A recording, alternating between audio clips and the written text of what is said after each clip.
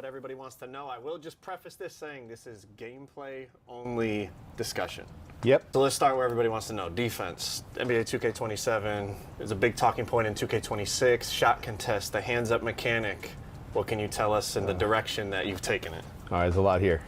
So hands up was a big focus for us. So it's one thing I also want to mention is that it feels way more responsive. Like there was we found cases where you'd be holding the stick and the guy just wouldn't do anything. So a lot of those, if not all, should be ironed out. So it feels a lot more responsive. So with 2K26, it was by design a little bit offense heavy. With 2K27, we really wanted to bring a little more balance to the game and get the scoring, both 2-point range, 3-point range, all that kind of more in line with at least the percentage of shots you see in the NBA. So we were very 3-point heavy in 2K26, and 2K27, the goal was to make sure that the shot contest kind of steered people toward where they should shoot, like in real life, right? And contests in general, we feel like they're in a pretty good spot. We're still making some tweaks, and they feel like, yeah, you can get these stops when you're supposed to get stops. So good defenders are getting rewarded. With shot contests, it's hard because it's easy to push something just a little bit too far, where all of a sudden no one can shoot, and then you dial that back even a little bit, and then you get a little bit of daylight. Depending on how good the person is on the stick, sometimes that is like an automatic bucket. So if it's not tuned precisely, or it's always just a balancing act. Now, one more thing on shot contest or with hands up. There's two versions of hands up now. And I want to make sure people know about this because we tried this a couple years ago. It confused people and we took it out. Okay. So there's two versions. There's a conservative hands up. If you're holding the right stick down, that'll keep you 10 toes down, feet planted, and you'll wall up and you won't jump. No fouls. It's like a very conservative defense. But if you're holding right stick up, which most people already do, so no one's complained about it yet, but if you hold the right stick up, we were calling it the aggressive hands up. And so what it does is it still walls up, but if the shooter shoots, then you'll play like a mini jumping contest. So not a full out, all out block, right? But it'll let you leave your feet and try and get a hand up in his face if he's rising up. So just something to be aware of because it'll cause you to jump and sometimes get a foul. So you need to be mindful of, do I want to stay down or do I want to have somewhat active defense? Because even on a driving layup, you'll get like some verticality blocks and contact shots with that mechanic.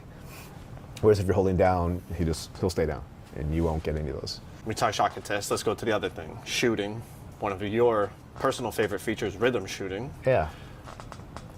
Is it coming back? How is it different? If it's different, is it going to be available in all game modes? What can you tell us, rhythm shooting 2K27? Yeah, rhythm shooting is back. The main difference this year is the 2K26, you only really had to nail the tempo, right, and timing didn't matter so much. This year, how it works is you have to nail the timing. So it's pretty much just like the button, except for the tempo now, there's still two factors. The tempo component will adjust the size of the green window. So if you master your tempo, you'll have a little bit bigger green window. And if you rush a shot or you drag your shot, then it'll be a smaller window. So we try to balance it so that there's really no advantage over the button. That's the goal. So that's always a balancing act too, because some people are just really good at one or the other. Right. But it's very different from 2K26. You'll see when you play, it feels a lot more better balanced, and yeah, a little more rewarding to use that mechanic this year. You can also use it for free throws if you want this year, which is a nice little addition. It's available still in all modes. You're probably going to use the button. I personally am going to use the button. Yeah, I think so. Staying on the topic of offense, dunk meter, 2K26, definitely a big talking point in the community. Dunk meter back, 2K27, I would assume, and if changes made, what can you tell us? Yeah, some big changes with dunks for 2K27. First off, all dunks are timed now, so it's not just holding down on the right stick, it's all directions on the stick and it's the button. So every dunk needs to be timed. For the dynamic part of the dunk system, and what it does now is, in 2K26, and a lot of people notice this, is once you got past a certain point in the dunk, it was never allowed to grow, only shrink, and then we locked it. And that was a design decision because we were seeing early on that if you took off with an open lane, you could easily just get really big green windows and you're making every dunk. So that was kind of a balancing decision there. With 2K27, now it can open up or it can shrink past that point. So it's fully dynamic, just like layups have been. And yeah, so with the dunking meter and that being on all the time, just not to worry people. Like when you're open or you're taking good, wide open lane dunks, or you're under the basket and no one's around you, or you're a good dunker, the meter's pretty huge. Like you can't really miss it, especially if you're open. So we try to make it a skill game there too, though. If you're really good at dunking and you try the more risky dunks, then yeah, that's when it's going to be a little more challenging to hit those meters. So the dunk meter will adjust all the way from the point of starting the dunk all the way to the point of... Yeah. Yeah, and the better dunkers obviously will have a bigger window than the worst dunkers. Okay, shooting in 2K27. A big thing that's going around the community, RNG. Is it coming back? Are we staying, with the no RNG shooting system? Also, can you compare like green window size compared to 2K26 or even prior 2Ks? What would you compare it to? Shooting overall. That's a really good and loaded question and difficult to answer question. Let me start off with the window sizes. They're tighter than last year. So overall, I'd say they're tighter, with the caveat that on the lower difficulty levels, like rookie and semi-pro, I think they're actually bigger, like quite a bit bigger. Okay. So, as you know, like our audience and our fan base is ginormous, and the skill gap is all the way from like little kids to like you guys and the pros who play every single day. So we got to try to accommodate all the audiences, and so that's where it gets to be a tricky tuning thing. But no RNG, green or miss on all modes, including rookie. So you have to hit the green windows to make your shots. If you're outside even a pixel, then you're going to miss it. Switching back over to defense, another big talking point. Bumps, bump steals, overall defensive movement. What's different? What can we look forward to? Huge emphasis for us this year, across the board. It's defense. Defense is a lot faster, movement-wise. You'll cover a lot more ground as an on-ball and off-ball defender. Game's quite a bit more bumpy, as you guys like to say. We spend a lot of time on body ups, improving coverage, and just making sure that there weren't these holes that would cause ball handlers to slip by the defenders. Yep. So that feels a lot tighter now. Still working on the balance there so that it doesn't feel like even like subpar defenders can stop everybody, but we're still working on that. Imagine being able to build anything just by thinking about it. Meet Base 44, a complete AI creation platform made for anyone with an idea and a drive to bring it to life. Describe what you want and watch it take shape. You can plan, customize, and expand in any direction. From tools built for one to platforms ready for many. From passion projects to enterprise-grade systems. Everything is built in and ready to launch. It's a new world of creation, where you can go as far as your imagination takes you. Can you imagine it? Let's make your dream a reality right now.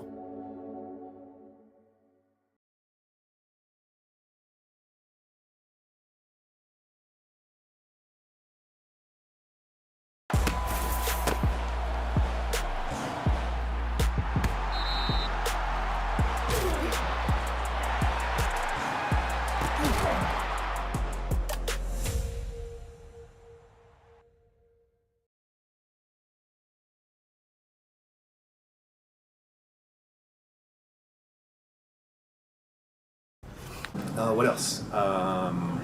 Bump steals? Bump steals are very different now. So what we did... If you remember last year in patch 2, we introduced kind of a live ball for a day or two. Good and bad. It taught people not to dribble into defenders, but it kind of made the game a little chaotic, and the ball was popping free way too much, more than we wanted to, more than even defenders who were like in good position but weren't really making steal attempts or getting steals, and that's not a very good game balance either. So with 27, we've changed our ball collision system quite a bit, where it's now trying to look at you as a defender and your steal ratings and my ball handle ratings, and it's like basically it changes the outcome of what happens when you collide with the ball based on those deltas. So if you're a really good defender and you pop the ball, then yeah, you'll probably get a bump steal, it'll pop out. But if you're a really bad defender and you kind of graze the ball, then what will happen is the dribble will kind of just bobble it and fumble the ball and recover it. So it's kind of a middle ground between having a ball that can kind of clip through defenders and where a completely live ball that's always just like popping all over the place. In 2K26, a lot of the dribble moves had different sensitivities to how the ball would pop out. Escape seemed almost impossible to knock the ball loose. Behind the back seemed much easier to knock the ball loose. Has that been reworked at all? Yeah, so the behind the back part was a very specific fix for what we had was sometimes you do the pivot behind the back and you would actually just shove defenders out of the way. So what we did was we did a collision check. So if I'm colliding with a defender, basically if I would have pushed him away with that move, then it's saying, no, you can't do that. It like jarred the ball free. So that's why it was doing that so much on behind the backs. And we didn't have that same logic on escapes. That's why it didn't happen there. But the new collision, the ball collision system and the fumbles and the steals, that's all like across all ball moves. So they all work the same way. Okay. Yeah, so to answer your question, yeah, behind the backs and the escapes and all the dribble moves, they should behave similarly. But as a defender, yeah, read the play, cut off the ball handler, reach at the right time if you want to pop the ball out. All right, shifting to dribbling. A lot of the community, especially the more dribble-heavy players, have asked for more customization in dribble moves instead of, one dribble move containing 3 or 4 different moves within that package, kind of breaking those down. Is that something we could see? Yeah. So this was another cool addition for 27. Is I'm trying to remember if they're all broken down. Almost all of them. I'm not going to say all because I'll probably get fried if it's not true. But I believe we broke down all of them into their own individual moves, or almost all of them. So like triple threat used to have 4, 5, 6 categories. Now it's broken down into like the stance, and it's broken down into the jabs are separate, the step overs are separate, the size up is separate. Size up packages was the big one, which you guys use all the time. Yep. So now you can choose your behind the back escape, you can choose your hezzy escape, your cross escape, all separately, so you can mix and match different players. Very cool. Even like the crossover, the driving crossover is different from the standing ones. Yeah, it's pretty much you're pretty much free to mix and match whatever you want. Free to customize your dribble package Yeah. as uniquely or non-uniquely as possible. Yeah, so it might be a little nutty, like some of these. Dribble heads out here might make some pretty OP packages, but it's gonna be fun. It'll be fun to see what people build, and hopefully they don't all go to the same YouTube videos and put all the same SIGs on and have some variation, because there's a lot of good moves in the game this year. A lot of new ones, a lot of new pro play ones. Staying on the topic of dribbling, another big talking point in the community was moves that kind of phase through people's bodies, specifically like the Devin Booker breakdown combo, where you're just phasing through somebody and you could go into a shot or a fade or a spin shot, or even just doing it to crab a defender. Have any animations been removed? Yeah, the D-Book one was redone. We got a new pro play animation for him. Yeah, there have been some changes there. So we monitor feedback all the time, try to figure out what the bad animations are. So D-Book is gone, the Kyrie escape is gone. There's a bunch of new animations, so there's going to be the same thing we go through every year, where hopefully there's no new issues. All right, staying on the topic of dribbling, is Adrenaline back? Anything dribbling-wise that's changed that you think is noteworthy that is going to have an impact on the way we play? Yeah. Adrenaline is back, but we did tune it back a little bit, so it's not so like punishing. But they're back. But dribbling in general, yeah, a lot of changes. We did a lot with some new tech, with machine learning to try and smooth out some of the transitions. So it's something that's more aesthetic than functional, but it looks better. And a big change that we did is with the signature size ups. Last year they were kind of built as these little movies that you had to flick your stick back and forth to try and match the movie to get it to keep going. But there wasn't a lot of creativity there. You're basically watching a movie play. It might as well have been flick up on the stick and just let the movie play. So this year we're going back to a 1-to-1 system, which feels pretty good in my opinion, and it looks a lot better because of the new tech we put in to improve the blends and the transitions. So it feels better and looks better than it did 2 years ago when it was like that. But yeah, you can feel a much more connected 1-to-1 with your ball handler when you're just doing in-place size ups. A feature added last year, no dip. Is it back? Any changes? What can you tell us about no dips? Yeah, no dips are back, but they're different. So we added a badge, and what it does is at the highest level, at the highest level of the badge, it kind of acts like last year.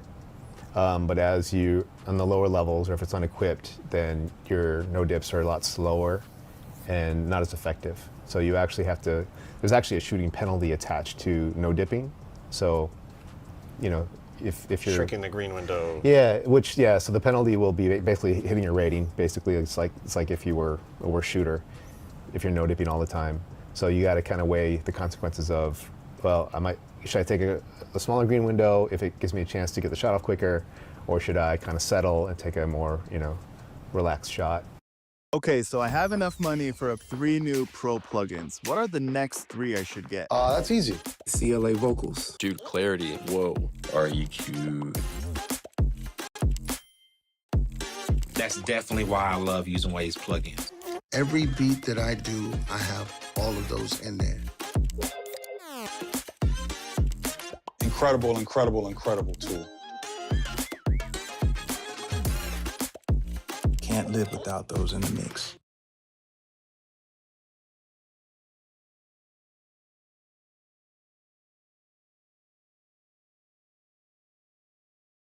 With Walmart Summer Style, you can always treat yourself. No expose. Who knew? If anyone asks, we're on vacation. And we totally need this fancy moisturizer after today. It's not a staycation without hydration.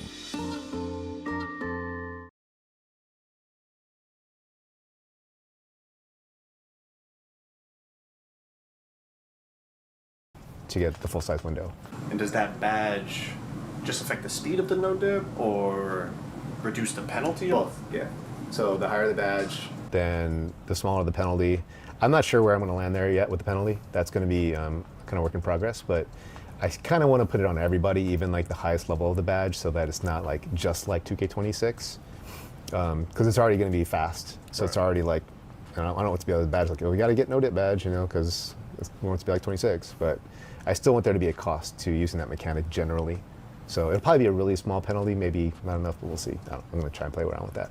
Any new features added to 2K27 that you think are noteworthy that'll maybe give a little buzz to these last few weeks? Well, since we're talking about gameplay, I'll shout out a couple small things. So one small but kind of cool addition this year is that the alley finish button that you have. Yep. It's no longer random. It's looking at where the pass is coming from, and then you want to map the direction of the pass to the button that's on the sticks. So if the pass is coming from the right, you hit circle. If it's coming from the left, it's square. Make sense? Yep. And you can also use the right stick for that too. So if the pass is coming from your right, hold to the right. From the left, hold to the left. Or behind, throw down. Okay. So a little mechanic, but it makes it a little more predictable if you're reading the play. There's a new no-look pass mechanic, which is kind of fun to use, where if you're holding if you're holding R1, it'll procedurally make the ball handler turn his head, kind of look away, and then use the right stick to throw the pass in the direction you want to throw it to. So it'll give you a little boost to like kind of thread the needle a little bit at the cost of, if you're a bad passer especially, at the cost of seeing more like fumble catches and stuff. Right. So that's kind of cool. One of my favorites is the step-through mechanic. So what we're doing with this is like, you know how Ant is always like doing pump fakes and then taking another 2 steps to get to the rim to get the shots off. So anytime you pick up your dribble after a live dribble, you can do a step-through jumper or layup by holding the right stick in like one of 5 directions. So pretty cool. Not a lot of people are using it yet, but when they see how powerful it is, then they'll start using it again. Or not again, but start using it because it's just a cool way to score, and a different way to score. Going back to dribbling, a nice little addition is you can do, the movies, the size up movies you do by holding sprint and flicking up on right stick. Yep. It's kind of a canned movie you get. We have a bunch of moving ones now. So if you're driving and you flick up on the stick, you can get a nice moving size up. So a nice way to break down your defender before you attack. Yeah, and I mentioned earlier some of the other cool dribble additions that are there. What else? One thing with finishing that I really like, 2 things. With advanced gathers, so like hop steps, euros, and spins, we detach the gather from the finish. So what you'll get with that is, like, if you remember Steph Curry, he's got a Euro where he wraps around his back and he finishes, right? You had to be in a very specific spot to always get that animation. Now it plays much more reliably if you assign this Curry Euro package, because that can play almost anywhere, and then it can branch to a dynamic finish that's like, you know, rim aware. So you get a lot more just reliable signatures that way, and you get some cool things that just, like, you know, you can kind of create different ways to finish. And on top of finishing, we have a new machine learning driven dynamic layup finishing feature, where what it does is, if you're a high level finisher, it can manipulate your hand and your arm to avoid being blocked, which is kind of cool. So it's subtle, like, instead of playing out the mocap as it originally was mocapped, because sometimes we mocap a guy who's going to the rim, maybe he's wide open. Yep. The game doesn't always know to choose that layup if he's only wide open, so maybe there's a blocker right in your face. So what this tech will do is it'll cause him to just extend his arm out a little bit and flick it up to get the shot off. So it's always evaluating defenders and where they are, and for the high-level finishers, it'll try to evade, and for, like, the really bad finishers, then sometimes we'll do the opposite and almost, like, put the ball toward the defenders, so they'll see a bunch of blocks, like, they'll be less aware. And for us, that's another way to balance the game, like, just to get, you know, blocks to be correct, and, you know, to get finishers, the good finishers to be separated from the bad finishers. All right, Mike. Well, I appreciate you again having a nice long conversation with me, and hopefully we'll do it again next year. Pleasure. Labor Day brings you 40% off 3 months of Coursera Plus as we celebrate all the work that you do. Featuring over 10,000 programs, this subscription is your next step towards skills that pay off. Make the most of Labor Day by saving big on Coursera Plus.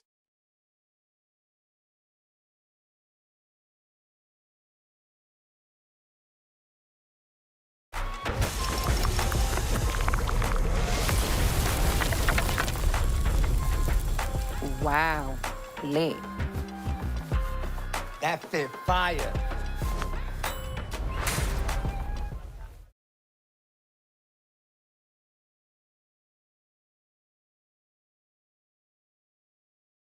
What is up, guys? Today we got the 2K27 Play Now gameplay, which did show us a decent amount of information. Plus, we got some Mike Wang tweets to go over. And of course, I'm not here to waste y'all's time, so drop a like for me and let's get straight into it, man. Shout out to everybody that was in the stream earlier. I will be streaming again tomorrow at 10 a.m. Eastern for the Builder reveal, which is much bigger than today. I cannot lie to y'all, because we're gonna see the Builder builds, custom SIGs, the new app where you can make your own builds, and even more. So anyway, let's get into this. All right, so Swag Godly asked Mike Wang at Baluba, do you think going really high interior and low block is viable? Obviously won't get much blocks, but the interior contest, stopping dunks and layups, etc., should still be very strong, right? Something like 85 interior and 70 block as an example. Now, Mike said, as a power forward, high interior is pretty important in my opinion. If you get matched up with a masher, someone that's really good in the paint, you'll get fried in the paint with low interior. So this is an important question based off what we've seen today, which we will be talking about once we get into the actual gameplays as well.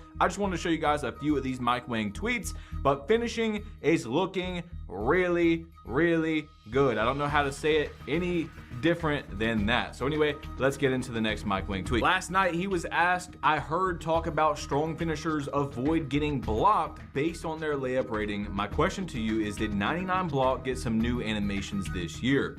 So we've seen that if you have a high layup, the players kind of avoid blocks, which is pretty cool. And finesse finishing does seem to be at least decently good in 2K27, especially versus the previous years. Mike said blocking got a significant upgrade this year, tons of new animation content and several systemic improvements. High rated blockers will feel very empowered in 2K27.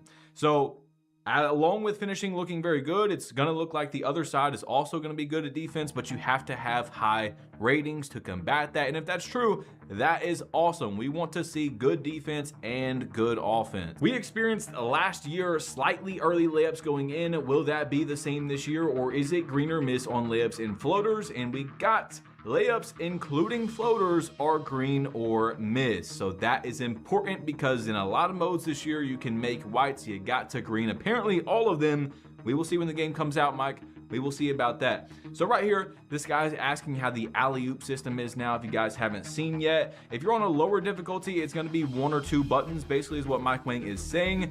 But for the other difficulties, like probably Pro-Am and stuff, it is actually dependent on the angle. So if you're running down the right side and you throw a left side alley-oop to a guy going down the left, it's gonna be a certain button. If you're going down the right side and throwing it to a guy in the middle, it's going to be a certain button. So you might want to learn those buttons because lobs were looking really good. Again, finishing, right? So guys, let's get into our video. Shout out to Yodman and Choppa for the gameplay. And if you haven't joined my Discord, make sure to do that in the description. You're gonna be able to find teammates in there. We're doing giveaways, leagues, all that type of stuff. Go join the Discord and let's get into this actual gameplay. All right, y'all, once again, shout out to Choppa. This is his gameplay, and then y'all will see Yodman on the screen in a few minutes. So we got a good amount to go over today. We streamed for about 3 hours reacting to videos.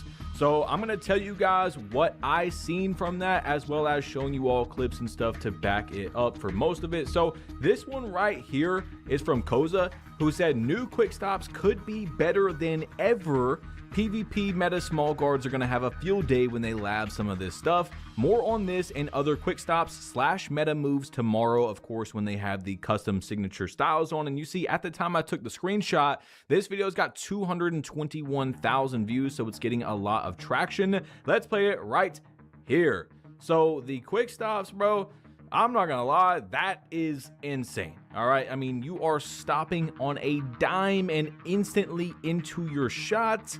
Some of the simulation guys are not going to like that because that is insane. I mean, look at this. You are literally just straight into the shot right off of the stop. So yeah, what he said, I would not disagree with. Really, quick stops might be better as of now than they ever have been. So right now as well, when I'm not showing clips, you guys are seeing more 2K27 gameplay from Choppa. His dribbling was probably the best that we've seen out there today. But let's show this right here from Swag Godly as well, where he was, I mean, Steph Curry's dribbling was looking wild. I cannot lie to you guys. It was very fast. Now, this is without stamina, so people were losing stamina a decent amount. That was one of Yodman's, honestly, biggest, I wouldn't say necessarily concerns about the game or complaints about the game. Yeah, it was probably like a concern for him because he's really into dribbling, where he said that, you know, you are running out of stamina pretty fast when you're dribbling a lot. However, some people are going to be happy with that. Some people are not. You know, it just depends on where you are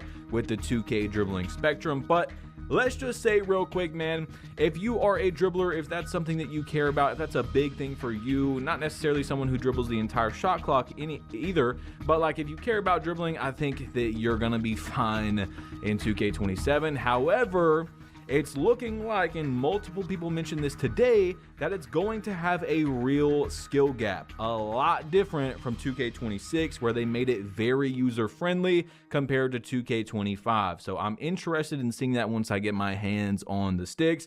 But right here is from Swag Godly, where he's dribbling with KD, and even tall dribbling looks pretty good as well, especially with, you know, the quick stops. And by the way, guys, for the most part, when I'm saying good, I'm not saying like, I love this, wow, this is the best thing ever, you should buy the game right now.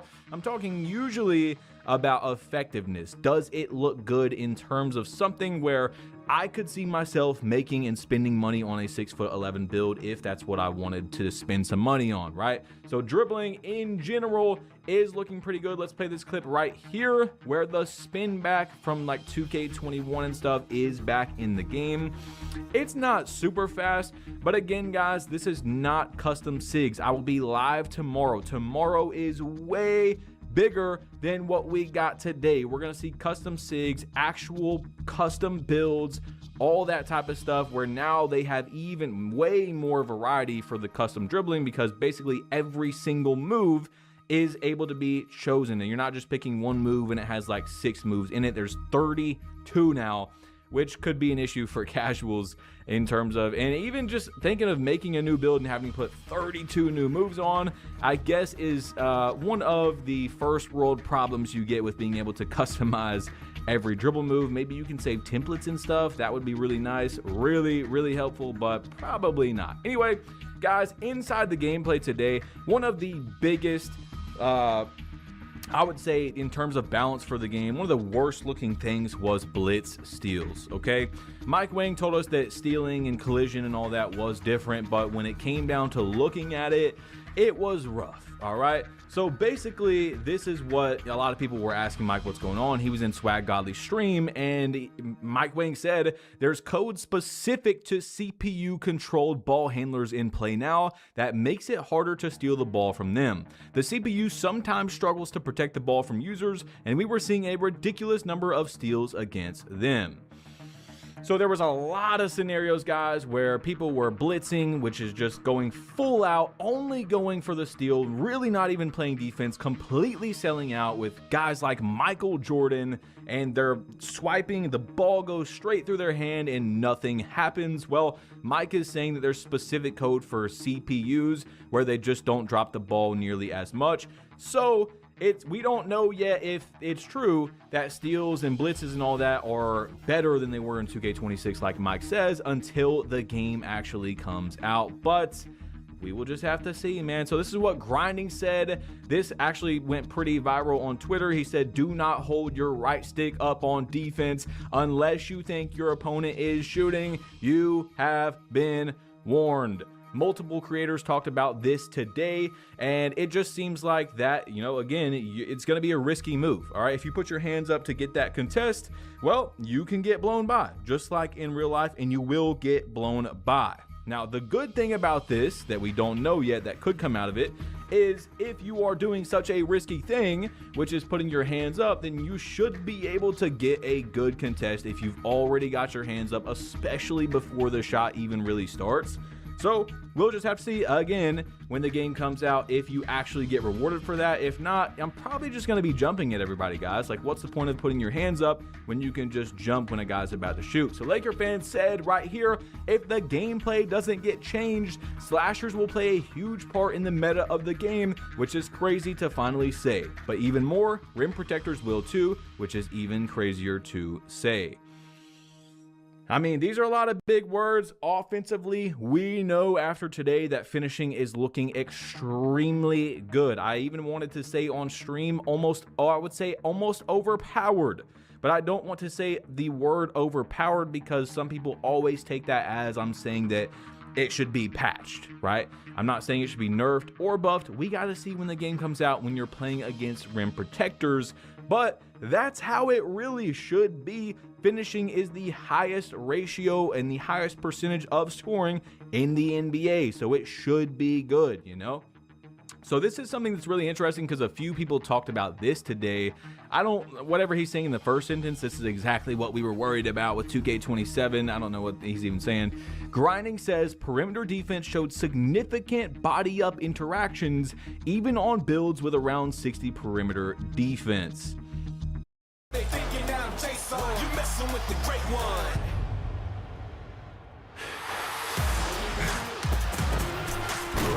You can count on me, and I promise I'm the only one you need.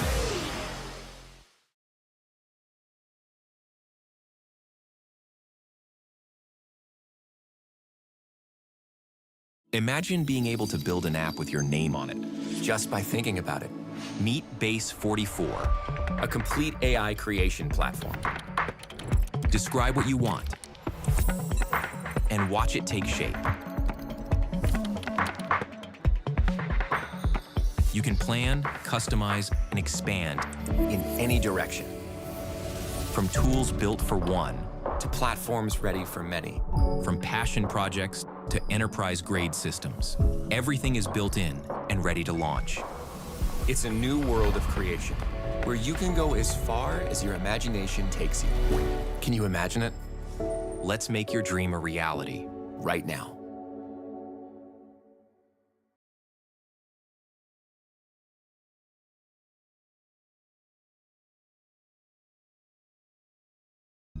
So guys, although blitzes versus the CPU did not show us anything today, we'll have to see when the game comes out how that actually plays out. Body ups, they were looking better. For sure, I can tell you that that, you know, the window of blowing by your opponent was definitely tighter. So you're not just going to be able to slide through somebody from this state of the game. We don't know when the game drops how it's going to look, but from this state of the game, or if they change it in the future, bumps and perimeter defense is looking a lot better, which is real the most defense you can do. That's every single play in basketball. Okay, so I'm not really crazy like, oh, we got to have 2K24 steals where the second you go for a steal, if someone's not protecting the ball or whatever, you automatically get a steal every single time, no matter your rating, whatever. But because, you know, steals are extremely rare. The steal leader this year had 2 steals a game in 48-minute quarter game or 48-minute games, you know, so they shouldn't be that good, right? But every single play, you're sliding, you're playing defense with another guy, you're bumping him, there's collision. That's every play in the NBA, and it should be like that. All right, I'm not saying that steals should be overpowered or even how they were this year in 2K26. Obviously, they need to have more collision and more sensitivity with the ball, but again, what you should be doing every play if you're a great defender pretty much is actually bumping your man and giving him a hard time to at least try to not get a bucket. You know, offense is better than defense. That's how the rules are set up in the NBA as well. Teams are scoring crazy amounts of points. You get what I'm saying, okay? I don't want to yap too much about that. Now, Chalk had a different opinion on dribbling. He said, at the current state with 2K27 gameplay, dribbling looks non-existent. There is no bursting whatsoever left and right, and the only speed you get is stationary or downhill. It has to be tweaked before launch. That's a pretty wild statement. Now, I will say that, again, dribbling looked like it genuinely has a much bigger skill gap. It is not nearly as user-friendly as it was in 2K26. So you're going to need to know what you're doing to be able to dribble. This year, if you guys don't remember, they changed a lot of the moves from 2K25, like let's just say an escape. If you guys know how to do an escape, very, very easy. You just flick back the other way, and it keeps giving you an escape. The moves are very user-friendly. It looks like there's going to be a genuine skill gap where people were talking about having to do it in rhythm, and you have to chain the combos together. So we will see when the game comes out. Now, something I wanted to show you guys from that we just kind of passed by was the fact that in this trailer that 2K gave us a few days ago, there was a backwards free throw animation. Okay, I just want to show you guys that again because that's insane.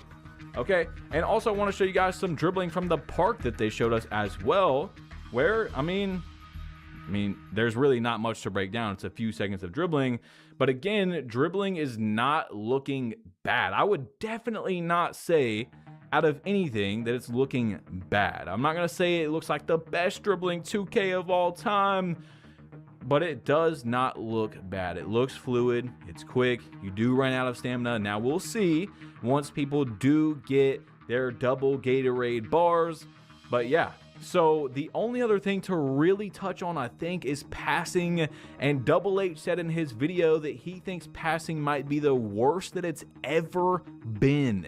In Joe No's video, he said that he wasn't really paying attention to it that much until he started doing it, and there was a lot of float passing, so a lot of just real slow passing, and once I started paying attention to it, that's what it looked like. So that would be the two things that I'm a bit worried about going into 2K26 is, again, not being really rewarded for having a high pass act. Like, yes, 99 pass act is obviously more consistent and better throughout a game than like 71 pass accuracy, but it's really not that big of a difference unless you're playing like comp pro-am. You just don't really need to go super high. And then blitz steals were looking rough, but again, Mike Wing says that's only on the CPUs, so that's something we just won't know until tomorrow when we see creators playing each other.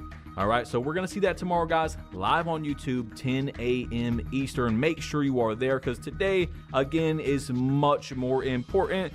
Or sorry, tomorrow is much more important than today. This is Play Now. It's got importance for sure, but tomorrow is actual builds being created, actually looking at build names, seeing custom SIGs, and the 2K app comes out so we can make builds tomorrow. I mean, there is a lot, guys, genuinely. Then they've got the theater and the my court thing to show as well. It's gonna be a big day, guys.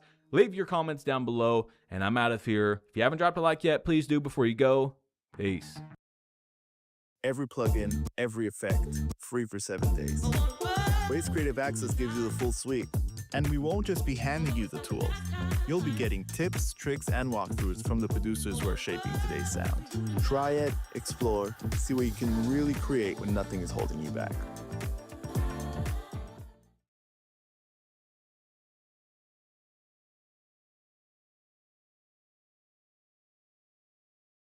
Walmart Express Delivery comes in as fast as an hour, so new parents can travel a little lighter.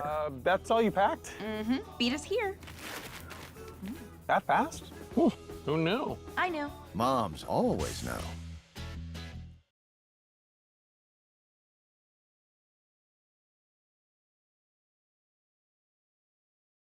Wagwan GVO family, Yardman Gaming. First things first, this is not a scripted video. I'm going straight off the dome because I feel like that's the best transparency. And every clip you see in this is not gonna be repeated. These are different clips. I made sure I got over probably 100 different clips for you guys to analyze, study from, maybe break down in your own video. You got my permission. If you're a creator and you want to make some content off of this, go ahead.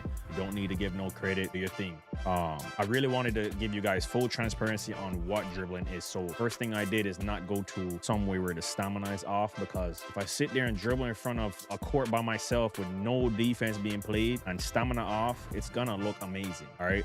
And I'm not out here to try to make things look better than they are or make things look worse than what they are. I'm gonna show you things the way they are and the way I use them. And that's exactly what I'm showing you right now. But there's a lot of positives from my opinion, from what I was able to experience, being that the game is, you know, the gameplay that we got to make and use is limited, right? It's not the full game. So take that in consideration. And there are some things that I will address in this video that I do think that 2K, if implemented, could take a next leap when it comes to this game. Because y'all know every year the trolls, they'll say, it's the same game, bro. I don't care.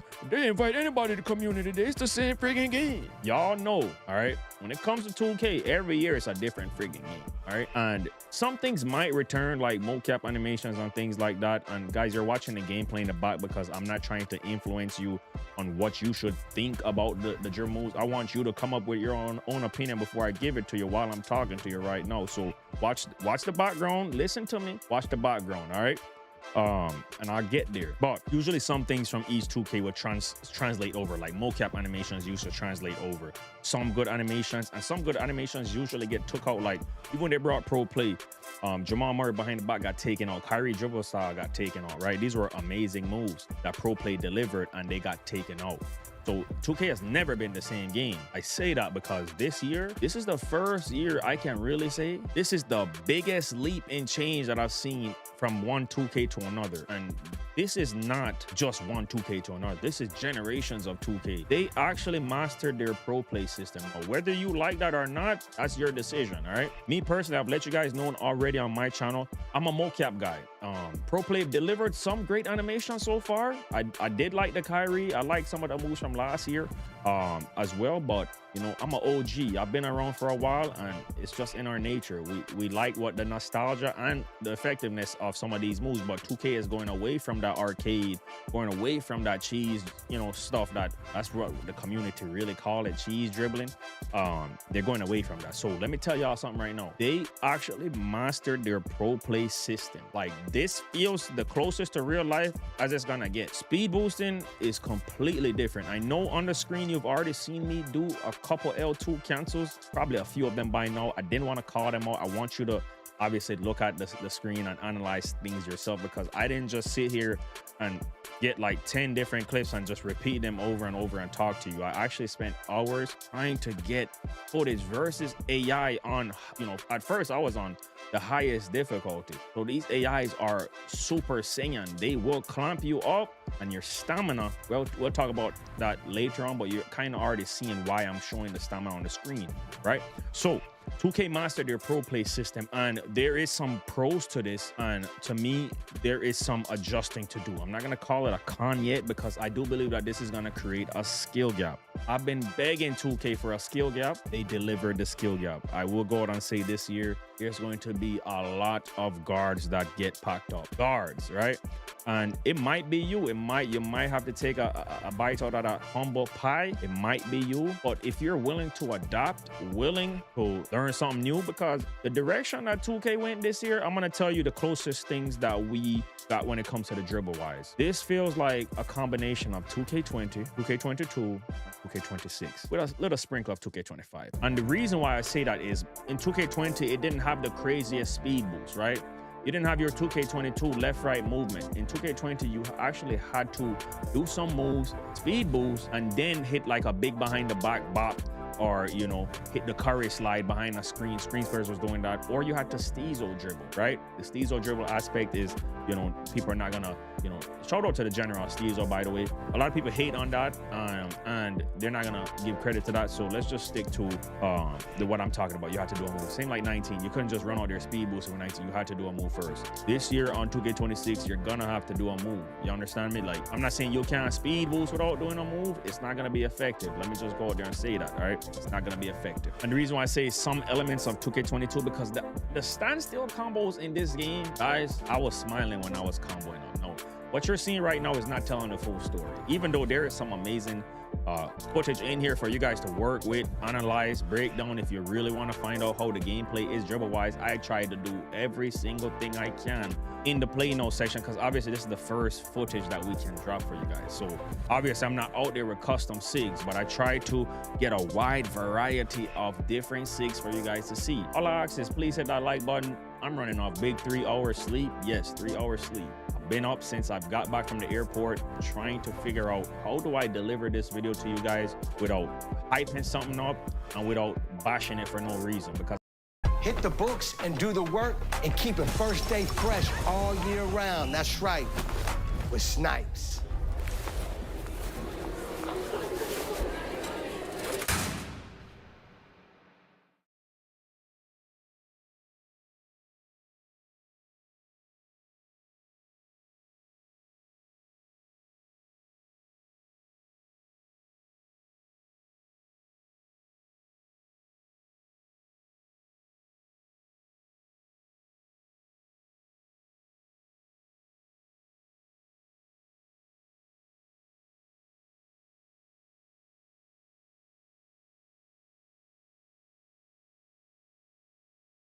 I'm not with the following the wave stuff, all right? I'm gonna give you my opinion. If you like it, cool. If you don't like it, bro, we're all entitled to our own. And as I was saying, I am in love with the standstill combos, my standstill dribblers. Just throw. I felt like I had full control of my player with the standstills, and that has to do with the new system Mike Wan, implemented. I've been asking for this for years.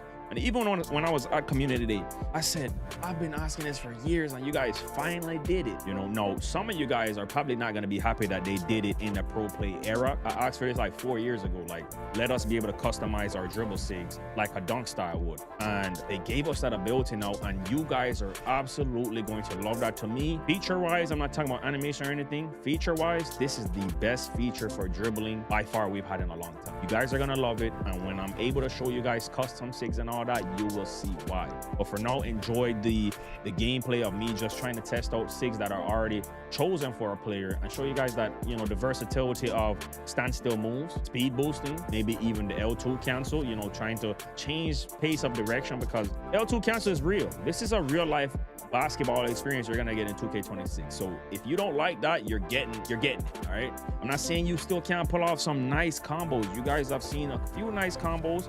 You've seen a few change of pace moves, because L2 cancel is not even a fake move. People just don't spam left, right in real life. But any hooper I've hooped knows that you have tricked the defender by accelerating one way, changing pace of direction one way, maybe accelerating again, step back, and then accelerate again. Everybody does it. That as any type of ball handling ability, everybody does it, all right? So let's just get that out of the way. But are we doing it literally the whole possession? No, and that's where the gripe comes from and the complaints. So standstill dribblers, you guys are gonna love this game. And I myself, y'all know in 2K20, I was standstill dribbling like crazy before I started really steezo dribbling again. In 19, I really did more steezo than anything dribbling. So, yeah. Speed boosters, the left-righters, the AKA the meta left-righters that the community just hate. And some of the left-righters earn that title, bro, because I kid you not, they just come out here left-right, right? Nothing else. You're patched, and I'm just gonna say that, bro. You're patched. You come out there trying to left-right, you're going to... Defense is actually crazy this year. You can clamp somebody up with a low perimeter. So expect to get your stuff boxed up and shipped back where you came from if you come out here trying to left-right. That stuff done for. Need to know the combo. Don't worry, there'll be plenty of tutorials, and I'm pretty sure y'all can figure it out by yourself too. But I got you with the tutorials. And that's actually the biggest reason why I didn't go and learn 2K freestyle and switch through all these players and just dribbled out with no defense being played, no stamina being showed. It's not a realistic visual of what to expect. That's literally like playing with the sliders up. That's not real, all right? You can't make an assumption of something like that, because when are we ever going to use dribbling with no stamina and dribbling with nobody in front of us? That's literally just me just shooting around on a hoop. Nobody cares about that. Now, I will end up showing you guys when I want to show the flexibility of each custom SIGs that they added. That's when I'll show you guys that. But to show you, to let you know about the dribbling, that's not a good angle for me to go. I wouldn't feel comfortable with that, because I would feel like I'm misrepresenting and misleading you guys. You know, it would be the better word. But Standstill Dribblers is gonna love this game so far. I was loving comboing up. I was piecing up the AI even on Hall of Fame difficulty. But the biggest problem that I had, and the reason I wanted to show you guys, is that obviously you guys have noticed already, the stamina is tough. All right, let's just say that the stamina is going to drain very fast. It might even be faster than last year. It felt like it. I didn't really dribble too much without double Gatorade at all, or at least one, so I can't say that. I do know though for a fact, using a player build like a John Morant, I don't know what his handles for days was, but his stamina drained less than other people. All right, so your badges are going to matter. You're going to need the highest level Hall of Fame or gold handles for days and then boost it up. You're not going to come out here with no bronze or silver, right? No. Every year, if you come out here with bronze or silver, you better be on a big 6'10" build or something like that, right? Or you're getting boxed by a good lockdown unless you're just elite. More people can't do that. That's the 1%. So stamina, I hope that they do buff it, because it drains a little bit too fast. And is it the full game? Can I make a real assumption of that? No, because every year we need double stamina if you're gonna play competitively. We've always known that you need double stamina, all right? But I do hope that the stamina doesn't drain that fast if you don't even have 1 bar. If you do your workout, you have 1 bar, right? But the thing is, even with 1 bar, I believe that it's gonna drain a little too fast. Like I said, me personally, I already know I'm a veteran in this community. Don't come out there on guard with no 1 Gatorade boost unless you're iRush bots. iRush bots just love doing that for some reason. I don't even know why. It's a disadvantage. You need to come out here, you need to get both Gatorades. Do your workout, buy some Gatorade, then you will be able to cook up. That's what I'm expecting. No, I had a couple change of pace direction combos. In every single chance I had to change different players and stuff like that, I was still able to change pace, hit that L2 cancel, I should say. But to sit there and spam it, especially when you get close to your stamina being gone, you're done for. So all my Sim Nation people out there, shout out Kevin Cruz, by the way. I'm excited to check out what he drops. Got to meet him, bro. It's actually a real cool dude. And sometimes this community put us against each other, but I was actually, really surprised of how cool Kevin Cruz was. So shout out to Kevin Cruz. We're grown man around. We don't do that foolish. So yeah, I'm excited to see what he has to cook up. I do feel like this is a year for a lot of Sim Nation players, but I say that to every group of player have their skill level. Sim Nation still has to have their top players execute, because you're gonna get boxed out here. I don't care what group you're in, Meta, Steezo, if you're in a Sim Nation, if you're in Standstill, you will get boxed this year more times than not if you screw up on a move. They think you're now Jason, you messing with the great one.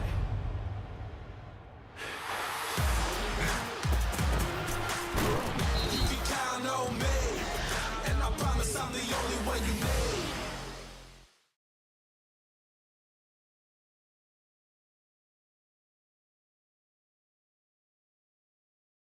You're 1 sentence away from launching your website with Base 44. Since the beginning of the internet, there's never been such a fun, fast, and intelligent way to launch online. Landing pages, content hubs, e-commerce sites, you describe it and it's built in minutes. It's kind of wild how far a short prompt can get you. Right away, it generates a full site. Pages, structure, layout, design, it's all there. Next, styling. I shape it around my taste and ask for what I like. Darker palette, different font, this is the vibe. Now let's talk functionality. I want to capture emails, done. I need payments, easy. Anything else I need, I just keep going. From a few lines of text to a live website I can start sharing. No long setup, no back and forth, no waiting for anybody else. That's Base 44.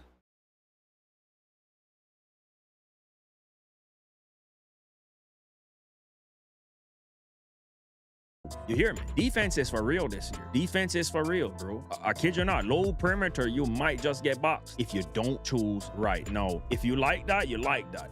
I'm just being transparent from what I experienced at Community Day. No, things can change. Take that in consideration. It can change. These AIs are, we were told that the AIs are on a new level. They are. Trust and believe me. If you play Rec and you're versus the AIs, don't leave them open. Don't leave them AIs open in Rec Center if you play Rec versus AIs, all right?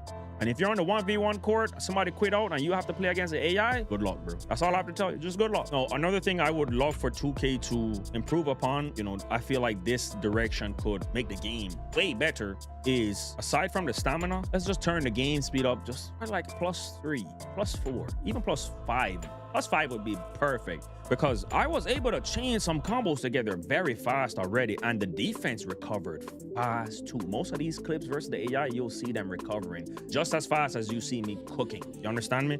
So if you're a good lockdown, a lot of guards, including myself, I expect to get boxed up sometimes. And, you know, I wanted something like this. I wanted a game where it was balanced in defense and shooting, and this is the direction I feel like 27 balance. Let's just put it at that. But if we can improve upon the game speed just a tad bit, I do believe that this game will do wonders. Game speed and stamina, it will do wonders. Because this is the type of year of people like myself, brethren, Lil Nike, gonna go crazy. You understand me? Because if you're somebody that can shoot, dribble in any way to ISO, because I do believe screens will be very effective this year as well, because the screens were hitting, and you're gonna need to use your teammates. The days of the guards, just, you know, based off my own experience, let me just say that because this is Community Day. Things are destined to change once we're able to slap 2 Gatorade bars on and have max badges and have your SIGs a certain way that you want, and, you know, things can change. But from what I've seen, this year you might have to pass the ball more, and this is the direction 2K has been wanting to go in. Realism, all right? And it makes sense because $1 billion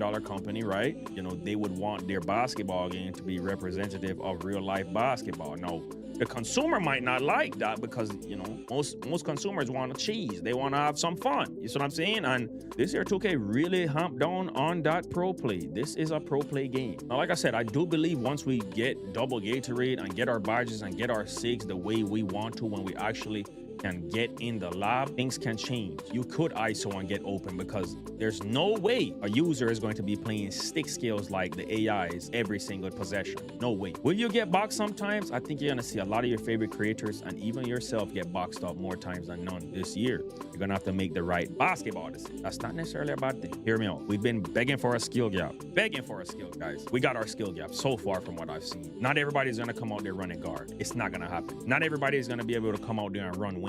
It's not gonna happen. You understand me? You're gonna have to know how to score. I feel like this is like a 2K20 gameplay where you're gonna have to have a nice sniper in the corner. You're gonna have to have a person that can create space and create shots for other people, and you're gonna have to have somebody that can protect the paint like real life basketball, or 3-bills that can do all 3, you know? So, or if you play 5s, you're gonna have to really run a specific offense on defense, because I'm telling you, this is the biggest leap I've seen in change in 2K, and anybody in their right friggin' mind that's watching this video and watching these clips and say, oh bro, they invite anybody to Community today, man. This is the same game. You're sick, bro. I'm telling you right now, you're sick. This is far from the same game. Matter of fact, I want you to forget what you know about 2K26 and 2K25 and all that. This is a whole new game, a whole new realm, bro. And it's gonna take some adapting. Change is not bad, bro. But change implemented the The wrong way is where we can run into issues. And so far from what I'm seeing and what I've played, I actually had control of my player when I was standstill dribbling. Now, when it comes to the speed boost is where it'll change a little, because obviously they're trying to patch the left right. They don't want people out here left right for 19 seconds and then chuck up a smothered shot and shooting kites, bro. Bad look. We might enjoy it, but that's a bad look, all right? If you want to represent basketball, bad look. Let's be honest, all right? But barely anybody can really play like that. It just seems like everybody can play like that because of skill-based matchmaking. That's a whole nother topic, though. I don't even know if that's still a thing. But change implemented the right way could be what we've been needing. I can't speak on this game saying it's anything like 16 because I didn't really play 16 too much. But I will say that the animations do feel like when I was speed boosting, and it did feel like it activated a little bit like 16 in some way. And the combos that I was doing. Now, obviously, like I said, this is Play Now, Learn 2K, and blacktop footage. That's all we could really bring for you guys today. But I made sure I brought a lot of different footage for you guys so you can really dissect it yourself, go through each one, maybe, you know, watch something over again. I didn't want to just keep repeating the same clips and slowing them down. That would defeat the purpose. You need to see a wide variety, some bloopers, some good moments, some halfway decent moments. You need to be able to really see, is this good? Does this pass the eye test? I know not everybody is dribbling like Yardman Gaming, and I know when you guys get the game, I might not be able to dribble like you guys at first, but I'm always going to be able to adapt, right? And that's my thing. I wanted to show you guys what I did, all right? Nobody else but me. And let you make a decision based off that, whether you know you're close to my dribble level or even better, all right? Or on the same level. You know, a lot of the GVO family is. So with that being said, guys, I'm not gonna stretch this video any more longer. Hit that like button, big up on yourself. I hope you guys enjoyed this video, and I will be addressing speed boosting a little bit more if you guys want, and the L2 cancel stuff. But I think I pretty much covered everything I needed to do when it comes to full dribble breakdown. With that being said, big up on yourself. We're gone.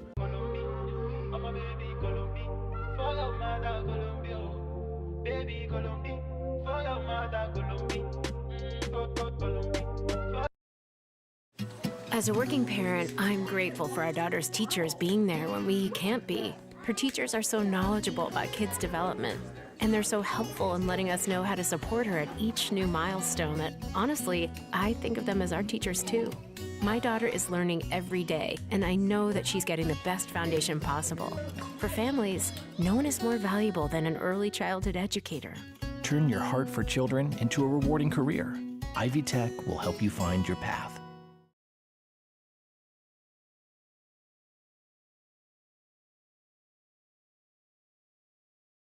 Autotune is so much more than just pitch correction.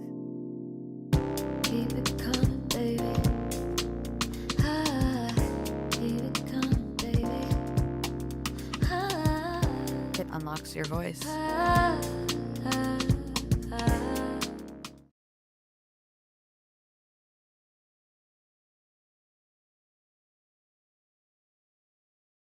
Alright, what's up, y'all? It's Laker Fan here. As it's about to title today's video, we have the official dunk meter test of NBA 2K27. Now, I'm starting you guys off with some clips of these elite dunkers going at elite rim protectors, because let me tell you, you're going to see in the rest of the video, this dunking is out of this world. It's unbelievable. However, I do want to show you that there is balance to this at the beginning of this, because I'm sure you're going to see in a lot of other people's videos dunks popping off, because a lot of the community day was smalls versus smalls. It was going to be people with high dunk ratings like Ja Morant going at someone like Anthony Edwards, where it's going to be a lot of, you know, in the paint collisions like this, where you have people with really bad interior defense being dunked on. So first and foremost, what I really want to say about the dunking is that I am ecstatic that something like this is a thing. Truly, we've gone multiple years in the past, I would say at least two of them, if not all three of them over the last 3 years, all the way back to 2K24, have been a world where you as a small guard are safe from being contact dunked on as long as you're standing in the somewhat right spot. But nowadays, even if that's the case, if you don't have good interior defense, you are getting dunked on in 2K27. And I wanted to start off with those first two clips because it just so happens to be how the gameplay kind of set up, but also that I really wanted to show people like Donovan Clingan, who's like a really tall 7'2", 7'1" big. Same with Rudy Gobert, 7'1", obviously like the best rim protector in the league, other than maybe Wemby, you know. But Gobert is low key just built for rim protection, and that's about it. But long story short, you'll see more and more clips of John Morant trying to go at Rudy Gobert, and it never ever works, bro. It truly just never works. So I will continue to get into the gameplay and stuff like that, but what I do want to show you guys real quick is I have a bullet point list right here that I want to go over just to give you a guide for what you're going to see in today's video. Not to mention, big shout out to D-Man for teaming up with me on this. Truly one of the best slashers in this community, and I really wanted to reach out to him for an idea like this where we would pair up together and just go head to head basically. So at this community day, me and him are just going at it. He's using the T-Wolves, I'm using the Trailblazers. But as you will see in this as well, we're going to use multiple different teams, multiple different players. We're going to have stuff like LeBron and Zion going at it later. We have also 2 Giannis's, so we can test basically how good is Giannis as a slasher versus like the top level of defense you get out of Giannis as well, which is very, very respectable for that matter too. We have Wemby of standing dunk tests against himself as well. But yeah, Giannis with the Euro spin hop gathers and stuff like that, trying to get some vibe checks on that. But to start us off, it basically goes in this order. It's not going to be direct like that. I obviously don't have timestamps or anything like that either. It's a little bit more scattered, but as a generality, this is probably how you're going to see this video develop. Working out the kinks a little bit, trying to learn how to set up our test as well as possible. Just make sure that we're actually getting like clean dunk on each other animations and setting things up in a way that I want to, as far as like too far into the rim, in the dead zone, if you will. Then like as a recovering defender where you're like trying to move forward and take position, if you will, to like cut them off as a dunker. And then also multiple different reps of like takeover, for instance, different varying levels of obviously paint defense capability. You will see a lot of us going like guard for guard, where we're going like, Ja and Edwards, like going head to head, basically dunking on each other. But again, we'll start mixing in better interior defending players as we go as well. So as you can see, takeover going crazy at some point is going to pop off for D-Man getting the takeover to light up with Anthony Edwards. Guard versus mediocre bigs. So we sub in like the backup bigs of each of the teams and kind of just like some 6'9", 6'10" guy that's like kind of mid at interior defense. The type of stuff that low key, if you're not too hip to it, you would probably make those types of builds if we're being completely honest. In a lot of the previous years, interior defense block, they've been completely disregarded over the last couple of years. And I'm glad that I think we're actually looking at a situation like this. Now, I don't know if people complain and cry enough about the dunking, it probably will get nerfed potentially, but I'm here in today's video to show you guys that elite rim protectors, or let alone even just respectable rim protectors, are able to defend themselves against the really good slashers of the world. Even just Giannis, you actually did see my notes right here, surprisingly in favor of the defense. The Giannis versus Giannis, I'd like to think he's a better dunker than interior defender, and he was still getting the job done in that regard as well.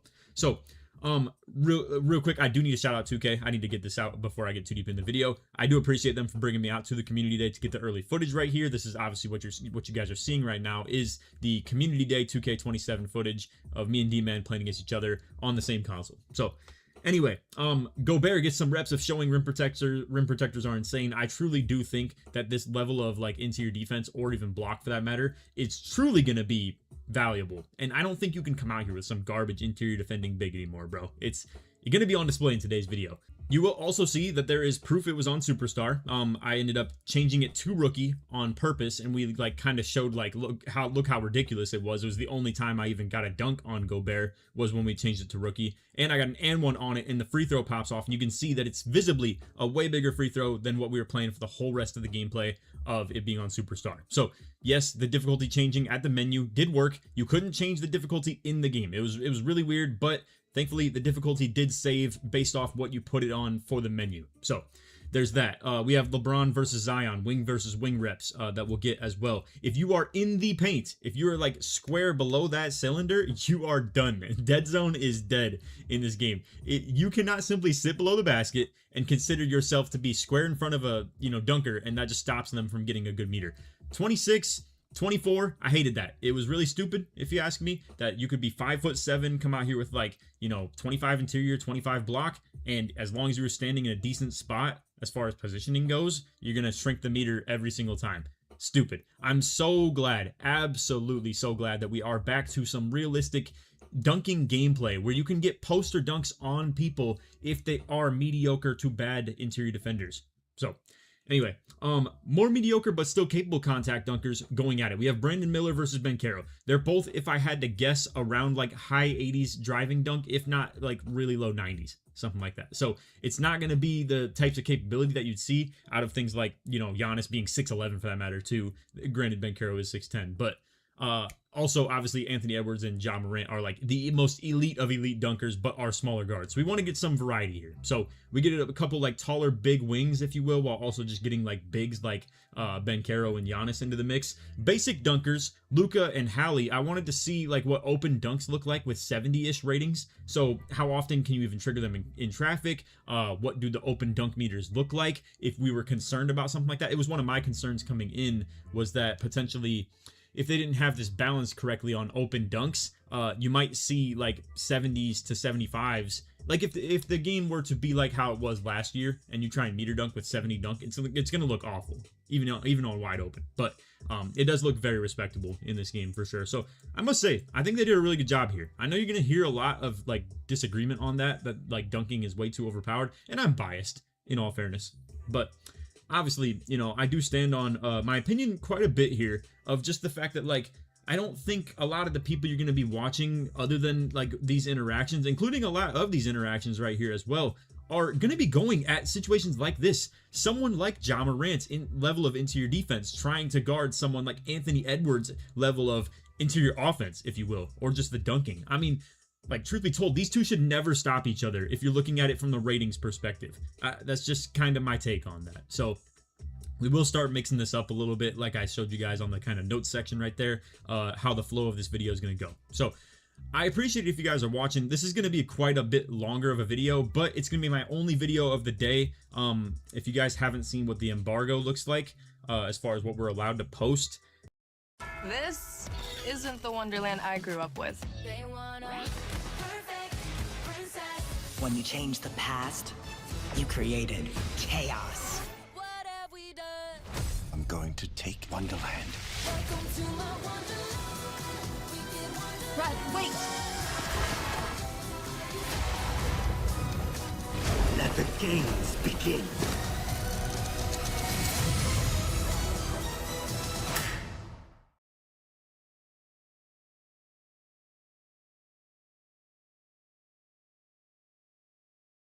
I was just looking for something that could get me there. Graduate faster. Accelerated online degrees in engineering technology. ECPI University. 2.5 years for a complete degree is a lot faster than a traditional school.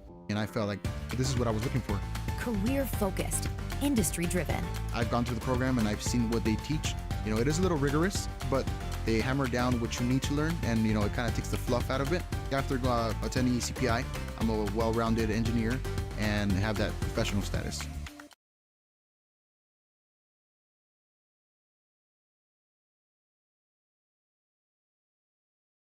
Today is like my NBA, or Play Now, I should say. Play Now, my team, and then like Rucker Park, stuff like that. So me and D-Man decided to come do this test on the Play Now right here in order to give us something to post on day one.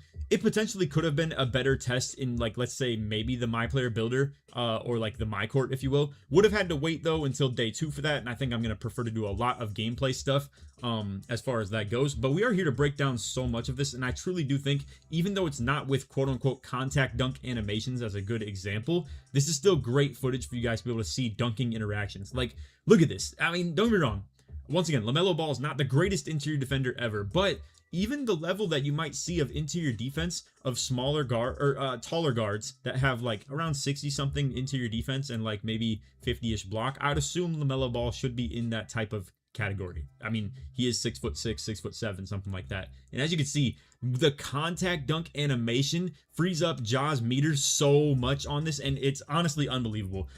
I can totally acknowledge, I do think that the meter dunk is looking quite overpowered. Do I think that's, I mean, it might be, you know, maybe they need to tone it down a little bit, but you won't hear me vouching for that. I mean, obviously I'm biased, but As you can see, like, you know, we got Denny right there trying to defend Anthony Edwards on the drive. It's smaller than a lot of the previous ones have been showcasing, and Denny's like a taller wing as well, but like not nearly as bad of an interior defender as someone like Ja Morant or Anthony Edwards would be. Now, the interactions that I am getting out of this is that vertical and stuff like that is not going to matter as far as like your paint defense. Obviously, something that Ja and Edwards both bring to the table is going to be elite vertical, you know, the ability to jump with the person that you're actually trying to defend. It would appear to me that obviously block rating and interior defense are going to matter a whole lot more in this regard. Now, I do want to mention this. Me and D-Man kind of both agree on this one. Slashing takeover, I think it was called airspace. Yeah, I believe that's definitely what it was. Airspace. I'm not gonna lie to you guys. This might have to get nerfed. That is insane. Go full on into who was that? I think it was the dude that used to play with the Spurs.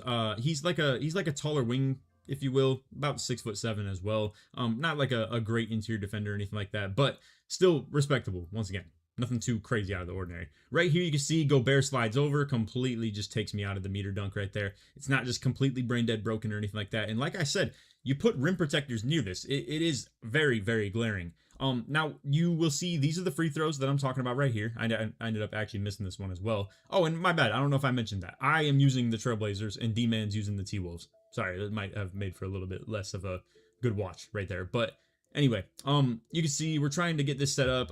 Oh, it's Soshan, that's his name. Yeah, obviously. But as you can see, slash takeover, airspace, holy moly, it is just, it's insane. If we're being completely honest. I mean, like, it might be too good, bro. I'm not trying to vouch for the meter dunk itself being too good, but holy, I think the takeover might be.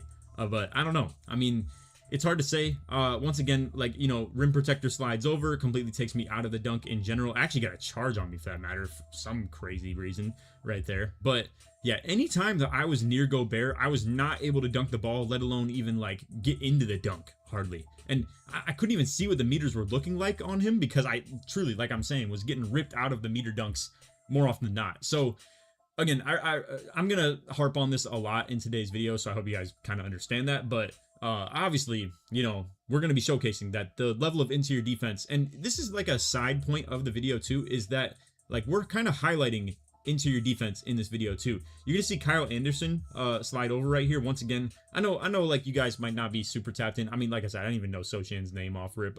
You know, obviously I know of him, but in the moment couldn't recall. Some of you guys might not be familiar with Kyle Anderson. Once again, about 6'8", kind of a forward, not known as an interior defender, if you will, but as you can see, did make this meter pretty small, all things considered. I full barred this. I don't even know where the green is. It would appear Horn isn't going to show the remainder of the bar. Either that or it was just a sliver meter that ended up making right here on the dunk. So that was a tough one. Definitely tiny meter though, regardless, one way or another. It was extremely hard to make right there. And that is only Kyle Anderson. It's not like that's Rudy Gobert. So there will be mixtures of what you're going to see in this video right here. I definitely should have been starting to bring more like good interior defenders in here once D-Man got takeover with Anthony Edwards. We're very apparent at this point that like clearly we're going to be getting dunked on every single time Edwards is driving at us with takeover. I mean, it's like not even a question, you know what I mean? I'm not quite sure what we were getting at right here either. I do green the layup right there, however, did get fouled. I'm gonna just skip the free throws at this point. And once again, I probably should be starting to just bring, you know, better defenders into the mix. But at this point, I was trying to come out further on D-Man while he's driving, meet him a little bit further out on the rim. I am getting suctioned into some of these meter dunks 100%. Like a lot of these, I'm still trying to move forward, and the animation is more so just kind of taking me out of it. Right there, you can see, I would like to think Edwards was able to defend a little bit decent on this drive right here. Obviously, the meter wasn't huge, and D-Man's feet are, you know, quite a bit like on the circle, if you will. Gets pulled into the meter dunk, as you can see. But yeah, I mean, that was definitely missable, if we're being completely honest. It is obviously, like, I would like to think, and I'm not here to toot my own horn, or like, I will toot D-Man's horn as well, but I'd like to think the two of us are really, really good slashers, all things considered, you know? I mean, and wowza, look at the animation right there. the crowd's head topping and stuff too. But yeah, I definitely think of all the people I wanted to ask, it was going to be D-Man. I know of him to be a really, really good slasher.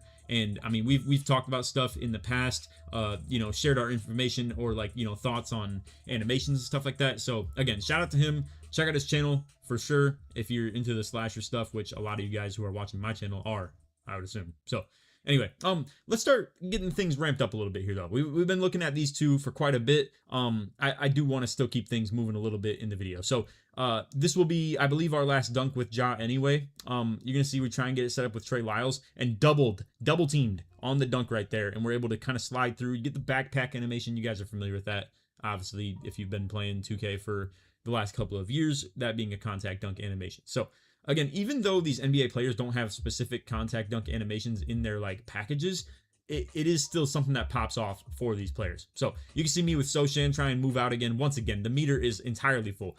Airspace might be broken, bro. It truly might. But yeah, again, we will be showcasing more than just this in the driving dunks. All right, one last one as far as Ja goes. As you can see right here, we were starting to, I'm actually talking to D-Man about how we can start switching the matchups. If you hold A button, it will switch this matchup to just basically put you on whoever you're closest to that isn't the defender you're already on. So now we can get like the centers, basically, if we ever get take again, and start sliding the centers over to be able to guard this, because at this point it feels very apparent if you have takeover, you are not going to miss on an opposing guard ever. Now I want to warn you guys about that for the sake of ones. If you play 1v1, and actually we are getting some Gobert takes right here, so I'm gonna actually leave us with the Ja Morant going at Gobert stuff. But if you guys are playing 1v1, highly recommend, you cannot come out here, especially if it's position-based matchmaking. You're going to think you're all safe and whatnot with your 25 interior D guard on the ones court. But if another guard comes out there with dunk and you have the 25 interior D, you are going to get babied in this game. I know a lot of you guys, and I know it's going to sound a little hostile, but a lot of you guys in this game very recently in these last couple of years have been kind of bailed out by the fact that like you can get away with this 25 interior D nonsense against slashers that are like literally 99 driving dunk builds, and it's undoable. It's impossible to be able to even dunk on you as a 5'7". Not that anybody plays on that, but like truly, if you were a 5'9" guard with 25 interior D, 25 block, you could literally defend this type of stuff right here. But as you can see, Gobert is sending this stuff back 24/7. Like I couldn't get it on the last one, couldn't get it on that one. Boom, Edwards in transition though on Holiday. As you can see, like once again, smaller guards trying to defend these dunks, it's not looking good. So a lot of it is going to be, can you cut them off before they can even get down into the paint? I'm here to tell you right now, I don't think the dribble styles and stuff like that were that good, but I don't know if that's something I can really go into in this video currently, so I'm not going to dive into that too much more. It might be hard to get yourself open on the drives, in my opinion.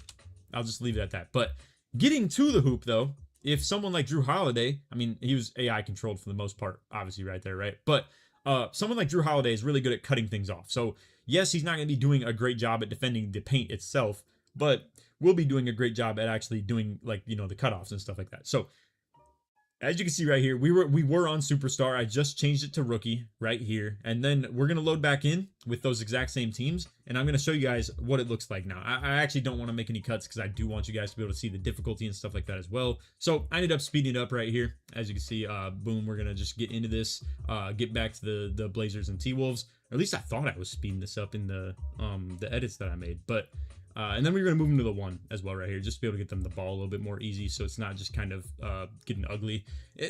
A lot of those passes were getting laned for sure. When they were at the two, they would just kind of drift over to the hash and like be in a bad spot where the defenders would just be able to intercept the balls. So anyway, Gobert and Klingon are being left in at the centers right here, though. We did have the backup centers in on the last one just because it was in play now, it was a little bit ugly. We couldn't figure out a great way to be able to set all this stuff up. You can see we're actually going to try and lead off with going at the bigs right away, though. So Klingon, I was really low right there. Like I'm trying to do this first. A lot of this is going to be just testing stuff, getting a lot of reps, getting a lot of footage. And as you see, Klingon is like feet literally below the rim.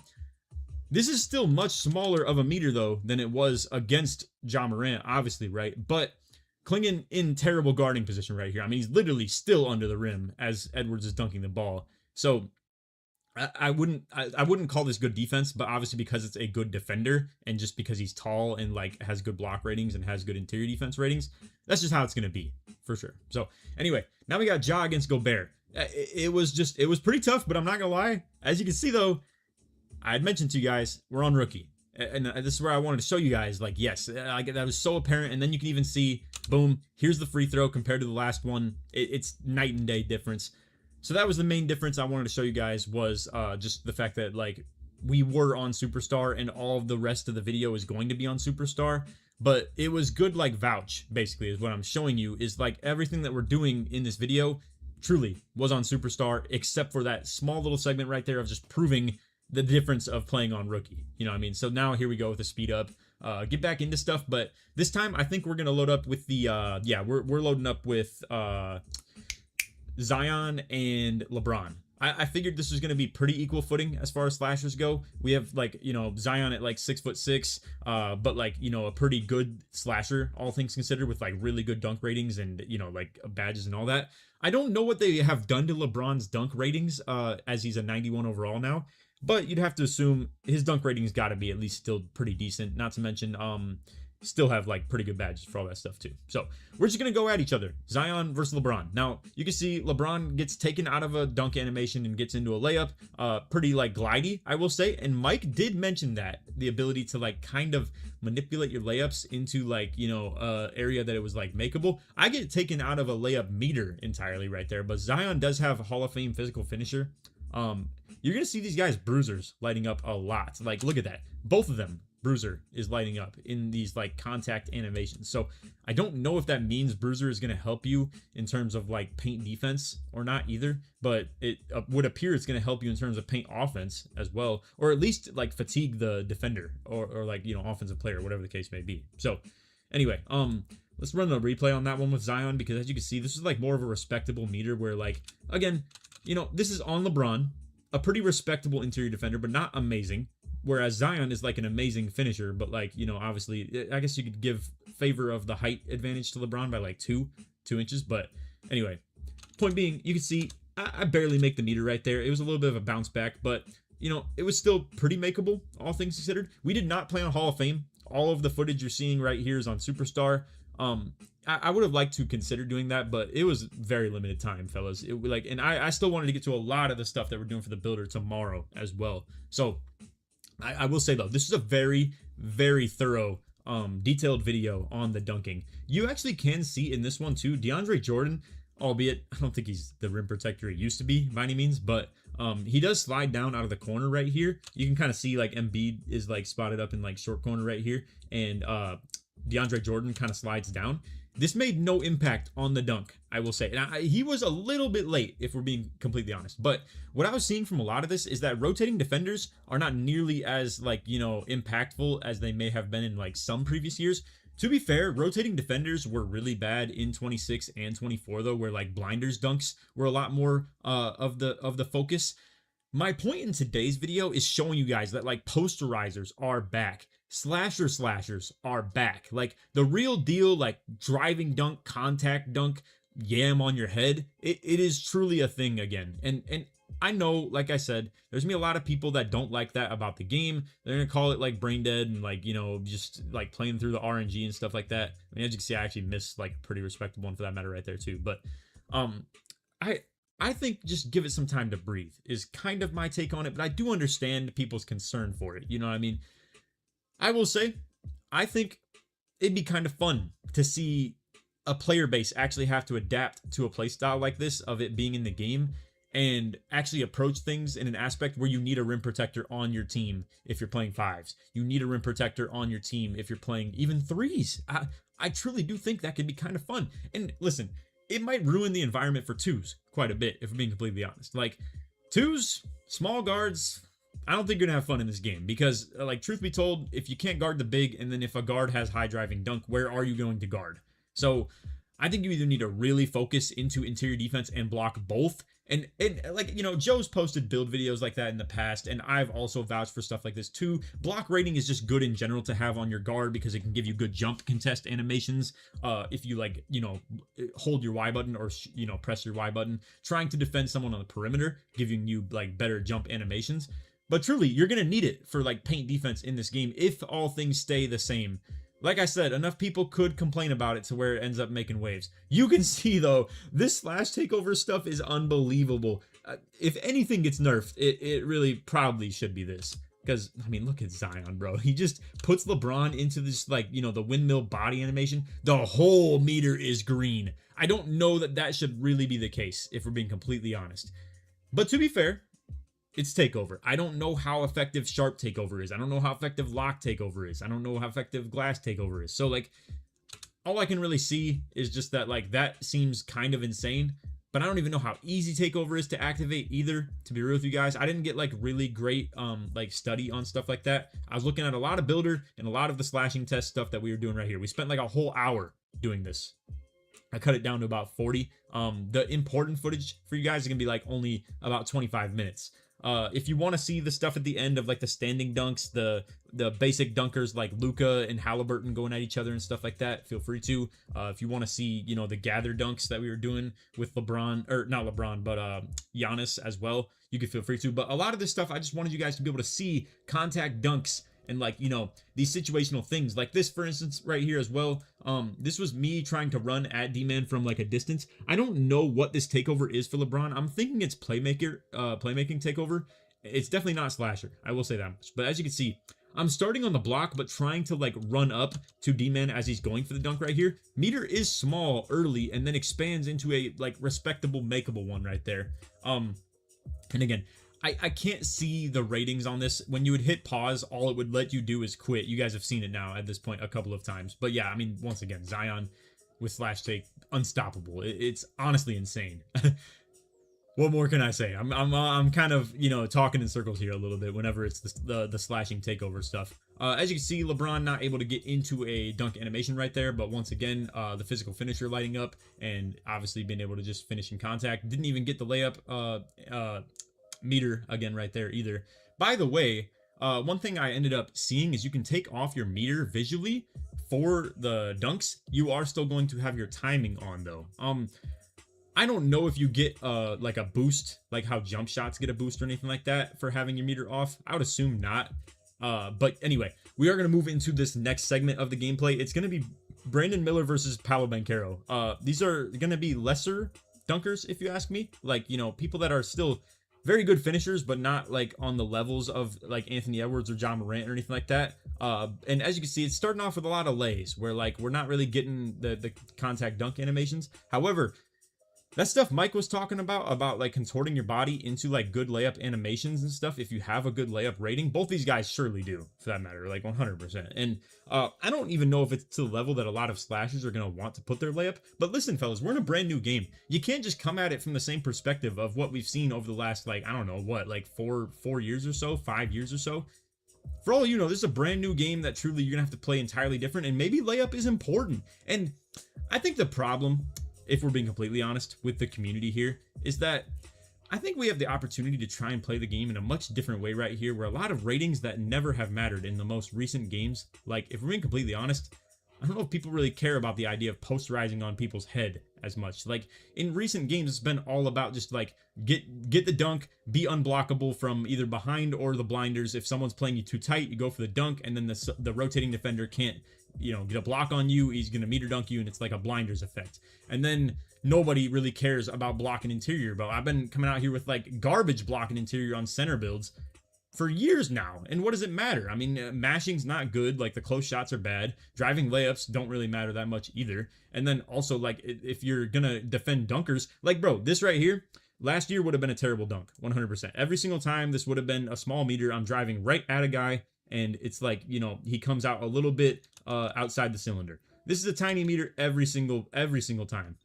But as you can see with takeover on right there as well, Brandon Miller only has silver poster. It is kind of insane. Like, I mean, once again, I've talked circles around this, like slashing takeover, like the airspace. It is like ridiculous for sure, bro. And then Banchero, as you can see, I'm sitting in dead zone though. You guys got to understand too, some of this stuff, like I'm literally right below the basket in that replay, as you can see. This is more so just getting some testing on stuff, giving it a couple of reps, letting us see some stuff play out. Once again though, slash take, crazy. I don't know. Some of this is more cinematic too. I'm just letting you guys kind of see things happen. I know it's going to be kind of still commentary here and there. Once again, pretty low right there with Brandon Miller once again in the circle. I'm trying to jump though. I'm trying to see if the jumps make a big impact, or if it truly is going to be about positioning, or if it's about your ratings, you know, your height, all types of stuff like that. To me, my honest opinion so far, it does seem that height and ratings matter a ton in terms of stopping people from dunking in general. Like, you're going to see when we try and do the Wemby 1v1 of trying to get standing dunks to pop off. I barely could even get them to trigger, and I truly do think it's just because of like Wemby's just like, I know it sounds stupid, but like his aura of like paint patroller and interior defense and all this stuff just being so high. I think it's just stopping it from activating the dunks as much. I mean, you saw it when I was driving at Gobert with Ja Morant in plenty of the other like, you know, clips that we were seeing as well. You truly couldn't even get into dunk animations sometimes, let alone like sometimes I'm just hoping to see like the dunk play out, but like maybe it's a small meter. It's not even that. So anyway, let's go ahead and skip some of this now. I actually think this is where we stop. Yeah, okay. Now here I'll actually go back because I don't want to skipping over the difficulty being shown, just because I want you guys to see everything that's still being applied to that. So we're going to quit out right here, load up Pacers versus Lakers. I'm going to be using the Lakers with Luka, as you can see, loading back in with Superstar right there.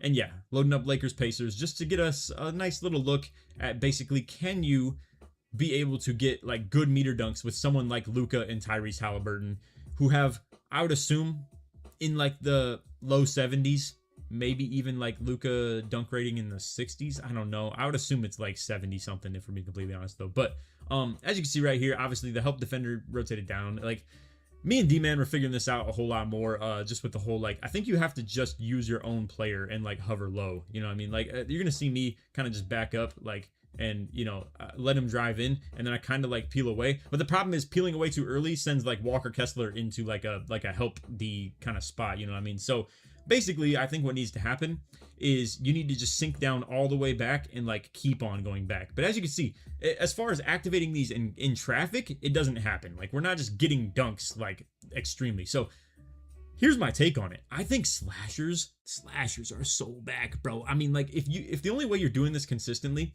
is through having like real deal elite finishing ratings, like I don't know, Hallie's not getting a dunk right here. You know what I mean? He's just laying up some weak stuff. Kessler is swatting this stuff, by the way, too. I hope he plays like this for the Lakers. But anyway, point being, I really do think elite slashers should stand out quite a bit in this game. I mean, like I'm seeing, you know, the way that Edwards and Ja Morant are playing the game, and they're so insanely powerful on their finishing. I was hearing Zach from across the room playing with his stuff, you know, my player stuff too.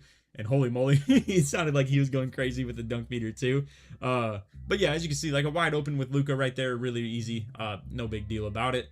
But yeah, like these types of finishers right here, of the mediocre finishers, if it is in the 70s, maybe even the 80s rating, you are going to be able to make opens. And if you have good dunk animations, that's okay. You don't need to be able to be a contested finisher in order for like your dunk rating to still put in work for you. It's possible that you as a three-point threat force the defender up to guard you so much to the point where you get wide open dunks. And if you have good packages, it's not going to matter if you like can get contacts or not. But I will say, the way it looks right now, I think this game could be played quite a bit inside out. I love that personally. I couldn't even tell you the last time 2K's been like that. Mike did mention something too about how like they wanted to buff the shot contests in order to reduce the like, what's the word here? Make it so like the shot attempts that are happening in real life are a little bit more similar to what you would see on the game, aka like, I don't know, you do see a lot of dunks and threes in the NBA. That is like, you know, kind of the shtick, if you will, and obviously it's what you see on 2K quite a bit. But I think like the gameplay is always in a terrible space, if you ask me. When you could go into a game last year and like if you're playing threes, bro, and you dunk the ball, I think it's a bad take. Like truly, I feel like there were games where if I just simply dunked the ball against like a really elite 3-point hunter, especially when fading was at its like peak too, that we were selling for me just even taking a dunk. That should never be the case, bro. There's no game where you should just say I have a wide open basket and I'm not going to take it because it's not going to give me enough points in comparison to the shot I could hunt for. Like threes are not that much of a guarantee, you know, and granted, I'm not trying to use NBA comparisons too much because really no one dunks this much in real life either. Like the rate that you're going to see of dunking in this game right here, it's not something that replicates into real life either. So I don't want to be on my high horse of like, oh, this is not realistic stuff too hard, because obviously, you know, the rate of dunking you're going to see on here is kind of ridiculous as well. However, as you can see, we got Giannis versus Giannis gameplay right here. And as you can see, shrunk meter like crazy right there. And also like ripped D-Man out of the dunk as well on the other end with Giannis. So far Giannis is 0 for 2 versus Giannis. And right there even shrunk it as well while paint sitting. So I don't know. I'm not even here to say, I don't even think Giannis is like an elite rim protector. He probably has around like, I would say probably like 80 something block right there. Low-key, I wonder if the shield off animation, if you will, I'll let you see in the replay, but like kind of just blocking the defender off. I wonder if like, you know, these reverses and stuff like that would be really good in the game. I don't know. We'll have to lab more, but that was a huge meter in traffic against Giannis, who we literally just went at the play before and had like a pretty bad look, all things considered. So again, a lot of this is just letting you guys see the footage.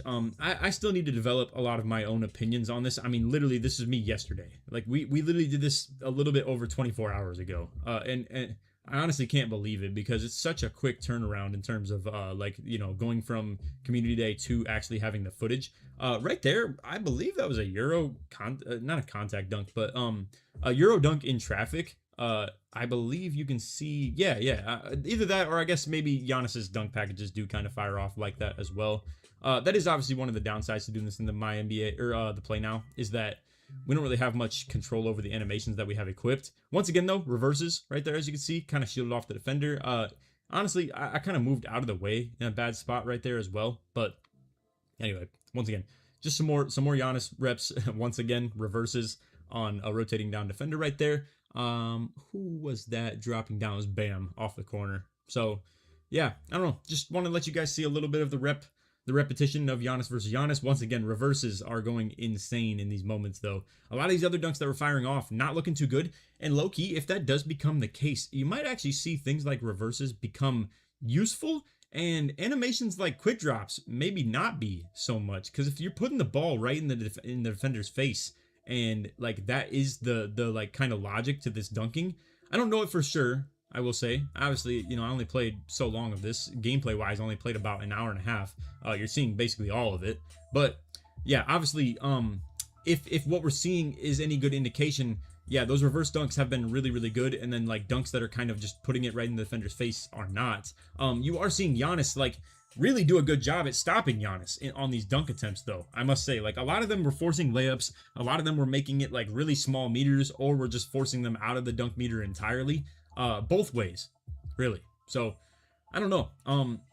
Once again, I really just do think like solid levels of rim protectors in this game right now are looking pretty good, except for once again in spots like this where you're just truly in the dead zone. If you look at Giannis's feet, I mean, they're planted like, you know, probably 2 feet out from even being at the edge of the cylinder, which is like, this is dead zone. This is literally like if you're an NBA player and you're standing right here against a good dunker, you're toast more often than not, bro. It's just real talk.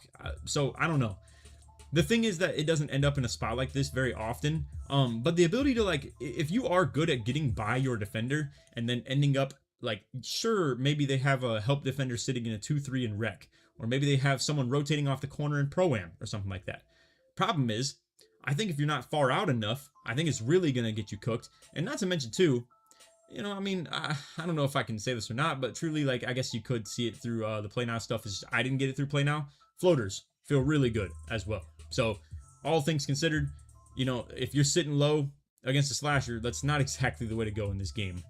It's just kind of my take on it now. But yeah, I mean, a lot of this stuff, like, you are seeing Giannis completely dominate himself as far as like the defensive end of it goes. Like, so again, I think people are overreacting to the dunk meter being overpowered. You're seeing it in a lot of repetition of smalls versus smalls, and it's a terrible example. Now, if you want to say that that's like kind of bunk and you think like a small guy should be able to stop a small guy even though he's like a great dunker, I understand what you're saying.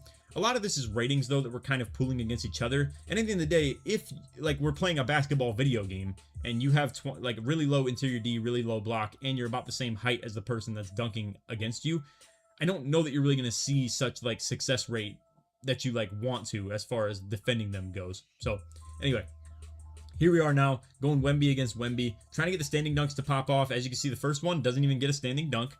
I'm a little bit intrigued by this. A lot of people that I was talking to said that the standing dunks were crazy.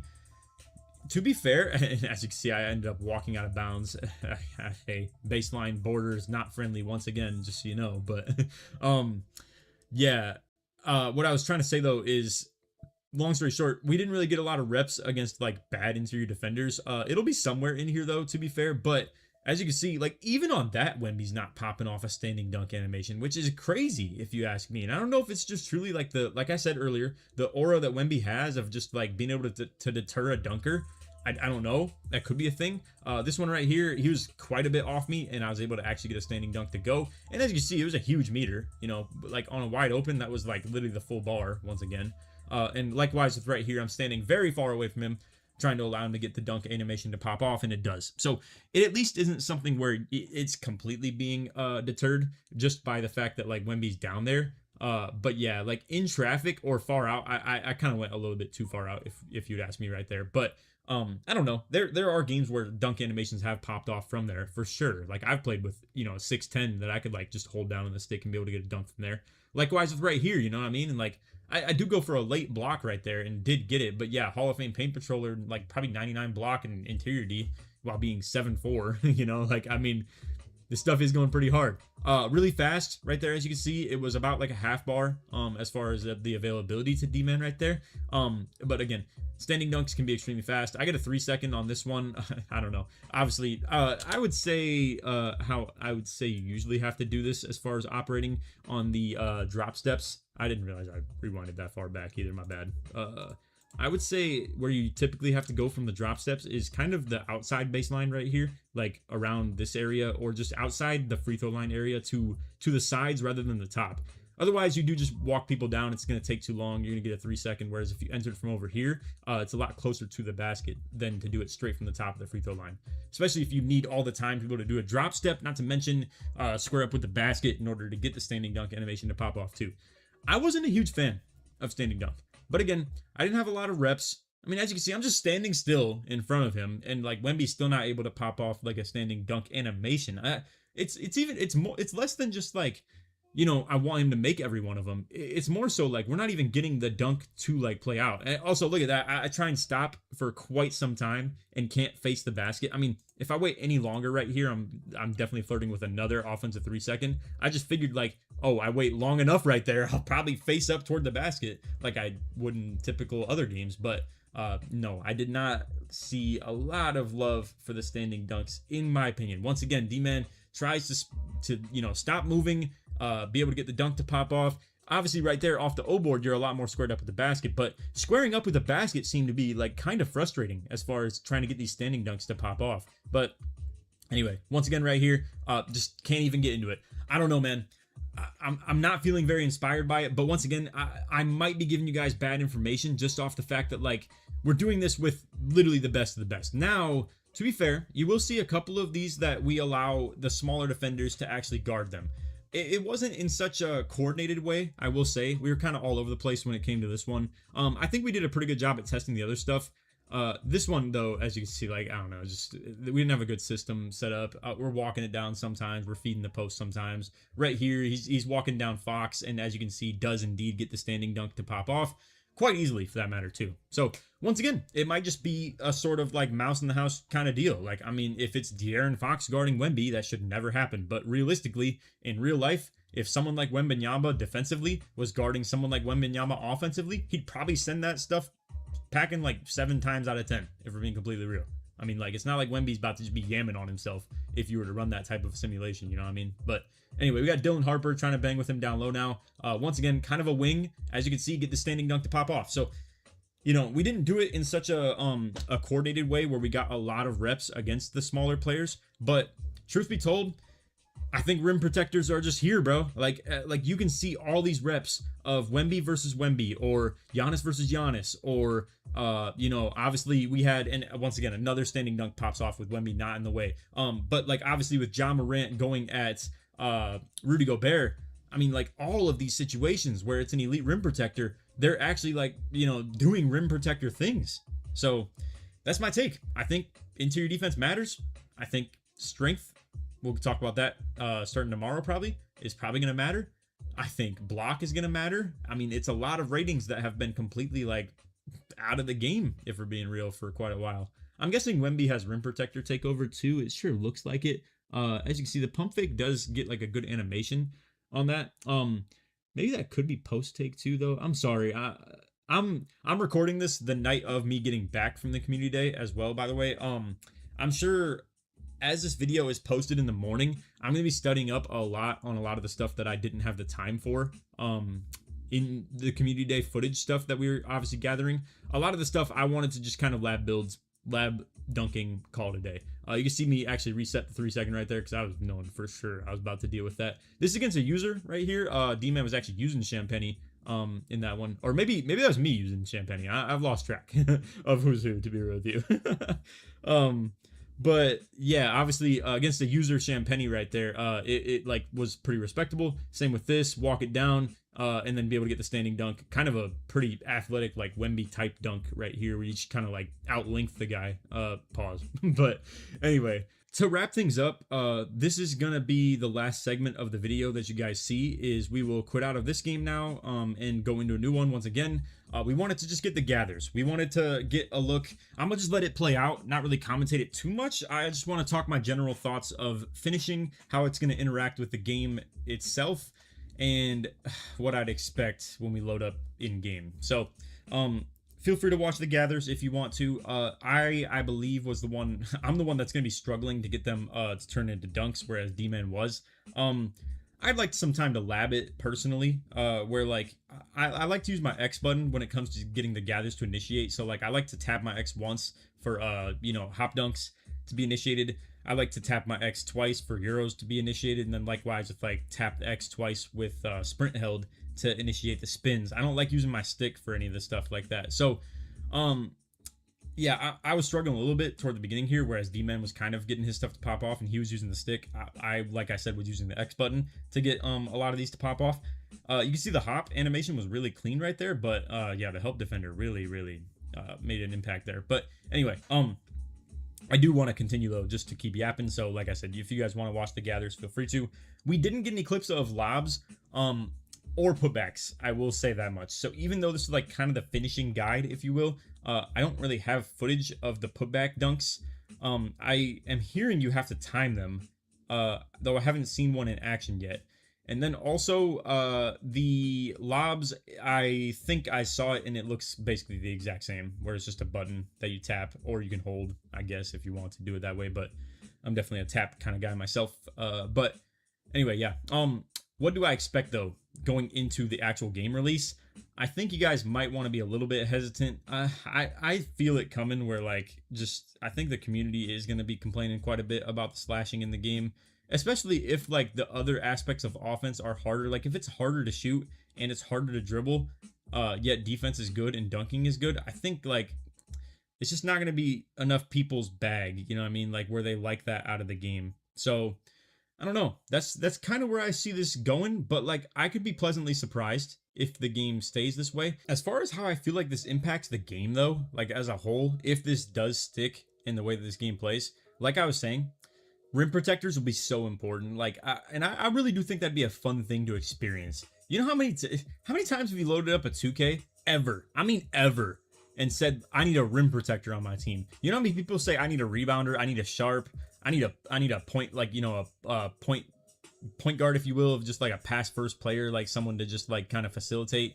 I'm sure like people in the rec kind of love someone who actually does that well.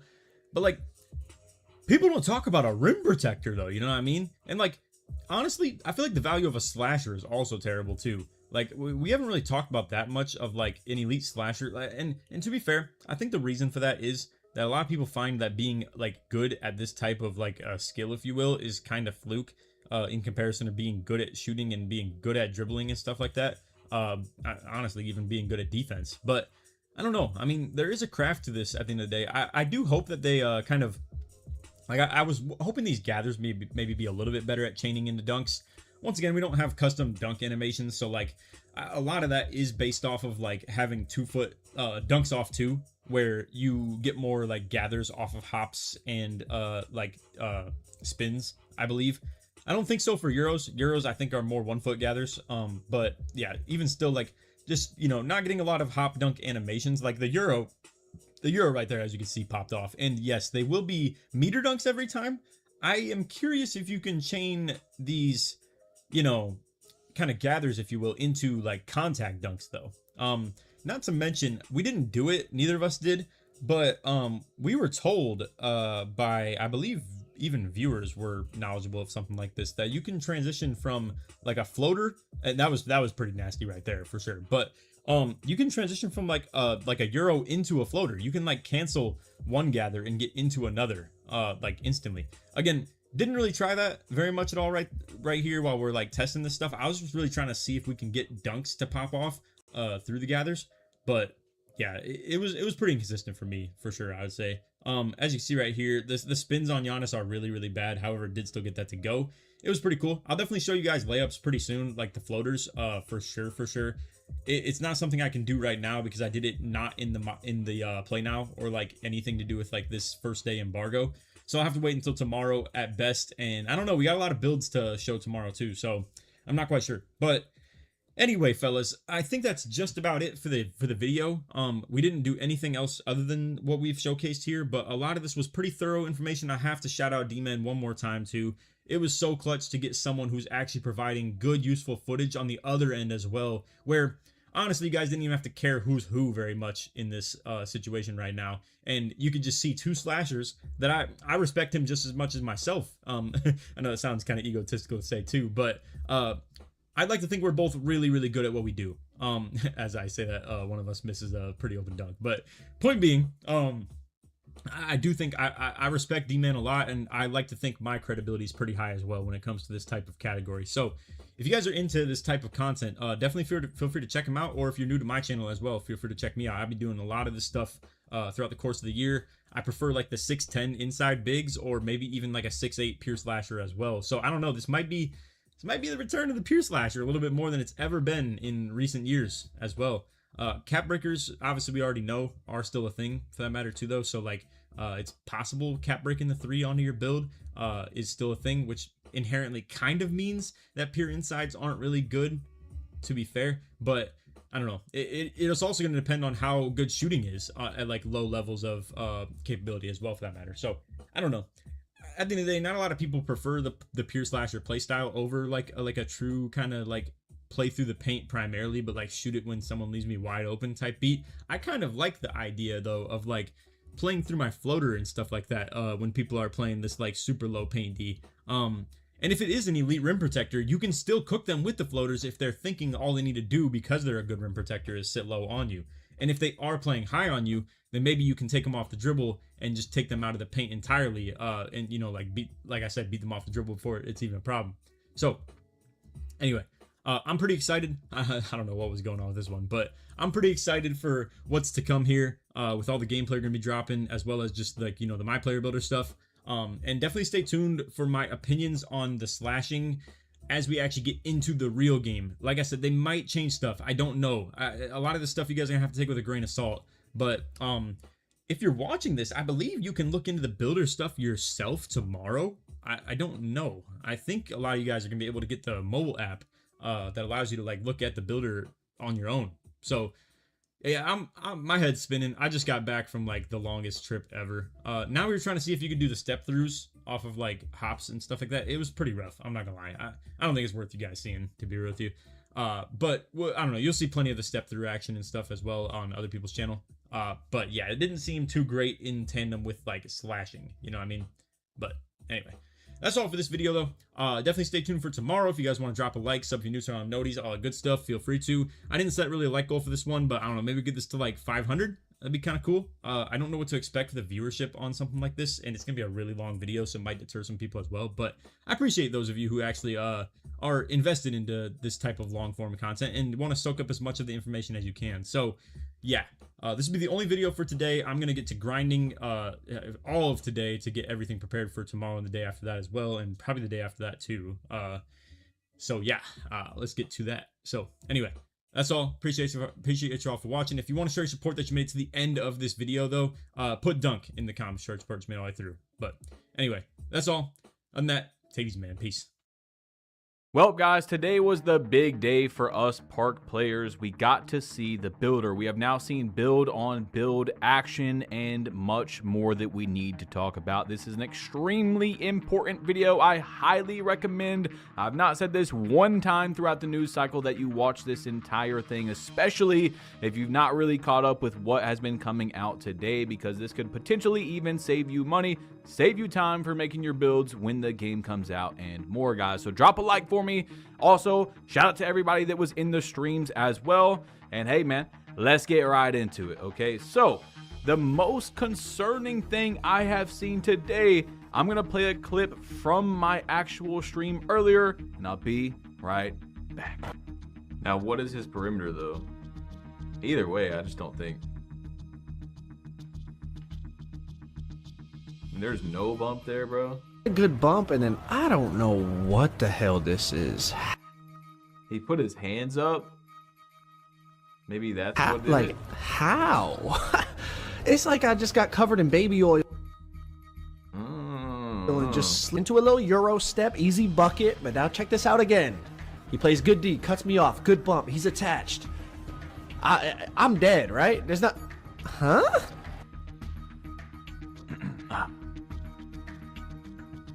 Yeah, so the collision system is looking a little rough right now. However, I don't think we really know what Trey Sold's perimeter defense is in that clip. That was Joe Knows against Trey Sold. So here is something where we actually know what the defense is. Koza posts this right here. 6'7" max wingspan, 91 perimeter, 89 interior, 87 block, because why not? And he's showing off gold seatbelt, which is the new Clamps badge. So let's roll it now. So you see gold seatbelt is looking pretty damn bumpy. That's not even Hall of Fame. That's not 99 perimeter with legend. Looking pretty bumpy.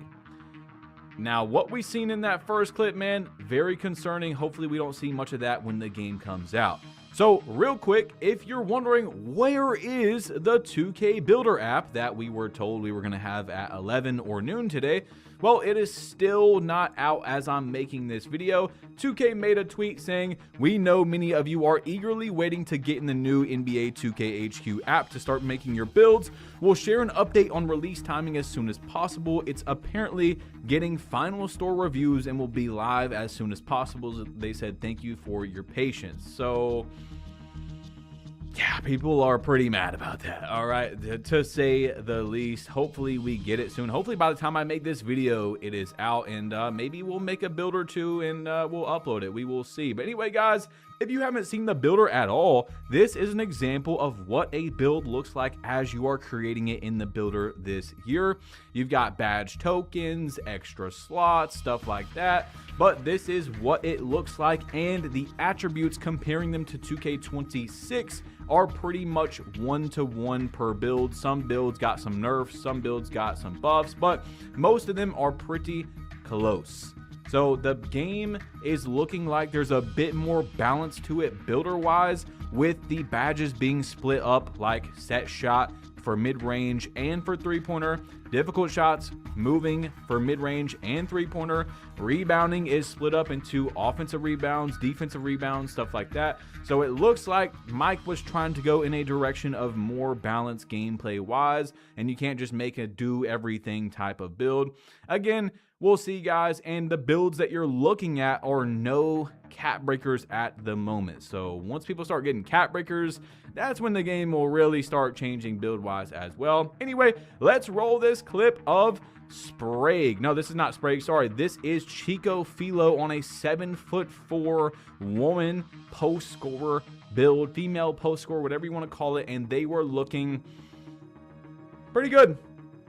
Pretty good, as you see. So now I do want to say he was playing against a 7'1". He's on a 7'4", and in the top 6 attributes that you can see before the game starts, the 7'1" did not have 80 interior or block in the top 6. So maybe don't be too worried, because anyway, here is a clip of Sprague on a tall build where he actually does have defense on it. And from what we've seen, by the way, the step throughs and stuff were looking insane. We'll talk a little bit more about that as we get into it. But tall, dribbling, Wimby type of builds are looking wild. And it does look like and this is what I was worried about if it wasn't like this, but if you do invest into block and interior, it looks like you are really actually pinning stuff in the paint, which Mike Wang talked about, and that is huge, okay? Because finishing is looking really, really good this year on offense, but Mike, he said the blocks and stuff were, there was a lot of change to the systemic blocks or whatever, and we seen that today. There was a lot of really good block animations, really good interior. However, that was only when you have pretty high interior and high block, which is kind of how it should be. You know what I'm saying? You shouldn't be swatting stuff and being able to easily defend people with low ratings, especially with not that good of positions. So hopefully that's how the game is on both sides. It's very bumpy. Now, I will tell you guys, we've seen that at a 91 perimeter, Koza, which you're seeing in this gameplay right now when we're not showing clips or anything, he was on a 6'7" in this footage. He was getting bumpy with that 91 perimeter. But I'll tell y'all, man, you might be able to get bumps and stuff on a lower perimeter, as yesterday we were hearing people talk about being able to get bumps with really low perimeter, like a 60. However, when we were watching gameplay of people with like an 85 perimeter, dude, people were hitting very, like what you would think are supposed to be super contested shots. They were smacking those, okay? So you're still going to want to have a high perimeter, especially if you're like a lockdown or something, or you're wanting to get stops consistently in terms of being able to contest shots, because it looks like the green window is there on a lot of contested shots, especially those like step throughs and stuff, and that's going to be hard to defend as a low perimeter player. You might be able to force someone into a pickup or something, but if they hit you with even some sort of move that gets you some separation like a step through, you're probably cooked. Now, a lot of creators today, from the footage that we're seeing, were very delayed. We did not know that until today, so it was hard to take information on how shooting is, okay? So it's hard to look at a clip and say, okay, all right, this guy has an 83 three-pointer. It looks like I'll be just fine with the 83 going into the game. I don't have to go any higher. We can't really tell that today because people were delayed and they were scared to shoot out there, so we'll have to see when the game comes out. Now, Shoot showed this build right here, the power of Silver Limitless Range. It's a 6'7" build, which a lot of people were going with, by the way. Keep that height in mind as a taller guard dribbler. 92 three-pointer, 87 driving dunk, but what I really want to show you guys is the Silver Limitless Range that he had on this build, or gold. I think it was silver though. Silver or gold, it doesn't really matter. And this is with the bar on, guys. This is with the bar on. This is probably without jump shot boost and stuff. So remember, without the bar, you're getting a 10% boost, so it's a little bit bigger. You can shoot from back there. All right, your green window is not massive by any means, but this is with a 92. Imagine 99 jump shot boost, lethals. You got your bar off. It might get nasty. Self lobs are still looking good if you guys use self lobs in other games. Now, this is where we're going to get into something extremely important. I highly recommend that you just screenshot this or you try to remember it, because some animations, some of the best animations in the game, their requirements have been changed, okay? So Koza says right here, PG Escape is now 86 ball handle. It used to be 75. Jimmy Butler Escape is now an 80. It used to be 70. SGA Escape is 91. He says it used to be 84, I think. Now KD and Paolo go-to shot. KD went from an 87 to a 94. Paolo's was even lower, and now it's a 94 as well. So to get those really good go-to shots, you're gonna have to go higher. Again, showing me that Mike Wang is trying to have more balance in the gameplay, which is great in my opinion.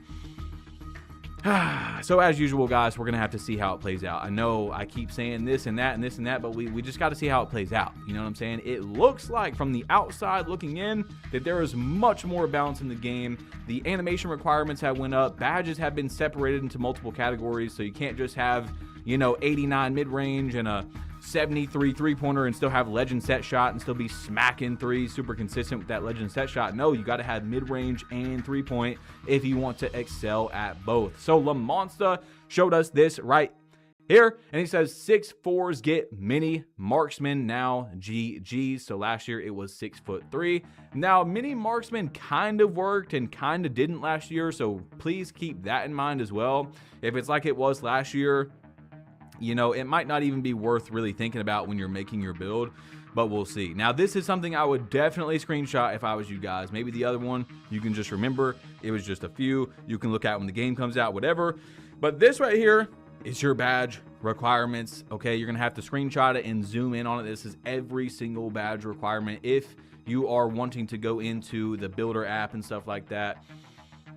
You might want that right there, okay? I don't know when the builder app is gonna come out, guys. I hope it comes out soon. So this tweet right here says, do not go low interior on any build. And I gotta say, guys, from what we've seen today, we don't know the difficulty of what this theater gameplay, which is build versus build, human versus human.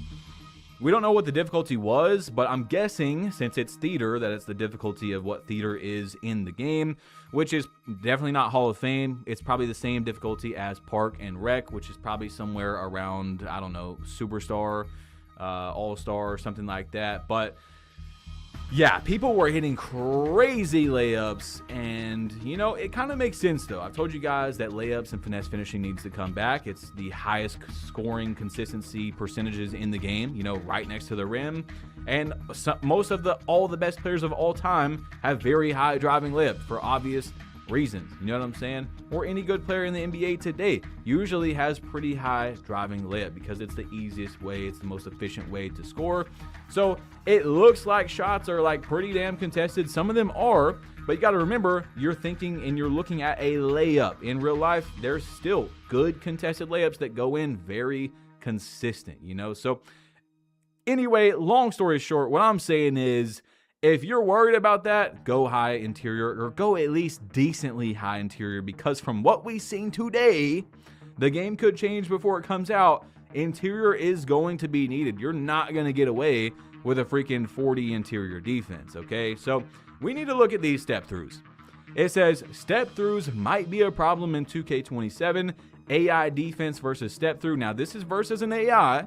But guys, there was a lot of step throughs shown today. Some of them, I would say not a majority, but like maybe 30%, 20% of them did not show up with contest that I thought was going to pop up. Usually less contest than it looked like. But again, guys, these are creator day event builds, and most people are not going high defense to try and look at defense. So that is to take with a grain of salt. That, you know, these guys don't really have high perimeter and stuff, so they probably could have got higher contest without it. But still, just look at the freaking clip, bro. I mean, dude, insane. Actually insane. We've seen a lot of these today, okay? This is not just versus the AI. Imagine if cheating is actually not under control when the game comes out. Yes, they addressed it. They did. They said they're going to be doing their best effort, whatever. But imagine if it's not under control. Step throughs are going to destroy the game. Now, I'm not saying we should change it because of cheating. I don't want anything changed because of cheating. We need to get cheaters out at whatever cost. None of the game should be changed and catered to, oh, we can't have that in the game because cheaters, right? But what I'm saying is, if it's not under control, fries. Like it's GG's, bro. It is cooked. Imagine you're playing a cheater and you have to do whatever you can, because all he's doing is running in one direction and then fading. You finally get there on one player, close enough to finally get a contest. He pump fakes, does a freaking, you know, limitless range step through. Like, it's cooked, bro. It's cooked. So I really hope they got that under wraps. And by the way, you can green full court shots as well, like full court heaves. There's a bar for it. So just think about that with cheaters also. Now, Grinding said 6'9" builds are the new 6'11" demigods. All right, so 6'11's apparently got a decent nerf, and 6'9s are looking pretty good. As you see, 91.3 for the deep range takeover, 87 midi for Hoff smooth operator, 87 perimeter for Hoff challenger, 77 steal for Hoff interceptor. He's talking about with the +2, obviously. You still get 86 speed, still get 86 agility at 6'9". You can get max playmaking, max rebounding, max +2 on smooth operator, access to airspace takeover, which we'll talk about in just a second, access to glue takeover, that was in the previous game. Best part, 0 cap breakers needed, day 1 demigod build. So, if you guys don't know the history of 2K26, man, 6'9" probably would have been the meta build this year, but 6'8" ended up being the meta build because you got 85 ball handle, and that's what gave you all the Devin Booker moves, like the aggressive breakdown combo that's not in this game. But what I'm trying to say is, guys, 6'9" are looking really good, but again, it could be one of those cases where it just doesn't become one of the best builds, and 6'9" are extremely underused for good reason, because it's like, why not go 6'8"? Because of that, like, there could be some ball handle requirement that just makes 6'8", for example, way better. Or maybe this year it's 6'7" instead. You know what I'm saying? Maybe 6'8" are not going to be the build people use, because at 6'7" you get like SGA escape at 91 ball handle. We will have to see, guys, so be careful. And what I recommend, man, if you're worried, is to make a safe build. Make a very safe build. If you're a small guard, you know what to make, man. High ball handle, high 3, you'll be fine. If you're a lockdown, make a freaking lockdown build.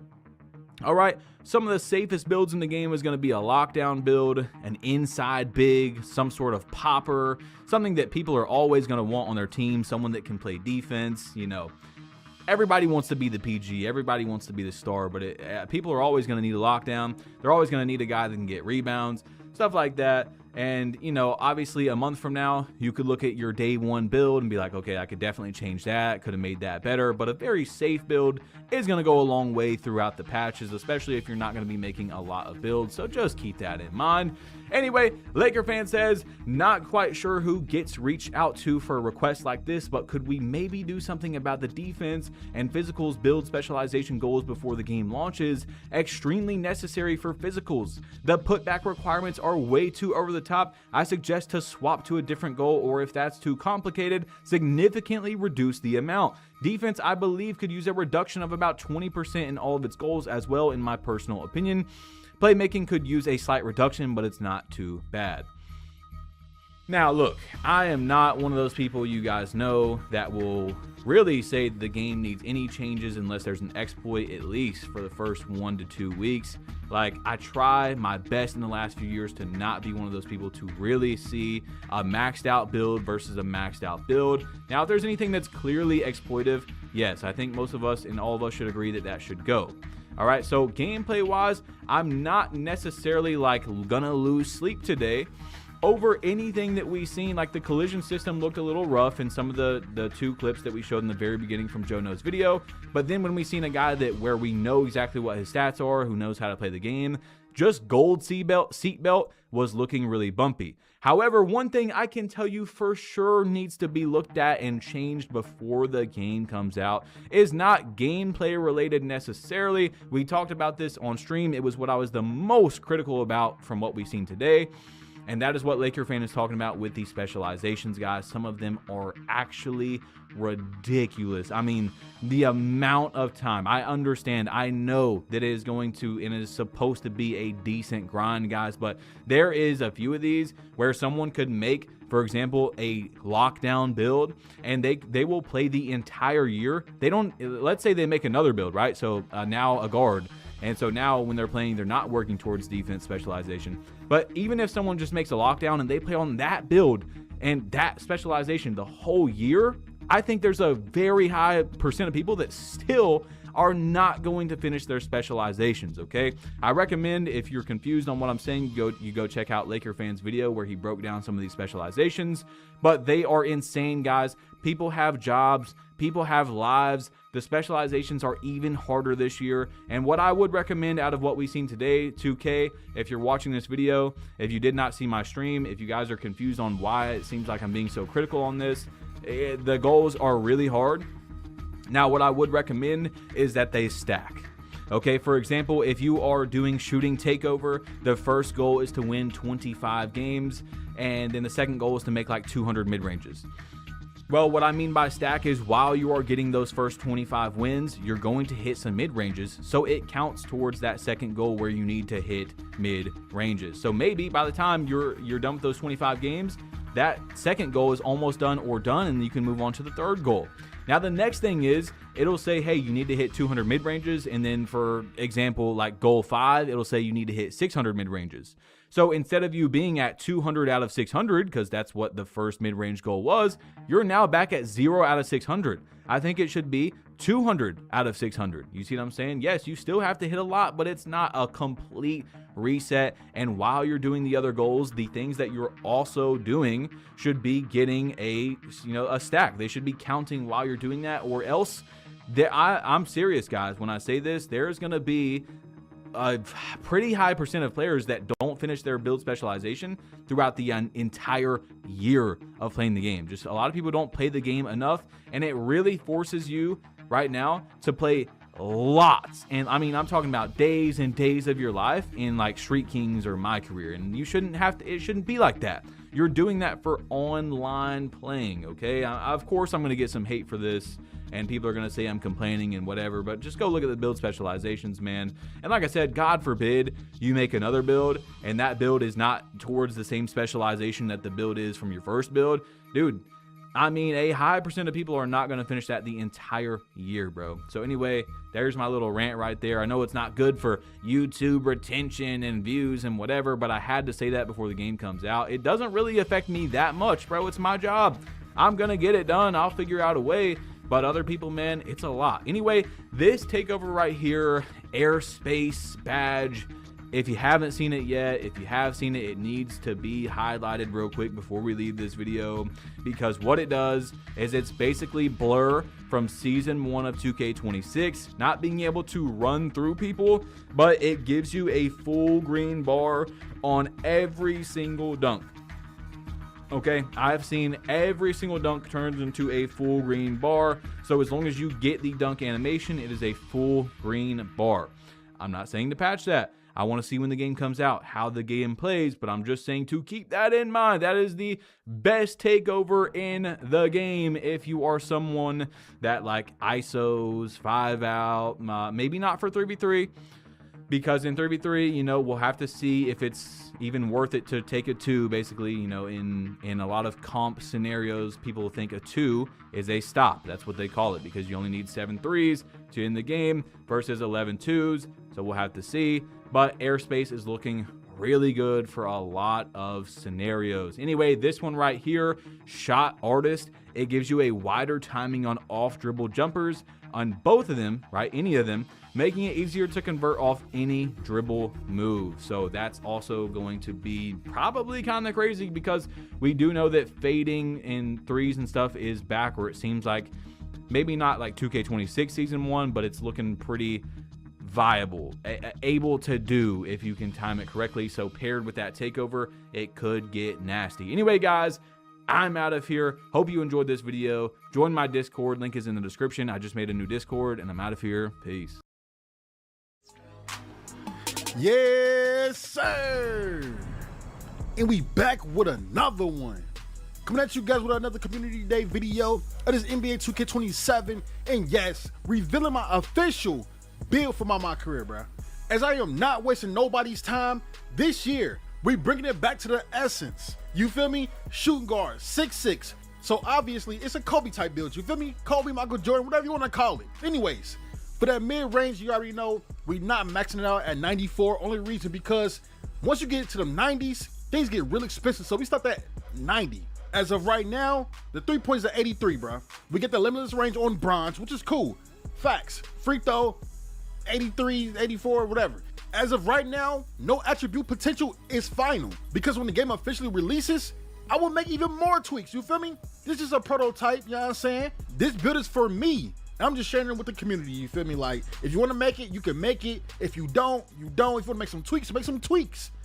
That's the thing about 2K, bro. Make the build for the way you like playing NBA 2K. Quit making other content creator builds and be trash and then hate the game because you try to play like someone else.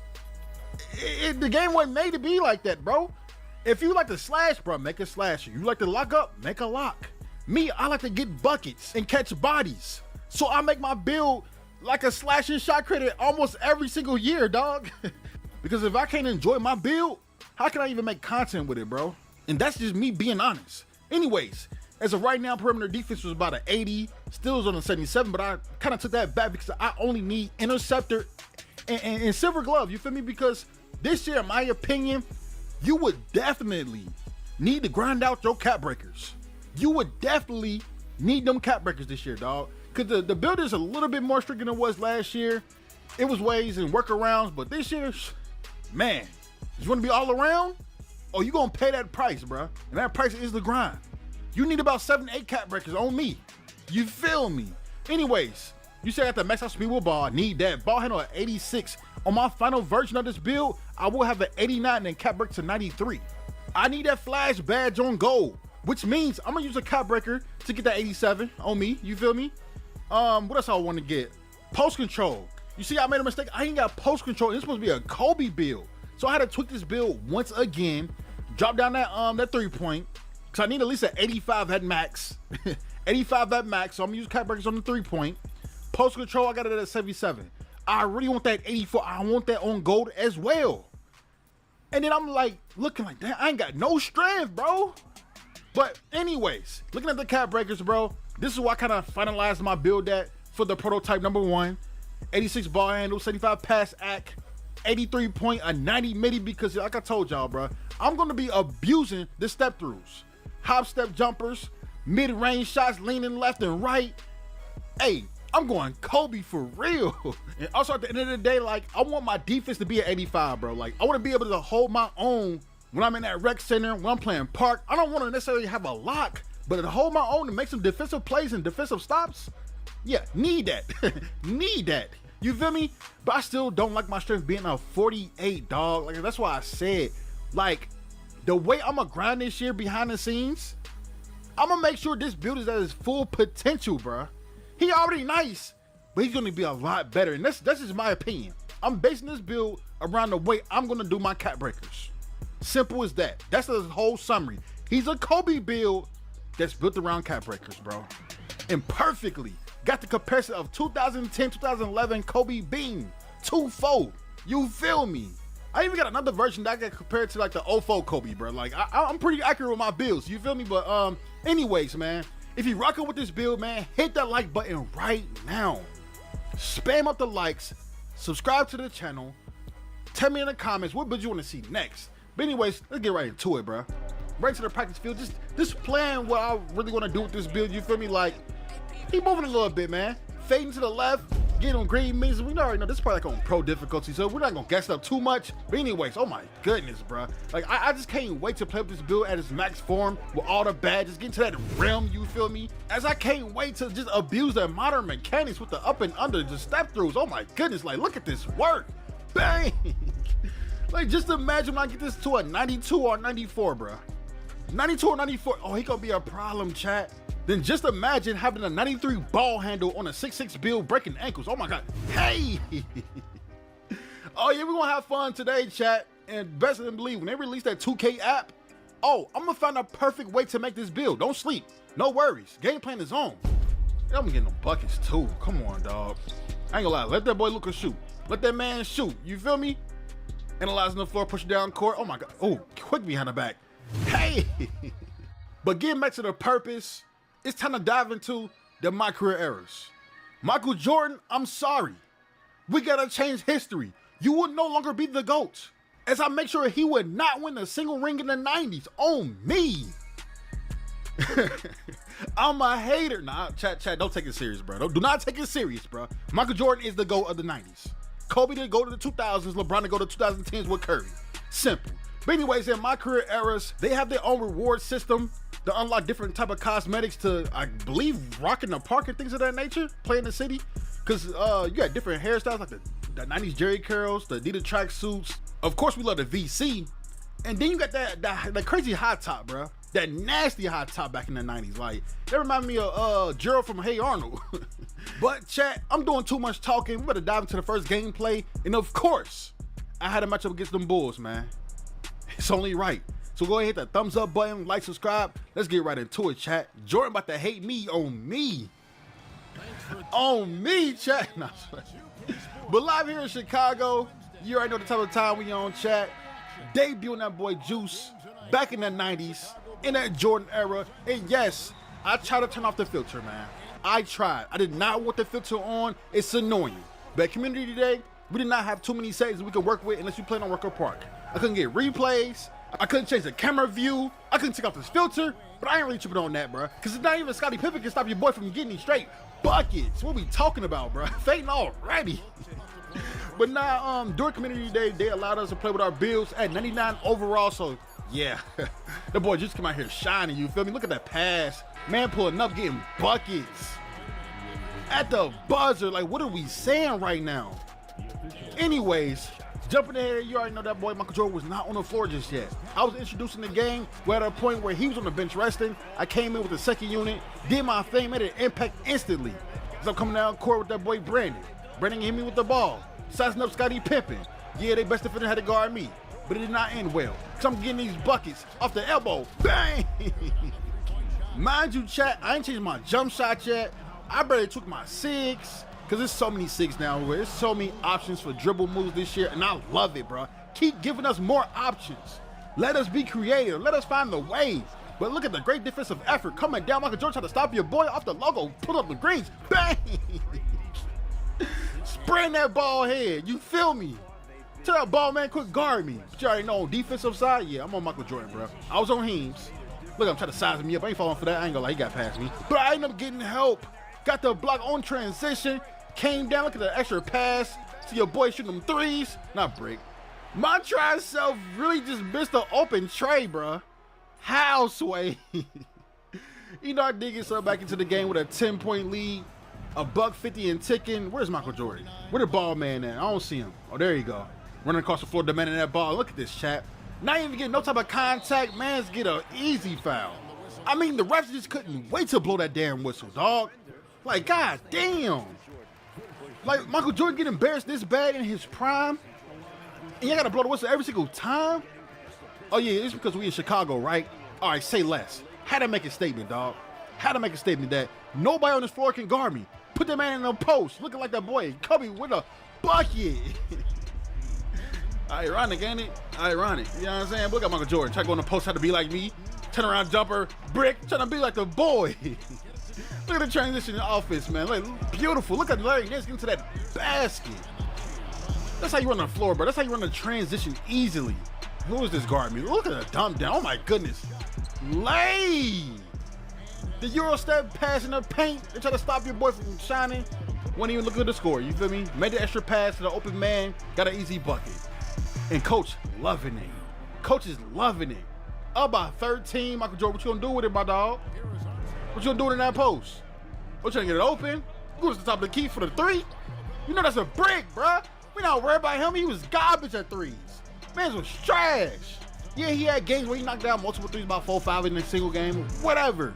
Michael Jordan was not him at the three-point line. And he tried to dunk on me? Oh, he getting disrespectful. Oh, nah. Man tried to dunk on me. Man's out here looking bad, missing open jump shots. Oh, yeah, Michael Jordan, he's bothered. That man is bothered, Cheddar. I ain't gonna lie, bro. That was a great shot. Late contest, but I still did what I needed to do. But I had to show him how to do it, bro. Catch and shoot. Easy bucket, because it's green. Come on, bro. Quit playing with him. That Jordan era, they weren't ready for somebody like Juice, bro. I'm telling y'all, bro. They was not ready for this type of talent. Look at Scottie. Oh, nice dunk down, King. Stopped. Running a break all the way. Gets to that basket. Hey! I just doing what we supposed to do. Look at my boy getting guarded, bro. Up there picking up Jordan at the half court line. Come on, who doing that? Who's really playing defense like that on Michael Jordan? Right there, my hands up. Making him fight for it. I ain't gonna lie. That's a great attempt. He stepped through and got the bucket. It is what it is. He finally scored on the boy Juice, bro. Finally. That's all he had in him. He gave me 2 points, chat. 2! That's his light. Oh my goodness. Oh my goodness. What are they doing? What is they doing? Let me get that ball right back. 26 seconds left. Wide open. They're not playing no defense on me, but it's still green. You love to see it, man. You love to see it. Double the Chicago Bulls in my debut in the Michael Jordan era. At this point, bro, everybody not even be Michael Jordan's era, bro. Like, If the Bulls keep this up, they won't even make it to the NBA Finals. They got to go through Cleveland first. Now, I promise you, he's not going to win in 6. Never. He would never see a Game 7 and he's not winning in 6. And I put that on everything. But anyways, man, come out there with the dub, you know what I'm saying? Just a little display of what we're going to be looking at, chat. Because I might just play through every era, to be honest, to get all the rewards, get all the VC, get all the unlockables. Because, you know, I like to switch up my hairstyles. And so far, it's looking like 2K ain't had no fire new hairstyles. It's the same ones from last year. From what I seen. Take it with a grain of salt. I could be wrong. On a full release, 2K might actually give us some fire new hairstyles, bro. Some fire new locks, some fire new 360 waves with, you know, different types of face and better detail. Who knows? But that's besides the point. I know the sidebar talking, but we here against the Detroit Pistons. I'm telling y'all right now, they played a lot better than them Bulls, but they still couldn't hold me. Came down, splitting the defense. Oh my goodness. Going late. Let's go. As I was trying my best not to do too much futuristic, you know, player motions and different layups and stuff, you feel me? Like, I had to go with layups, dog. Like, I could have dunked on Heems if I really wanted to. And look at this. All the way, two-hand slam. Back to the basics with it, you feel me? Hey. We already got 4 points, 1 rebound. And look at this, bruh. You know Coach was furious he shot a limitless range 3, bruh. You know damn well, back in the 90s, you would step forward and then shot the ball. Like, come on now. But we're not worried about Heems. Oh, my God. Sizing them up. Let me screen my guy. Fading the midi. No. Oh, my God. Lay. It's crazy. I recorded this and still don't even know what's going to happen in the clips, bruh. Like, I edit my own videos and still don't know what's going to happen next. It's crazy. And these dudes out here shooting these bricks, you just love to see it, dog. As we run in a transition, coming off the baseline, oh my goodness, catching that block, doing nothing too crazy. You feel me? Just having a whole lot of fun with it, man. Because at first I was going to do like a 360 between their legs. Yeah, I was sitting there like, nah, because they might think I'm a witch, because it's like the 90s. They ain't really seen nothing like that just yet. You feel me? But nah, I will be playing this offline for sure. Like, I might do content on like 2 of the eras, then like the other 2 or 3 eras. I'm gonna grind it out, get the VC, because I'm not trying to spend no money on 2K like that. You feel me? Like, I will buy my first build, it's like 85, but beyond that, we're not spending that money on 2K like that. Check, hold on. Fade, bang. You feel me? But since there is, you know, multiple ways of earning VC this year, I'm taking away the path of just earning my VC versus paying for my VC as much as possible. I got the time to grind, why not? Green. Bang! Now I'm just being honest though, like, let me at least complete the easy ways of getting VC first before I swipe that card. You know what I'm saying? Because I will be doing our no money spent my career as well, and we're gonna see how that goes. But oh my goodness, bro. Why Isaiah Thomas ain't shoot that? Oh yeah, land beer. Said, hold on. I got the clip. Nah, I ain't gonna lie though, like, that boy Juice was hooping, chat. I mean, like, look at the stats. 6 for 6 with 15 and 1. Come on. My boy hooping, wide open. Oh yeah, snatch, easy bucket, bang. He was not playing with these goofies. Real talk on me. Look at this touch. Come on, like, y'all been missing all night, dog. We're not worried about y'all, especially in the 90s. Y'all wasn't shooting like that, not at a high clip. Had my man sized up, call for the easy screen, fading greens, bang. I'm Kobe. Nah, I ain't gonna lie, bro. Like, wait till I get my 6 right. I'm gonna be so much more confident in, you know, doing dribble moves and things of that nature. But I really want that 93 ball handle for real, bro. Because I want to catch ankles. That goal ankle breaker gonna have dudes land across that floor. Pause. Pump fake. Going at the post. I ain't gonna lie. I was just from MJ. Hop step. Bang.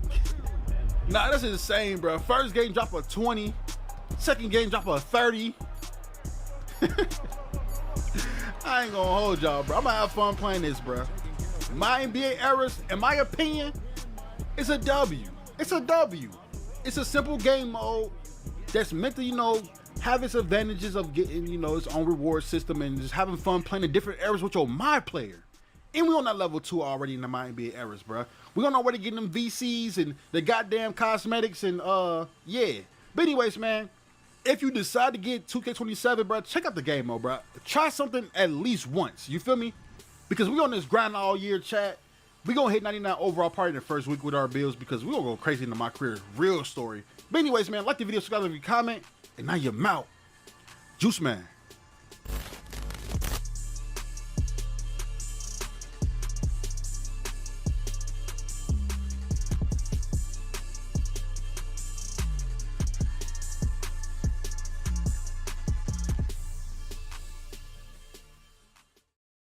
Today, we're breaking down NBA 2K27 My NBA. 2K recently dropped an article with a ton of information on it. I think there's also a video in here that we'll check out. Now, I won't lie, I've seen some stuff about the mode. I was at Community Day. They did a little spiel about it. And you might be saying, oh, Danny, of course, you're excited about this because you were at Community Day. There's a clip that Zach might include in his vlog. I was literally saying my expectations were so low for the mode. And then we get this.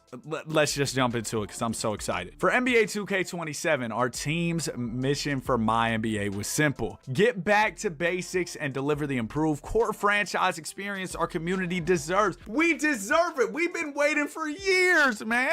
This year's all about giving you the power to put your vision into action. No Stevie Wonder. We've refined fun foundational elements of the mode, featuring realistic CBA contract negotiations and a brand new GM trust system. So yes, that means if you're texting an opposing GM's wife, he's not gonna do trades with you. I'ma edit that out. Every decision carries real weight.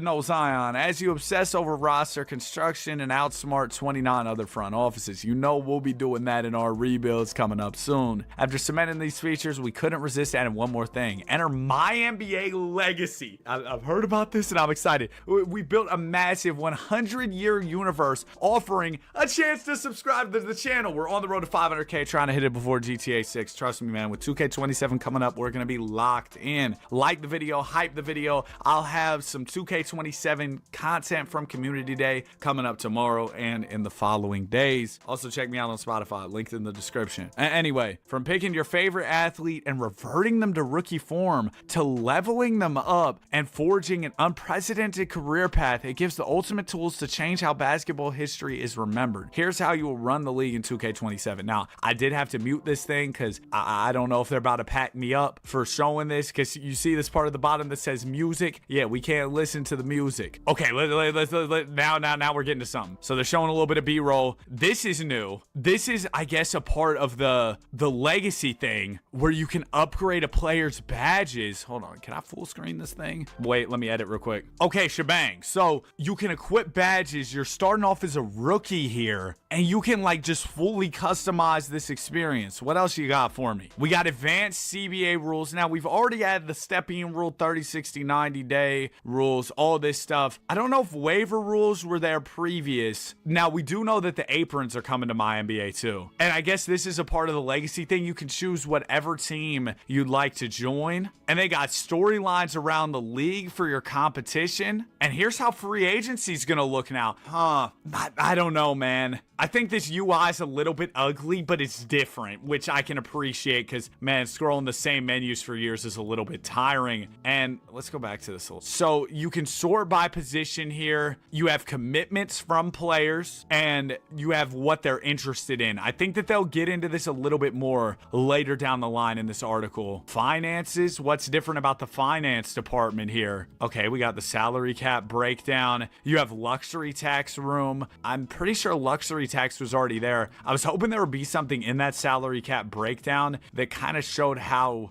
close you were to the aprons. Oh, they do have that up here. Okay, we've got salary cap. I'm gonna turn off closed captions. I don't really, okay, maybe I can't do that, whatever. Oh wait, right here. The YouTuber doesn't know how to work YouTube. Nice. But yeah, salary cap. And then it shows how far away you are from the first apron, the second apron. And when you go to sign why did they use Pat Spencer as the example, man? Isn't he back to playing lacrosse? Is he still in the league? No, shout out to Warriors legend Pat. But friendliness, he doesn't prefer team success or individual success. I'm sure he just prefers to have a job. Is he really 31 years old? Winning championships fairly important. Oh, they said you're not an alpha, buddy. But it has a bunch of preferences, and I guess, and there's also trust. So depending on how much a guy trusts you, how much you meet their preferences, you probably have a better chance of signing them. Now, Pat Spencer, like I said, he probably just prefers to have a job, so he'll get signed. You can also promise a player something. You can sign his friend. Why would I sign Pat Spencer's friend just to get Pat Spencer? I'm so cool on that, dude. You can keep a friend, get rid of a rival. What's his rival? Getting playing time? Keeping him.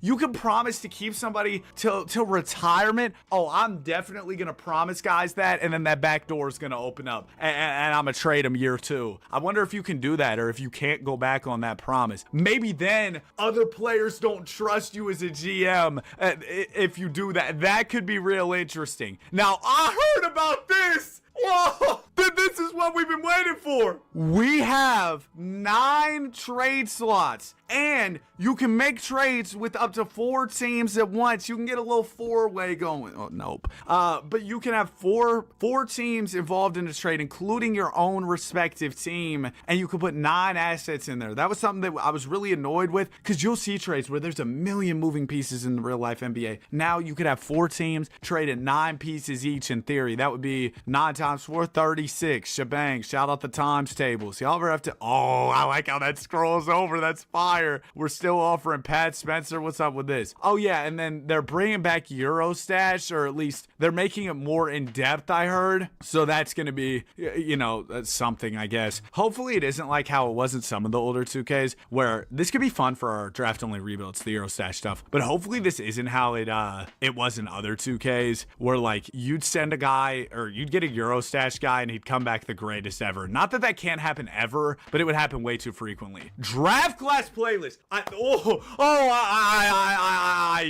Yes. I'm very excited about this one. So, create draft class playlist. I was hoping you could download one. I don't know if you can do that. Let's see though. So if you go to draft class picker. Okay, here it is. Draft class playlist. Now, the only gripe I have with this is if I can only use the 2K draft classes, that's a little bit disappointing.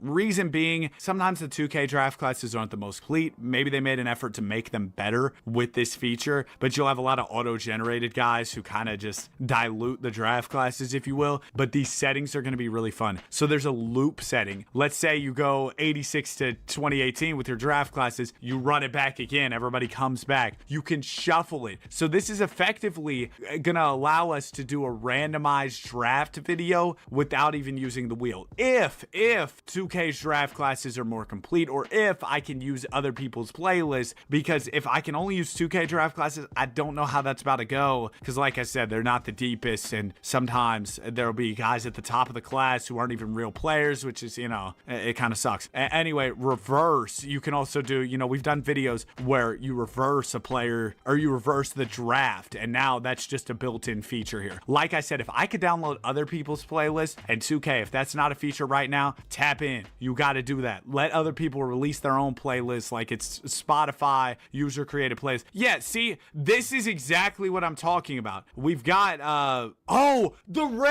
right, because I have read this article in preparation for the video. I skimmed through it at least. The randomized, let's go back. I misspoke here. Wait, whoops. Okay, back. I wouldn't be a good reactor. I don't know how to use these settings. The shuffle thing, it actually means it'll put a random combination of players in different draft classes all in one. So let's say you could have LeBron and Jordan in the same draft in the shuffle, and you know, maybe Marcus Morris is also in there. Just the big three, Bron, Jordan, and Marcus Morris. You know what I mean? That could be a thing that happens. But yeah, you see this draft, you got Rudy Gay, Dennis Hobson. Is Cecil Ewing auto-generated? Because I don't know what that is. Maybe I just don't know ball, but I'm seeing some names that sound auto-generated, and that could kind of mess up this randomized draft class feature. I think that could be, oh, wait, go back. Did it say create playlist? Oh no, that was already there. I'm hoping you could download them though. I'm hoping there's also an option to download. But yeah, you could have Reggie Theus, Larry Bird, but who is Rixie Baja? You know, maybe that's not going to fully ruin it, because you'll have random players kind of thrown in there, auto-generated guys. I guess it adds to the randomness, but I don't love that, you know? Oh wait, no, is this just Larry Bird's regular draft class? It might be. Anyway, what are we moving on to next? We got player relationships. I'm in a relationship. fellowship with all my. Oh, I can't say that word. Stefan Castle. What's up, Stefan? So this is your overall player relationships. We've had this in the game before. So what's different about this? Tell me. Oh, so you get along with Freaky Fox, really? After everything that happened to the playoffs, we get along with De'Aaron Fox, Steph Castle. I don't know about that one. But Devin Vassell, Carter Bryant. You don't have any strong feelings about Dylan Harper? I have strong feelings about Dylan Harper. I'm gonna edit that out. But yeah, dude, you can see how Stefan Castle feels about certain players. Oh, Tobias Harris is currently annoyed right now, but he just pulled up to the team. Oh! So there's duos as well, so it can help him out. De'Aaron Fox and Wemby, the big two. I'm pretty sure De'Aaron Fox is a dynamic duo with the New York Knicks. He helps them out. Stephon Castle, Keldon Johnson, Sham Penny. So I guess all guys who get major minutes there for the San Antonio Spurs are dynamic duos. Oh, and there's big threes as well. Me, Dula, Zach, the big three. If you know, you know. But D Fox, Stephon Castle. Okay, yeah, I get it. I get the point there. And then around the league. Oh, so Wemby basically has guys he really will show up to play against around the association. Chet better be on this list. Chet better be on this list. Ousmane Dieng, I'm so sure he's going to show up to play Chris Dunn. I guess these are just premier defenders. So that's kind of the thing there. It is that he's going to show up. Golly, Clay's only a 76. Somebody play the music. Now, this could be just an example for the screenshot or whatever. I don't know if he's actually a 76. Sometimes stuff is subject to change, so I don't want to say that's a guarantee. But at Clay, if it is, somebody start playing the music. 1, 2, 3. You like my fire. He's 37. Wow. Maybe that'll be my next off season when he'll be 37. Also, my bad if I'm a little bit all over the place. I got home not too long ago. Been a long day of travel and stuff getting back from community day. But yeah, this is another example of the Klay Thompson negotiations. Boom. Oh, wait. I want to see the little look at that free agency page. How does it look? The UI looks very similar to last year's. I noticed Clay's picture's a little low. Like, I feel like he should fill up more of the frame there. But the UI looks pretty similar. I think the font might be slightly different. This is stuff y'all probably don't care about. But as a guy who's probably set to play about 2,000 hours plus of this game, I care about every little detail. And you know, we're here to break everything down. What do we got next? Morale history. Oh, okay. I don't know if I really care about that. What else we got? Oh, okay. So we can get an idea of what teams players are interested in. Maybe if they're not really rocking with your team, then you have to offer them extra money or they're just going to go elsewhere. That's kind of fun. So because Pat Spencer is interested in the Suns, it'll be easier to get him. Oh, here's a look at the off-season menu. It looks very, very similar to last year. It looks like they got the little menus on Ozempic. They got a little bit thinner there, but outside of that, it looks pretty similar. I like this picture, I guess, of signing the basketball cards. Here's how the player signing thing looks. You've got renounce rights. I don't know what FSV stands for or FTV stands for. I'm not really sure, to be totally honest with you. And why does this one have no commas? Like, this is really hard to look at with no commas. I don't really get that. My NBA legacy. So this is the thing they were talking about at the start of the article. What do we got? Oh, okay. Look at the menu. I did not. They didn't have My NBA at Community Day. So, I mean, y'all saw the picture of the menu screen. It wasn't on there. So I have not touched the My NBA mode yet. We also got to do a My GM video, that's for sure. But My NBA legacy. So this is the player lock version of My NBA that everybody's excited about. My guy Dula does quite a bit of player lock content. I'm sure he's very excited for. But anyway, let's look at this. My NBA with a player lock twist. My NBA legacy lets you choose one legend, control them and their team and progress and badges. So you're not only going to be able to player lock as the player, you're also the GM. You're doing all this stuff. We're definitely going to be running some My NBA legacy. No question. You can freely change your legend yearly or focus on one player's oh, so I can jump around. I could be Danny Durant. That's a hint at something. I'm not going to tell you what it's a hint at, but you'll know. You know what? You're watching this far into the video. Here's the news. This year in my career, my player will be named Danny Durant. We're going to be a small forward. That's really all it was. You can freely change your legend yearly or focus on one player's legacy. Try and become the eternal GOAT over 100 years of gameplay. So I can keep running it with one guy for 100 years. That's insane if so. Okay, so we got some My Player builds. Flight Risk is a build name? Huh, that's interesting. But here we go. So we got challenge modifiers. We might have to read about that more. Wait, can I see how that looks? Can we see what the challenge modifiers are? Or, oh, they went by it too fast. Well, maybe they'll have something about that in the article. Setup options, automate off-season periods. Okay, that's all normal. What are we moving on to next, man? What do we got?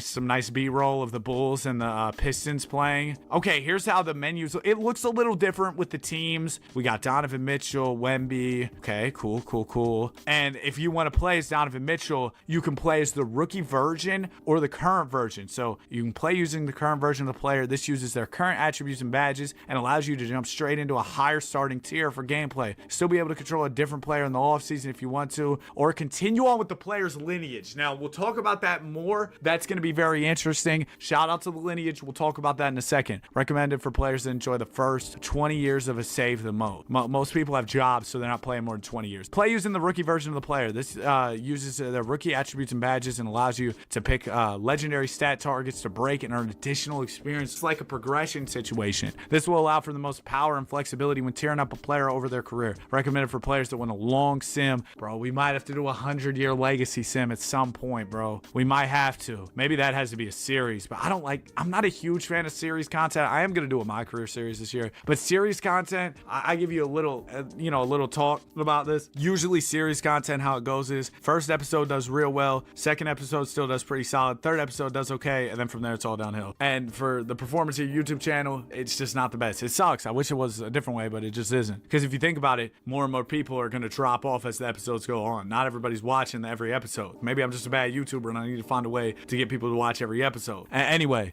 you got targets. So choose a legendary player or this player's veteran form. You'll receive experience for completing 10%, 30%, 60%, and 100% of their lifetime stats in the 5 major counting stats. And don't ever try to do that for Braun, bro. Along with big bonuses for completing 100% as well of a category. Experience scales with totals. Oh, so if you go for Braun and get his totals, you're going to get a way more experience. Oh, yeah, you see the max XP here. What's Braun's? 4,700. Oh, my goodness. Yeah, and I saw some other guys who were in like the 3,000s. And yeah, then we saw this. Didn't we see this earlier when we were talking about the badges and how you could tier up and tier down and stuff? That's going to be pretty interesting. That should be fun. Yeah. And then legacy bonuses. Oh, we can get training camps? Please tell me training camps aren't just for the legacy thing. I hope that's for everything because that could turn up our rebuilds very significantly. It could make it a lot more fun, but it looks like we got a bunch of upgrades. Family skills, private lesson.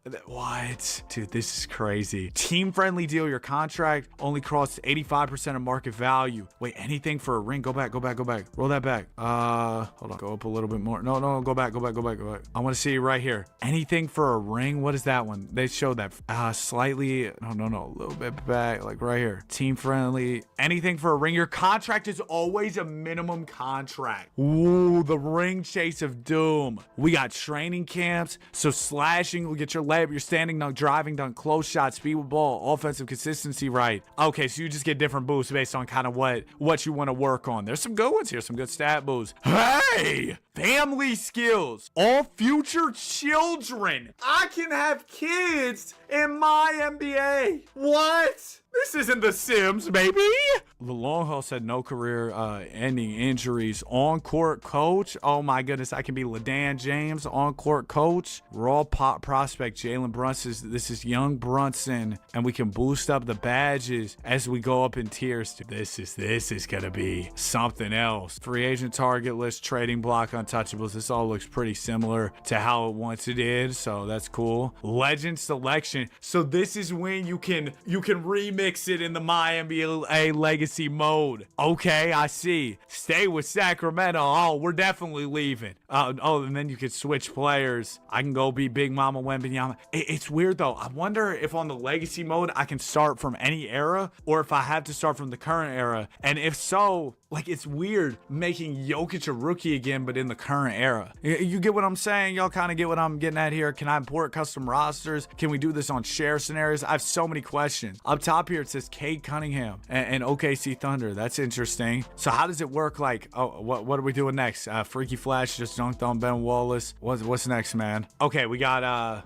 contracts. Oh, what are they doing here? We're still doing okay, now we're scrolling through the roster. This seems like a lot of the same stuff that we we kind of already went over. I don't really know what any of this it really is. But yeah, my NBA 2K27. Okay, that was really cool, but I do want to read the article as well. We want to get to all of this because I feel like we probably missed some stuff just looking at the video. So let's check it out. Free agency in NBA 2K27 has been improved to capture the high-stakes drama of the real-world offseason. We got a little bit of a look at that with the video, and I thought it'd be good to lead with the video because thinking as a YouTuber, it's visual, right? So it'll be better for retention than just showing text. And then once I got y'all hooked in, hopefully you'll watch for the text. If you don't, I don't care. I'm really doing this video for myself because I'm so excited. Dude, I'm so excited to go to sleep after I post this video, though. The moratorium period and pitching max players. Before free agency officially opens, you'll sit down with marquee max-level free agents to make early pitches and lock in commitments before the free agency window opens. Top-tier free agents will take various factors into account. So this is what we saw in the video. When they receive max offers from multiple teams. To convince a superstar to sign, you'll need to offer contract perks and make binding promises during negotiations. So I guess that's what the whole thing was like. Oh, you want to be a lifetime player for our team. Roster demand. Max players can play la GM, can demand general roster influence. So I guess that's why they were so focused on morale in the trailer. Because let's say you sign LeBron, or well, maybe LeBron's, let's say you sign LeBron in 2016, and he wants you to go get, I don't know, he wants you to go get his guy D-Wade again. He wants you to get D-Wade. And you don't do it, I'm assuming that'll hurt the morale. I'm assuming that's what it is. Lifelong loyalty promises. In real life, top-tier free agents always get max contracts. Now in 2K27, we've expanded the tools you have available to see what you can use to convince a player to join beyond just a simple dollar amount.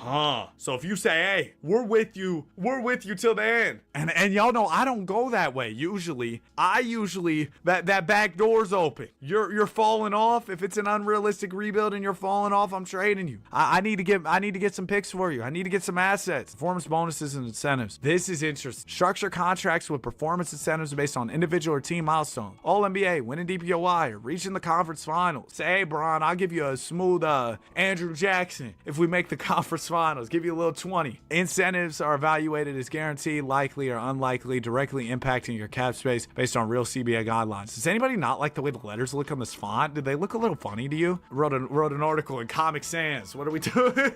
During the free agency moratorium period, a brand new menu acts as a scrollable depth chart showcasing the best available players at each position. I like how visually it's different. I do like that. This lets you quickly identify potential scarcity. See, but it looks like that's an L, not an I. Y'all see what I'm saying? And monitor which top players are flying off the board, assuring you know exactly when and where you need to strike fast. To keep you fully informed throughout the process, oh, there's a daily recap screen. Highlights major signings, provide league power rankings, track the remaining high-value talent. Dude, rebuilds, I think they're going to be a lot more in-depth this year and fun. It's going to be a good time. Hey, Bron. Team dynamics and GM trust. Well, what did Drake say? Oh, trust issues. Building a champion requires more than raw talent. It requires credibility and locker room harmony. Indeed. In 2K27, we revamped player morale and introduced GM trust, morale, personality clashes, and dynamic duos. The morale system now actively tracks long-standing friendships, intense rivalries, and complex personality traits. So I can't have Wemby and Chet on the same team across the league's top players. These relationships develop naturally based on real-world factors. Friendships can organically build from a shared history, such as playing together internationally in high school or in college, or even just, what does this mean? Hauling from the same hometown area, coming from, I guess is what they meant to say. Conversely, rivalries are forged in the fire of competition. A player repeatedly knocked out of the postseason by this exact same opponent will harbor a very real grudge, bringing extra fire and intensity to those matchups, especially in critical playoff elimination games. Personality also plays a massive role in your team's success. Clashing mentalities, like trying to prepare two demanding alpha dogs. Yeah, so you don't want that clash, or forcing a real player to keep it real player. Sorry, man, I'm a college dropout. What type of reading did you expect? To coexist with a pat my back teammate can create a severe locker room friction and actively derail your team chemistry. It also doesn't help that the letters are all over the place. It's hurting my reading. Players that have personality mismatches will build chemistry more slowly and lose it more quickly if you start to lose. On the flip side, building strong bonds pays massive dividends. When two stars maintain a high friendship rating, 50+. Oh, so we just got to be buddies, man. We got to have pizza parties. We got to hang out together and all will be well. They officially form a dynamic duo, which allows for an even bigger overall improvement. Sharing the floor with the duo partner grants both players dynamic attribute buffs during games. If you take it a step further and 3 3 stars share an elite friendship. They form the big three, Mizak duel of the big three, unlocking a maximum team-wide boost as long as they stay together. Earning and losing GM trust. I want to see what's going on with this. As the general manager, you'll now maintain a dynamic trust rating starting at 50. Your trust rating dictates how believable your promises are during free agency negotiations. Oh, I definitely know I'm going to crash out and lose a lot of trust in certain videos, man. I already know. Do we know if Ant got face scanned or did 2K just lock in? We were talking about that at Community Day. Based on like these screenshots, it looks like AE got scammed, but maybe not because he hasn't done it like all these other years previous. Governor directives span all my NBA modes. Complete my GM tasks and my GM secure player extensions and re-sign your own free agents to increase your trust. Bro, my GM, we gotta tap in this. Conversely, breaking promises or trading players on multi-year contracts. Really? So if I sign a player for multiple years and then trade on my trust shots, bro, this is all stuff I do. I'm a slimy, grimy GM. If your trust plummets, top free agents will refuse to take your contract promises at face value, forcing you to overpay to secure talent. Community requests, back to basics. We got so many things. Do you understand that they usually give you a smooth couple paragraphs and they went into so much detail? We got a video breakdown. Oh my gosh. We spent a significant amount of time addressing the top feedback from the MyNBA community, integrating highly requested administrative tools and roster management features. Our focus was to rebuild the core elements of MyNBA, rebuild, I like that word, and support the evolution of the sport through these changes. Here are just 21 examples of the many exciting updates we made in 2K27. 21. Bro, I remember when they were showing the trailer, or they were doing the little live stream thing and they were showing it to us at Community Day. I looked over to my guy, Matt. I was like, Matt, the 6 Rings of Steel. They might have cooked. Shout out to Matt, man. Really cool dude. 6 Rings of Steel, Soros makes great NBA content, 2K content. Bro, I don't have anything bad to say about anybody I met, man. Everybody was super cool. And I'll have a video on kind of going over the experience, some gameplay stuff. A lot of stuff is on the way, man. So yeah, expand your trade negotiations, but I can't post it right now. Anyway, expand your trade negotiations up to 4 teams simultaneously with the asset cap increased from 6 to 9 assets per team. Turn the 6 upside down. It's a 9 now. Oh, we got buyouts. Negotiate contract buyouts. Maybe that's why they showed Clay. Was that a buyout thing? With veteran players on expiring deals and hunt for late season additions. So we got something to do after the trade deadline. We can hit up the buyout market. Experience the realistic roster building constraints of the CBA second apron. It's so crazy to me, man. And I know I'm rambling. I don't know what you expected. My mode got a big update, all right? This is huge. Ever since I started making content, my NBA hasn't really gotten a huge update outside of the Curry era. I've been making content since November of 22, man. I was in high school. I'm long out of high school now, man. Constraints to CBA second apron, including trade restrictions. So yeah, when the 2K Mart just had the aprons, I thought that was all we're getting. And look at all the stuff we got, including trade restrictions and tax penalties for high spending teams. Added 75 historic courts in my NBA eras. That's cool. That's fun. Eurostash contracts have been on ice since 2K24, but they're returning in 2K27 after receiving some significant improvements to give the players the version they deserve. We had to go under the hood and rewrite the system to offer a more authentic and enjoyable experience. Get under the hood, 2K. My NBA's All-Star Weekend has been updated to reflect the NBA's modern format, okay? But like little stuff like this, I'm like, oh, I don't really care. But the fact that 2K actually paid attention to it is a sign of progress, because I can't believe they paid attention to that. Added the new 3-2-1 lottery system and all the smaller minor details included. This is now available as a rule change as well as historic change of starting before the modern era. This new lottery is going to make rebuilds insane, because teams that are at the bottom of the bottom are punished. And if you're a fringe playoff team or 7-8 seed playing team, you could still earn a top pick. It's going to make rebuilds so much more different and crazy. And you can't just tank to get the top pick in the modern era. That probably isn't going to work. Added new styles of playoff series, home away games for 5 and 7 game series. We now support straight alternating home and away, as well as 2-1 best of 5.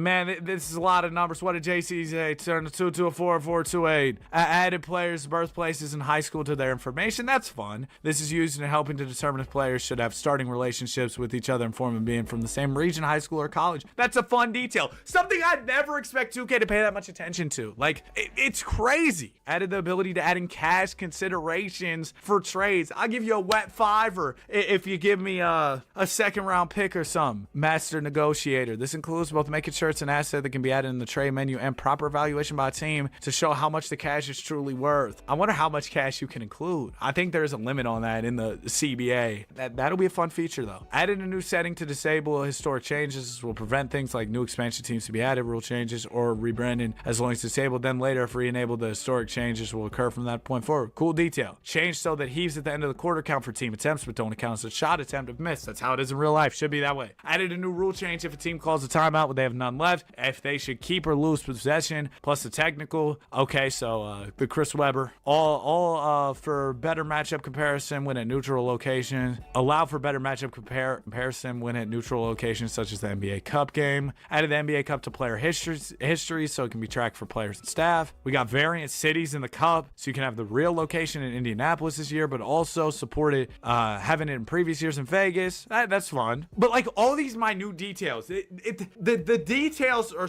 it's so important, man. Added a rule change for clutch player of the year. Added limited 10-day contracts to both the NBA and WNBA. Improved the first A-Friends effect so it better matches the CBA. I love that. Fix an error that resulted in tiebreaker rules. These are very important because any deviation between how we calculate the play-ins and playoff tiebreakers and the real-life NBA could cause start today to break if they come to different results. That used to happen when you would do start today and try to start in the playoffs. Sometimes it would be messed up because of those tiebreakers. I didn't know why that was, but now we know why, and they fixed it. Improved how we calculate defense when affecting shot probabilities. Now there's an inherent cap into how much they could potentially interfere. This does not impact shooting odds when playing in-game on the sticks. So I think that's something for CPU versus CPU. Hopefully CPU and CPU gameplay is better. Let's look at these draft class playlists. How much more do we have? Quite a bit left. So I might need to speed it up. No, I don't. I'm just gonna enjoy this, man. What did Bobby V say? Slow down. League customization reaches new heights in NBA 2K27 with the rule change engine. Front offices are no longer restricted to 5 rule proposals per offseason. You can now explore, review, and vote on an unlimited number of pending rule changes across broken down categories. The updated interface provides a detailed historic context, descriptions, and custom sliders for every proposed change. Maybe we can do some videos experimenting with these rule changes if they're going to be really cool and detailed. To complement our 100-year franchise window, you can now create historic draft class playlists, easily line up sequential historic draft classes to automatically populate your league across decades, or randomize them to create alternate reality draft classes. We will definitely be doing that. There are a few ways to get the most out of your replay, and they can be mixed and matched. Loop, if you hit the end, you'll start from the beginning of the playlist. Shuffle, players are randomly dispersed from the total players pool, leading to randomized draft classes without duplicate players. This is going to be a video. 1 million. Reverse, use classic draft classes, but go in reverse. Continue our commitment to making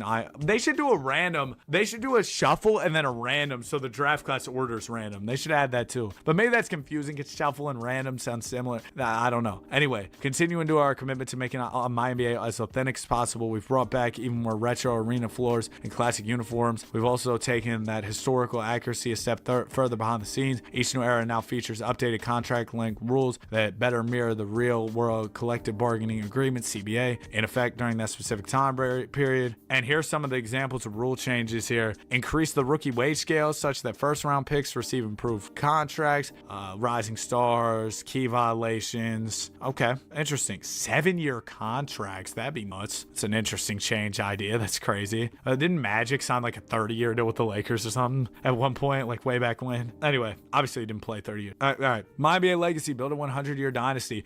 The headline edition of My NBA in 2K27 is a My NBA Legacy, a single-player player lock mode that bridges the gap between running the front office and dominating the hardwood. This is gonna be my bread and butter. Whether you're committed to writing the next century of NBA history or looking for a casual sandbox experience, My NBA Legacy has something for everybody. When you start a My NBA Legacy in the modern era, you can pick any player to be your legend, with the option to play with their current attributes and badges, or revert them back to their rookie form to potentially earn more XP by completing statistical milestones. From there, you play as both the general manager, oh my gosh, executing front office operations, and the lock player on the court. Because My NBA Legacy is a single player sandbox, there are no artificial limits. I can make my player the best. Beast mode. Balling so hard, they think I got the cheat code. Attribute progression, training camps, and badges. I want to hear more about this. I was intrigued. In My NBA Legacy, progression is driven by your performance and strategic planning. Instead of standard rating increases, you can earn experience by hitting per game stat goals, securing season awards such as MVP, DPOY, ROTY or ROTY, that's slang for Rookie of the Year, making deep playoff runs and chasing down all-time career statistical records. Complete statistical milestones by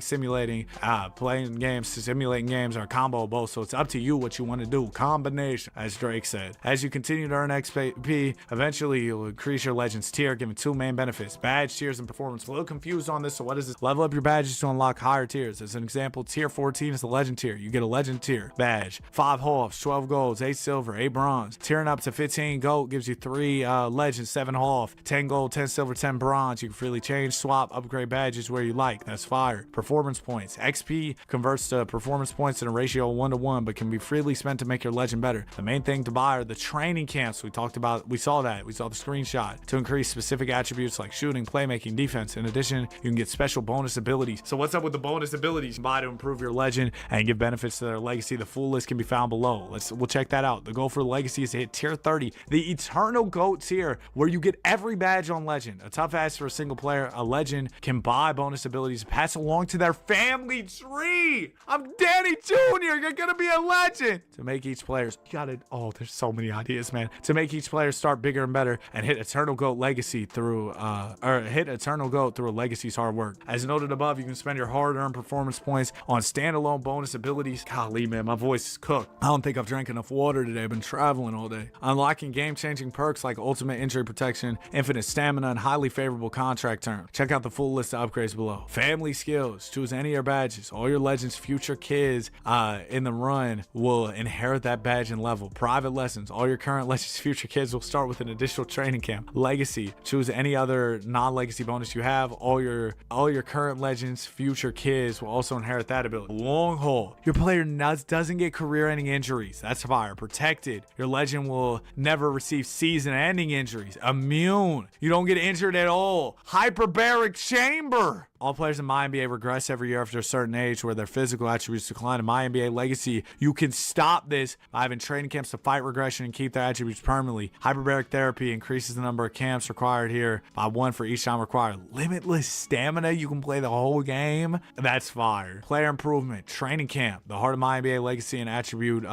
progression. More details above. Pave the way, improve the potential of all your legends' future kids by 5. How many kids can I have? Each kid can purchase this again, allowing for stacking future potential. Potential determines how expensive training camps are, so having max potential will save a ton of performance points in the long run. Legendary skills. Immediately get a new legend tier badge. Offering permanently disable a specific badge for your legendary kids. In exchange, you get a permanent boost to XP gain. Ooh. Hardware collector. Gain more XP from winning personal accolades like MVP. Oh, I sound like Rick Ross, man. I'm tired. A lot of reading. On-court coach. Just like the fan favorite badge in my career, your AI teammates will instantly listen to you. JR, hand! When you call for the ball or command them to shoot. Simballer increase, y'all remember Simballer? Improves XP earned by 20%. This bonus temporarily goes down in the season for each game you play on the sticks, resetting back to 20% next season. Team-friendly deal. We looked at this one. Your contract only costs 85% of the actual market value against cap. We got anything for a ring. You're always locked in on the minimum, freeing up maximum cap space to build a super team. Limitless stamina. Stamina doesn't deplete, keeping you fresh from tip-off to the buzzer. Ultimately, My NBA Legacy is about cementing your all-time greatness. A few of these bonus abilities are specifically designed to let you pass your hard-earned skills down to the next generation, ensuring your impact on the league lasts long after you finally hang up your jersey. Generational legacies and 100-year franchise runs. In 2K27, we've increased the number of years players can play before retirement from 24 to 25 because they know Bron's about to go 25 on this 2-year deal with Philly. At least, maybe he'll do more. In addition, or maybe he won't. Maybe he'll retire after this year. In addition, we've expanded the playable franchise length from 180 to 100 years. That means we can get a true 100-year rebuild in My NBA, My GM, and My NBA Legacy. For My NBA Legacy, players can retire and move on to their son's career, meaning you can play 4 25-year careers or 5 20-year careers. Oh my gosh. When your Legends career eventually comes to an end, the journey doesn't stop. You can choose to pass along your legacy to your player's child through a stacking progression system. Future generations inherit a portion of their parents' starting badges, training camp bonuses. We talked about that, yeah, and special abilities. Whether you play for one franchise or several over the course of your year, if you win championships, your descendants will start their careers with permanent bonus points, massive permanent bonus points, giving them an unprecedented head start on their own path to immortality. For elite general managers or elite managers who reach eternal GOAT status, 2K27 introduces up to 20 difficulty modifier. Oh, so if you're like, yeah, come on, man, this is too easy. Ranked. max. You play with ranked settings enabled. I'm not sure exactly what that entails. Tougher goals. Season excellent goals are more difficult. Stifle potential. Lowers your potential. Injury risk. Long haul bonus is no longer free. Must be acquired. Auto max. You always got to play for a max. Early peak. You regress at a young age. Inflation. That the training camp cost goes up 10%. Gym fees. Limitless stamina costs 3 times as much. So everything's going to cost you some type of XP or something, and that'll make it tougher. Vocal haters. Finals MVP voting is unfairly based on only your worst game of the series. Oh, so we're about to end up with Iggy Finals MVPs. The hard road. In the offseason, you'll be forced to go to a team low in the power rankings you haven't won with yet. Ooh, the long road. We can either be long or nope. More XP required to tier up, meaning slower badge progression, but a higher ceiling you haven't won with yet. Voter fatigue. Each MVP you already won lowers your MVP share in future races. Your MVP vote share. That's kind of interesting. Coach's orders. Head coach knows best. Your first training camp is randomized. Limited trades. You can only do 10 trades. That's a lot of trades, man. That's a lot of trades. Too many ops. Yo. Playoff opponents start hot in all elimination games. Hardest road in the offseason. You'll be forced to go to the lowest team in the power rankings you haven't won with yet. Father Time. You'll need an additional training camp per season to prevent the effects of regression. Tough critics. It's tougher to win MVP and DPOY. Few trades. You can only do 5 trades this season. What if they did like 2 or 1? That could be crazy. Above and beyond, career legacy goal targets are increased by 25% across the board. XP awarded stays the same. These challenging options add fun twists such as strict trade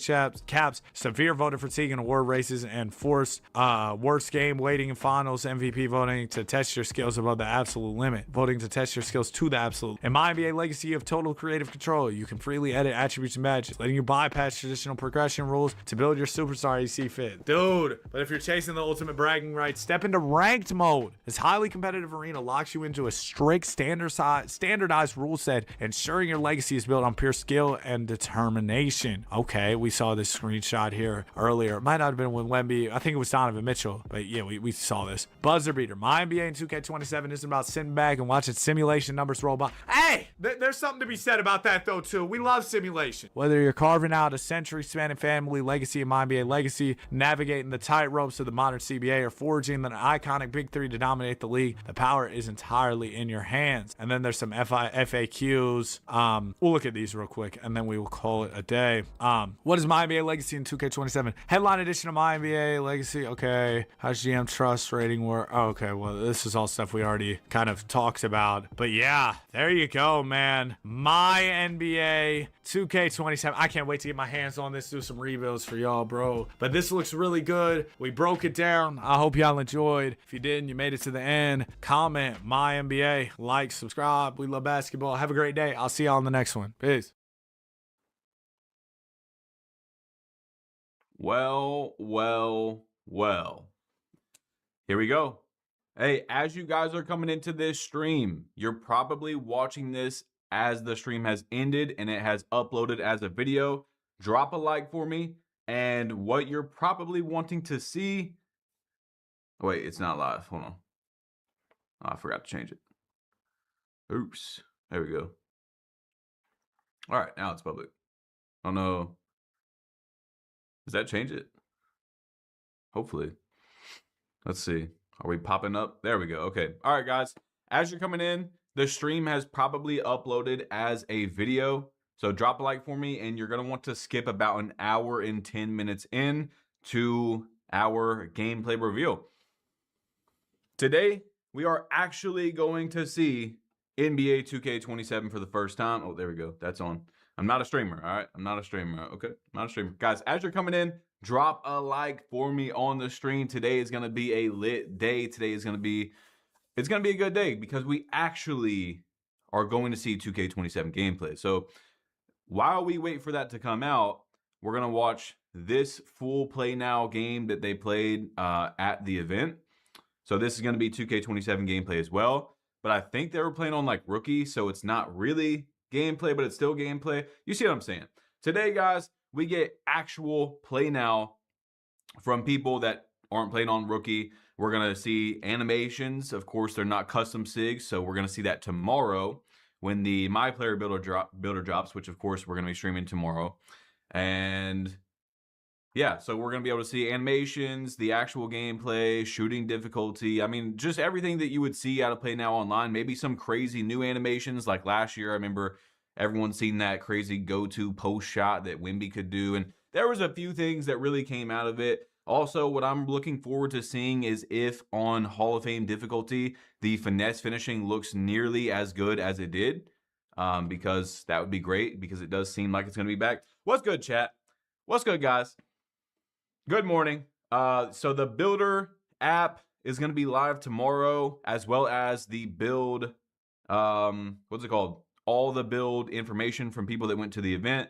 So we're going to be able to see people actually using custom SIGs. That's very, very important for the game. Of course, it's day 0, so they don't really know necessarily the best animations, but today we're going to see NBA player animations, tomorrow custom SIGs. What that looks like, we're going to see the first actual builds created from creators. So what's good, Apex? What's up, Legend? Guys, as you're coming in, bro, did you join my new Discord? We created a Discord for 2K27.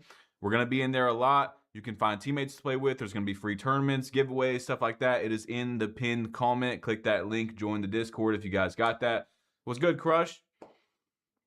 It says there is 2 viewers. Yeah, I think we got a little bit more than 2. I think so. But good morning to you guys. I'm not sure if we've ever started a stream this early at 9:50. Maybe last year. You early? Yeah, I'm a little early. I said 10 a.m., but we're dropping at what, 9:50 we started. I had a little bit of time, so I figured I'm going to start it up and talk to you guys, because I actually enjoy this part of the stream a good amount. You know, it's like we get to talk, we get to look at stuff, and then boom, it's just news, news, news. And I don't really get to really talk to you guys that much once it drops, because we're just breaking down everything. What's up, C-Key? I'm going to try to lock in with work and your stream. Got you. Good morning, Badge. We at work tuning in. Hey, what's good, Clutch? Can't see the Discord link? Here, let me, I'll put it in the chat a few times for you. Wait, no, that's not it right there. Let's see. Red, can you spam it in the chat for me? Or Colbyon, the link to the Discord, please. What we got going on today? First of all, we have God's gift to Earth, Monster Energy. This is not a sponsor, but Monster, please. I love Monster, okay? Hit me up. And then we have gameplay dropping today. So we have actual Play Now gameplay. So this is Play Now gameplay. They played a few, I think 2 or 3 games at the event, but from what I've seen, they were all on Rookie. So it's like still gameplay, but it's not gameplay. You get it. What's the new best badge out plug? The new best badge, we're not really sure yet, but it might be that no dip badge. Let's see. Chugging my Monster Java. Okay. Get off Monster, bro. That's terrible for you. If this is the worst thing that I have all day, I think I'm all right with that. I eat pretty good. I work out. You know, if that's the worst thing I have, I think I'll be okay. Red Bull. Okay. Yeah, my boy was telling me I should try Red Bull, but I don't know. I haven't really put much time into Red Bull. Love from the Bronx. What's good, Kinu? I think I've seen you in previous years, right, Kinu? I drink G Fuel. I say that and MIDI Fade badge. The MIDI Fade badge probably is going to be really OP, especially because Mike was talking about trying to push people, not necessarily push people away from the 3-point line, but making it to where you should take mid-ranges and layups and stuff like that. It seems like what he's trying to get. It seems like shooting's going to be a little harder, but it's not going to be that much harder, guys. It's really not. If it is, they'll probably patch it. They'll probably buff shooting. You guys, I think we are starting to finally understand that shooting just can't be too hard, because then 2K is going to change it, right? Because we've seen it, the casual players, the average of the entire 2K community is shooting 45% from 3 in like Park and Rec and Pro-Am that Mike Wing posted. So like, it definitely can't be too hard, but it can't be too. It should be harder, I think, than this year by a little bit for sure. Oh, you need to be a mod? My bad. All right, so Colbion's got it. Here, let me make you a mod, Red. Guys, as you're coming into the stream, if you have not dropped a like for me, please do that, okay? Please do that for me. That helps a lot. Being Chad Powers is hard. Do you really want to stop winning? Everything you say is so stupid. Chad is stupid. That is the point of the character. I know your secret, Chad. Please do not get caught. What's the worst that can happen? He actually murders you?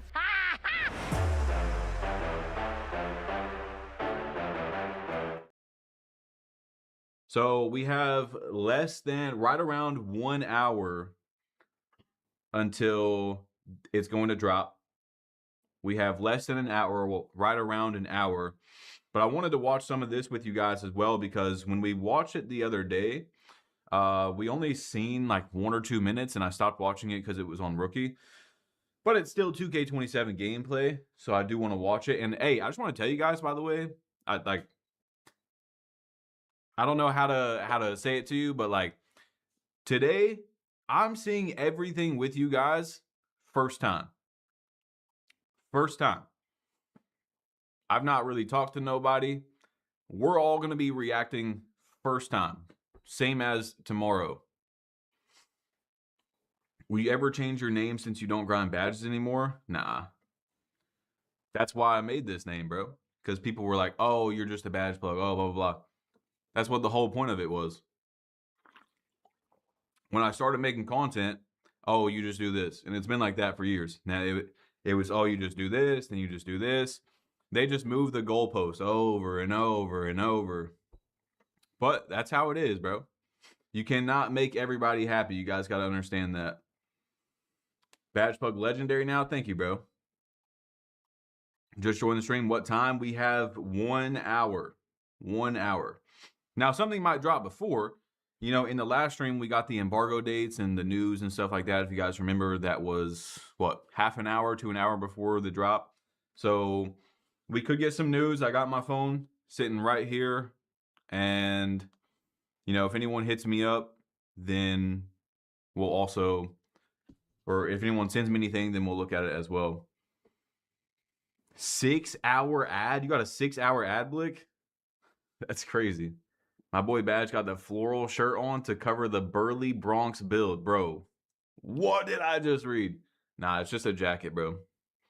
You the best, Badge. Thank you, Loke. Or Locke. Let's see what we got here. How we feeling about everything so far, Badge? Liking things and not? Dude, I really, really enjoyed the last stream. Like the information that we got, the crews, the, what was it? The builder, the new badges, everything that was dropped in that day, the 5 different arenas in the rec. Like there was a lot of good information that came out of that. But that does not mean the game's going to be good. Okay, so we will have to see the actual gameplay. The gameplay is by far the most important. Today is the first real look of gameplay. No cinematics, nothing like that. No custom SIGs, but tomorrow we're going to see the builder app, the custom SIGs. It's going to be big. The next 2 days, if you're on the fence about buying the game, today and tomorrow is the days. Like, I don't know how to explain it to you besides that. Like, that's going to be your make or break, you know? I think for a lot of people. You think they'll actually be strict on cheaters? Honestly, I think that if they have the ability, like the real ability now to say, this guy is cheating, we know that for sure, they would ban them. Because, I don't know. I think that maybe this year, like, they can't ban someone unless they know 100%, or that could be some sort of, like, legal trouble. I could be wrong about that. Maybe they could just do whatever they want because it's their game, but I don't know. Of course, I don't want cheaters to be in the game. It's extremely annoying, but they're very beatable. You know, they're very, very beatable. Most of them are just not good at the game. They just rely on that. Yes, it makes them way harder to beat, but especially especially when someone's good and they're cheating. Like they were good without cheating and then they're cheating. Like that's tough. But most people were not good, and that's why they do that. When do we see gameplay? 1 hour. 1 hour from now. Set an alarm. Do what you got to do. How much do you think it would be to make a build from 25 overall? Yeah, so I wonder. So we're actually going to see tomorrow. Yeah, tomorrow we're going to see if builds really do start at a 25 overall, because we've seen. Oh, my bad. Monster of Doom. We did see that there was a build there was multiple builds that were 25 overall. So no giveaway for me. We're doing a few more giveaways in the Discord, guys, until the game comes out. And even after the game comes out, of course, we'll be doing some as well, mostly in September. We also have a league in the Discord that we're starting up, guys. That's going to be interesting. Again, we're going to have tournaments that are free. So there's going to be tournaments you can sign up for. There's going to be, of course, little pots and stuff like that, 100, 200 bucks, something like that. Wait, why are we watching this again? We are watching today to see real 2K27 gameplay for the first time. No cinematics, nothing like that. We're going to see multiple different perspectives from creators that are casuals, dribblers, comp players, you know, whatever you want to. We're going to be seeing every single different perspective of the game, animations from NBA players that might have stuck out, animations in general that might have stood out. What would be other things to break down? So people turning the difficulty up to like Hall of Fame, for example, and seeing how the shooting is. I mean, there's so many things that will come out of today. I'm not going to lie to you guys. Today is not as important as tomorrow. If you were to pick one, tomorrow is definitely, well, it depends on what you actually play on the game. So if you play now, that's pretty much it. Or like my NBA, maybe even my team, today is probably more important. Tomorrow, if you're a park player, you're going to see the actual builder, the first builds, custom SIGs on top of the players. Well, I guess that would matter for my team as well, because, you know, throughout the year, they get better SIGs. But yeah, tomorrow we're going to see actual custom SIGs, and that's going to really show us how dribbling is. Today will be a first look, an impression. It's not going to be the full picture, though. Tomorrow is really going to be closer to the full picture of this is how dribbling is probably going to look, which is very important. This is how shooting is going to look, you know, stuff like that. The Discord link is the pinned comment on the stream. The pinned comment on the stream. Keep up the good work. Thank you, Gabs. Do y'all think defense might actually exist on 27? 26 was one of the worst 2Ks ever. I think it's going to be better. I think it'll be better this year. But what's good, Mark? So in 2K24, defense, what I hope they don't do is slap, what would be the word? Just kind of like a Band-Aid on the defense. For example, 2K24 was the last time. You can't really count 2K25 as having good or bad defense. The game probably didn't really have that good of defense. It was just RNG that was making people give you the illusion of the game had decent defense because people were just missing open shots. So really we have 26 and 24 to go off of. And 24, you could say definitely had a bit better defense, but it was really only because if you had a certain amount of steal rating, if someone tapped their right stick and you timed it, steal every time. Now, I'm not saying that if someone crosses over and you reach, you shouldn't get a steal. Like, obviously you should. But there was a lot of very canned animations, which they took out in 2K26. And that they need to find the middle ground of skill gap for steals and also having a game where you don't just get a bunch of canned animations for the steals. So that was an issue this year with escapes and stuff like that. But anyway, what I'm saying is the steals in 2K24 was a slap-on Band-Aid, in my opinion, for the rest of the defensive system. So it was kind of like, okay, defense really isn't that good, but here's this like really, really good part of it. And it didn't match any sort of simulation basketball by any means.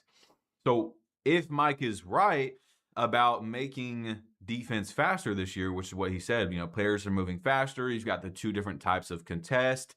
That seems to me on paper, from what we have been told, to be a much better defensive system than we've had in the past few years, right? If the defense actually does work correctly. Okay, so I have enough money for 3 new pro plugins. What are the next 3 I should get? That's easy. CLA vocals. Dude, clarity. Whoa. REQ. That's definitely why I love using Waves plugins. Every beat that I do, I have all of those in there.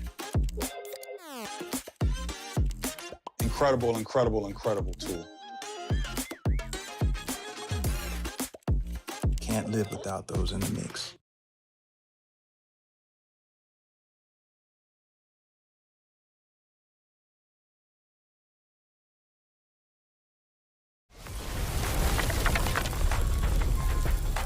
Wow, lit. That fit fire.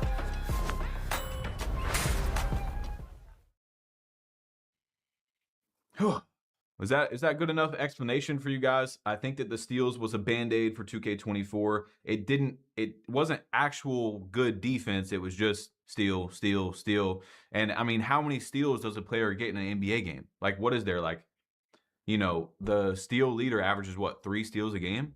2 steals a game? You can get 10 steals a game in 2K24. However, there's got to be more sensitivity for a lot of the moves. There's got to be, especially if you have the ratings and you time crossovers correctly, if you time, bump steals correctly, you got to get those steals. Now, they did say that they mentioned that was back in the game. So we'll see. And then on top of that, we got to see how long that lasts. So if it comes out, how long is that going to last? Another good example of the Band-Aid for defense is when 2K did that patch earlier in the year. So when the game first came out, you guys know, you couldn't steal a ball to save your life. You know what I'm saying? And so we've had 2 changes since the game actually dropped. They did the first change. Everyone, well, not everyone, but a good amount of people were mad. They changed it. Now that's what we've had the whole year. But when they did that first change, the ball was very sensitive. And that's okay. But like I talked about, and you guys can, if you remember at the time, there was players, I mean, anyone could do it, and very consistently, you could run into, so you're just holding sprint, you just run into the ball, and that's how you would just pop it out. So it can't be like that either. That's, again, another Band-Aid that they tried to slap on. They said, okay, defense has a lot of issues, slap on Band-Aid, let's move on with our day. That was not it. I was no longer hitting steal. I was just running into people. People were dribbling and I would just run into them and steal the ball. 25 steal, 25. I'm just running into the ball. What's good, Vibe? What's up, Kage? Nobody said nothing, but did they increase the wingspan on builds? So we thought they did because they showed a build in the trailer that was 6'7" with a 7'3" wingspan. But that is a dev build. We figured out that's some sort of not actual real build, just because all the other builds that I tried out were much better one-to-one replicas in the 2K26 builder versus 2K27. And that one, when I tried to put it in the 2K26, was nowhere even close. So unless 6'7" is just by far not even close the best height in the game, then that's not a real build. But we'll see tomorrow. Yeah, people were saying it was a prime Kawhi build, so because it matched his height and wingspan and all that type of stuff. I mean, bro, he was 230 pounds, 6'7", max wingspan with a 95 agility. So yeah, there's no way that was a real build. Guys, as you're coming in, drop a like for me on the stream. We're over 500 likes. Let's get to 1,000, man. Is streak hunting back? You know what? I was gonna make a tweet about that and talk about that. They did not mention any streak hunting.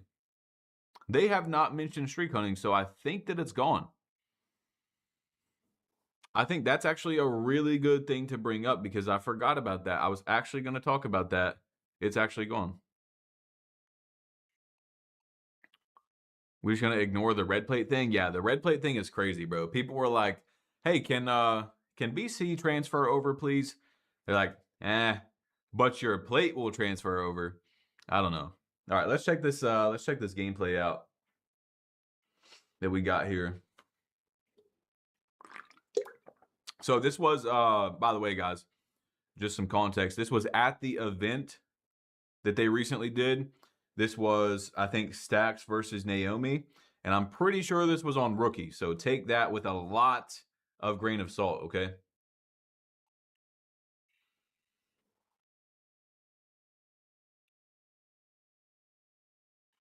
I want to see what he's saying as well.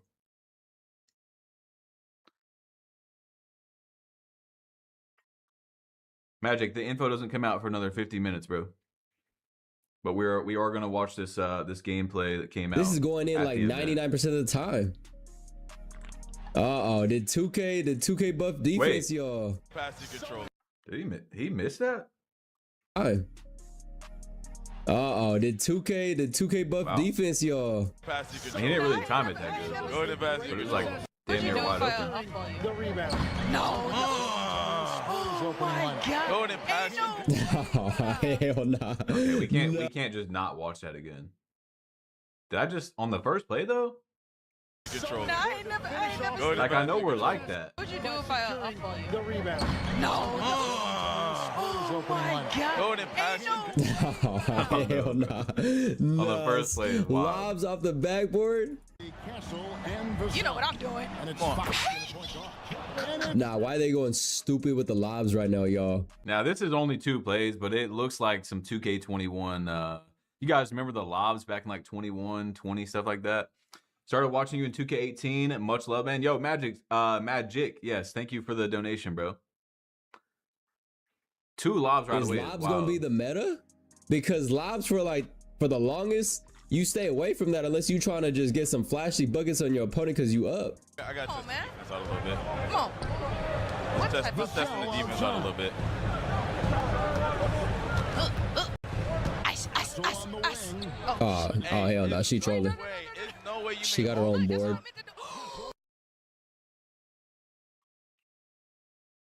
Y'all see it? The paint defense is buffed. You said Even Stacks though has the she's full video on his channel? Let's see.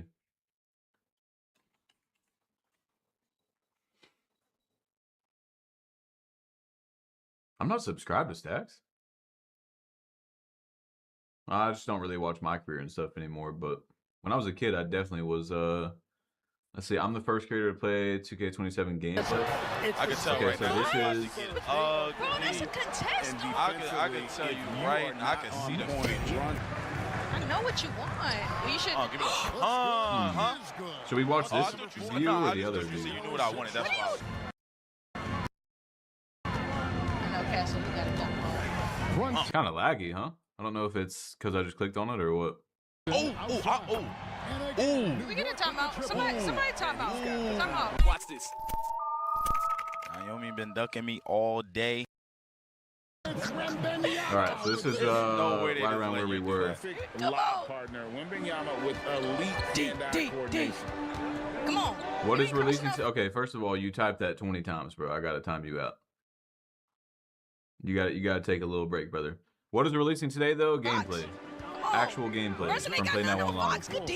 Box out. I gotta see what you about. I gotta test the defense out a little bit. Come on. Let's test the defense out a little bit. Let's watch it like this. So this is where she went up with that take. Hey, it's no way you made all. But like, why did nobody go for the rebound right here?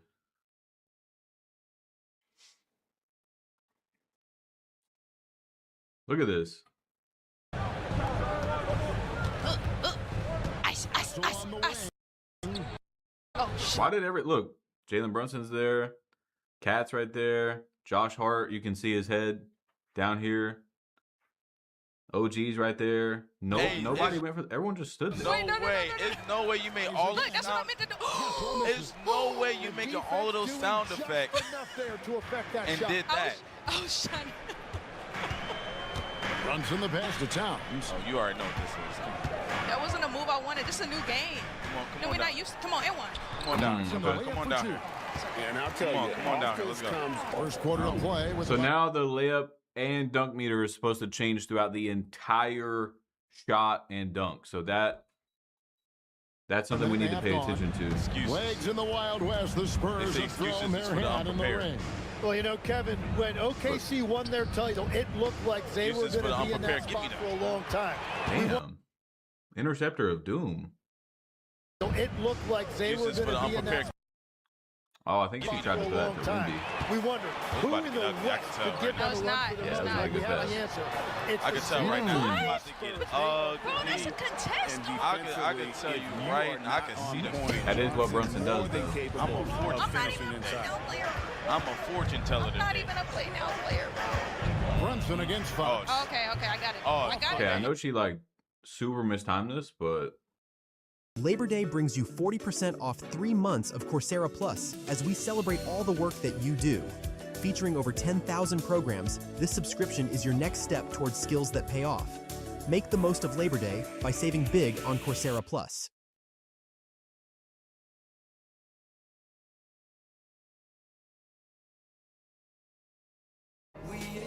Cute. I wish I could fit it, but...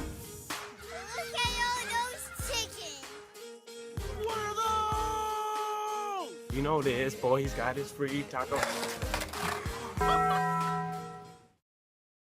I'm not even a play now player, bro. Brunson against Fox. I feel like that's a decent amount of space for NBA players, Sig. Okay, I got it. There might be some good step No, I backs. got it though. I got it though. Do me a favor and never That create a decent amount of I'm space. never playing NBA 2K27. give me those. Hey, never Okay, do so that right there, the bar did fully change throughout the whole meter. So let's put this in there. So it started like this. There was a player right under the basket. Was that Is that Champagny? Can't really see. It's a little blurry.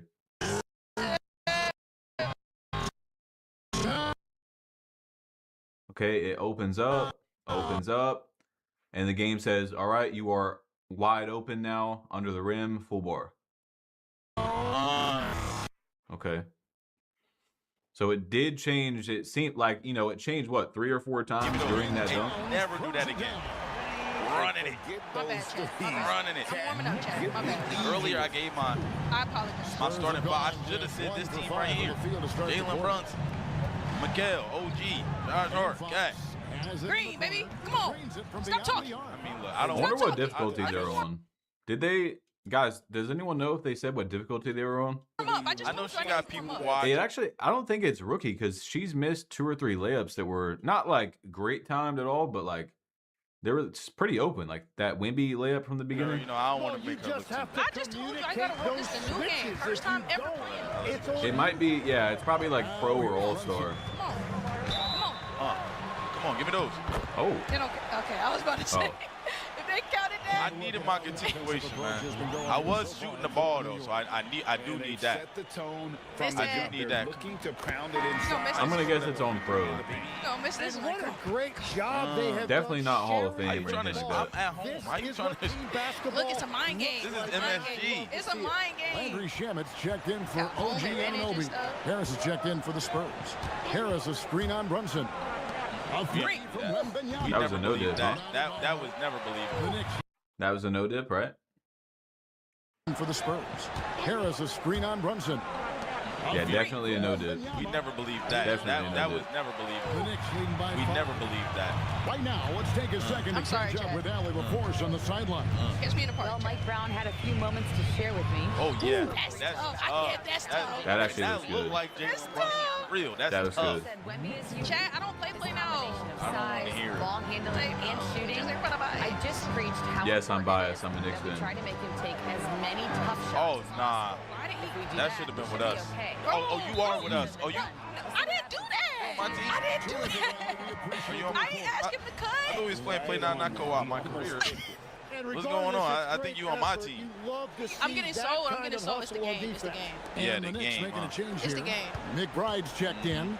And San Antonio also making a switch. It won. Again, the layup system right here looking a lot better than 26, that's for Checked sure. in.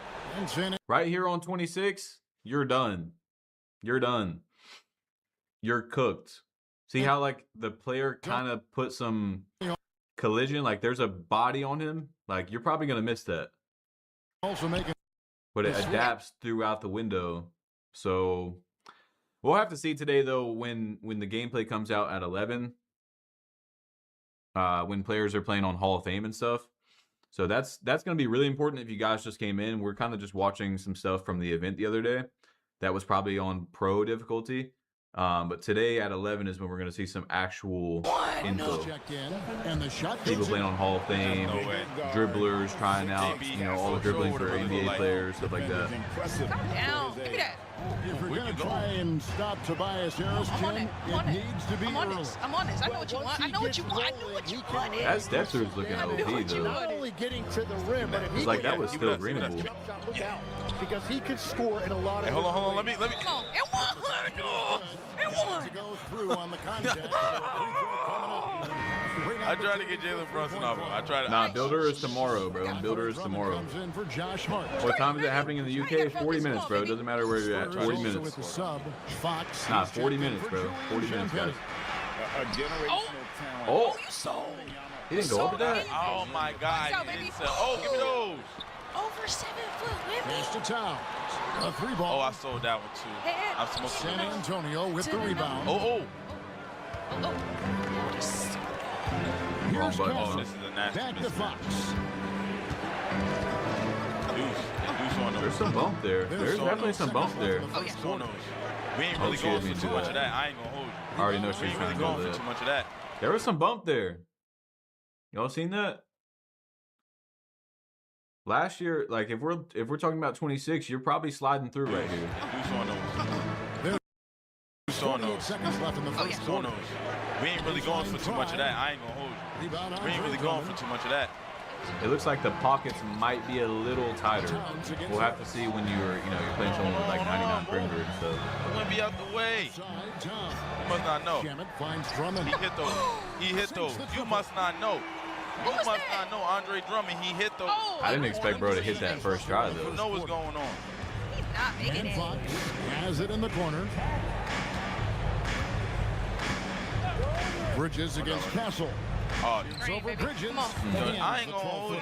They letting you make everything. I personally don't understand it. I'm with that mini game. Get corner. You the GOAT, bro? Thank you, Omarion. I'm gonna need. No. Hey, stop jumping. You gotta sit on your feet, man. I know you heard Mike Wayne. Hands down defense, hands up defense. Don't jump. In a deep three from What did I miss right there? I'm looking at chat. Mike Wayne. Hey, stop. Get corner. Here's Bridges. Again, layups are looking good. Now this is not Hall of Fame. That's gotta be. But again, that's a bump from. I mean, the bump is there. The bump starts from the 3-point line. And Mikhail just kind of bully. You know, kind of like has the angle, uses the body. That's a very realistic move right there. I'm gonna need. Hey, stop jumping. You gotta sit on your feet, man. Kind of just had like a step on him. Hands down defense, hands up defense. Don't jump. I'm excited, bro. In terms of finesse finishing, like, look, if finesse finishing is back, you already know I'm making a bully guard build, regardless. But I'm letting her hang. Bully guard's one of my favorite builds every year. I'm letting her. I don't play. Well, I play sometimes, but I'm letting you hang around to make it interesting, okay? 'Cause, like, I want people to stay engaged. They don't know who's gonna win. Now, if you want to get flooded, play now is a little slower than Park as well. We can apply the 30 piece. Like, what did Mike say? 5 to 7% slower? We on it. Come on, we on it. We on it. Ooh, no dip. No dip. Don't worry about. No dip. All right, so Shamet, you know, he's not a bad shooter by any means. He's not, you know, Steph Curry. We on it. Come on, we on it. But that bar, it's a decent contest. That's a small bar. That is a small bar right there. I wonder what that contest. Oh, so he hasn't turned off. I wonder what that contest was. Don't worry about what I'm. Don't worry about what I'm doing. Don't worry about what I'm doing. All right. You got. I think you need to worry about. Oh, come on. You not me. See, this is when you start to step out your body. I just wanted to see. You need to start doing Naomi type things. You know? I know. I need to go back to the ring. Jab, little jab. Spin off the jab. Spin jump. Now we'll learn your champion. Here's McBride. Being Chad Powers is hard. Please do not get caught. What's the worst that can happen? He actually murders you?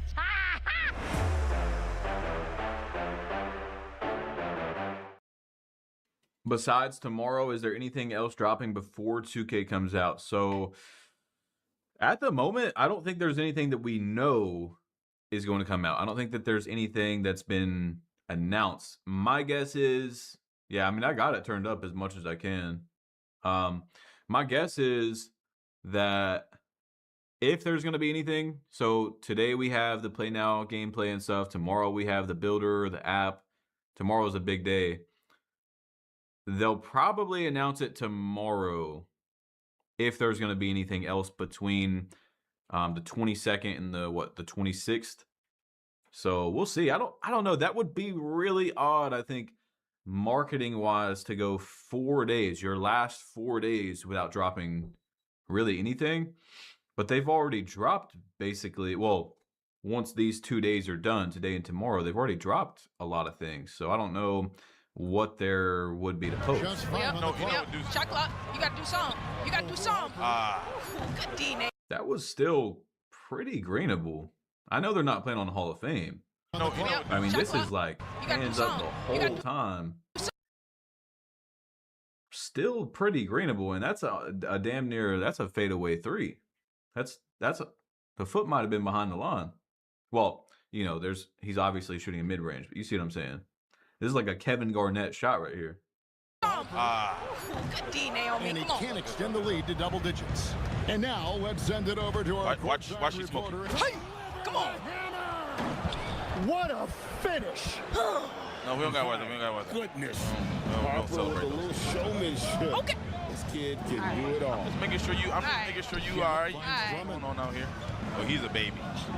This is baby. Give me that. This is baby. Give me that. Good. My God. And you know I run big. I changed my shot mid there. I changed. Yeah, builder app is tomorrow, so that's gonna be fun. Good boy. Not like that. It never been. Well, guys, Hall of Fame coach Phil Jackson had a famous 40-20 rule, saying that legit contenders would have to secure 40 regular season games. Yeah, I need that. I needed that. Well, since 1980, only 4 teams. Can 2K creators play early like they did last year? Honestly, we don't know yet, so we'll have to see. I don't know how they're gonna do that. You guys know my theory was that 2K pushed up the release date by 2 days because GTA came out with their gameplay trailer on the 27th. So 2K was like, you know what? We'll come out on the 26th. So I think that they're already pushing it, as well as, and this is just, again, my guess, they're pushing it further. They've pushed it as far as they can to put as much time between 2K and GTA. You see what I'm saying? So it's like, you can't be like, oh, GTA is dropping in 30 days. I'm not buying 2K. No, you got 80 days. It's going to be a minute. So basically, again, so them pushing it even another day forward, I don't know, but they haven't announced it yet. I see them doing it, though, because they've done it. Was 2 years in a row now they've done early access for creators. So they probably are going to do it. I think they're more likely than not. Yo, Diesel, thank you for the $5 dono. Do you think they changed early access? Because yeah, that's exactly what I was saying, Diesel. That's my theory. Thank you for the donation, bro. Yeah, that's what I think it was. Because GTA was like, hey, 2K comes out on the 28th. Let's show our game on the 27th. And 2K was like, well, you know what? How about we drop on the 26th? So I don't know. We'll see. Never defied that prediction to win it all until last season. The Knicks with their really the Atlanta Hawks is really my team. Oh no! So, like, I'm really like, I don't even know. This is the team you said. Players still sliding. Badge, does 2K hate you, bro? I don't think so. I don't think so. What's up with the game speed? So the game speed, Mike Wang has said, is like 5 to 7% slower on Play Now Online. Yeah, so they are the same company, so they're going to win regardless. I think that they don't have competition in terms of like business, but deeper in, there is still like the people that work at 2K. I'm sure there's some sort of like, okay, we still need to sell copies and stuff like that. You know, there's the same company, but there's people that only work for 2K, only work for GTA. And I think we've seen as well, like we talked about, guys, that we didn't know if 2K was gonna, what I would call, lay down, like just off year, GTA is coming out, doesn't matter really what we do, GTA is gonna go crazy. They're gonna take from everybody. But I think that we've seen that they're not doing that the other day when they dropped all that information. Now, does that mean the gameplay is going to be good? Still, we do not know. But in terms of features and additions, they added a good amount of stuff. And I was happy with the other day. Can we buy VC when the app drops? Honestly, I wouldn't doubt it. That's probably going to be a part of it. Do you gatekeep when making build vids? Nah, I don't. I mean, sometimes I don't show animations just because I forget, but most of the time I do show them. They still want those micros regardless. Yeah, I mean, they're still going to want money from both games. So if you slide on defense, it's mostly a skill issue. Layups going to be ridiculous till they patch it. Layups are looking really good. But, you know, they could definitely be broken in terms of in 2K24. There was a there was a scooper exploit. It was actually very, very, what would be the word? It was not talked about a lot. I feel like I talked about it the most out of anybody. But regardless of an exploit where you can, basically the scooper was, if you had someone in a bump animation, no matter what defense they were playing, you could have like bronze scooper. If you activate the scooper, they can't block it, they can't contest it, and it's a very big window. So it shouldn't be like that. However, as I've talked about, finesse finishing needs to be a big part of the game. That's basketball. Layups is damn near the easiest way to score, right? Under the rim, under the basket. So if you can get there, if you can get close to it, they should be really good, especially if you have the attributes for it, and especially if you're on a defender that doesn't have that good of defense. You want it, so I don't want to hear it. Hey, good take. Getting that little stuff, man. We're gonna let it happen. But this is the team we sit up. This is the team you want it. I don't want to hear it. And boy, does that get the bench energized. McBride How you with the think that? ball. Oh. I'm so taken down. I'm so sorry. What we thinking, Badge? Looking good? I am so sorry. It's really hard to get an opinion out of this gameplay because they're not on the Hall of Fame. I think they're on like Pro. But what I will say is that finesse finishing is looking really good, which is great for the game. Adds more diversity. And it's one of my favorite parts of the game when it's good, like in 2K24. I know what you want. Oh. You should. Ooh. That was kind of cold. No, I just thought you said you knew what I wanted. That's why I was saying. No. I thought you said you knew what I wanted. That's why I was like. Yeah, I don't know about the quality, bro. I mean, I have it in. This is from the event, so I mean, I have it in the best quality possible. Excellent. Yeah. You be thinking a lot of things that's wrong. Harris against Ananobi. Yeah. Yeah. I can do it too. That's kind of tough, bro. I see that being really good this year. Now look back in the game. Like actually working against humans. For Mikal Bridges. And it's Jalen Brunson. It's going to be very, again, layups. He's like a magician. He the gets in the engine. air. It's a lot of hands. It's going to be very situational, but I see that definitely working a lot. You really got to foul. The animation was tough, though. Castle feeling it out a bit. In the corner, it's Wemby. You with us. They get it back. Oh, how? So I think that was another no dip. And again, In the corner, it's Wemby's got a small bar. Small bar. That's good. Oh, yeah. Oh, my You with us. They get it back. Oh, how did you get that board? Jump. Thank you. I definitely jumped. Thank you. Oh! Yeah. Last I year, definitely jumped. last year, this could have easily been a small bar. Easily. Every plugin, every effect, free for 7 days. Waze Creative Access gives you the full suite. And we won't just be handing you the tools. You'll be getting tips, tricks, and walkthroughs from the producers who are shaping today's sound. Try it, explore, see what you can really create when nothing is holding you back.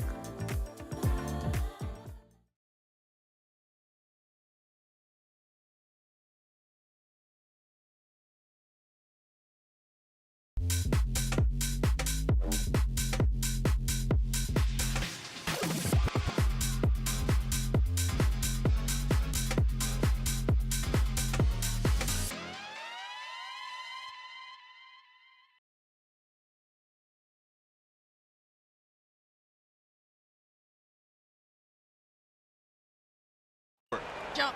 Thank you. I definitely Jump. So you see at the very beginning, the game registers. There is a player in front of Wimby. So it shouldn't be that big of a bar. I mean, he's right in front of him. However, throughout the dunk, the game's like, well, this guy's really not that tall. It's Wimby. Boom. The whole bar screen. That's good. That's a good sign. I definitely jumped too. At the rim there with a purpose. We're gonna get those back though. Is this pre-recorded? No. What are you doing? No. What are you doing? What type of defense are you playing? He knows how to disrupt one player. He fights over screens. Green, baby, come on. Naomi heating up. Let's get it. See, this is not your female my player, right? This is the bigger players. This is me right now. Here's Brunson. Right? He'll bring it up for New York. Shout out to the female MVP. Outside. Come on, Cat. Why? Give me those. Yeah. Hey, you gotta get out there. You gotta get out there. You gotta figure out a way to, you know what I'm saying, combat that. He's looking like, wow. So why are my teammates cutting? How much VC do I think it'll be to get to 85? Probably around the same this year. They really haven't changed it in like 2 years. I know what you want. do. I know what you want. This is what you do, JB, huh? She with us. She's really on my team. She ain't tell y'all, but she actually really do gotta jump. Yeah, he can taste a win right now. You talking about hands up? Close it out. better. We around those. We around those. Oh, nah. Wimby. With the steal. Nah. We ain't gonna have to. That's not a steal. Finds Towns. Hey, you gonna give me that much space? Oh yeah, that's what I thought. Pass to Anunoby. Got him. Sleep. Look, you sleep. You sleep. You sleep. You sleep. Gotta be rookie. So I thought it was rookie, but I think it's like 1 or 2 levels higher. It's definitely not Hall of Fame by any means, but some of their bars are pretty small. Aren't we all? I apologize, Chad. I apologize. Castle outside. Oh, Green. no. San Antonio again. I don't think you know your colors. That was white. Blanco. I know, Castle. We gotta jump on. We get a timeout. Somebody timeout. Timeout. Jay, help me. Jay, help. Yeah, I'm biased though. Anytime Brunson does something nice. You're gonna have to be. Hey, I'll do that. Give me a body. Let's see how it plays. Well, we got 9 seconds. That's too much time, actually. Too much. You shouldn't have reached. Where you going? Well, you need some tricks up your sleeve to we need that. Oh, I told you that's too much time. We have more than enough. We have more than enough. Am I not fault? Look. Sticking to their style of basketball. How you feeling? You still, all right, guys. Like, how you feeling? Like how? That's halftime. We're playing the game for the first time and not ever playing play now. That is halftime, guys. So we got 25 minutes, and we're going to see actual gameplay. That's much more important than this because it's going to be people playing on Hall of Fame, dribblers trying out, the best dribblers, like maybe Kyrie, Curry, stuff like that. We're going to see certain animations, people testing out all the animations for every NBA player. What would you recommend? Day 1? I don't know yet, bro. Honestly, don't know. I have a feeling you're a Jersey boy. Nah. Half my family's from Long Island, though. My dad's side. It looks like the left-right's definitely going to be in the game. Maybe. We're going to have to see, because, Koza, Yadman, everyone's going to be dropping stuff in 24 minutes. And we're actually going to see the first looks of the game. Thank you, babe.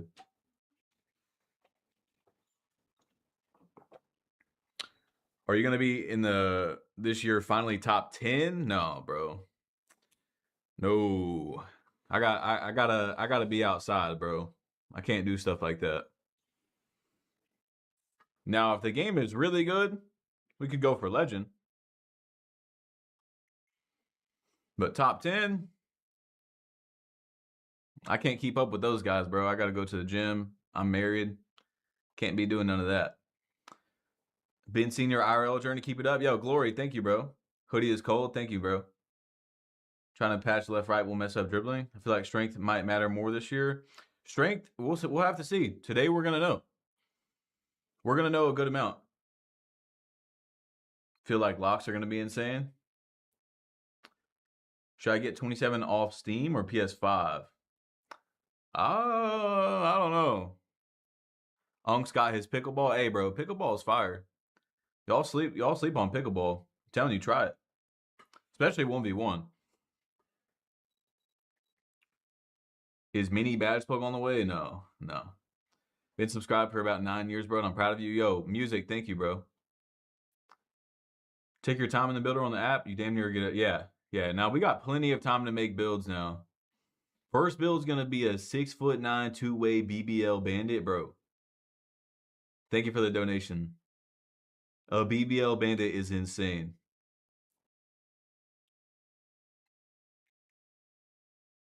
Console over PC for sports games? Yeah, I would say so, just because that's kind of like the norm.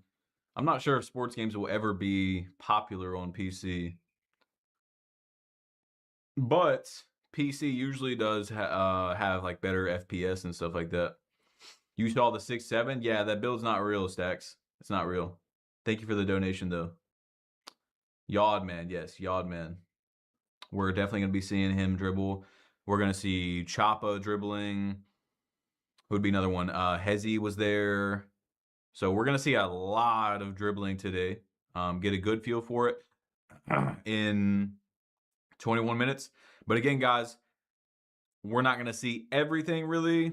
Like today is if you have a cake, you know, we've seen a decent amount, maybe like half of the cake when we got all the news the other day, like the cruise and the 5 different locations in the wreck and the female My Players.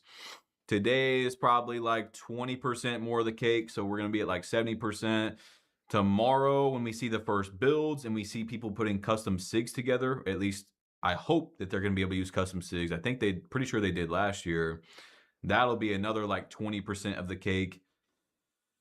And I don't know if that's going to be all the info. We're going to see. But if there's creator early access, if there is, then we're going to be seeing the game on the 25th, bro. 25th. That is seeing the new 2K August 25th. Even if they don't, 26th is crazy. I would have never imagined that. Bro, I remember as a kid, the new 2K was coming out. I'm sitting there in class staring at the clock all day. It's like every 10 minutes was an hour at least. Could not wait to get home. Me and my dad used to go to the midnight releases. That's just something kids are never going to know that anymore, bro. They're never going to know that experience of going to a midnight release at 12 o'clock. Usually you're there at like 11:30. You're not wanting to get there at midnight. But there's a line out the door. Good times, bro. Good times. I was there for one of the Halo drops as well, and they literally had like a Master Chief out there, bro. 2 comp. Now you just buy the game digitally, move on with your day. For most people. Do you think the bump animations and contest system on defense improved? That's a bit hard to say right now, Jermario. I don't think we can really give a full, transparent answer on that until we see a bit more of the gameplay. Yeah, my dad got me into 2K, Joshua. My dad, I used to come home from school, get off the bus, and he'd be playing. What he used to play a lot was Team Up. If you guys remember Team Up back in the day. And he was almost always PG. So I would just get home from school and watch my dad play point guard. And, that's how we make those reads out there. That's how we do it. That's part of it. Moneybag, thank you for the $5, bro. Bashplug, what's up, brother? Can't wait this year. Can you make a build for a 6'6" point guard tomorrow on the app? Tomorrow we're going to be making a lot of builds, guys. Thank you for the donation, by the way. I don't know I'm sure we'll make a lot of builds. I'm sure we'll make a 6'6". I can't guarantee it, but does he still play? Not really. I mean, he kind of does, but definitely a super casual, very rarely playing. But yeah, should we stream tomorrow? Like, we're going to stream tomorrow at 11. I think 11 is when they're dropping the builder stuff. But should we also stream making a few builds as well? Or should we just watch other people's build videos? You're not black? I don't think so. I could be wrong. Shout out Plug, you might have not been invited to the event, but you still shams with the 2K intel. Thank you, bro. Let's see. Will strength matter? We don't know yet. All-Star Team Up was fire. It definitely was. It was a good time. Stream the app. Yeah, so there's going to be an app, Ibuka, tomorrow. You're going to be able to make your builds before the game comes out. Basically like as if you were inside of the builder. Hit the books and do the work and keep it first day fresh all year round. That's right, with Snipes.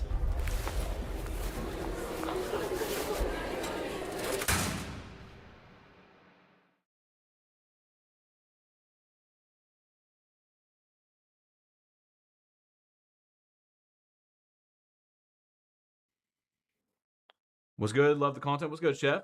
Guys, so we have 17 minutes. We have 17 minutes until all this information is going to drop. So tell your friends, check it out. And if you haven't dropped a like yet, please drop a like for me. It does help. It's free. It takes 2 seconds. It just says, hey, YouTube, I like this guy. I think that you should show more people this guy. We want to watch you, bro? All right, guys. I'll stream a few of the builds tomorrow.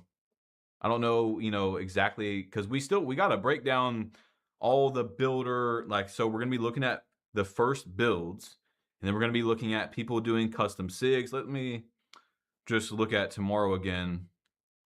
So today is Play Now, like we've talked about. We're going to see a lot out of that.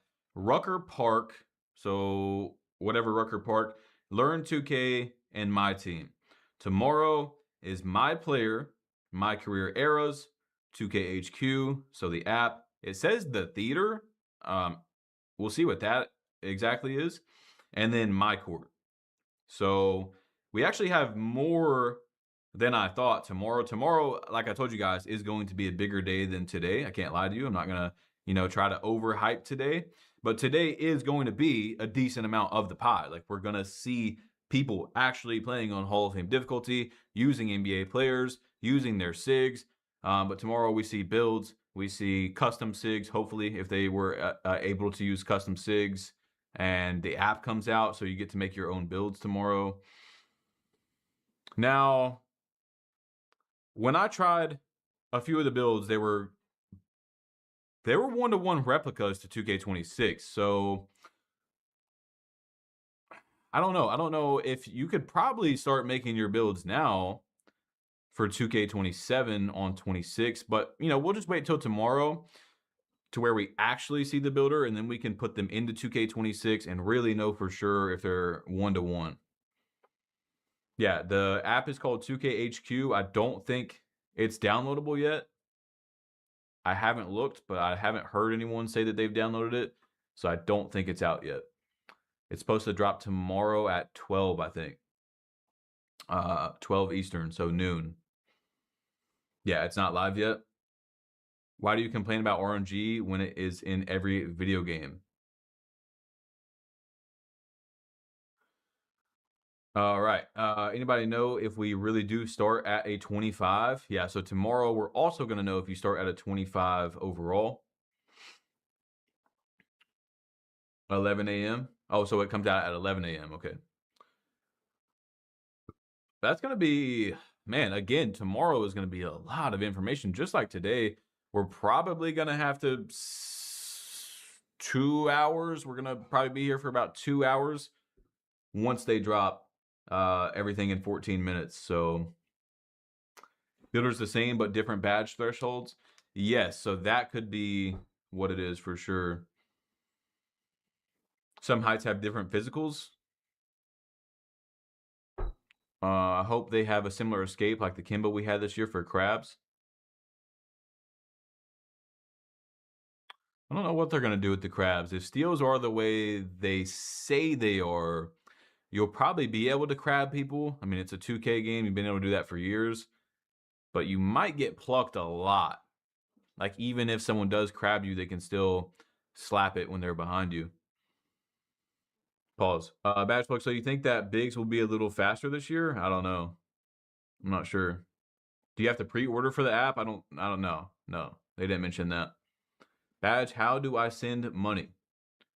Well, there's a few ways, but you do not have to send me any money. If you do, if you want to, that's completely okay, but you definitely don't have to. What's good, Seven Folk? Badge, I think this is the year I can make my prime Jimmy Butler build. Okay. Okay, we'll have to see, bro. Hey, Prime Jimmy Butler was no joke. Taking his team to the finals. Let's see. What's your favorite build to build and what's your favorite position? I like guards the best. Guards are always my favorite. Usually around like 6'6", kind of a taller guard. And really, usually my favorite is either like a Curry build, or that's actually a smaller build, or a bully type of build, a bully guard. So high strength, high layup, high pass accuracy, stuff like that. Did they say how fast the game was going to be? Seems slow in my career.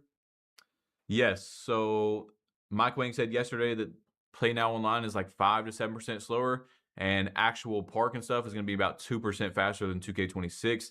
So I'm not worried about game speed at all, since 2K26 wasn't bad game speed wise. Grove, thank you for the $5, bro. Early access is on my birthday. 2K found a way to keep me in the house. Hey, you get to save a lot of money, or maybe you don't get to save a lot of money for your birthday. But that's actually fire on your birthday. Is crazy. Guys, who has already taken off for work for the drop of 2K27, or is going to mysteriously not be at work? I have a friend who has like 2 weeks off. Like 2 straight weeks. He's got to take PTO anyway, like at some point, so he just does it around 2K usually. I took off the 28th and then they moved it up. Yeah, that's tough. They really hit people with that at a time where it's going to be hard for a lot of people to like, they don't have enough time. You know, usually you have to give a decent amount of notice to get a day off. That's how it was for my friend. He was pissed. Actually, 2 of my friends, they were mad, but one of them was able to get it moved forward. So now he goes back quicker, but he gets off earlier. It's a national holiday. It really is, low key. If you're a hooper, bro, it really is like a holiday. It'll be there when I get back home, bro. It's not that important. Okay. You know you're going to be sitting there, though, looking at that clock. What do you think of the plate transferring? I don't think it should do that, but I guess it is what it is, you know? A lot of people are going to make new accounts. I will probably still be on my main Xbox account.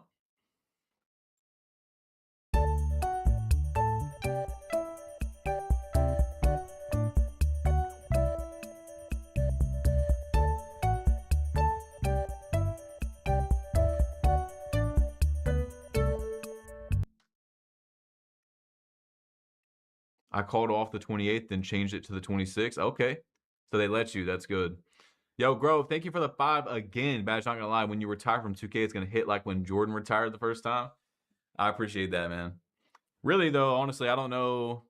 You know, I've said it a little bit. I don't know how many more years I'll be doing it, but I do appreciate you guys for being here every single year, bro. For as long as you've been here, or maybe you just subscribed yesterday, I do appreciate it. That doesn't mean I'm gonna like retire this year or next year, but you know, you never know, bro. I mean, I've been doing this for 10 years. I've accomplished, I think, everything that you really can in the 2K community. You know, I hit 1 million subs, way more than we ever thought we would. Yeah, I mean, just never thought we would ever be even close to this. So Xbox servers, wait, what'd you say? Xbox servers are better, I heard. The input delay is definitely better on Xbox for 2K26. We don't know about 2K27 though. Not gonna lie, Badge, love the vids. It sucks that thank you, bro. Thank you, Brandon. When is the reveal? We got 9 minutes, bro. 9 minutes. Vlogs? Yeah, I'm not really that interesting, guys. I'm not gonna lie to you. I live in Tennessee in the mountains. I work out, go to the gym. That's pretty much it. Been playing some pickleball. If you guys seen yesterday's video. I don't really do a lot, bro. Hang out with family. You flourished because you always kept it real. Thank you, Gio. The reveal is in 9 minutes. 9 minutes, we get to see actual 2K27 gameplay for the first time. And well, I mean, you could call this gameplay, and it is, but it's not like on Hall of Fame. It's not trying out SIG, stuff like that. Today's our real, in my opinion, our first actual look at 2K27 gameplay. We need a pickleball stream. All right, I'm not that good. I am pretty good though. Do you track your macros? Yes, for the most part.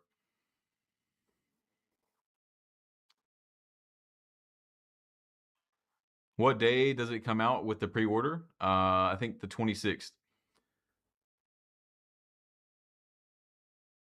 Are you going to be a badge plug for 27? No, I haven't sold accounts or done badges since 2K18.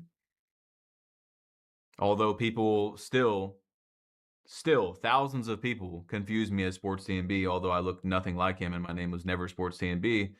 But that's just the way it is, man. Badge, be real. What do you rate 2K so far? There's nothing really to rate, bro. I'm not gonna lie to you. There's nothing really to rate. We haven't seen any gameplay. You're the GOAT for the 2K news. Thank you, Justin. What kind of controller do I use? I use a Victrix controller. I mean, I have a few different controllers, but this is my main controller.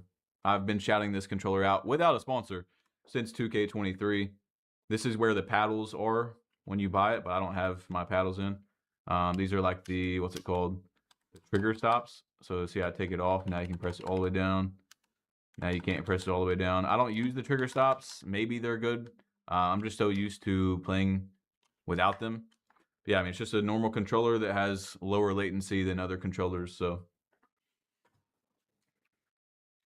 Also tried out the PowerA. The PowerA was cool. But my favorite has still, out of all the controllers I've tried as a controller nerd, so far, the Victrix. I do plan to try out like the Fly Digi and stuff, but what else is today? Today, we have like 4 or 5 different things being dropped, so we're going to see that in 7 minutes. GameSir, yeah, GameSir is cool. Doing my first bodybuilding show in November. Wow. That, I got to give it to you, bro. It's hard, man. It's really, really hard. Is it better, the Elite 2 controller? I tried the Xbox Elite controller. It was okay.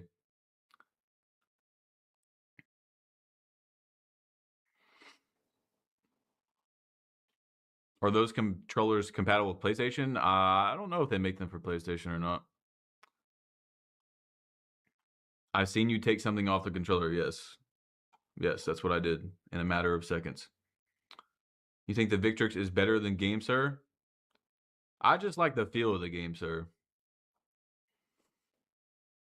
You play other games in 2K? Yeah, I literally just put, and I'm every year I usually play 1 or 2 other games and I get real deep into it.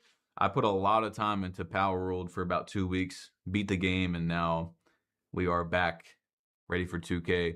But yeah, usually there's like 2 games that I play throughout the year, and I remember, damn, I really do still love this gaming shit. And then back to 2K in the gym and stuff, you know? Did I go to the Knicks parade? Nah, bro. I live in Tennessee. That would be cool though. I might be in over my head. What's the worst that can happen? He finds out you're Russ Holiday and murders you. I think Chad Powers just died.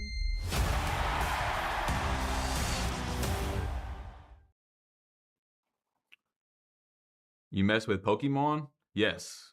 Yes, I love Pokemon. I don't really know about any of the new gen stuff. I'm not gonna LARP, but you know, every year I play the like Pokemon Red and stuff. Usually on like super fast, 10 times speed, beat it real quick. Usually it's like if I'm on a plane or something, that's what I'll do. I try to beat it by the time the plane lands. You a Grizzlies fan? Not really, kinda. I mean, I live on the actual, Tennessee is a very long state. And I live on the like actual opposite side of Memphis. So I've never really had a connection to it. Gameplay time? Yeah, we got 4 minutes, bro. 4 minutes. So people are about to drop stuff really, really soon. Did Uncle Demi just drop something early?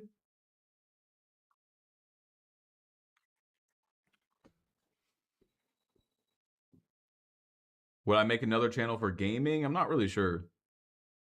Uncle Demi dropped? All right. Let's check this out. Put that there. Uncle Demi, you uploaded a few minutes early. We'll take it. We will take it, Uncle Demi. Where's it at? Where's it at, Unc? Unc? Where'd you go? Where'd you go, Unc?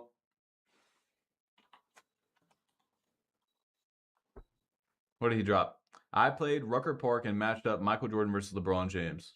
Yo, 2K27 All right, so is we'll watch finally this for a here, little bit, and my we'll go first video for into 2K27 is going other to be gameplays as Rucker Park. well. Y'all know how I feel about it, but I went with LeBron James, Team LeBron James versus Team MJ, man. And again, this is going to be really fun. I just So want what you exactly to take is a look Rucker Park? at Rucker Park, but also, you know me, man. I'm looking at the gameplay, right? And again, I'm with MJ, and there's just a lot of badges I want you to focus on that you see right there. Easy dunk right there. And again, there's a lot of things that I want to talk about that I can't talk about until It's like the new blacktop. Okay. But you can look at the gameplay yourself, and That's can what I start was thinking picking it up was. what I'm putting down. As you can see, seatbelt is the new perimeter defense, and I am going crazy with it. So as you can see, I went with superstar legends. I went with Michael Jordan that had like I mean, MJ is bumpy, but is it really that hard to bump the AI? crazy badges, so I can get an understanding of how this game really is. You see me right here doing the hands up defense. Remember, if you're pressing down on your right analog stick, it's going to allow you not to jump off your feet. If you're holding up, you will jump. And as you can see here, Michael Jordan's combinations are good. But even there, like I'm Euro stepping, trying to get to the basket. Kyrie Irving strips me. And again, I wasn't sure what his badges was. That's something to keep in mind. But finishing, in my opinion, is really, really good. As you're going to see here. Move the cam. Got you. That I'm really liking. Look at this right here. Boom. Right? Doesn't that look like the old bulldozer animation? Wait a second. I didn't get to see that. Right? Doesn't that damn. That I'm really liking. Look at this right here. Boom. Right? Oh, you said just move it to the other side? I got you. Yeah, you know. You guys already know if that's in the game, bully guard's on the way, bro. Like the old bulldozer animation. As I get right by, and as you can see, strong the handles bully pop guard up. might Strong have to be the handles, first in my lab dub opinion, build. Is really, really, really good. So I'm gonna do another video on strong handles, just showing you how overpowered I feel like it is, and how it needs to stay in the game, because individuals now have an option to be able to not be as quick as a fast guard. You can just make yourself stronger, and with going, and which will allow you to bully. Okay, so any minute now, everyone should be uploading, guys. It is 10:59. Any minute now, we should be getting a bunch of uploads. It's the same exact thing, right? Boom! Just look at that push off right there, man. Getting to the basket, get right by him. Easy money. Yeah. You cannot ask for a better start, in my opinion. Again, as you see right there, I'm just bullying him, man, because I'm just so much stronger than him. I'm getting right. You can see, easy dunk. Okay. Listen, I hope this is not going to be, and again, I don't want to sit here and make it seem like it's overpowered. As you see right there, I'm able to strip Kyrie the same way he stripped me. All right. We got actual Play Now online stuff to look at. It seems it is 11 o'clock. So that's just blacktop. But now, 40 minutes of 2K27 gameplay. Let's see everything that is about to drop here and choose our first video. My first game on 2K27. Where's this at? Oh, he said that's my team. Oh, so we get to see a good amount of SIGs on a video like that. LeBron's debut, 76ers versus Celtics. Who should we watch, guys? Who should we watch? I'm trying to just see everyone that's... I'm guessing we're going to see everything at 11:01, like every upload. Everyone's got it scheduled. So I just want to make sure we get everything to look at before... Okay, so let's check out this Joe Knows complete NBA gameplay 2K27 breakdown. gameplay breakdown, man. So I'm giving it to you a little bit more raw this year. We got the Rucker Park raw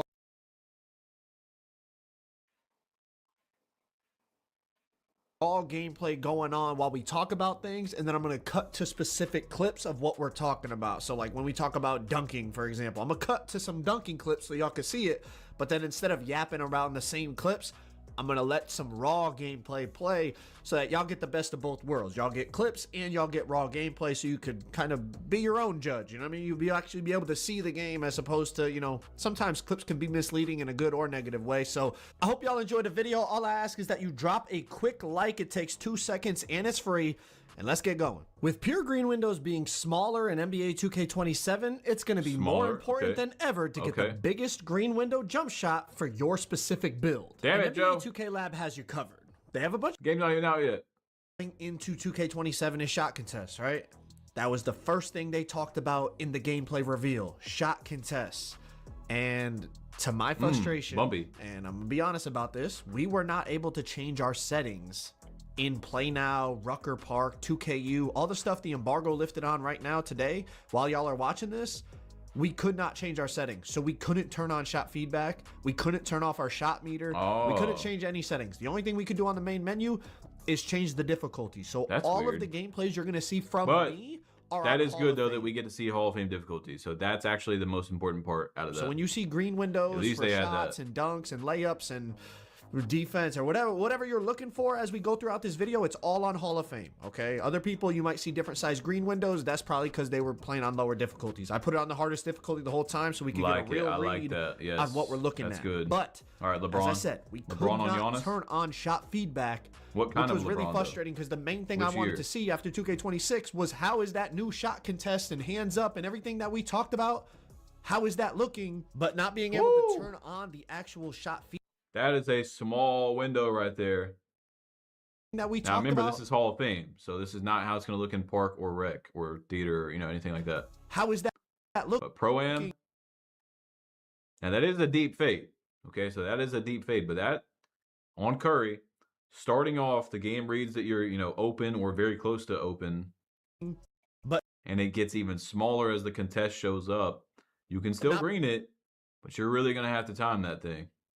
Being able to turn on the actual shot feedback so we could see the visual feedback. Oh yeah, you do get that 10% boost without meter too, so it'll be a little bit bigger without meter, but you won't see it. Without the feedback, it's a lot of guessing games. The one thing I will tell you is that aggressive hands up versus passive hands up. The passive hands up, I felt like I was getting scored on anytime I tried to use it. Even in the paint, on the perimeter, anywhere I used the passive with the right stick that Mike was talking about, it felt like it almost felt like a waste of time. Like the AI was scoring on me every time. Maybe that's just an AI thing. I'm not sure. You know what I mean? The AI sometimes are really good at timing layups and close shots and things like that. But the aggressive hands up, that was something that I felt like it was a noticeable difference in terms of how many stops I was getting. Perimeter and paint. It felt like the contest on the aggressive hands up was much better than the passive hands up. Okay. So, you know, again, it's tough to actually judge it without the feedback being on and seeing what the actual, you know, those new 8 stages of contests and, you know, the open, bothered, semi-open, smothered, turn it up a tiny bit. Light contest, heavy contest, all the things they showed in the news. Without having that on, it's tough to actually give you a good assessment, and that's disappointing because obviously I go into community day trying to get as much information for you guys as possible, and the main thing I wanted to see in the gameplay was the shot contest. But as I said, we could not see the shot contest in Play Now, Rucker Park, and 2KU. We could not change our gameplay HUD, right? We couldn't take the meter off. We couldn't put on the shot contest feedback and all that. But tomorrow, the embargo lifts on the builder, my player gameplay, things like that. In there, we could change the gameplay HUD. So in there, you will be able to see contests, but obviously I'm not allowed to speak on that side of the gameplay. I'm not allowed to show that side of the gameplay until tomorrow. So I'm only allowed to speak Guys, so remember, tomorrow is more important than today. We're going to get a lot out of today, but tomorrow I will be live right around the same time. So just remember that I will be live tomorrow, and we'll be making some breakdowns and stuff from there. But we got a lot to look at today. Play here, and obviously, like I said, we could not put it on here. So that's about it. In terms of shot contest, that's about all. By the way, if you guys haven't dropped a like on the stream, now let's take a break and talk about one of the new features, the step throughs. I'm not gonna lie, I like this. You can do it in the paint like that, like I just did with SGA. Again, it looks really but you can also do it on the perimeter now, as Mike said. And you can do it any direction, left, right, forward, backwards, and I gotta lie, I like this. It's a creative way to get to a bucket. It's just another thing to add to your bag. We'll see how effective it is on. I'm tripping though, or that's a travel. Left, right, forward, backwards, and I gotta lie, I like this. It's a creative way to get to a bucket. It's just another thing to add to your bag. We'll see how effective it is online, you know, person versus person and whatnot, and what people can come up with. But I just the way it looks and the mechanics behind it, I feel like it's smooth. The way it works as you would think it should work, if that makes sense. These clips in the 2KU are from my boy Joey 2K, because I got a couple clips like the SGA one and stuff, but I didn't get as many as I wanted. So shout out to him for sending me these clips so y'all could see a little bit more here. But I really like the way things branch out. It's smooth. It really does look the way you would want it to, in my opinion. Like off the triple threat, whether you're doing like the reverse spin, like, you know, he's doing it with Kobe, because it is like really some Kobe, you know, some Kobe stuff. But it's just cool. I do really like this. A lot of times when they add new features, I'm kind of like, you know, like the rat pass last year, I'm just like, like that's, you know, whatever. But like this, yes, like yeah, post I can get down with this, insane. And I think it's gonna be. Oh my God, we're still looking from the 3-point line. That's still in the game. Joey. We are. We're definitely going to see people utilizing this, and I think people that master it, it's going to be something crazy. I thought one of them was a like, travel. It's going to be a way that, like, I don't want to say bailout, because obviously it takes skill, you have to time it, but like it's going to be a way to get like a bailout bucket, like a last, you know, the defender play good D, or they like over, you know, you're long running to the right and you pump fake a fade and they overplay and they jump instead of just like waiting or Kobe jabbing like a lot of people would do last year. Post scorers now, are like you could branch back into a step through into a shot, and like the green windows on it felt like very greenable. So we'll see how it feels online when you're playing against a real person, but I do think there's a real possibility that like it actually is effective in online gameplay, even if you're like a more competitive player. Like definitely in casual modes, how it looks and how it plays out. And I was telling you all, just off the very small amount of gameplay we've seen, that it looked like it was going to be effective even versus real humans. So we'll see how that plays out actually when the game comes out. You know, rec and stuff, people are going to get down with that, but I think even like competitive players in Pro-Am are going to utilize the step through a lot more than you know, a lot of other new features that have been added in throughout the years. Let's move on to dunking. Meter dunking. The dynamic dunk meter that's going to grow and shrink all the way through the gather, all the way to the finish, all the way through the full dunk, right? Yes, it does do that. I can confirm that, as you're going to see. All right, right here, Kobe driving on Steph, Euro step into the meter dunk. Let's slow it down so you could see the meter. When he's between me and the hoop, it starts small, then it even shrinks a little, but then once I Euro step past him, it expands into a really big meter. But let's continue with dunking. Again, it felt like size mattered, like height matters in terms of finishing, and it's been like that for years. But like somebody like Giannis, for example, here's a play now clip with Giannis. He's an absolute monster. Now, obviously, it's Giannis. Like his stats are cracked, and he's 6'11" and all that. But he like height. It was definitely easier to dunk with like bigger slashers than smaller. That should never be a small window dunk. You know, like, this could have easily been a small meter dunk last year. Stats are cracked and he's 6'11". This is good. This is a great read by the game right here. It says there is a player in between him and the rim, but where will he be as he gets closer to the rim? Now he has more space. The bar expands. Bar expands. This is an easy dunk for Giannis in real life now. He's there. Like height. It was definitely easier to dunk with like bigger slashers than smaller slashers. That's not to say smaller slashers couldn't dunk, but just, you know, I'm just comparing it to past 2Ks where definitely height mattered in terms of your green window on dunk meters. It's like that again. It's definitely bigger dunkers are going to be harder to stop than smaller dunkers. But let's continue. Something else I noticed with finishing in general, but since we're talking about dunking, I'll relate it to dunking.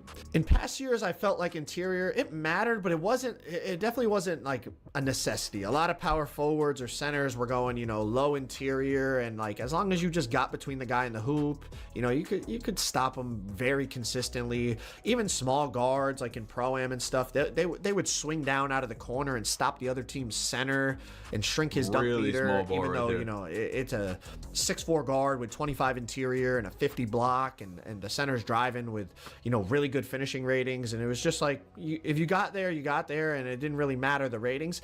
On this game, it felt way different trying to dunk on Wembanyama or Dennis Rodman or somebody with like really good interior, as opposed to like dunking on Steph Curry. Like it almost felt like, maybe because of that new wall-up badge, they're really trying to make like the interior rating matter because they want people to use that wall-up badge. I'm not really sure, but typically dunk meter size was more about angles than it was about ratings. But in Guys, this we're gonna be game, watching a it bunch of people, definitely man. felt like the ratings were playing a bigger factor. We're not just watching Maybe that one was video. We're gonna look at dribbling. We're gonna look at all that stuff. because I was playing against the AI and full got time, transparency. bro. I Be don't play patient. against the We AI got time. very often. I pretty much do it once a year, and that's at Community Day. But we'll have to see when it's person on person.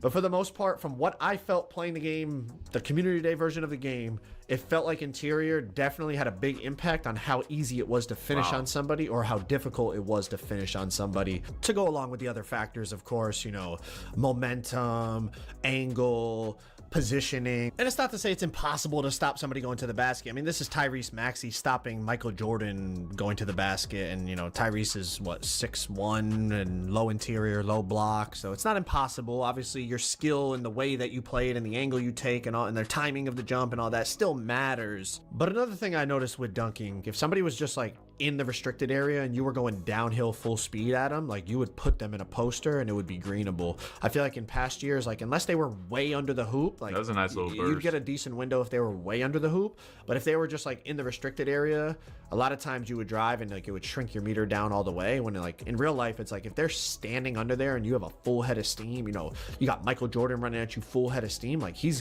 you're in trouble. You know what I mean? A lot of dudes in real life would just bail out of there and just, you know what I mean? I'm not getting put on a poster, but in 2K, it was like your meter would shrink a lot of the times.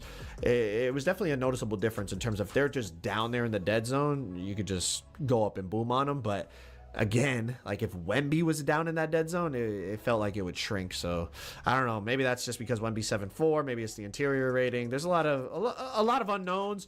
But overall, the dynamic dunk meter definitely worked. It was shrinking. It was expanding. It was shrinking back down. It was overall dunking, in my opinion, it felt really good. Like honestly, maybe even too good. But we got to see when it's person versus person how it plays out because it's always a little different against the AIs. But let's move on. So since we're on the topic of dunking, let's talk about standing dunks, kind of big man, paint scoring. Yeah, it did look like standing dunk was a lot better from the small amount we see. Scoring. I'm going to encapsulate it all So into one section, all right? You've seen a little bit of post scoring in this gameplay, like trying post spins and stuff with Kobe and Jordan, LeBron. You'll probably see some more as the gameplay goes on. But now besides Joey post hooking from the three-point line for the second year in a row at Community Day, the step throughs are definitely something big men can utilize, but let's talk about paint mashing, right? Dead zone. Yep. Can you really mash something? This is That would be a Bam small bar last year. mashing and contact meter dunking with the standing dunk. But just for perspective, that defender from the Knicks has a 50 block and a 50 interior. Now, on the flip side of it, check out this clip. Giannis going against Jason Tatum right here. Tatum's got 81 interior and just walls up and takes Giannis out of a dunk and makes him miss the layup. Now, this gameplay is from Joey 2K, so I think the difficulty he said was on like All-Star or Pro. So it's a lower difficulty than what I'm playing on. So like the green window size of like that layup that was still definitely small. bigger than it would have been on Hoff. But again, like check out, this is back-to-back possessions here.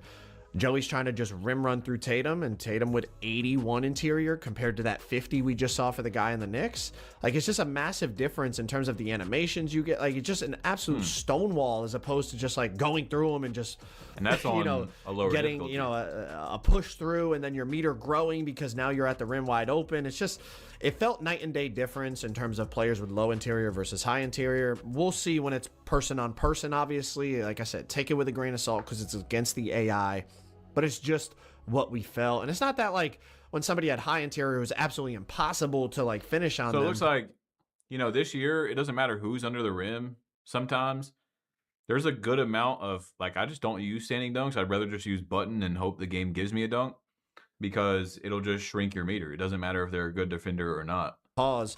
Like, So it looks I think there was different than actually a that. dunk earlier in this Looks game where, like, Giannis was in there's the better dead zone logic, and I dunked but on him with Kobe. We So have to it's see versus real people. positioning and, you know, timing of the jump and all that still matters for sure. But the point of this is just talking about meter dunking, driving, standing, paint mashing, and then also interior defense. And it just, the overall feeling was interior mattered more than it has in past years. So moving on, let's branch over to layups. Layups also felt really, really good. And, I told you guys. You know, this is the perfect time to talk about it. So let's slow this down. I mean, again, it's against Steph, who has low interior and he's smaller. But this is on Hall of Fame, bro. Green window, huge on that. What did I tell y'all, bro? You guys that have been watching, from one gameplay, not one thing has been said differently. The opposite of what I said from watching one gameplay. over Steph Curry. But I also just want to be clear, whether it's dunking, layups, it's not impossible to get stops without, you know, a high interior. Like right here, another Kobe versus Steph clip. He beats me to the spot, walls up. It's a tiny green window I miss. Positioning, timing, whether you're using the aggressive or passive hands up contest, all that stuff definitely felt like it mattered. But overall, layups felt really effective. And again, maybe it's because it's against the AI. You know, the AIs guard things differently. I know I keep saying it's like, I just want to reiterate, everything here is like how it felt against the AI. Obviously playing against a human being is going to be different, but I'm just talking effectiveness, green window size, things like that. Like even the computer, there's times where I feel like in past 2Ks, I could bait them into a layup and then just block it. And it was definitely not as easy on this game. Like that technology Mike was saying where like, if you have a high layup rating, your player will like automatically try to avoid the shot blocker's hand. Like definitely notice that. Like I'm trying to chase some of these gameplays in Blacktop. I'm trying to like let Steph go for a layup and then try to chase him down with LeBron, who has like legend high flying denier, and like no, like I definitely got a couple, but like there was a lot of possessions where like he would just. This is, I'm gonna guess this is probably prime MJ, 96, 97. So he does have a decent three-pointer. I believe in the game it's around 82, 83. Like, no. Like, I can definitely... Look at that bar. Now, it's going to be a little bigger with your meter off. And then you got to talk about having your jump shot boost, having your lethals. He probably doesn't have lethals. So, but that's pretty small, though. Got a couple, now, this but is like Hall there's of Fame. a lot of... Park, rec is a lower difficulty. Possessions where like he would just like kind of maneuver the ball away from me and lay it up, and it just overall layups felt really effective. Everyone that I talked to, they felt. Oh, that was Kobe. My bad. But like there was a lot of possessions. See, where, now like, he's got me messed up because he like, said that earlier. He mixed them up earlier, so now he's maneuver got the ball me away messed up. from me and lay it up, and it just overall layups felt really effective. Everyone that I talked to, they felt really effective. Really similar three-point ratings, though. Every time I went for a layup, the green window was very timeable. Now, obviously, I'm playing on players with really high layup ratings. I think LeBron, Kobe, and Jordan all have about a 99. Like, dude, they close look to a really 99. similar. Like, look at that right there.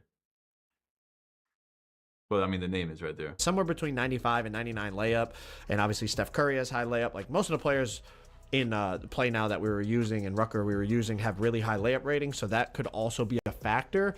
But everyone that I talked to, obviously can't talk about the my player stuff. I was about to slip up and break embargo, so let me chill. But everyone that I talked to, they all agree that layups felt really effective. We'll have to see how it feels when we actually get out there and it's person on person, you know, park, rec, pro-am, all that stuff. But that was the consensus from playing against the AIs in these games. No, they actually are like let's identical. move on. Next thing to discuss. Let's talk about shooting in general, right? Mids, threes, fades, hop jumpers, spin jumper. Let's talk about all that type of stuff, okay? So first things first, middies definitely felt a lot easier to green than threes. Threes, obviously you could green.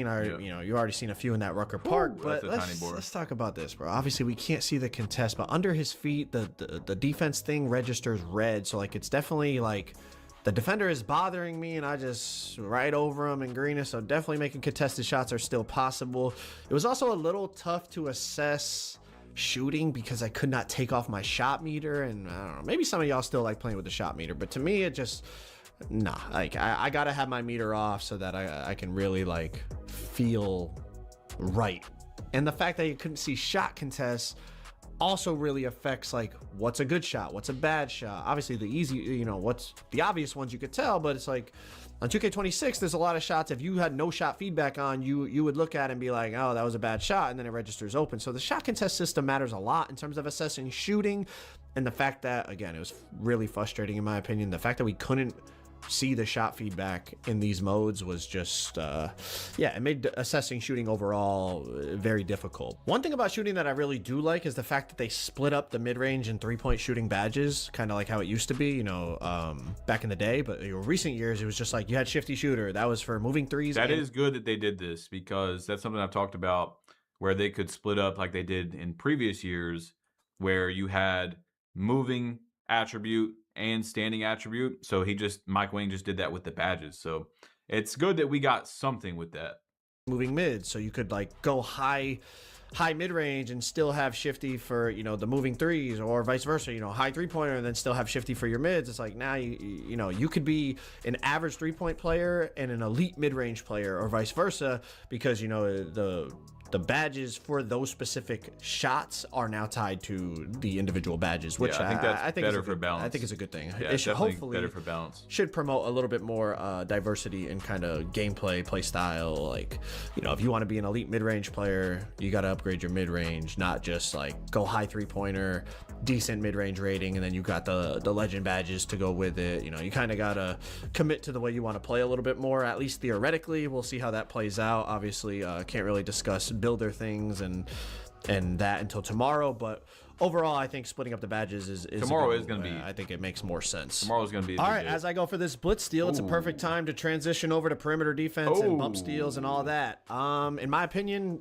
they still felt really inconsistent. I'm not saying I didn't get any. I got a few, but some of these examples that I'm showing here, I don't know, like I'm committing. I'm not even playing defense. I'm just going completely on that side. I got Michael Jordan, 99 overall. He's got like 90 plus steal, whatever. And he just bobbles it and ends up getting a 3 happy about that. I understand that be happy about that. We're talking about, you know, ratings mattering, ball handle and steal, but I mean, this is, if we're talking ratings matter, I mean, that's Michael Jordan. He's got high steal, right? This is prime MJ. He's got high steal and the ball goes through me. Prime Kobe, the ball goes right through me. You know, maybe user on user it'll be different, but I feel like in those instances, there's no way I'm not dislodging the ball. Like the first one, it didn't even make him bobble it. Tyrese just kept dribbling through me, and the second one I showed, he bobbled it Houston, we have a problem. Little, which then ended up putting me behind him, and he got a wide. A lot of things have looked good so far. That does not look good. 3. I got mixed reviews from people when I talked to them about bump steals. Some people, you know, thought they were good. Some people thought they were bad. In my opinion, they were still really inconsistent, and I felt like, you know... Was that less contested than I thought it was? Let me see. Bump steals, some people... Okay, it wasn't that contested at the end of the shot. People, you know, thought they were good. Some people thought they were bad. In my opinion, they were still really inconsistent, and I felt like, you know, those two clips are perfect examples. Even the clip they showed in the trailer, the gameplay trailer where they showed Kevin Durant, I'll put it on the screen right here. Like, I don't know, like, in my opinion, you should dislodge the ball there. Like, you're rewarding a bad decision by the ball handler by allowing him to get away with that. Perimeter defense as a whole, though, overall, it felt more sticky, more bumpy. Like when you attach to somebody, it felt a lot, you know, I feel like sometimes in 26, it felt like... Guys, tell me from the very small amount of gameplay that I have not been saying 1-to-1. I didn't even actually touch the game. There's not been a single thing me and Joe have said differently. They were like covered in oil. I told y'all it looked a little bit more sticky. And like, you couldn't run through someone as much. There was a tighter window. And they would just kind of like slip past you if they like wiggled their left just stick talked a about little that bit 30 or minutes something. ago. Yeah, you see, like there, it feels like there's a lot more once you attach. Like you know, you especially, you know, some of these guys like Kobe, MJ, like they have really high perimeter. So you know, obviously that probably plays a factor, but. It wasn't impossible to drive by people, but it felt like when they cut you off, they really cut you off. It wasn't just like they cut you off and then you could like wiggle and slip through. It was like, well, okay, if you get bumped, it's almost like you kind of gotta like gather yourself. But like right there, like, you know what I mean? Like LeBron turns the corner. I'm just saying, like assessing the game, we're both assessing it very similarly from what we're seeing. What's good, grinding? And like, you know, they're not like dragging you backwards. Like once you turn the corner, you turn the corner. But overall, it just felt like it felt a little more sticky. I guess that's the best way to describe it. Like right here, like you see, like I'm attached, I stay attached, I stay attached, I stay attached. Now, obviously, again, I keep saying it, I'm sorry, but it is against the AI, against the human being with optimized SIGs and my players and things like, and everybody learns how to dribble. The AI against the human being. Okay, now I see why he got that kind of like below by. Attached, I stay attached. Now, obviously, again, I keep saying it, I'm sorry, but it is against the AI, against the human being. Triple threat. The triple threat knocked him out the way, though. Right?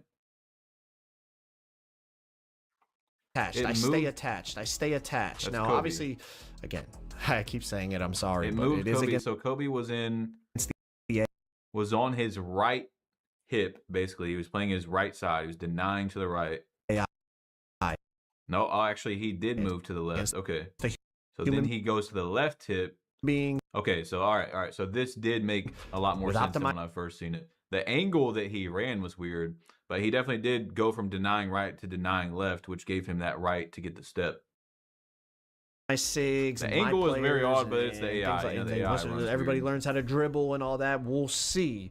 But against the AI, I definitely felt a bit more sticky, a bit more bumpy. Felt like you could cut people off better as they tried to move if you beat them to the Again, spot. really all right, let's small shift to window. dribbling. First things first, it's tough to assess dribbling. Tried to move if And that's Kobe too. Really small window. Giannis, obviously, great defender. beat them to the spot. All right, let's shift to dribbling. First things first, it's tough to assess dribbling on play now because obviously with our my players, we optimize the SIGs, we get the dribble style that gives us the good burst and all that. Obviously on play now, you're stuck with the SIGs that the NBA players have. So first reaction to it, a little concerned about the burst, but as I said, with our my players, a lot of times, we just find whatever dribble style gives us the burst, the best burst, and we use that, and then all of a sudden it's like, all right, I'm moving the way I want to move a little bit more now. Obviously in play now, you're using the dribble styles that the NBA players have, so I don't know, some of the speed boosting, it didn't feel super explosive, but again, that could be dribble style related, and that could be fixed when we get our my Probably players. dribble style Obviously related. can't discuss my players today, so I'm just basing this off of the play now gameplay and the Rucker Park gameplay. But that was the first reaction, like, okay, I'm not really bursting how I want to burst. Chaining dribble moves together definitely felt really smooth, fluent in terms of being able to branch out of things and branch into things. Obviously, I'm not like a super duper dribble head. I'm not Steezo or anybody like that. But, I play guard and have a lot of success even at competitive levels playing for money, so I can assess it a little bit. But I did talk to some of the better dribbling content creators that are at the event. I'm sure, they're all What did they say, Jeff? Dirk, Chappa, like Koza. They're all going to be Damn. posting dribble stuff. And He still had a green window from there? That was a deep ass three. they're all Dirk, Let's see. Chappa. NBA had a green window from there. From Hash. Like, the closeout really didn't make it that much smaller. It wasn't like obviously like the ball release. Creators that are at the event, I'm sure, they're all Dirk, Chappa, like. The closeout was kind of there. It didn't really make it that much smaller though. Kind of there. Koza, they're all going to be Yeah, it showed posting up as a dribble yellow. stuff, and they had some concerns as well. They had a little concern about the burstiness, and it wasn't super explosive. But obviously, as I said, it's like you got to wait to be able to put dribble styles on to really assess the burst. Because a lot of past years, the bursts were fine, but that was because we found the dribble style that gave. Yeah, we're it about to us. watch some more videos, You guys. could quick stop. this The one's quick done. stop I found was Ooh. the Stop is LT back. quick stop right there that I just ran to the wing with Kobe. Just Yeah. tap LT, it set It's my not feet bad at all for instantly, no and I was dribble able to style or shoot. anything. Did it a few times. It worked pretty consistently. Maybe we find something LT better, this but year. definitely, I think we're going to be able to find a way to peak and quick stop threes, just like past years. It might be, last year was flick up. This, it might be something different this year, like LT, or maybe we find a better one. But should be able to quick stop and set your feet. So everybody that's looking to shoot peaks and stuff, you should be back in business with that. Next, let's talk about AI players. It was something they said that they enhanced, and I played against the AI quite a damn bit, so I can give some good insight on this. The AI is so much better. They definitely play better defense. They hawk passing lanes. Like if you throw any type of questionable pass, they were picking it out the sky. And we did see that from Josh Hart in that Play Now Online gameplay where he got that crazy steal. 6 going the other way. Obviously, like I said, I played on Hall of Fame, so that's a factor, but they were like really, if I left them open, they were really consistent. In terms of like layups and close shots, like they would make, I don't want to say everything, but it felt like everything they would make. The AI seems really, really improved. I ain't gonna lie, we might be back on that thing where it's like you go to random rec and you're hoping your teammates quit because the AI is better than 85. Oh boy. Now how fast are people going to complain about that though? When the AIs are really good. I'm ready to dribble and do witchcraft on the court. Yeah, we're about to check out some dribbling after this. I want to check out probably Koza, Cheeseaholic, Yodman, Hezi. 5% of the people who play the game. Like, we might be back on that. Obviously, like I said, it was on Hall of Fame slider, so I don't know if, like, when we play Rec or something, I don't think the AIs are going to be on up, Hall of Fame sliders, but the Hall of Fame computer was very, very improved. Like, obviously, we don't know, like, all the cheese against the bots. Like, we might find something. Like, that was a used red, to be the jab step or the no dip. Like, we might find something. That was a red? Hall of Fame computer was very, very improved. Like, obviously, we don't know, like, all the yeah, real small bar. Not red. This is probably because, you know, there's 8 different tiers now. But this is definitely red. It's probably at least a 60 or 70% contest. Cheese against the bots. Like, we might find something. Like, you know, it used to be the jab step or the no dip. Like, we might find something that works against the David bot Atkin? all the time. But the old stuff that works against the bot, not really. I mean, you can kind of get them sucked into screens sometimes a little bit too easily and, like, get, like, a snatchback What's new? 3 We're off or figuring something. that out right now, brother. But overall, everything like, just compared to came how out, it so was, we gotta it's not break just like everything last down. year where you could just throw it to somebody our and just first shoot video. the ball. Ooh, Like, that was a good the bots burst. were playing that. You couldn't just do. Smoked it. That was a good burst, It's not though. just Let like me see. last year where you could just throw it to somebody and just shoot the ball. Like the Now, okay, so we've looked at a bunch of examples of the green window expanding correctly, but does it expand correctly right here? I don't think so. That's on, isn't that on Tyrese Maxey too? It's not just like last year where you could just throw it to somebody and just shoot the ball. Like, he's got the step. He's got probably 2 steps. Get some contact, okay, a little bit of contact. But finishes basically open. Like, for Michael Jordan, that's open. We're playing that. I don't know. I feel like that should have expanded more. You couldn't just do a jab step and shoot. Like, the bots were playing that. So obviously we know how the community is. Like, people are going to try to find something else, and once somebody finds it, like, everybody will cheese that. But What's up, Levante? the old cheese that everybody was doing last year where you just throw it and shoot a catch and shoot over the bot, from what I saw, obviously, again, I don't have my player jump shots on. I'm using NBA player jump shots and all that. Nah, like, they're guarding that now. You're gonna have to find something else to beat the bot. The jab step, no, like, they're not just letting you jab step and then shoot a completely wide open 3. All that stuff that was driving me and y'all crazy in random rec when people would quit. What's up, content? That stuff has been fixed. All right, real quick on passing. I'll be honest, I did not pass the ball that much. Like, obviously, you know, I'm controlling the whole team. I will just say some of the passes definitely felt floaty, but to be fair, I don't know everybody's pass rating, so it could just been like some of the people I was passing with had low pass accuracy. As I said about the AIs, though, like, if you throw a pass near the AI, they hawked it. So I think passing lanes, unless it's just the way the AI plays, everything is kind of floating. I wasn't even really get paying real attention to hawky that. in the lanes if you're playing it correctly. I just seen that. But I didn't throw a lot of, like, break passes to test break starter or anything, because it's just you know, when you throw it to a human, the human is leaking, and you're able to, like, really throw it down the court. When you're playing like Play Now or Rucker, like, your teammates are not, like, running the break. You know, they don't leak out. Cheese, yeah, we're gonna watch a lot It's of kind of videos difficult today, to guys, test a by lot of videos. yourself. The next thing This is the one's almost over, I takeover think. system. In my opinion, Yeah, it we is got just so 2 much minutes. better. It's so much more logical. You know, the days of dunking the ball 5 times and then popping deep bomber badge are gone. You know, the PG coming up the court, passing the ball for 6 possessions straight, and then all of a sudden, you know, he's got his sharp takeover, and now all of a sudden he's looking to score. I've told Like, you guys now like 3 times, this is really good for the balance of the game. Like, you can't just get, you know, 4 dunks and now you got deep bomber. get takeover from what you do in the game. Obviously, if you saw the news, you knew that. But like now, it's like if you dunk the ball, you get finishing takeover. If you're passing the ball, you get playmaking takeover. You're shooting the ball, Chop, I said you there's get a quick shooting stop. takeover. Just so much more logical, and it really means like, you We're gonna know, have to check depending on out how some you're of these playing, videos. that's the type of takeover. You know, you're gonna take the game over with what you're doing. It's just it seems like such a simple fix, but it's been years I've been saying this, that that's the way it should be. You should be getting takeover in the way that you're dominating the game, and that's finally how it is. You've seen a couple here, I think, in the Rucker Park gameplays. I had it with Kobe right after I got a couple dunks. I got that finishing takeover. Seems like a really simple change, but in my opinion, it's a big W. I think it was long overdue, so that's beautiful. And the last thing I'll touch on is the fact that 2K made the announcement that they are addressing the cheating problem.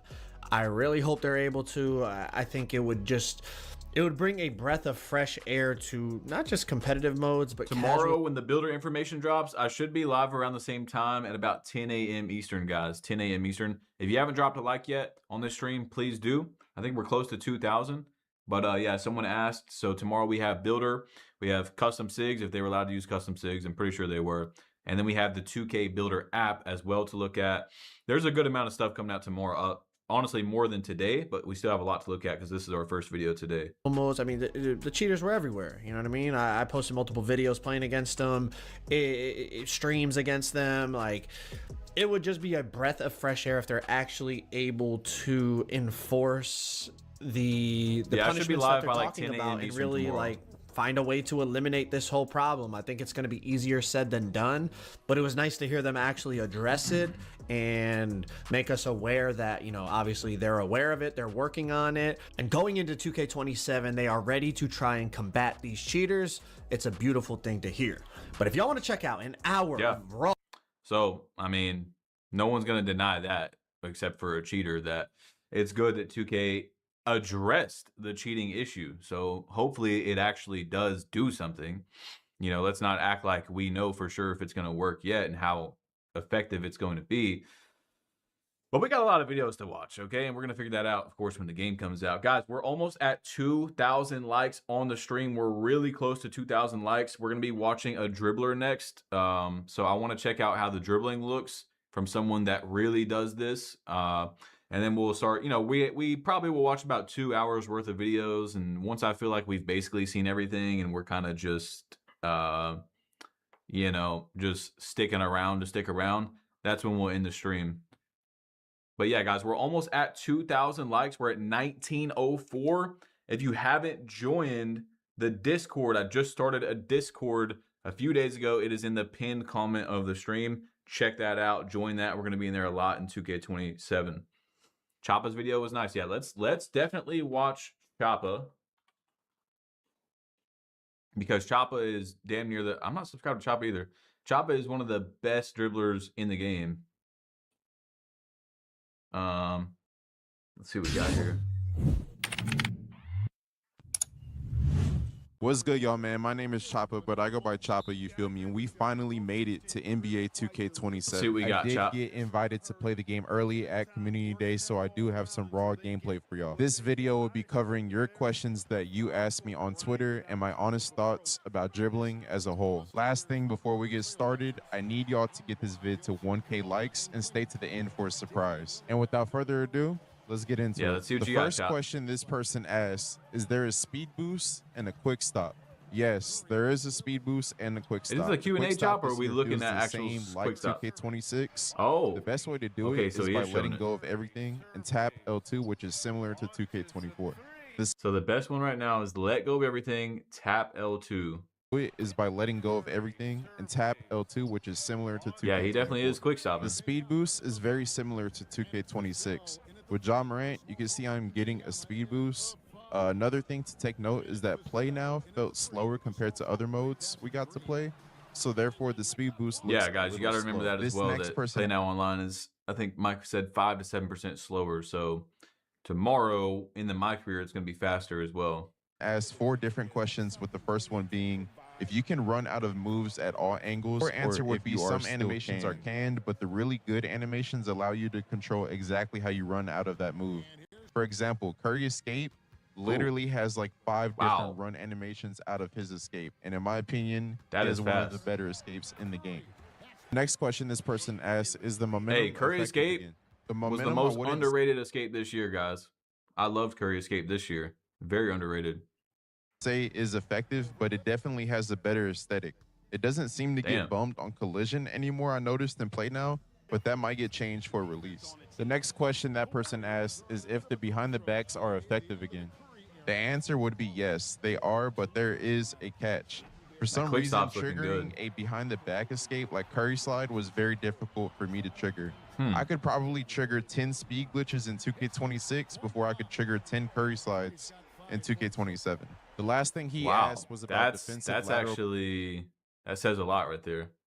quickness, and collisions. That's odd. Defensive lateral quickness Wonder why was that good is. only until you put your hands up. For some reason, if you hold right stick up, which is aggressive contest, your player will get stuck and then they could just run around you. Also, blitzes, collisions, and closeout contests all seem better in 27. This person asks multiple questions, and we have already covered the first one. He asks how shooting tempo off peaks felt. To be honest, I don't think there is any point to tempo this year since you have to green both, which in my opinion is easier to mess up compared to shooting button. Next, he asked if SIG size-ups are useful again. Yes, SIG size-ups are back and are actually useful for the reason I said in the beginning of the video. There are certain moves you get consistent speed boosts out of, and SIG size-ups are one of them. If you are not a dribbler, an example of a SIG size-up would be Steve Francis from the older 2Ks. This was in the SIG size-up category, and it was very OP. We don't have Steve Francis this year, but I did find a couple ones that are useful that I will drop tomorrow and show y'all. Is debug breakdown fries? Yes, it is super fries. Debug Super breakdown fries, literally is the worst animation in the game now. Wow. Debug breakdown is basically a whole new pro play animation, and it is completely slowed down. So Oh, yeah, it so is you're not doing that Tyree debug, spin but there might be a jumper new one. Is back in NBA 2K27, Ooh, and it's a lot there's slower, one though. minor change that Yeah, or actually it's a bit made it slower. better. Now in Better. 2K27, you can run straight towards the basket without stopping and double tap square to get the good animation. Last year, you had to twirl your right Oh. stick in order to get it, but now it is easier to do. So if you are a lockdown and get beat up the Wow. court, the guard will do a spin jumper. Woo, you Also, might be fried Paulo if you're and a KD lockdown. go-to shots are back in NBA Better stay in 2K27. front of your guy. However, I cannot show y'all the requirements for them until tomorrow. This person asked about my overall thoughts on dribbling, what game comparison, the misdirection. First thing I would answer is this game's dribbling seemed like if you combine 2K24 mechanics with 2K22 movement and game speed. On top of that, Hold on, as I gotta hear that again. I was looking at chat. seem like if you combine 2K24 mechanics with 2K22 movement and game speed. On top of that, as y'all saw in the gameplay Damn. reveal, you can fully customize your sig. Wait a second now. Can we look at this? Can we look at these escapes real quick though? Movement and game speed. On top of that, as y'all saw in the gameplay reveal, you can fully customize your sig. So the L2 cancel and quick stop remind me Yeah. exactly like 24, but the actual speed boost animation reminds me of 26. Doing combos in general are way faster and are definitely not casual friendly. Learning combos and keeping pace with your moves is going to take a long time to learn. The skill gap, especially on small guard dribbling, is going to be insane. I didn't get to test tall guard dribbling, so I do apologize about that, and I will lab tall guards when the game releases. This will be by far the most dribble diverse 2K ever, just because of the expanded dribble customization. Wow. If you want, That's saying a lot from Choppa, guys. If you don't know who Choppa is, I would say he's the best dribbler that was at the event. There were some very good dribblers there, but if I had to rate in terms of just dribbling skill, I think it would be Choppa that was there. to see what SIGs I think are the best or what I think will be meta, make sure to tune in tomorrow, August 21st, for that video. Yeah, tomorrow's the big day, guys. Misdirection in this game Big day. is very difficult to do and seems very slow to me. I definitely think the misdirection in 2K26 is way better. The misdirection in this game Misdirection's not seems as very good. clunky and not useful at all. Before I end this video, I want to go through some of the 2K26 animations that were meta and show y'all if there's any difference with them in 2K27. First, we have Defox Cross. In 27, it looks like it's still going to be the best crossover to use. In play now, it felt extremely fast and viable. Defox Snatch Still doesn't is look as good as 2K24's De'Aaron Fox Cross. In play now, it felt extremely fast and viable. Defox Snatch is slowed down in NBA 2K27, and it seems like it would not be a good SIG. It also drains stamina very quick in play now. Tyrese Halliburton and Zach LaVine also have good dribble styles that have consistent speed boosts and don't drain that much stamina. Kevin Huerter Hop Jumper is back, and even though it looks slow in this clip, I'm pretty sure it's because Yeah, that's why I said Choppa was the best one at the event. Cizo was not at the event. Release is slow. I didn't clip it, but you can also step through if you don't shoot the hop jumper. Ja Morant still has a good dribble style and a great speed boost. Kyrie escape got changed, and the new animation isn't bad at all. It might be useful. It was one of the faster escapes I tested, so hopefully I can lab it more when the game comes out. Great speed boost. Kyrie escape got changed, and the new animation isn't bad at all. It might be useful. It was one of the faster escapes I tested, so hopefully I can lab it more when the game comes out. What needs to come along with this is if you're playing the side correctly, if you're reaching at the right time, you should be able to pop that out. So that will be very important. Like, we should have both sides, you know, we should have great, fluid, fast dribbling, diverse. Now we have all the custom, so you can basically every move is custom, but you should be able to pop it out. Like if someone is sitting here doing, you know, I can lab it more this right when here, the game comes out. you should be able to, okay, now I'm going to hop on his right side. I know when he's going to go back because he's flicking back and forward. I reach at the right time, pop it out.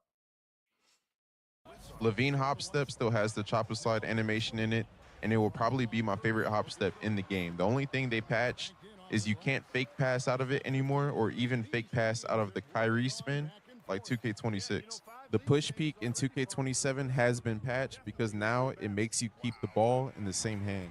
Tyrese Maxey escape seems to be the second best escape. Most of his moves are fast, and it also seems like he has a fast motion style as well. The best escape I lab by far is Curry escape. It definitely is the fastest escape out of every new gen 2K, not including Allen Iverson or Jason Tatum escape from 26. The Curry slide is 100 times more difficult to spam because they made the angle harder to hit, and it is also slower than 26. However, it looks like it creates more space than it used to. It creates space backwards now. Did it do that last year? Also slower than 26. So it pushes you backwards. It looks like it creates more space than it used to. And if you stay to the end of the video, the surprise I have for y'all is that the 2K21 spin back is back. I think depending on which spin you have, it would make the animation faster. So when the game drops, I'm going to find the fastest one. When the embargo lifts tomorrow for the My Court and Builder, I'm going to go in more detail and show y'all all my SIGs, jump shot, and even a mini dribble tutorial. Please like and subscribe. If you made it all the way to the end, comment I was here. And thank y'all so much for tuning in, and I'm out. Good vid, Chop. Good vid. Gives me some hope. A little bit of hope. Tomorrow, though, again, guys, is when we're going to see the custom SIGs. So that's going to be, if you care about dribbling, if that's one of your main cares, tomorrow's going to be the real day where we see all the custom SIGs together. What should we watch? So we've seen Joe No's video. We've seen Choppa now, who's a dribbler. Joe's kind of like, you know, everywhere in, you know, like he does a bunch of things. Choppa known for dribbling. That's what he does.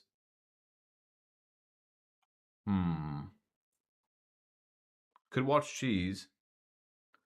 Cheese and Double H. Okay, so we'll watch Cheese and then we'll watch Double H, guys. Hush, hush, hush, hush, hush, hush. That was green! I miss y'all boys, man. What's gonna get to it? Your boy Cheese finally back in another video. What's up, bro? What's up, bro? You haven't seen my face in months. Cheese, Listen, guys, how much caffeine have you had making this video, bro? How much caffeine, bro? Over or under 500 milligrams? So much. I am finally back. Listen, guys, I'm streaming every single day. I'm posting every 3 days. I'm here to stay, y'all. So listen, I went all the way to LA to get some NBA 2K27 early content just for you guys, dog. I got the Mind Builder on lock. I have the best point guard build for 2v2, 3v3, stage, theater, pro-am, whatever. Well, it's not pro-am no more, it's straight cruise. I have the best build, and I can't post it just yet because they gave me dates. If I haven't played the game in forever, but you guys are just gonna see off my movement, bro. I look tough. Now imagine when you guys see my video tomorrow. Okay, let's see this movement. When I'm actually on a real build. So does this make you want to pre-order the game now? I don't think anything I've seen today so far is like, wow, I have to play the game so far. But I think so far the best news that we've got was, what was it, 2 days ago? The dribbling looks pretty fluid as of now. So that's got to be good news for tomorrow when there's custom SIGs. It looks pretty fluid. But the the layups are looking good, the finesse finishing. However, as Joe showed, some things are a bit concerning, like the steals and stuff. So it's like the game is not going to be the same. We already know that the game's not going to be the same when it drops. So how do I word it? So it's like it's tough. Because, like, things can be good, but that doesn't mean that's how it's going to be 2 weeks from now, 3 weeks from after the game drops, a month after the game drops. So, like, it's concerning about the steals, but if there's a patch that makes it more balanced, then we're okay there. Or the finesse finishing looks good, but what if they nerf it and then it's bad? Okay, a lot of people are saying skip. Okay, we'll go to Double H. We'll go to Double H, and we're just going to come back. I know Cheese does like to yell a lot. 2K27 gameplay is here, and we're going to be showing and breaking down everything in today's video. From rhythm shooting and button shooting, to quick stops, to the new step-through animations, to full-court greens, custom dribbling, oh yeah, we do got to see everything Laker about fan. defense, contact dunks, the he's a new slasher. layups, even post-scoring. So Double H is another like all-around. We've seen Joe Knows kind of all-around. We've seen Chappa known for dribbling. Double H, another all-around. We do need to check out Laker Fan after this because he's a slasher. So he's going to real dive deep into the slashing. All getting covered. So make sure to drop a like, hit that subscribe button if you're new, and let's go ahead and jump straight into it. What is good, YouTube? It is your boy Henry, aka Double H, back at it with yet another banger. And for today's gameplay breakdown video, I have a couple warnings before y'all get into it. So number one, this is the community day version of 2K27. So technically there still could be some changes leading up to the actual final release of the game. Another so you have to take everything with a grain of salt. Reason when they made this community day version of the game, like there's been, let us save our, was it 2K24? There was a move that was patched before the game even came out. So again, remember that. Settings. So you're going to see shot meter on in these games. You're not going to be able to see some of the contests as well. It's just really messed up with the settings. Extremely frustrating when I was there and realized that you couldn't save settings or whatever. So that sucks. Another warning, all of my clips were on Hall of Fame, but I'm going to be using a lot of other creators' gameplay as well to showcase some of the gameplay. I'm not 100% sure on what all of their difficulties were on, but shout out to them for sharing that with me. And we're going to have this video split off into sections so it's organized so y'all can digest all this gameplay very easily. So let's just go ahead and get started. Full court Yes, greens. you heard that right. 2K, what is this, bro? Watch when this dude shoots a full court. He has a meter that he can time for these full court shots, and some of them could be green. And keep in mind, this is our first time playing NBA 2K27. So it's not like these dudes had practice shooting these full court greens like that. Like they get on, shot a couple, and look at LeBron's chucking full Did court LeBron greens, just dude. What did I just see, bro? Court greens like that. Like did they bro just get a green animation on a heave? Shot a couple, and look at LeBron's chucking full court greens, dude. Dude. I mean, if cheating is an issue in 2K27, oh yeah, that's gotta go. then that's gotta go. I mean, look at Curry while he's cold. Yo, this could become a really big problem. I don't know why you get a jump shot meter no matter what. That's gotta go simply for the fact that like it's an extremely small meter, so I wouldn't really be mad at it if cheating wasn't in the game. We don't know how cheating is going to be handled. If cheating's in the game, fries. So that's probably, just take it out for now. If cheating is under control, maybe bring it back. Fries right now. Where you chuck this ball from? But wow, this could be real bad.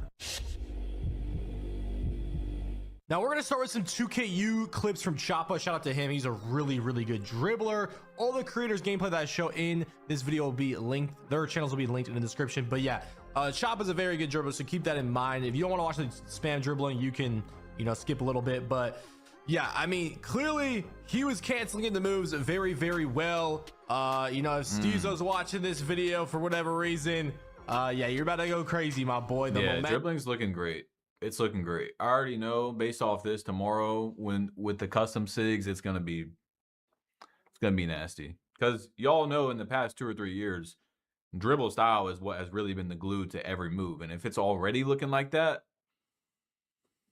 on top of customization, and we have even more customization now, like way more. I think there's what, 32 different moves you can choose this year. So basically every single move you can choose, versus what is it, 12 this year? Yeah, I don't. If I was a dribbler, if I was a big time dribbler, like that's what I care about the most, I wouldn't be worried right now. Kyrie, but they could patch up before the game comes out. I do want to say that. Behind the back, he was dribbling with Curry too.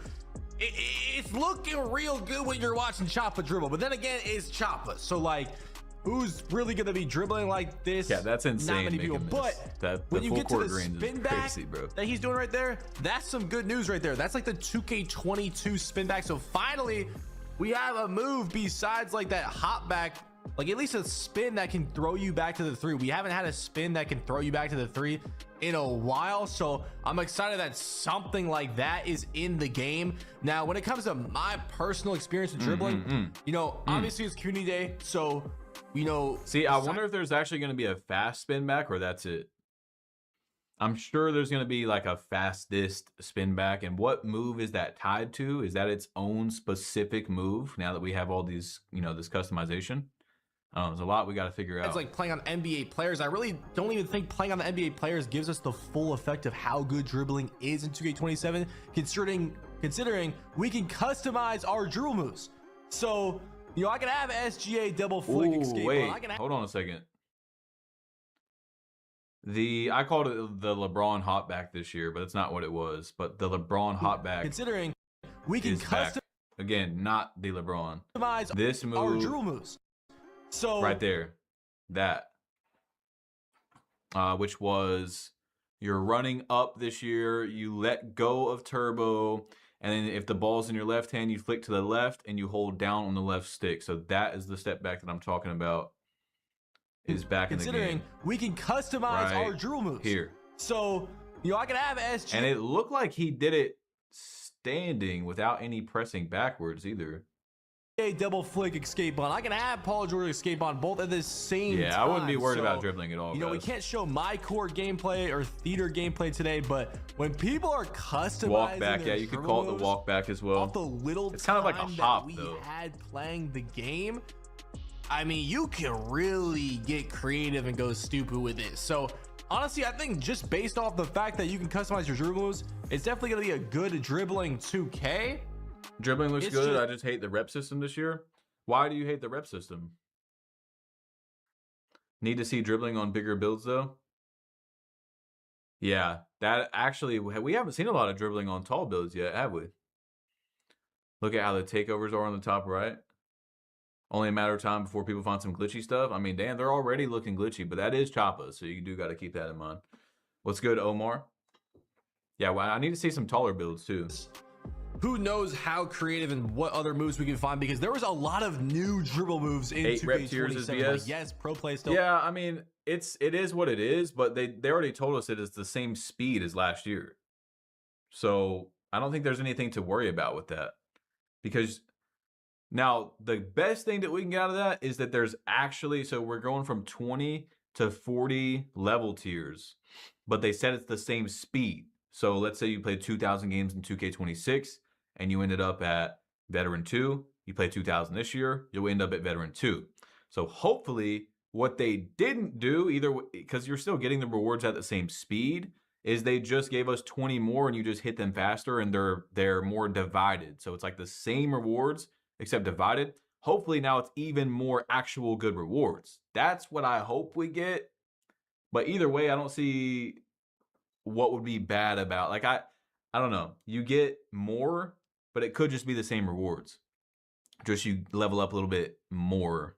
I don't know how to explain it. The game, but they added a ton. Like, honestly, there was so many new drill moves that they added in new animations that it was almost like a headache. Yeah, tomorrow we'll definitely see a lot more taller dribbling. All of them. I mean, you couldn't even look through all of them. So hopefully there's some hidden gems in there. You know, obviously I didn't look at every single person's gameplay from 2K27 Community Day. Yeah, that Stezo video is gonna be hopefully crazy. There's some hidden gems. Yeah, he was practicing with Kyrie and Curry in the 2KU. We're also going to be showing some in-game dribbling gameplay as With the well. self-lob, This though? dude is going crazy with Curry. I'm just really happy that spin back is back to his escape. He can spam, and you can still just go flick to flick on the escapes. Yeah, also, Choppa I was cooking, practicing trying to like shout out to do Choppa. one move into another. You know how like season 1 in 2K26 you could just Devin Booker step back into another Devin Booker step back. Yeah, obviously Choppa's going straight into moves, but if you are going off of 2K26 where I'm not worried about the game speed either, because Mike said that it's 2% faster than last year. So this in this area, it's like 5 to 7% slower, he said. So tomorrow is when we'll see the actual game speed, which is faster than 2K26. Except for, he said, in 5v5, it's the same or very similar, I think is what he said. like flick the hesitation or like left stick it doesn't really work like that. Like you'll see later in the gameplay when I try to right stick cancel it or when I try to L2 cancel it, because there are quick stops in the game, and this year they're L2. We're gonna get that into that later into the video. But yeah, there's Choppa's clips with Curry and Kyrie going stupid. I What's feel up, Wheelie? like, yeah, I don't know. I don't really know how to feel about the dribbling. I think it's gonna be, do I think it's gonna be better than last year? Yes, just because there's so many new animations. You can customize them, and yeah, it has to be better than last year, right?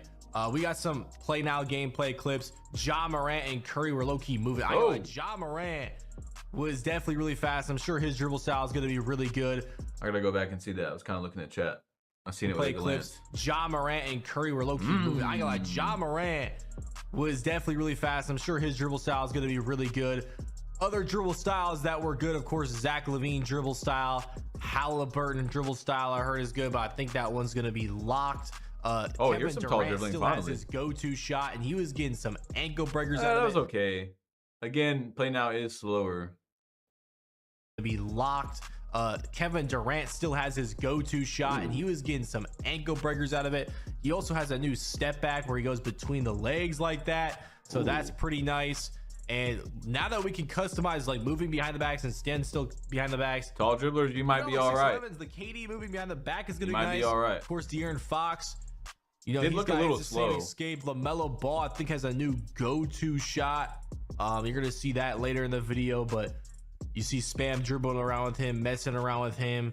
Hop jumper cancel, hitting it to Jaden McDaniels for 3. Yeah, also when it comes to stamina, like obviously we don't have Gatorade in here, so we are losing stamina fast. But I know last year like you could left stick cancel some of these moves and not lose adrenaline. I'm not 100% sure There we if go. that is still Trying to sit a little further really, back in my chair. I guess, usable. I'm watching this all for the a lot of first these time moves, too, like I don't told know, you was guys, bro. trying to do left stick Like cancel. I'm with, literally, but I did not see any of this. I don't know, I couldn't get it done. Maybe other people figured it out. I'm sure there's probably a way. Also, SGA Escape is of course still in the game, and this requires a 91 ball handle on your build. So if you want SGA Escape, Wait, you're gonna have to have a 91 ball I don't handle. think he was supposed to say that. Just keep that in Everyone mind. else has been saying you can't say that. That's interesting.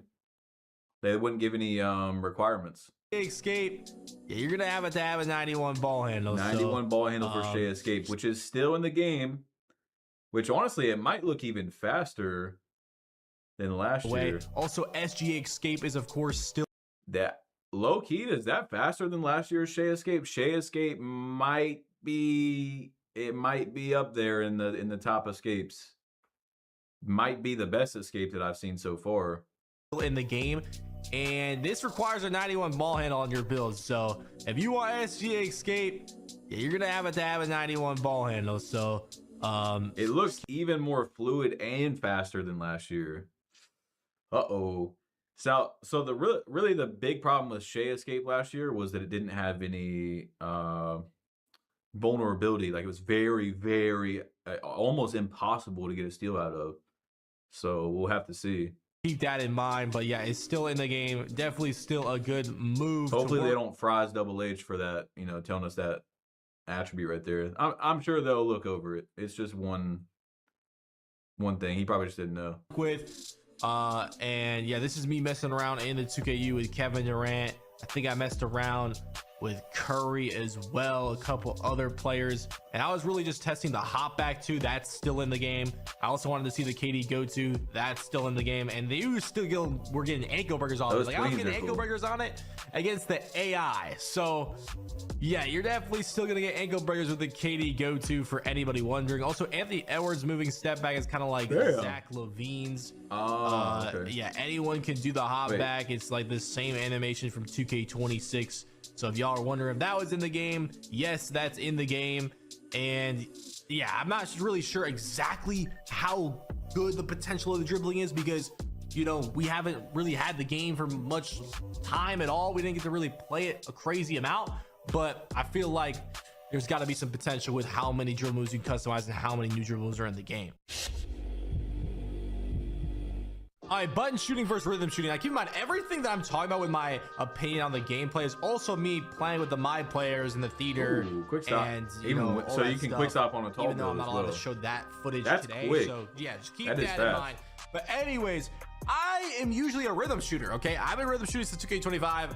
I'm not rhythm shooting in 2K27. I'm definitely going to be using the button. Taller dribbling looked a little rhythm, slower. it's based off not really the tempo this year. You have to green the timing. So when I was first trying to tempo shoot, it was definitely a little weird. Now right here, these clips you're watching right here is me button shooting. I just think it's more simple just to, you know, hold a button down and time it that way. Now, of course, there's going to be some people that probably prefer the right stick shooting with the rhythm and timing like that. Like, that's a right stick shot right there. You'll be able to tell when it's a right stick shot when, like, in the meter there's like a little like line that's like moving with the bar, and then when I'm buttoning there's no line right there. So that's how you know when I'm tempoing and when I'm button shooting, if you guys are wondering when it comes to this gameplay. But yeah, I definitely prefer the button. It's just more simple. And Mike Wang was even talking about how there's not really an advantage shooting with one or the other. It's really just personal preference. They're just both on the same playing field, and I definitely felt that. I didn't think there was a huge advantage one over the other. I mean, of course, I thought button was better just because it's just, you know, in my opinion, I just think it's just easier just to click the button, you know, than to do the right stick. You know, it has nothing to do with actual getting a bonus from the button or getting a bonus from rhythm, because that's not a thing. They're both on the same playing field. So yeah, if you're worried about rhythm shooting being too OP, and you know, you thought it was too OP in the past, or maybe you thought one is an advantage over the other, it's really just personal preference in 2K27, at least the version that I play. I don't know, maybe they can change it up, you know, later down the line when the game's out, but right now I'm 100% gonna be using button. Also, another thing I noticed when I was on the my players, the jump shots are really fast. I don't know what it is. I was like using Quentin Grimes base, I was using Ray Allen base at one point, I was using Jonathan Isaac at one point. Yeah, the custom jump shots, I don't know what it is, but they are way faster. I even had to put it to like 75% speed, which I never do. Wow. But even that felt like, okay, maybe that's like a little too easy to contest. So yeah, keep that in mind when you're loading up your first build. The jump shots are a lot faster. Usually I play on push. I'm definitely gonna have to play on release this. Are a lot faster. Usually I play on push. I'm definitely gonna have to play on release this year with how fast these jump shots are. I didn't really feel it like that in play now, but when you get on that my player and put that custom jump shot on, man, oh boy, them jump shots were looking fast. I mean, I was playing with, so I've seen some of the best shooters usually on 2K shooting 0 for 8 from 3 in their first games because these jump shots were too fast. I ain't gonna name no names, but like, that's really how crazy of a change it was, you know, seeing that. Like, we were not used to that. So yeah, when I say that, like, I am not kidding. You're gonna be like, damn, okay, like, should I even go 100% speed, or maybe I should go to release if I was on push? Okay, but other than that, yeah, I'm glad that button and rhythm shooting is both on the same playing field, and it should be interesting to see what y'all end up shooting with in 2K27.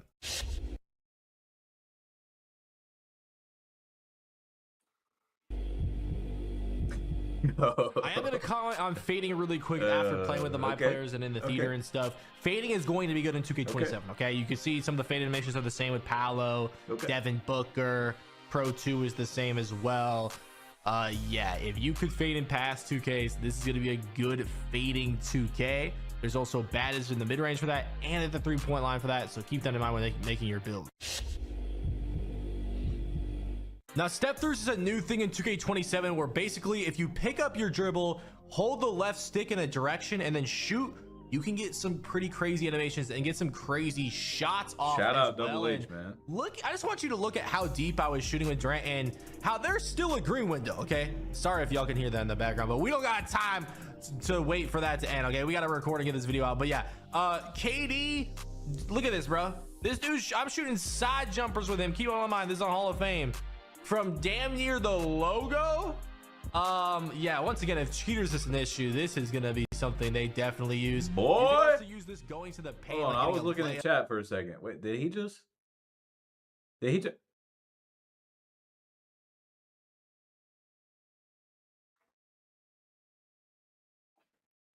where was he at right there? Bro's not even in the screen. Look at how deep I was shooting with Durant and how there's still a green window, okay? Sorry if y'all can hear. That's without takeover. That's without 99.3. I mean, KD's probably got, what do you guys think? Close to a 93 pointer. Got to be around 90, probably 90, 92 if I had to guess. Hear that in the background, but we don't doesn't have all the legend badges because the Play Now players don't have legend badges that we've seen. Got time to wait for that to end, okay? We got to record and get this video out. But yeah, KD, look at this, bro. This dude, I'm shooting side jumpers with him. Keep on in mind, this is on Hall of Fame. From damn near the logo. Yeah, once again, if cheaters is an issue, this is gonna be something they definitely use. You can also use this going to the paint, like getting a layup out of it as well. But look, I'm getting like spins out of it too. I'm telling you, like in game, these are not like super easy to contest or anything. Like these actually might be more usable than a lot of y'all think watching this video. But dude, yeah, I think step throughs are definitely gonna be viable. And I think they're actually going to be useful in 2K27, especially if you can master the timing of these, because you can get some pretty crazy animations, especially if people are jumping at you out of pump fake. All right, think about this, guys. First of all, just the ability to hit these. Think about if cheating is not under control. You got to guard a midi fading, 3-point fading demon. All right. You're there. You jump, you're there, he pump fakes, step through the other side. You're coast. It's fries.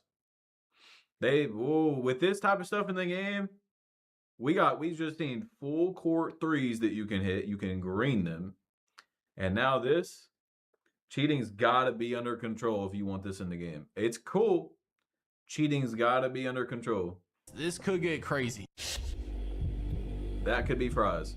Now, when it comes to doing like a move back to back and just canceling right into it, I know it's 100% possible because sometimes I was getting it. I know Choppa was doing it sometimes, but I just wanted to share what I was trying.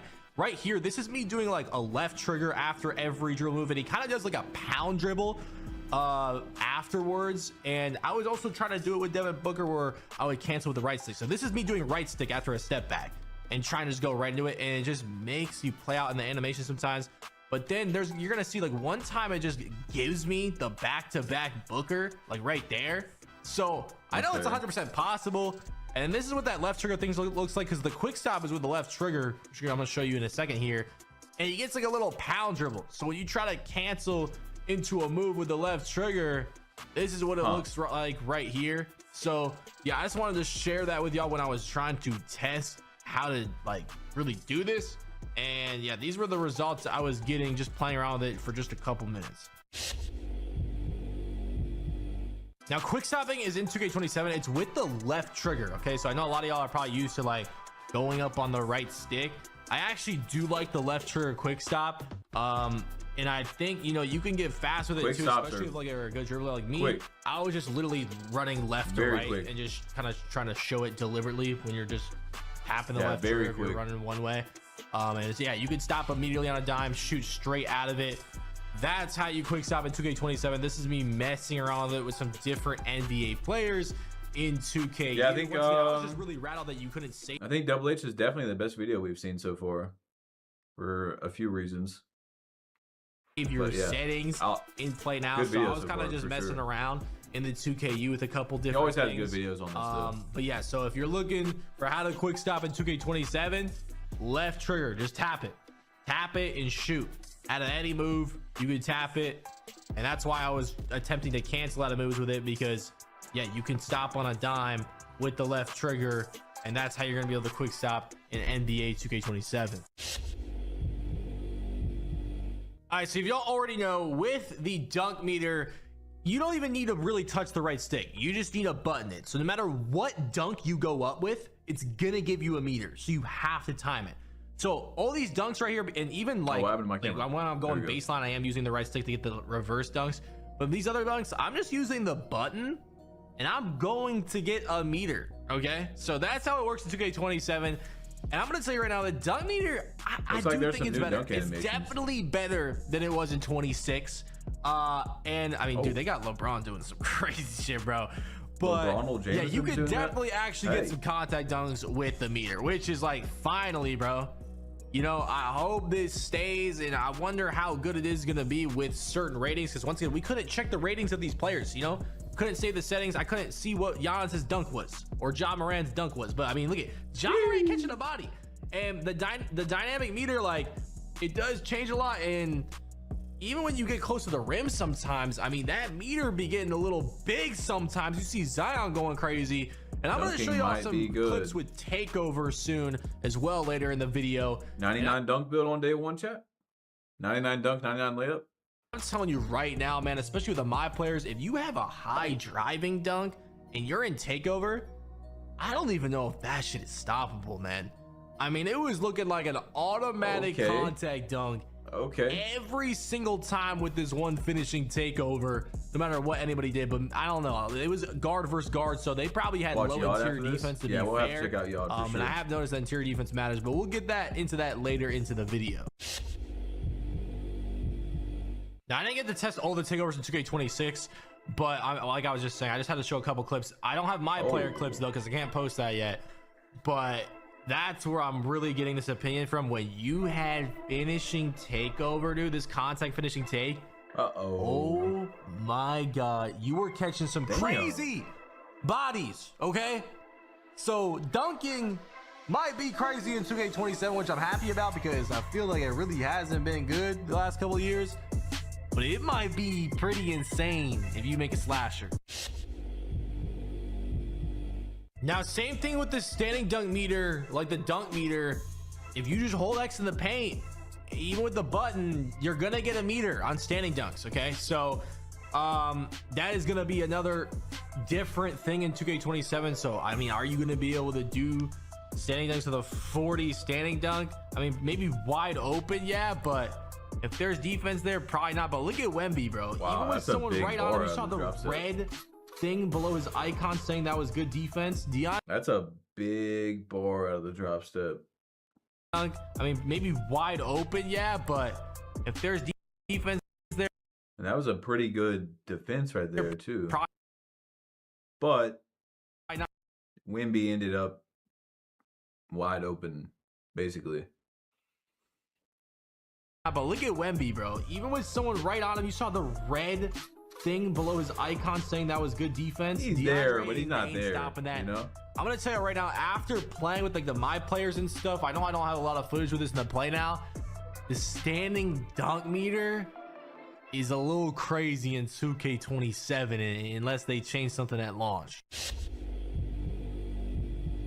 Now, here's a good example of a layup. I know it's a wide open layup, not this Curry one, this next one, but like it really starts out low, and then like the meter can really expand big depending on how you finish at the basket when releasing the layup.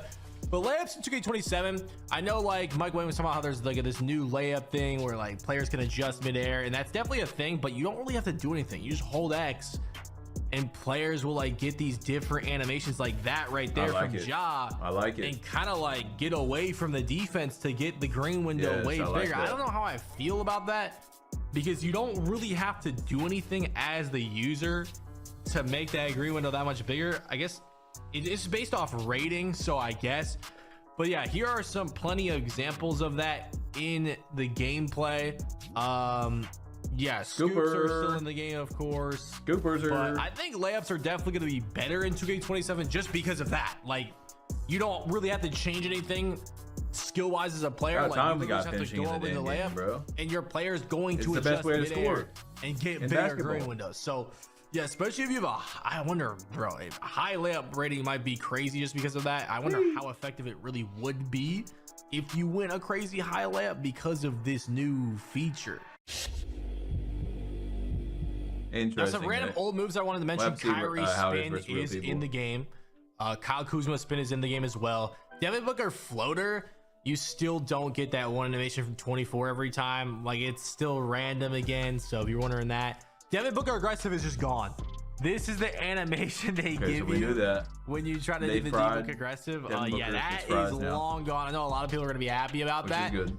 Yeah, that animation is absolutely removed, absolutely cooked, complete fries. Yeah, you're not gonna be able to use that in 2K27. But D-Book crossover changed a little bit. I feel like this is basically like D-Fox cross. Like, it's pretty fast. I don't know. We're good now. Definitely look into D-Book cross in your bigger build. Need some more caffeine, boys. Now, I don't really have any clips of this just because, you know, this is against the AI right here, and my opinion's going based off user versus user. But I think passing might be the worst it's ever been. They definitely didn't fix passing. The ball's going off people's heads. It's going off people's backs. Full court passes with a high pass sack is looking like full court shots sometimes because the passes are so off target. Where's it at? Joe was also saying that there was a lot of floating going on.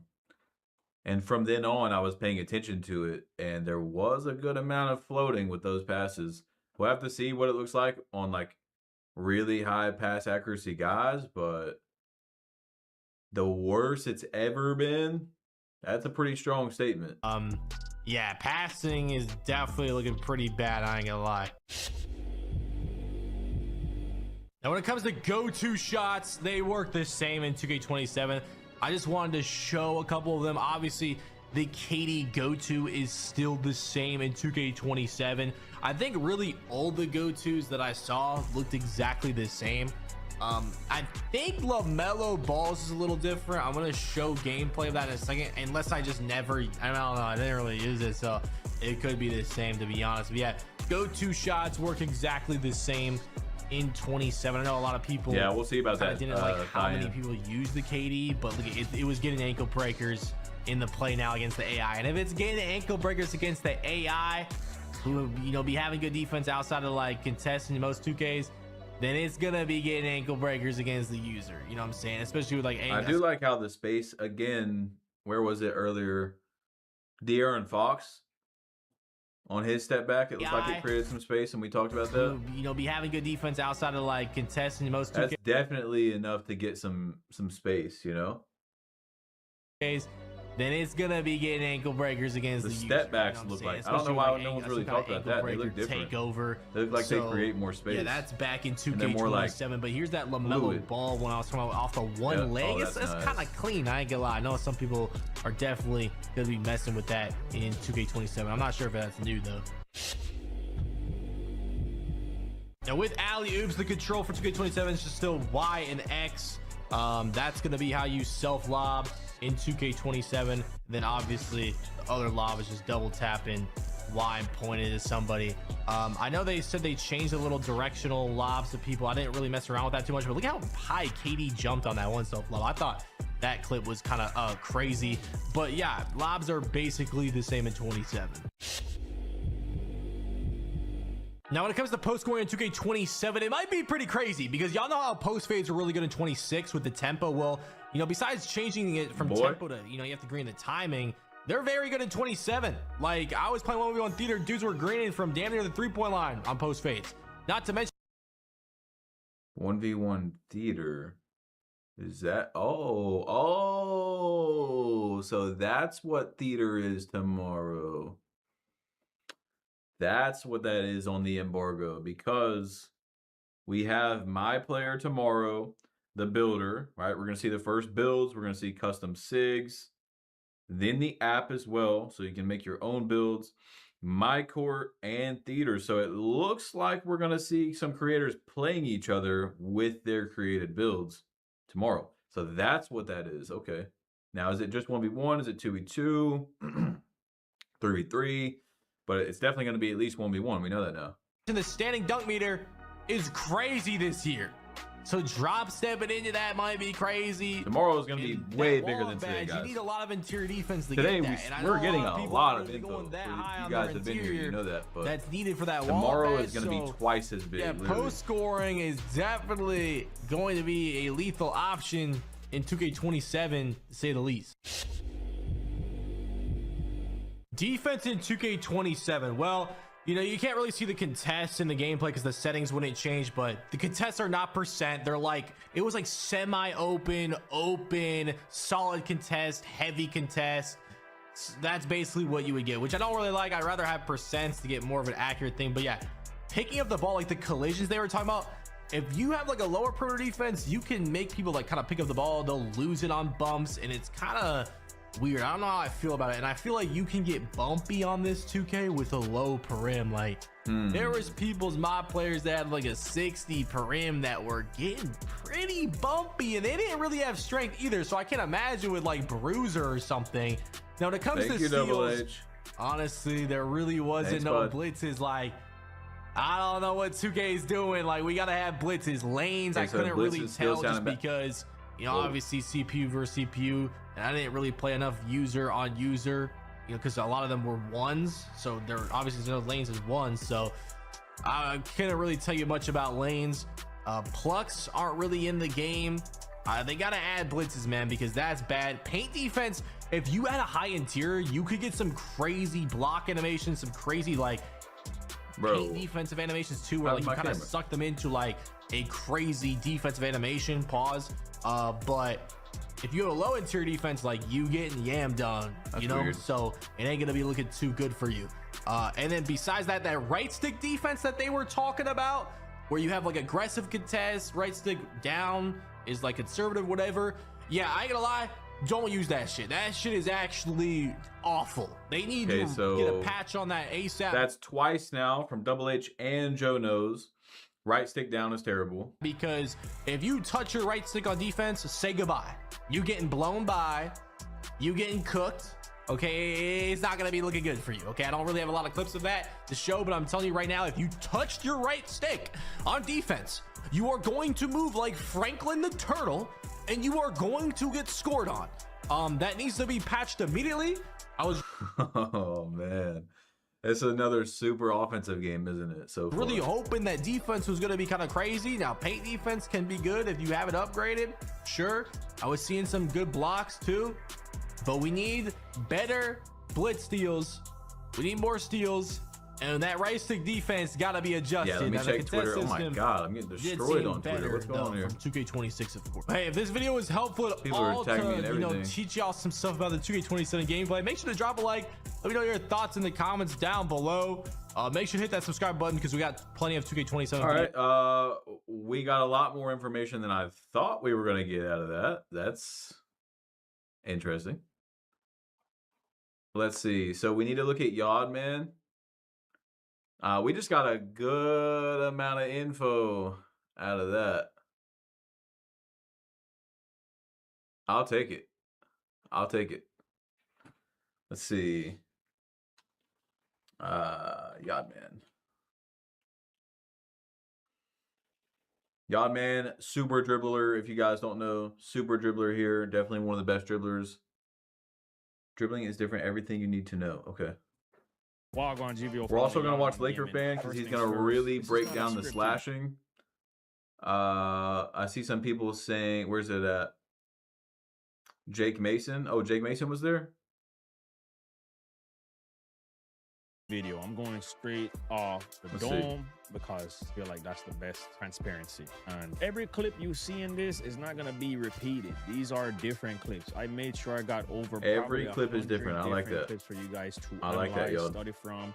maybe break down in your own video. You got my permission. If So you're you guys should do that to my make stream, yeah? some content off of this, Drop go a like. ahead. You don't need to give no credit to your thing.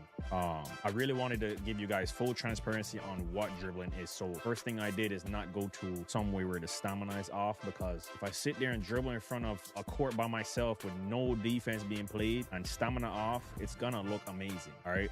And I'm not out here to try to make things look better than they are or make things look worse than what they are. I'm gonna show you Yeah, I'm gonna turn it up a the little way bit. they are and the way I use them. And that's exactly what There we I'm go. showing you right now. But there's a lot of positives from my opinion, from what I was able to experience, being that the game is, you know, the gameplay that we got to make and use is limited, back right? over It's not here the now. full game. So take that in consideration. And there's some things that I will address in this video that I do think that Nah, we haven't seen 2K, Cozy if yet. implemented, could take a next leap when it comes to this game. Because y'all know every year the trolls, they'll say, it's the same game, bro. I don't care. They invite anybody to community day. It's the same friggin' game. Y'all know, all right? When it comes to 2K, every year it's a different friggin' game, all right? And some things might return, like mocap animations and things like that. And guys, you're watching the gameplay in the back because I'm not trying to influence you on what you should think about the dribble moves. I want you to come up with your own opinion before I give it to you while I'm talking to you right now. So watch the background, listen to me, watch the background, all right? And I'll get there. But usually some things from each 2K will translate over, like mocap animations used to translate over. Some good animations, and some good animations usually get took out, like even Shit. animations used to translate over. Some good animations, and some good animations usually get took out, like even when they brought pro play, Jamal Murray behind the back got taken out, Kyrie dribble style got taken out, right? These were amazing moves that pro play delivered and they got taken out. So 2K has never been the same game. I say that because this year, this is the first year I can really say this is the biggest leap in change that I've seen from one 2K to another. And this is not just one 2K to another. This is generations of 2K. They actually mastered their pro play system. Now, whether you like that or not, that's your decision, all right? Me personally, I've let you guys know already on my channel, I'm a mocap guy. Pro play delivered some great animation so far. I did like the Kyrie. I like some of the moves from last year as well, but you know, I'm an OG. I've been around for a while, and it's just in our nature. We like what the nostalgia and the effectiveness of some of these moves, but 2K is going away from that arcade, going away from that cheese, you know, stuff that's what the community really call it, cheese dribbling. They're going away from that. So let me tell y'all something right now. They actually mastered their pro play system. Like, this feels the closest to real life. I just got So let me tell y'all something right now. They actually mastered their pro play system. Like, this feels the closest to real life as it's gonna get. Speed boosting is completely different. I know on the screen you've already seen me do a couple L2 cancels, probably a few of them by now. I didn't want to call them out. I want you to obviously look at the screen and analyze things yourself, because I didn't just sit here and get like 10 different clips and just repeat them over and over and talk to you. I actually spent hours trying to get footage versus AI on, you know, at first I was on the highest difficulty. So these AIs are dribbling on small guards looks great. Dribbling on tall guards, again, if you're someone who cares about dribbling, I don't think there's anything to worry about. I think it's looking fine. Tall dribbling looks a little slower, and I'm talking about like 6'10" and above, but we've only seen Giannis and KD. KD looked a little slower, but a little bit more fluid, and what would be the word? Like slower, but it was more like Cook type of moves. So I think that might make up for it. But yeah, small guard and then medium height guard is looking great. Super Saiyan, they will clamp you up, and your stamina, well, we'll talk about that later on, but you're kind of already seeing why I'm showing the stamina on the screen, right? So 2K mastered their pro play system, and there is some pros to this, and to me there is some adjusting to do. I'm not going to call it a con yet, because I do believe that this is going to create a skill gap. I've been begging 2K for a skill gap. They delivered the skill gap. I will go out and say this is again another top dribbler saying that. Choppa also said that the dribbling seems to have a massive skill gap this year. So that is basically flipped from this year, because, you know, they made it very user friendly. Like the escapes, you just go one side to the other, one side to the other, you know, stuff like that. So that is very surprising to me. That's very surprising that 2K is, it looks like they're trying to add a pretty big skill gap into the dribbling. Looks like a wider variety of SIGs are good this year. Yeah, that's also what Mike Wing said. Again, take that with a grain of salt, but Mike Wing did say that as well. Thank you for the donation, bro. So I'm interested to see this massive skill gap in the dribbling when I get my hands on the game, though. There's going to be a lot of guards that get packed up. Guards, right? And it might be you. You might have to take a bite out of that humble pie. It might be you. But if you're willing to adapt, willing to learn something new, because the direction that 2K went this year, I'm going to tell you the closest things that we got when it comes to the dribble wise. This feels like a combination of 2K20, 2K22, 2K26 with a little sprinkle of 2K25. And the reason why I say that is in 2K20, it didn't have the craziest speed boost, right?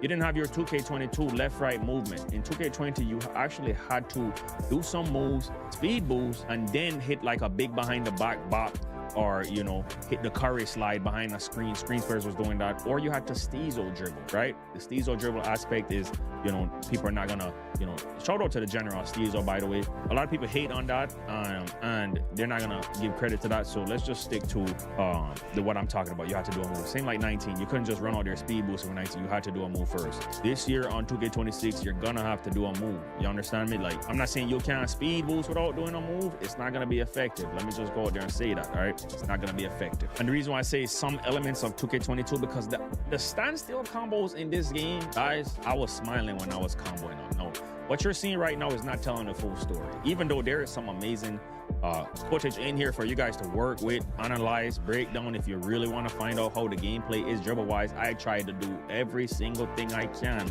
in the play note section. Guys, obviously this is the first footage that we can drop for you guys. So obviously I'm not out there with custom SIGs, but I try to get a wide variety of different SIGs for you guys to see. All I ask is please hit that like button. I'm running off big 3 hours sleep. Yes, 3 hours sleep. I've been up since I've got back from the airport trying to figure out how do I deliver this video to you guys without hyping something up and without bashing it for no Humphrey reason. has showed up. I'm not with the following the wave stuff, all right? I'm going to give you my opinion. If you like it, cool. If you don't like it, bro, we're all entitled to our own. And as I was saying, I am in love with the standstill combos. My standstill dribblers. Just throw. I felt like I had full control of my player with the standstills. And that has to do with the new system Mike Wang, you know, implemented. I've been asking for this for years. And even when I was at Community Day, I said, I've been asking this for years and you guys finally did it. You know, no, some of you guys are probably not going to be happy that they did it in the pro play era. I asked for this like 4 years ago, like, let us be able to customize our dribble SIGs like a dunk style would. And they gave us that ability now. And you guys are absolutely going to love that. To me, feature-wise, I'm not talking about animation or anything. Feature-wise, this is the best feature for dribbling by far we've had in a long time. You guys are going to love it. And when I'm able to show you guys custom SIGs and all that, you will see why. But for now, enjoy the gameplay of me just trying to test out SIGs that are already chosen for a player and show you guys that, you know, the versatility of standstill moves, speed boosting, maybe even the L2 cancel, you know, trying to... So it looks, yeah, more like a 2K19, like standstill is the best way to go. And then you kind of cook up, make your move or two and go. Change pace of direction, because L2 cancel is real. This is a real life basketball experience you're gonna get in 2K26. So if you don't like that, you're getting it, all right? I'm not saying you still can't pull off some nice combos. You guys have seen a few nice combos. You've seen a few change of pace moves, because L2 cancel is not even a fake move. People just don't spam left, right in real life. But any hooper, I've hooped, knows that you have tricked the defender by accelerating one way, changing pace of direction one way, maybe accelerating again, step back, and then accelerate again. Everybody does it. That as any type of ball handling ability, everybody does it, all right? So let's just get that out of the way. But are we doing it literally the whole possession? No, and that's where the gripe comes from and the complaints. So standstill dribblers, you guys are gonna love this game. And I myself, y'all know in 2K20, I was standstill dribbling like crazy before I started really steezo dribbling again. In 19, I really did more steezo than anything dribbling. So yeah, speed boosters, the left righters, the AKA the meta left righters that the community just hate. And some of the left righters earn that title, bro, because Because I kid you not, they just come out here left, right? Nothing else. You're patched. And I'm just going to say that. You're patched. You come out there trying to left, right, you're going to... Defense is actually crazy this year. You can clamp somebody up with a low perimeter. So expect to get your stuff boxed up and shit back where you came from. If you come out here trying to left, right, that stuff done for. You need to know how to combo up. Don't worry. There'll be plenty of tutorials, and I'm pretty sure y'all can figure it out by yourself too. But I got you with the tutorials. And that's actually the biggest reason why I didn't go and learn 2K Freestyle and switch through all these players and just dribbled out with no defense being played, no stamina being showed. It's not a realistic visual of what to expect. That's literally like playing with the sliders up. That's not real, all right?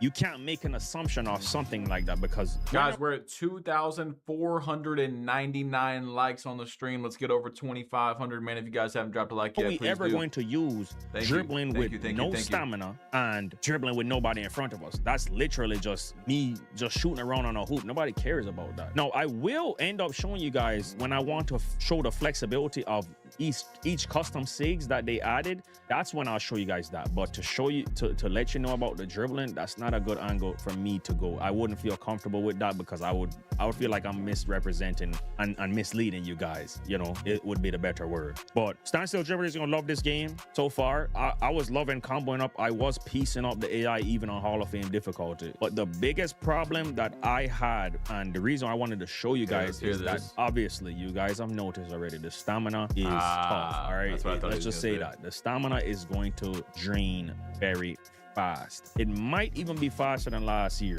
It felt like it. I didn't really dribble too much without double Gatorade at all, or at least one, so I can't say that. I do know though for a fact, using a player build like a John Morant, I don't know what his handles for days was, but his stamina drained less than other people. All right. So your badges are going to matter. You're going to need the highest level Hall of Fame or gold handles for days and then boost it up. You're not going to come out here with no bronze or silver, right? No. Every year, if you come out here with bronze or silver, you better be on a big 6'10" build or something like that, right? Or you're getting boxed by a good lockdown unless you're just elite. More people can't do that. That's the 1%. So stamina, I hope that they do buff it because it drains a little bit too fast. And is it the full game? Can I make a real assumption of that? No, because every year we need double stamina if you're going to play competitively. We've always known that you need double stamina, all right? But I do hope that the stamina doesn't drain that fast if you don't even have 1 bar. If you do your workout, you have 1 bar, right?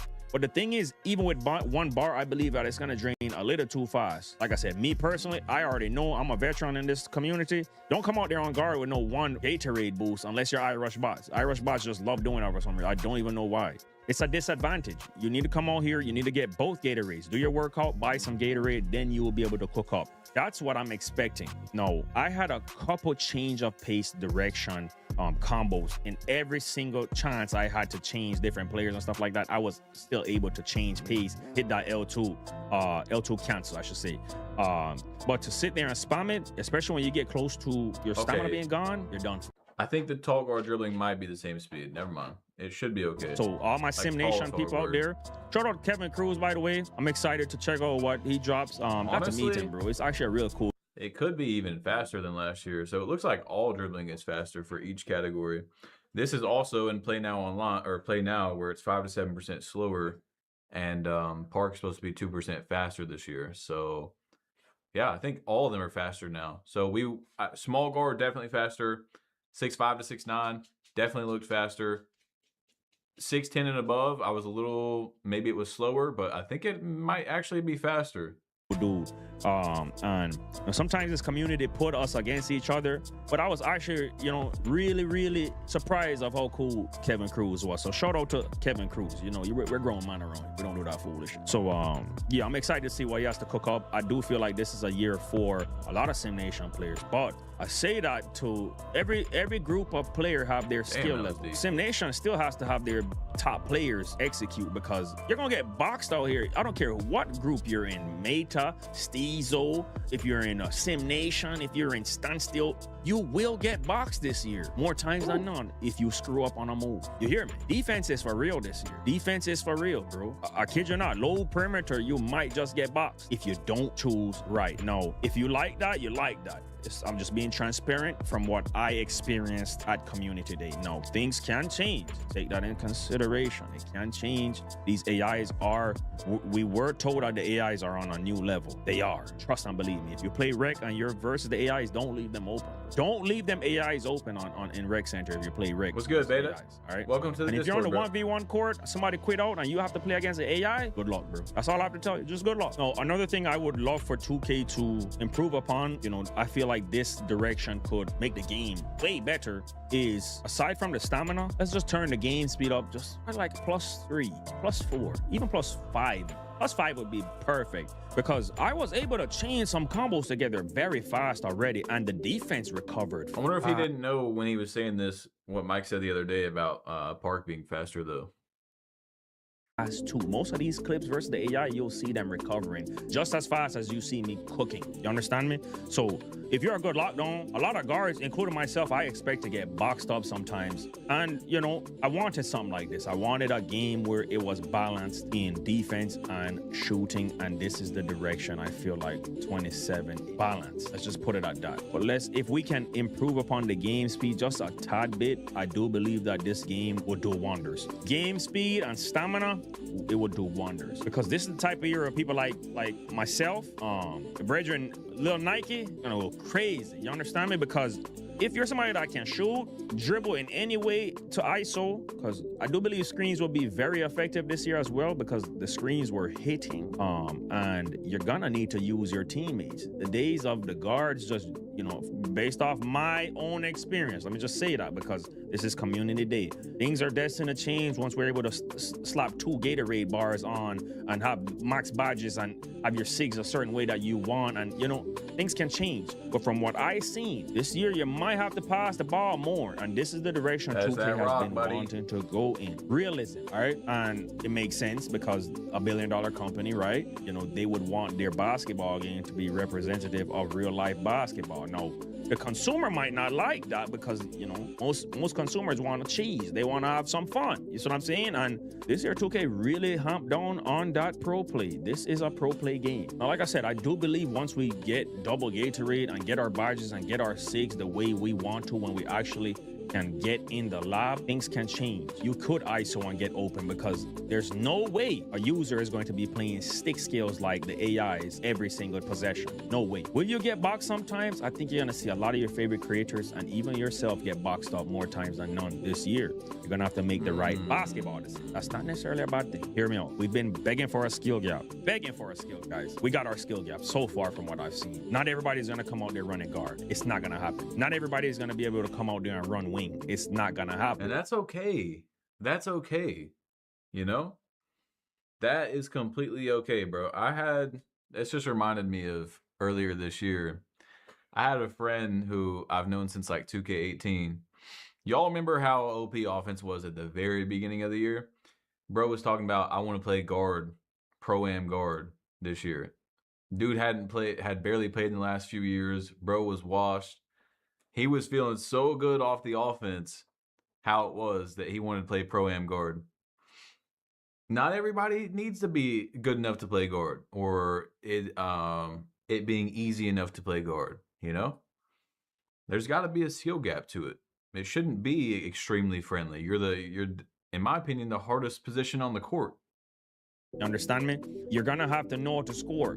I feel like this is like a 2K20 gameplay where you're gonna have to have a nice sniper in the corner. You're gonna have to have a person that can create space and create shots for other people, and you're gonna have to have somebody that can protect the paint, like real life basketball, or 3 bills that can do all 3, you know? So, or if you play 5s, you're gonna have to really run a specific offense and defense, because I'm telling you, this is the biggest leap I've seen in change in 2K, and anybody in their right friggin' mind mind that's watching this video and watching these clips and say, oh, bro, they invite anybody to community today, man. This is the same game. You're sick, bro. I'm telling you right now, you're sick. This is far from the same game. Matter of fact, I want you to forget what you know about 2K26 and 2K25 and all that. This is a whole new game, a whole new realm, bro. And it's gonna take some adaptation. Change is not bad, bro. But change implemented the wrong way is where we can run into issues. And so far from what I'm seeing and what I've played, I actually had control of my player when I was standstill dribbling. Now, when it comes to the speed boost is where it'll change a little because obviously they're trying to patch the left right. They don't want people out here left righting for 19 seconds and then chuck up a smothered shot and shooting kites, bro. Bad luck. We might enjoy it, but that's a bad luck, all right? If you want to represent basketball, bad luck. Let's be honest, all right? But barely anybody can really play like that. It just seems like everybody can play like that because of skill-based matchmaking. That's a whole nother topic, though. I don't even know if that's still a thing. But change implemented the right way could be what we've been needing. I can't speak on this game saying it's anything like 16 because I didn't really play 16 too much. But I will say that the animations do feel like when I was speed boosting, and it did feel like it activated a little bit like 16 in some way. And the combos that I was doing. Now, obviously, like I said, this is Play Now, Learn 2K, and blacktop footage. That's all we could really bring for you guys today. But I made sure I brought a lot of different footage for you guys so you can really dissect it yourself. Go through each one, maybe, you know, watch something over again. I didn't want to just keep repeating the same clips and slowing them down. That would defeat the purpose. You need to see a wide variety, some bloopers, some good moments, some halfway decent moments. Said, you need might to be able to really see. you know, you might agree with, but lots of great clips to the point. I think very accurate in terms of sticking to this is what I'm talking about. This is what I'm talking about. It's not just like here and there and here and there. I think we got some good info. Is this good? Does this pass the eye test? I know not everybody is dribbling like y'all my gaming, and I know when you guys get the game, I might not be able to dribble like you guys at first, but I'm always going to be able to adapt, right?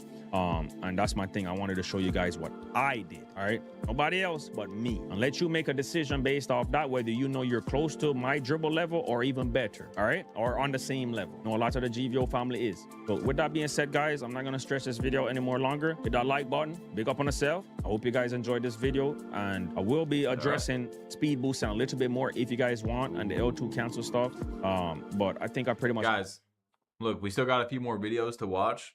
So we've watched 2 dribblers now, so we don't need to see dribbling anymore. We've seen dribbling, at least broken down by people that are known for dribbling. We've seen Joe Knows, who is really all around. We have also seen Double H, who's more all around.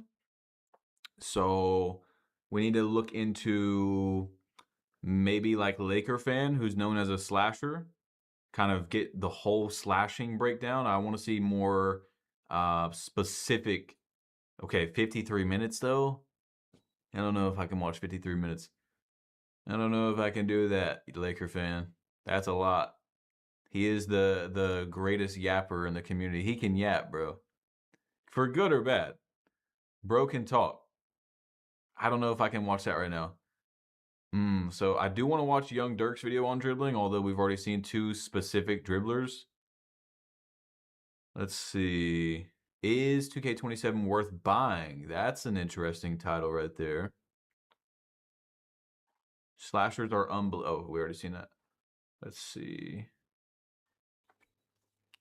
Oh, Cruz. Yeah, Kevin Cruz. I really like Kevin Cruz. I do like Kevin Cruz. Cruz is a good video. Let's see what Cruz, I haven't seen the video. Cruz is a good creator. Let's see what we have here. Mike Wang says the step through is powerful in 2K27. Is the step through overpowered? I hope this video is not 10 minutes of talking about the step through. Hope he's breaking down more here. And that's just the title, because I would like to see more from Kevin Cruz on what he thought about what he's seen. But let's see. Let's Side Curry. So I think the new step He launches. Money from 3. will be one of the more fun additions for the game, and a lot of people that are into these creative responses. Outside Booker. Sir, Mr. Kevin Cruz, the gameplay volume is a lot louder than your voice right now. Let's see if it fixes. Created space, probably should have shot it. Okay, that's better. It's usually limited time with it to read. There we go, okay. players will really enjoy putting this. So right now we're good. Okay, we're good. We're good. We're good now. We're good. To good use. I've had limited time with it to really get used to the system and figure things out, but while they are fun, there are still a number of things you'll have to look out for. So we'll break everything down from how to perform these moves, when you might want to use them, and what to avoid in order to not act a fool. So basically, after pump faking, push the right stick in 5 different directions. It's usually diagonal and towards the basket, diagonal and away from the basket, or to the left and to the right. And you will get different types of step throughs and up and unders. So in this situation right here, I'm able to step through to my left. But one thing I want you to observe right here is that this is a proper use of the step through. I use the right stick input to move away from my defender. Let's zoom in on this right here. There are no shading indicators lit, which means this is not a contested shot. What you'll see after I land is that you will see new shading indicators with different colors with them. If they are white, that means it's an uncontested shot. See those 2 white lines right there? That means it's uncontested. This means that I use the move perfectly to its full potential, using it properly to remain uncontested. This also gives you a new insight on how contests are communicated in the game. There wasn't an option to turn on a lot of more of the detailed contests because of some limitations in the build. But as you can see right here, I execute the same move. And what you'll notice is that Jason Tatum actually kept pace with LeBron. LeBron shooting with his right hand here. Jason Tatum's hand is slightly near the ball. And what you'll see once LeBron lands is that there is an orange contest. You can't fully see how many bars that is, but that means this is a properly contested shot. I had to piss. Dude, why does my camera keep dying? All right, same clips. Okay. So this really is only step throughs? But take a look at this. All right, so we'll have to watch another Kevin Cruz video when it pops up. Let's see, turn this camera back on. Why does it keep dying? Let's watch the Is It Worth I Buying? played NBA 2K27 early, and today I'm going to give you my complete... Is 2K27 worth buying? There we go. We're back.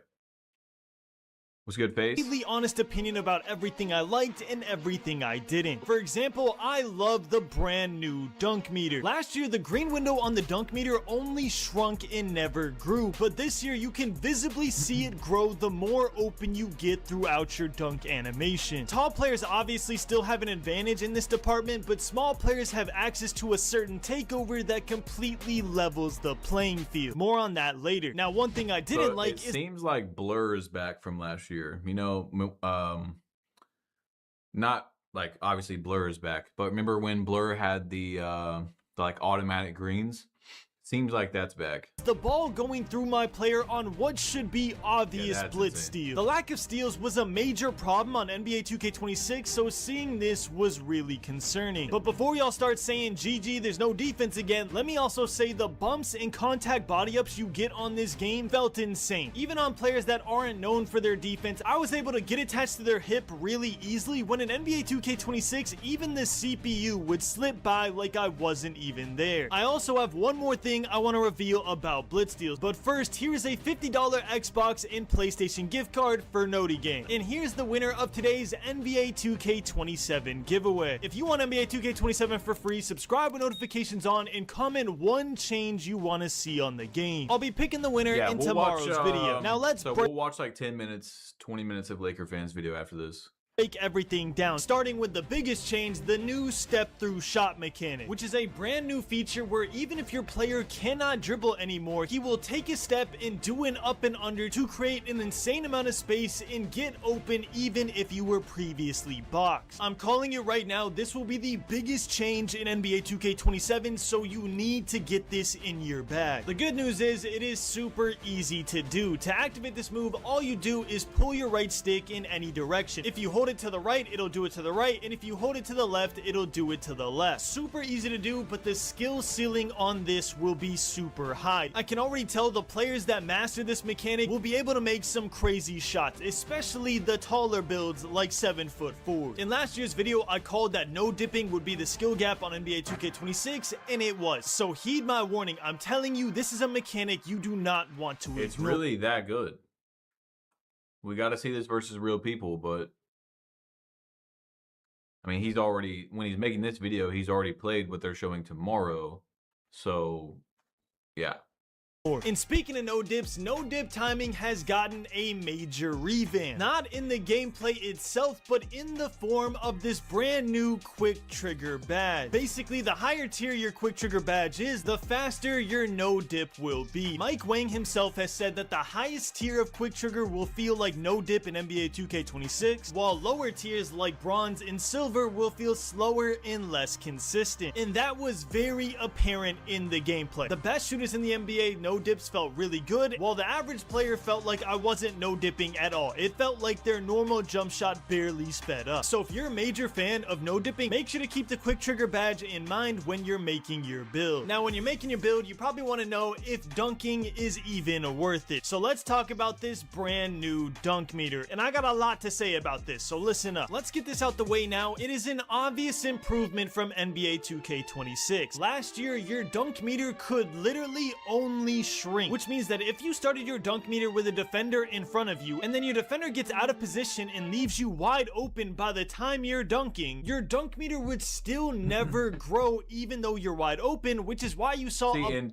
in 26, it was very random. Like, sometimes it did choose to be dynamic, and that was the weird part. Like, I hope this year they just keep it to where it does what they want it to do. Like, just make it be dynamic if it's dynamic. Don't randomly change it, you know? Bunch of clips of people missing wide open dunks in the rec in the park. This year, that is completely different. You can see multiple clips, whether the player is small or tall, it doesn't matter, where if I got more open as the dunk animation continued, my green window would increase to match that visual, which is obviously how it should have been in the first place. Now, the more interesting part of the dunk meter is who it benefits most, taller builds or smaller builds. So let's start with taller builds first. Just like last year, from what I've seen so far, taller builds have an insane advantage when it comes to dunking. Players like Giannis and Wemby had insanely big green windows when driving to the paint, which obviously makes sense. The taller you are, the easier it is to dunk, so your green window is going to be bigger. The only concerning part about this for me was that no matter what defender was in front of me, the taller players like Giannis and Wemby were just dunking on everybody. Basically, what I'm saying is that great defensive centers weren't altering my dunk meter to shrink at all on these taller builds. So yeah, I think it's pretty safe to say that is a little concerning. We'll have to see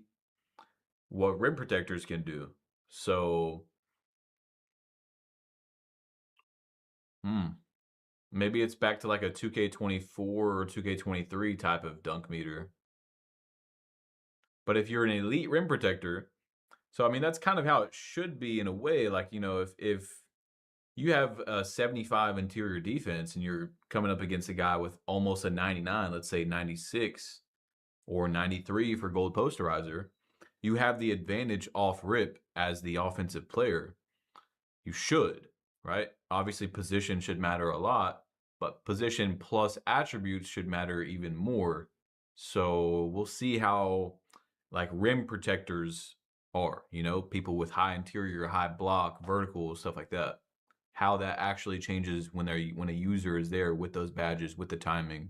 Dunking on taller builds is going to be very, very strong. And a pro tip for everyone that likes to make these tall demigod builds, when attempting a contact dunk on this game, try to start your dunk from the free throw line. What I noticed is that if you do this on a taller build, you will get way more contact dunks and you'll get less contact layup animations instead. Before I realized that, I was getting a ton of layups on Giannis and Wemby and it was really annoying. But once I started the dunk animation earlier, it was straight contact dunk city, even without takeover. Now, okay, Grande, and taller builds can dunk. Cool. What about the smaller build? This is what I was really concerned with because y'all know me, I love to start off the year with a 6'3" or 6'4" two-way point guard build that can do it all. But to do that effectively, small guard dunking needs to be good. And I'm happy to say that it is a lot better in NBA 2K27. I used Ja Morant for nearly an hour. And even though he is only an 84 overall rated player, he was getting contact dunks like it was his job. And not only that, you can see over and over again that my dunk meter green window increases in the paint every time I get a little more space during my dunk animation, which was honestly... Yeah, slashing is looking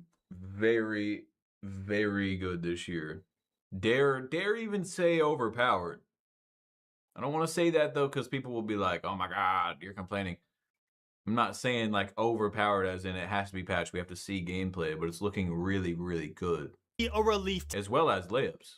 To see. I was convinced it was gonna be only tall players could dunk once again, but small guard dunking felt really good, especially with this brand new takeover called Airspace. What Airspace does is increases your green window on driving dunks, and man, once you get this badge, it is Dunk City over and over and over again. One thing I will say about smaller builds dunking is that it was harder to get the contact dunk animation started because obviously shorter players have smaller legs, so you can't just do it from the free throw line like you could with a Giannis or a Wemby. But once I got Airspace unlocked, it felt like I could start my dunk animation from Uganda, and somehow I would end up in the paint dunking on the tallest center on the court. I'm calling it right now, if there's no change before launch, Airspace will be one of the best takeovers in the game. So keep that in mind when you're making your builds, because trust me, I will be too. Unfortunately, I can't talk about the ratings required to unlock this Airspace takeover until tomorrow, so subscribe with notifications on for that. But let's just say, if you make a dunking build, we just gotta ask Double H.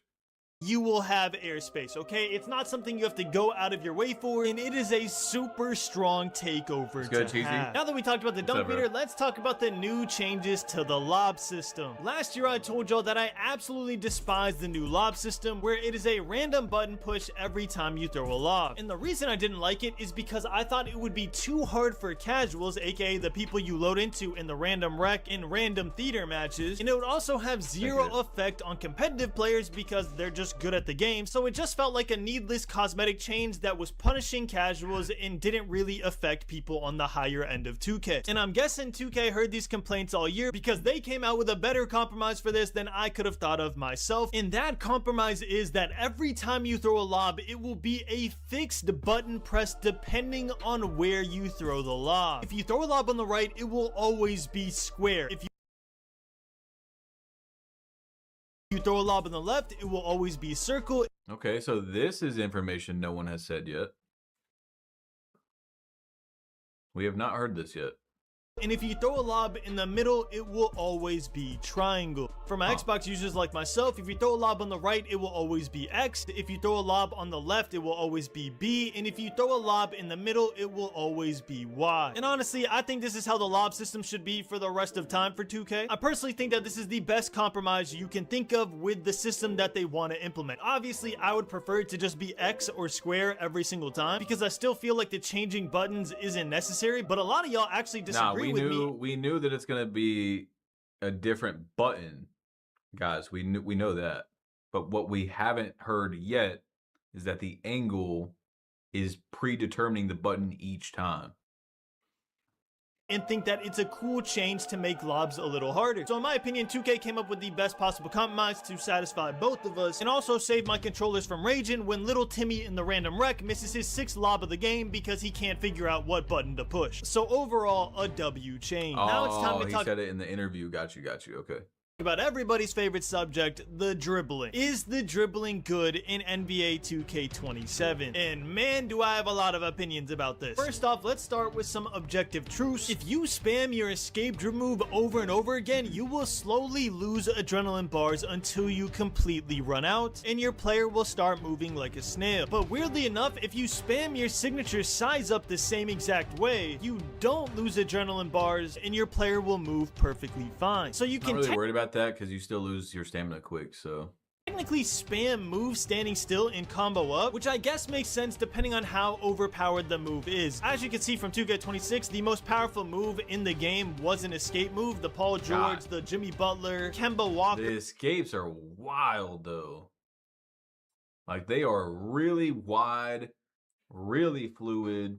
Up, which I guess makes sense depending on how overpowered the move is. As you can see from 2K26, the most powerful move in the game was an escape. I mean, that is a lot of space. Move, the Paul George. And quick. It's very quick. The Jimmy Butler, Kemba Walker, everybody was spamming that all over the place depending what height build they had. So to counteract that spam, you lose adrenaline bars if you spam your escape route moves, but you have to do it kind of egregious for it to go all the way down. So I'm honestly not too mad about that. You really shouldn't be spamming your escape behind a screen over and over and over again. But I just found it interesting that you could spam your signature size up over and over and didn't lose your adrenaline. Now, what are my honest thoughts about the dribbling? First off, the standstill moves looked great. A lot of them were super fast. There's going to be a couple that I mentioned right after this as the best moves in the game that I saw, so you know what animations you should be looking for your player. But yeah, a lot of the standstill animations on a ton of players looked really good. It looked really fast and it made the game look really smooth. What didn't feel good to me as a veteran 2K player is the burst you got once you tried to run out of these moves. It truly felt like I was doing these super fast glitchy moves, and then once I wanted to go to the rim or try and go for a 3 off a screen, my player would instantly slow. So standstill dribbling again, guys, is looking really good. Now bursting out of the moves, we'll have to see with dribble styles. Dribble style might fix that. So we'll have to see that tomorrow. Down before attempting to launch. Now my guess is that this was intentional. If you remember in one of the teasers they put a sign that said no left right cheese, or left right cheese has been removed, something like that. So I truly feel like this was 2K's attempt to limit the left right cheese behind a screen. But yeah, first impression, speed boosting felt really slow. So my initial thought when playing the game was, oh my god, speed boosting is gone. Some people are gonna love this, some people are gonna hate it, it's gonna be so controversial. But then I calmed down and realized this was just quick play. And even in quick play, I found some players that could burst out of their animations while others couldn't. So that initially gave me a sign that there are certain moves that you can burst out of way better than others, just like in every other 2K. So do not freak out if you see me doing super glitchy standstill dribble moves in these clips and then randomly I slow down out of the burst. Again, I can't really talk about what we're gonna go over tomorrow, but all I'm gonna say is some of your favorite dribblers were absolutely moving. If y'all didn't see, you get complete control over your dribble moves this year. There's like 30 different dribble animation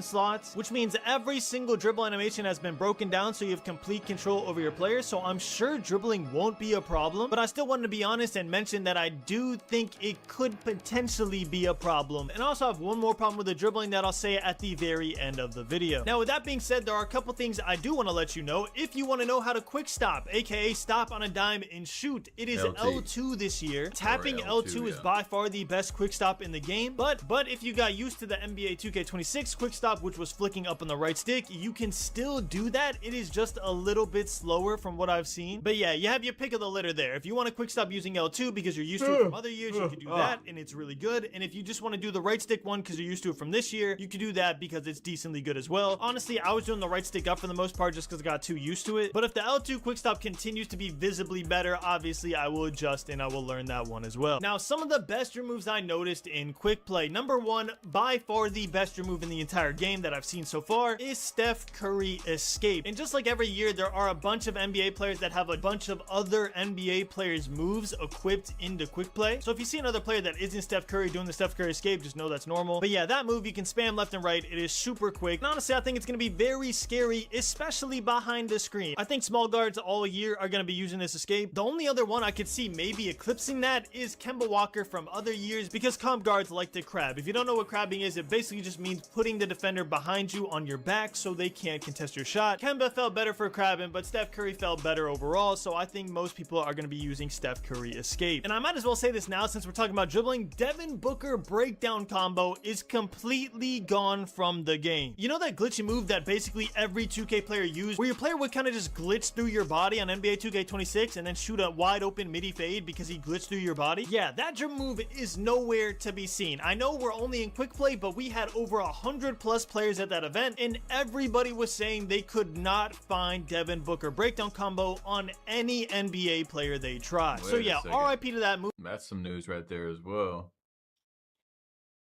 And everybody was saying they could not find Devin Booker breakdown combo on a wide open midi fade because he glitched through your body. Yeah, that dribble move is nowhere to be seen. I know we're only in quick play, but we had over 100+ players at that event, and everybody was saying they could not find Devin Booker breakdown combo on any NBA player they tried. So yeah, like, we knew that they fried the Devin Booker specific move, but there's nowhere it didn't move to a different player name and all that. That's what I'm saying is different news.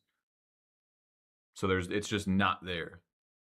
RIP to that move. I honestly never want to see it again. It was torture playing against that on the tube. Another really good dribble move, shocker, is the Curry slide. Stephen Curry behind the back, very good move. And then just to rapid fire some good moves you could write down, Donovan Mitchell between the legs was really good. D'Angelo Russell's between the legs was really good. Darius Garland moving breakdown was super good. Darius Garland moving breakdown was John Morant's breakdown in 2K26. You know that really fast cross he did where he exploded from the 3-point line all the way to the midi? That was Darius Garland's breakdown combo. And the last move that I noticed in quick play was Damian Lillard escape was also really good. Now that we talked about the dribbling, it's natural that we talk about the defense. Now, judging a game's defense off of quick play alone is troll. I can't tell you if it's going to be a good defensive year or a bad defensive year. That would honestly be clickbait. But what I can tell you is what I saw. The first and most important thing I want to mention is that if you hold your right stick up to play defense, it makes it really hard for you to stay in front of your defender. So if you're like me and you got in the habit we've heard this a few times now where right stick is fries. People keep saying it's like you put your right stick up, you're done if your guy doesn't shoot. So what I'm hoping is that's not necessarily the worst thing. If putting your hands up, because we know it's very risky if you do that and he doesn't do a shoot or whatever, you're cooked. But if you do that and someone shoots, are you going to get a really good contest? That's something that needs to be talked about. Are you going to get a really good contest from that? So it should have a big positive and a big negative. You know, it's a high risk, high reward. You're putting your hands all the way up to contest a guy. He runs by you. But what if he shoots it, though?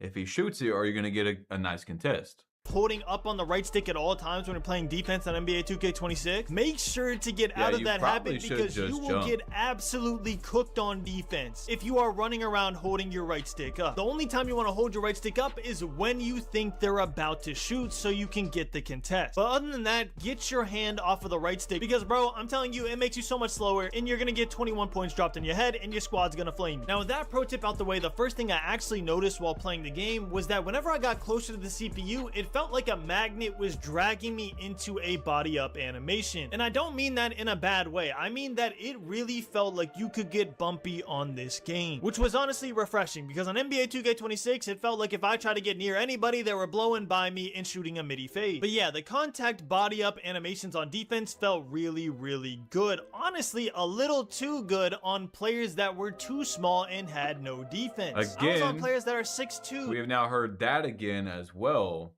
where low perimeter can get pretty bumpy.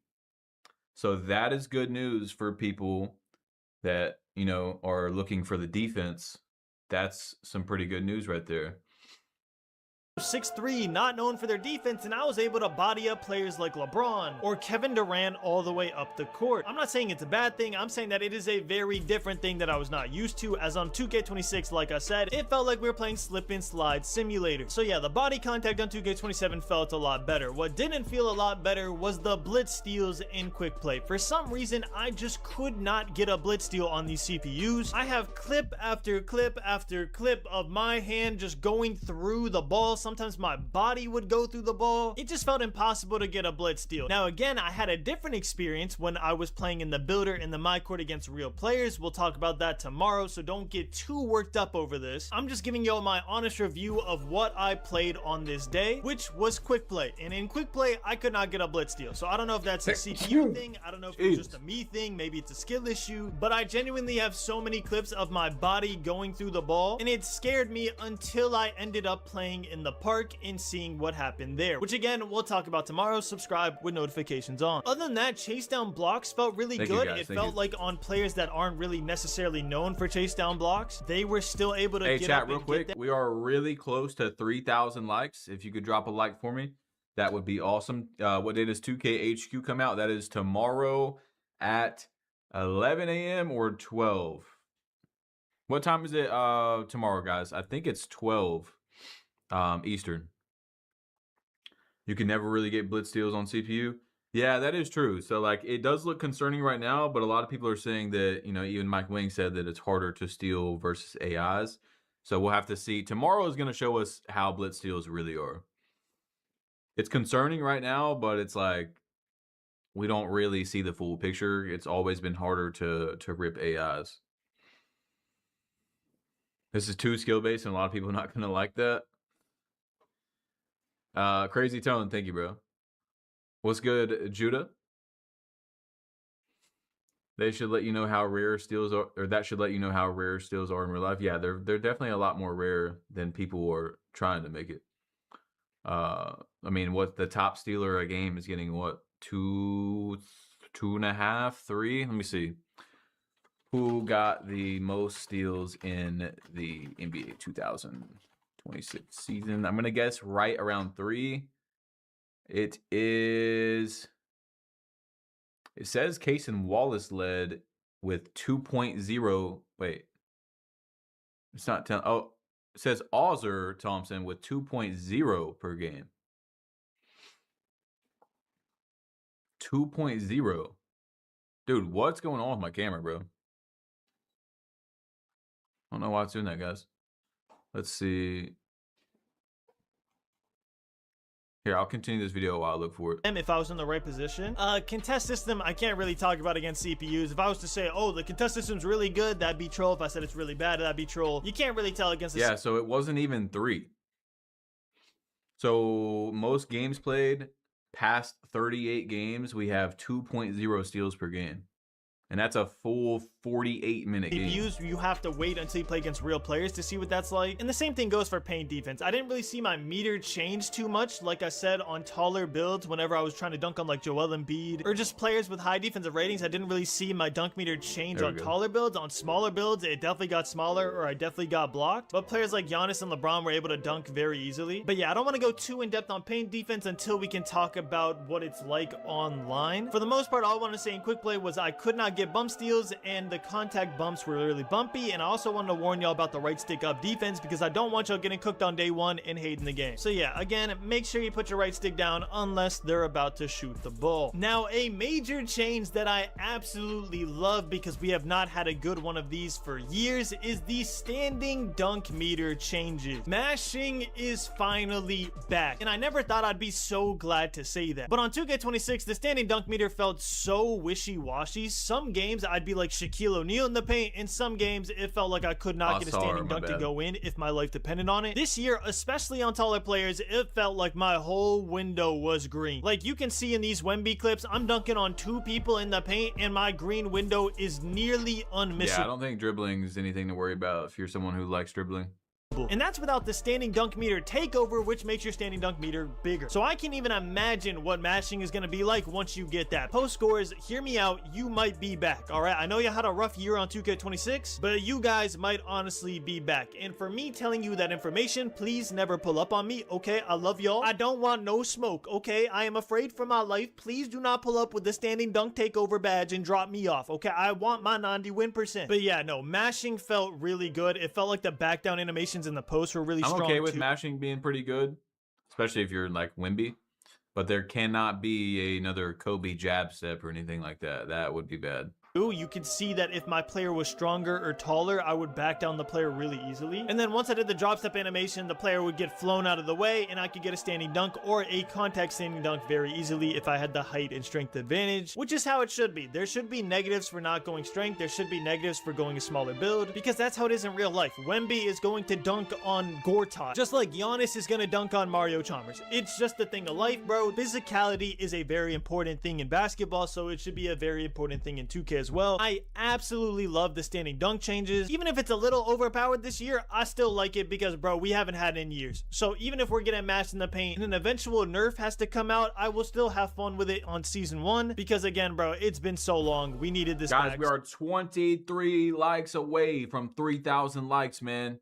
If you haven't yet, standing dunk mashing felt really good. Honestly, dunking overall felt really strong. And trust me when I say my build videos tomorrow reflect on this knowledge. So make sure to sub with notifications. Yeah, tomorrow's gonna be big, yo. Tomorrow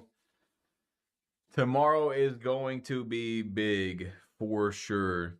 Tomorrow, guys, if you don't know, is gonna be builder, custom SIG. So we're gonna see the first builds, custom SIGs. Apparently, people playing 1v1 in theater. It might be even more like 2v2, 3v3. And then my court, which I'm guessing will be very similar to seeing people dribble around in the, you know, when you make a build and you can dribble around. Guessing that'll be pretty similar. You are going to want to see those builds. Now, with all that out the way, let's talk about rebounding. Oh, yeah, and the builder app. The builder app is also tomorrow, so we can make some builds tomorrow too, which is just crazy. And rebounding's kind of funny because it's not really an issue 2K has had. Like, I don't really see people complaining about rebounding too much. The only thing I see people complain about is sometimes the box out animation, because people will say I have a 95 defensive rebound, I have max strength, and I have the Hall of Fame badge. Why am I getting wormed randomly? So to combat this, 2K actually did something that I think should have been implemented a long time ago. I'm really glad they made this change. They split up the rebounding badges into defense rebounding badges and offense rebounding badges. Yep, I told you guys that was also big for balance as well. There's a lot of balance changes that have been put in 2K27. Like the takeover, you have to earn it from doing exact like what you are doing. You have to get finishing takeover from finishing. We got the shooting that's split up into multiple different badges now. You can't just have high mid-range and get all the badges for your three-pointer and stuff. You have to have the badges for mid-range, the badges for three-pointer. You got rebounding that's been split up into multiple badges now. All that should help a lot with build diversity, gameplay, balance.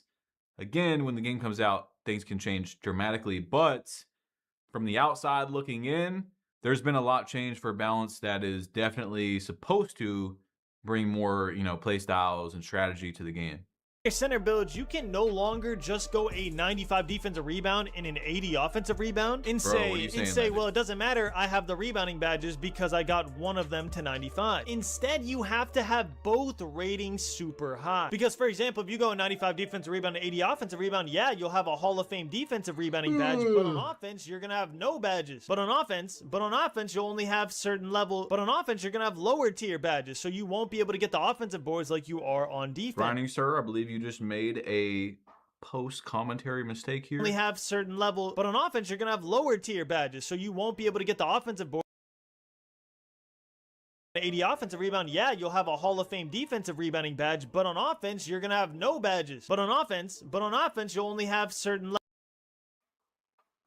but on offense you're gonna have lower tier badges, so you won't be able to get the offensive boards like you are on defense. So yeah, to me that was the most major change for rebounding, is just splitting up the badges and making people invest more attributes into both. And yes, I can say that they already revealed the badges. And without looking at my footage, I honestly forgot what the badge names are. You can look it up and see what badges I'm talking about. There is a defense rebounding badge and an offense rebounding badge based on your offensive rebound rating and your defensive rebound rating. But yeah, other than that, rebounding just felt like 2K. The box outs felt clean, the jumping felt clean. You can still green your rebound timing, and there's actually a badge for that. I think it's called Sink Snatcher or something like that, where the higher tier of your badge, the more rating increase you get whenever you green your rebound timing. So if you green a lot of rebounds, that might be a badge worth investing to. But overall, rebounding just felt like 2K. The only thing I want to talk about here was the split between on offense and defensive rebounding, because I don't want y'all making center builds with a high defensive rebound or a high offensive rebound and then a super low on the opposite, and then you're getting cooked on one side of the ball for the rest of life. You need both rebounding ratings high. Make sure you do that on your build. Now, some miscellaneous thoughts. Post scoring should be really strong with the new step through shot. I feel like post scores are going to have an insane bag this year. From what I saw, post hooks are really strong. That's every year. You honestly could not go wrong making a post score in any year. I feel like 2K26 was when they were the absolute weakest, and there were still people that made them very, very strong. I'm pretty sure my name on Xbox should be not badge plug with no spaces. not badge plug, no spaces. The most prevalent 1v1 build in the stage. So yeah, you can really never go wrong with a post score, and with this new step through shot mechanic, I'm sure they're going to be absolutely broken. Honestly, the only thing I'm really worried about with this game is the dribbling. I don't think dribbling in the game is ever... Ray, thank you for saying that. Guys, if you have not joined my new Discord, make sure to join it. It is in the pinned comment. It is a brand new Discord that we just started. We've already got almost 2,000 members in a few days, which is insane. We're doing giveaways in there up until the game comes out, and after we're gonna have leagues. You're able to find teammates in there. If you play Park, you can go in there and find teammates for Park. Same thing for Stage, over and over. We also have 3 tiers where you can pay for it to get extra perks as well, which you should check out. But again, you can go in there completely for free. We're gonna be cooked, because like I said, there are players who are absolutely moving. You'll see it tomorrow, but I don't want dribbling to be too hard for casual players, because I feel like with the addition of all the new badges and the synergy stuff and the new takeovers and the takeover perks and then rebirth and then the new builder changes, I feel like it is very, very overwhelming for newer / casual players who are just trying to hoop after a long day of work. So if they also make the gameplay too hard to pick up, I could see a lot of casual players quitting early on. That is my biggest fear, and that's the main thing I'm worried about with NBA 2K27, is that it's going to be a little too complicated, especially with the 30+ dribble animations that you could put on now. Me as a competitive player or someone who plays 2K a lot, I'm glad that that's a thing. I want full control over my player, but even for me, it was so mentally taxing putting on 30 animations every time I made a build. So I'm just worried how a casual / newer player is going to react. Maybe they'll just look up videos and copy it word for word and it won't be too bad, but I could see it becoming pretty tiresome pretty quick, and we might need a compromise for NBA 2K28. But anyways, that is my yap session about NBA 2K27. From what I said, do you like how the game looks? Do you think it's going to be a skip this year? Y'all let me know your thoughts below. Thank you so much for watching. I love you all, and as always, keep grinding. Alrighty. All right, let me put this Discord link in here for you guys, because some people can't see the pinned comment. I'm spamming it in the chat for you guys. Make sure you join my Discord. In the paid version, there's going to be a decent amount of perks for each one. But I think, honestly, the most insane one is the third one, which does cost a decent amount of money. But the point of it is, when I upload a video, like let's say 2K27 dropped today, okay? And tomorrow, I gave you a dribble moves video. And I'm saying, these are the moves that I'm currently using. These are the ones that I think are the best right now. Instead of, if I was to find a new animation and now I have to make a whole new video, and that's probably going to be a week from now, 2 weeks from now, whatever, I'm just going to update it in that Discord, okay? Every time I change my jump shot, I'm going to update it. I'm going to make a build. You're going to see it right there that day. So if I have 3 more videos to post until that build comes out, it's going to be there in the Discord with a description as well. So I definitely think you should check that out. Also, it comes with, I will message you back, and if you have any like build questions and stuff. And basically the point of the tier 3 is for you to spend that money, and I will save you money by helping you make your build so that you don't have to make another build, and also time of that as well. Because if you make a bad build and you didn't make the right attributes and stuff, you see what I'm saying? There's a lot that goes with it. I basically made it to where it's supposed to pay for itself. You see what I'm saying? So check it out. There's a few tiers. Also, being in the tier 2 and tier 3 gets you into the tournaments for free that we're going to be doing with higher pots. So check that out as well. There's a lot, bro. There is a lot we could talk about with the new Discord. We just started, and it is very deep and detailed. So just check it out when you got time. Go join it up right now, though, and come back and check it out when you got more time. Okay, so we do have a Kevin Cruz video, but I want to see probably 10 to 15 minutes of this Laker fan video, because it's long. It's 53 minutes. I'm not going to watch 53 minutes, but let's check it out, because we've seen 2 very specific guys that are known for dribbling, Chapa and Yardman. We've also seen all-around guys like Joe Knows, Double H, grinding. So I think a good thing to look at would be slashing, specifically, especially because slashing is looking really, really good this year. Okay, so I have enough money for 3 new pro plugins. What are the next 3 I should get? That's easy. CLA vocals. Dude, clarity. Whoa. REQ. That's definitely why I love using Waves plugins. Every beat that I do, I have all of those in there. Incredible, incredible, incredible tool. Can't live without those in the mix.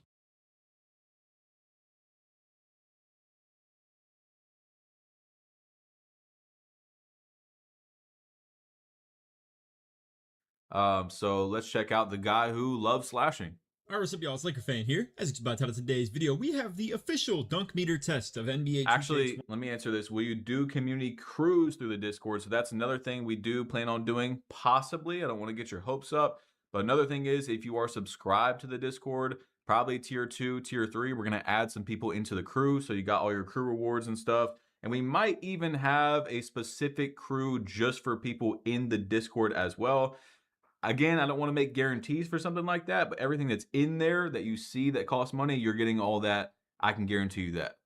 27. Now, I'm starting you guys off with some clips of these elite Anthony, dunkers thank you going for at the sub, elite bro. rim protectors. Because Welcome. let me tell you, you're gonna see in the rest of the video, this dunking is out of this world. It's unbelievable. However, I do want to show good, you Billy? that there is balance to this at the beginning of this, because I'm sure you're gonna see in a lot of other people's videos turn volume, dunks gotcha. popping off. Because a lot of the community day was smalls versus smalls. It was going to be people with high dunk ratings like Ja Morant going at someone like Anthony Edwards, where it's going to be a lot of, in the paint collisions like this, where you have people with really bad interior defense being dunked on. So first and foremost, what I really want to say about the dunking is that I am ecstatic that something like this is a thing. Truly, we've gone multiple years in the past, I would say 3, at least 2 of them, if not all 3 of them over the last 3 years. All the way back to 2K24, have been a world where you as a small guard are safe from being contact dunked on as long as you're standing in the somewhat right spot. But nowadays, even if that's the case, if you don't have good interior defense, you are getting dunked on in 2K27. And I wanted to start off with those first 2 clips because it just so happens to be how the gameplay kind of set up, but also that I really wanted to show people like Donovan Clingan, who's like a really tall 7'2", 7'1" big. Same with Rudy Gobert, 7'1", obviously like the best rim protector in the league, other than maybe Wemby, But Gobert is low key just built for rim protection, and that's about it. But long story short, you'll see more and more clips of Ja Morant trying to go at Rudy Gobert, and it never ever works, bro. It truly just never works. So I will continue to get into the gameplay and stuff like that, but what I do want to show you guys real quick is I have a bullet point list right here that I want to go over just to give you a guide for what you're going to see in today's video. Not to mention, big shout out to D-Man for teaming up with me on this. He's truly one of the best slashers in this community, and I really wanted to reach out to him for an idea like this, where we would pair up together and just go head to head, basically. So at this community day, me and him are just going at it. He's using the T-Wolves, I'm using the Trailblazers. But as you will see in this as well, we're going to use multiple different teams, multiple different players. We're going to have stuff like LeBron and Zion going at it later. We have also 2 Giannis's, so we can test basically how good is, like, Giannis as a slasher versus like the top level of defense you get out of Giannis as well, which is very, very respectable for that matter too. We have Wemby of standing dunk tests against himself as well. But yeah, Giannis with the Euro spin hop gathers and stuff like that, trying to get some vibe checks on that. But to start us off, it basically goes in this order. It's not going to be direct like that. I obviously don't have timestamps or anything like that either. It's a little bit more scattered, but as a generality, this is probably how you're going to see this video develop. Working out the kinks a little bit, trying to learn how to set up our test as well as possible. Just make sure that we're actually getting like clean dunk on each other animations and setting things up in a way that I want to. I respect it. LeBron versus Zion, wing versus wing. Okay. As far as like too far into the rim, in the dead zone, if you will. Then like as a recovering defender where you're like trying to move forward and take position, if you will, to like cut them off as a dunker. And then also multiple different reps of like takeover, for instance, different varying levels of obviously paint defense capability. You will see a lot of us going like guard for guard, where we're going like, Ja and Edwards, like going head to head, basically with dunking on each other. But again, we'll start mixing in better interior defending players as we go as well. So as you can see, takeover going crazy at some point is going to pop off for D-Man getting the takeover to light up with Anthony Edwards. Guard versus mediocre bigs. So we sub in like the backup bigs of each of the teams and kind of just like some 6'9", 6'10" guy that's like kind of mid at interior defense. The type of stuff that low key, if you're not too hip to it, think a lot of the people you're going to be watching, other than like these interactions, including a lot of these interactions right here as well, are going to be going at situations like this. Someone like Ja Morant in level of interior defense trying to guard someone like Anthony Edwards level of interior offense, if you will, or just the dunking. I mean, like, truth be told, these two should never stop each other if you're looking at it from the ratings perspective. That's just kind of my take on that. So we will start mixing this up a little bit, like I showed you guys on the kind of notes section right there, how the flow of this video is going to go. So I appreciate it if you guys are watching. This is going to be quite a bit longer of a video, but it's going to be my only video of the day. If you guys haven't seen what the embargo looks like, My moderate to severe ulcerative colitis symptoms kept me out of the picture. Skyrizi helps deliver symptom relief as early as 4 weeks and is proven to help deliver visible colon lining repair and remission. Don't use if allergic. Serious allergic reactions, increased infections, or lower ability to fight them may occur. Before treatment, get checked for infections and TB. Tell your doctor about any flu-like symptoms or vaccines. Liver problems leading to hospitalization may occur when treated for Crohn's or UC. Ask your doctor about Skyrizi. Turn pressure into performance. Share files and get actionable insights with AI. All in one smarter, shared PDF space. Adobe Acrobat Studio.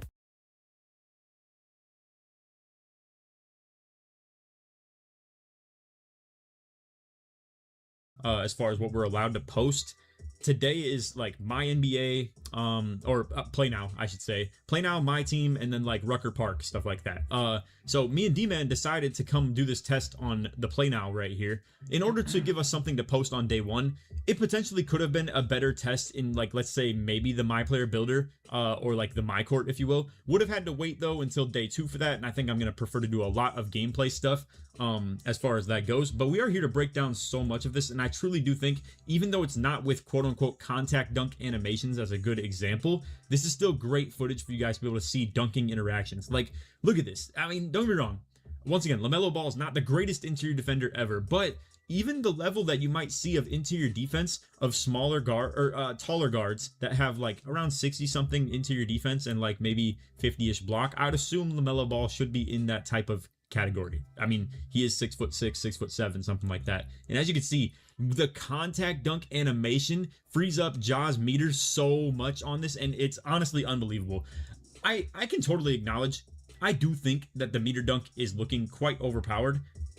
Do I think that's, I mean, it might be, you know, maybe they need to tone it down a little bit, but you won't hear me vouching for that. I mean, obviously I'm biased, but as you can see, like, you know, we got Denny right there trying to defend Anthony Edwards on the drive. It's smaller than a lot of the previous ones have been showcasing, and Denny's like a taller wing as well, but like not nearly as bad of an interior defender as someone like Ja Morant or Anthony Edwards would be. Now, the interactions that I am getting out of this is that vertical and stuff like that is not going to matter as far as like your paint defense. Obviously, something that Ja and Edwards both bring to the table is going to be elite vertical, you know, the ability to jump with the person that you're actually trying to defend.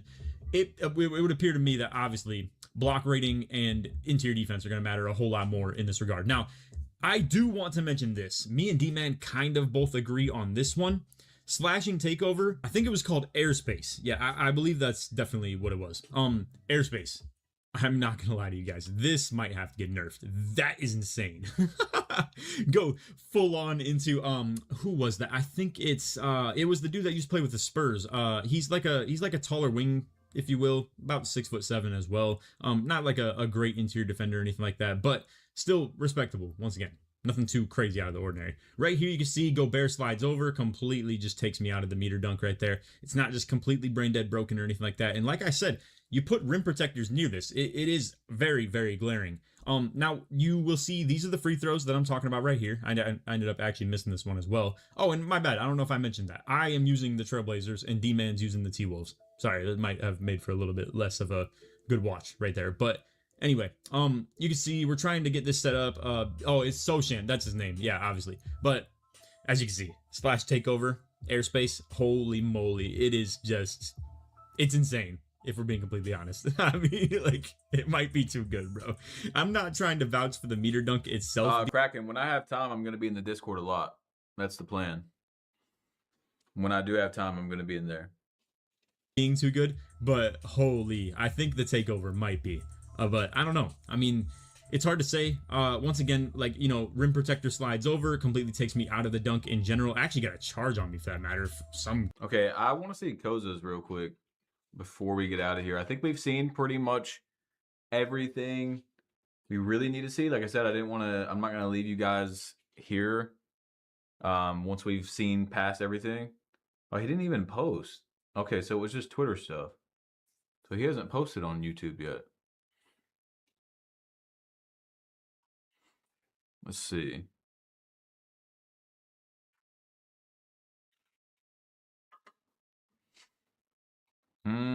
So guys, remember tomorrow is honestly a much bigger stream than today with the builder coming out, the builder app. We're going to see custom SIG, stuff like that. I think we've pretty much seen everything we need to see. Like, we've seen dribblers, we've seen all around people, we've seen grinding should you buy the game. Yeah, I don't think there's that much more to look at today, guys. We just watched a little bit of Laker fans video. I'm not going to watch the whole 50 minutes, though. I'm sorry. Ooh, I might want to see Young Dirks before we get out of here. Young Dirk is a dribbler / comp player. Specific dribbling for KD. Let's check this out. So in this video, I wanted to showcase what a bigger player might be moving like in NBA 2K27. And let me tell you, the improvements made to the dribbling system overall benefits movement for these types of player builds really well. I really enjoyed working with KD's different sets of animations. He has some slow rhythmic dribbles to some more faster, more violent dribbles that I want to showcase in this video. Add to that his moving breakdown dribble, which adds a nice change of pace and allows you to combo into Hezzy's crossover launches or his walk back, step back crossover animation. KD moving different in NBA 2K27. And so the rest of the video will be just me going through the process of labbing with these videos. I have a larger dribbling impressions video that's also dropping throughout the day, so go check that out if you enjoyed this video. So once again, big shout out to NBA 2K for inviting me to NBA 2K27 Community Day. I do appreciate the support that every single one of you have provided for me to help, to help me reach this point. I really appreciate you guys, and I hope I do well by providing you the type of information and the type of gameplay that you enjoy. So stay locked into the channel. I got a few more dropping. There's a lot to cover. And for this year, I finally did some My Career stuff in Community Day. I'm really excited to showcase that one as well. So hope you enjoyed the video. Let me know what you think in the comment section below, and I'll see you in the next one. Peace.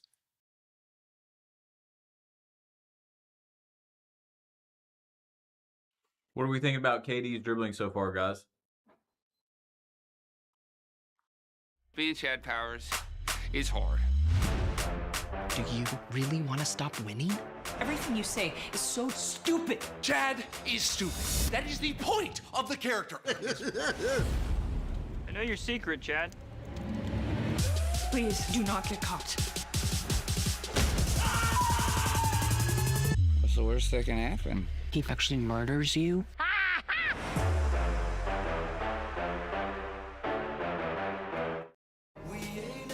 It's cute. I wish I could get it.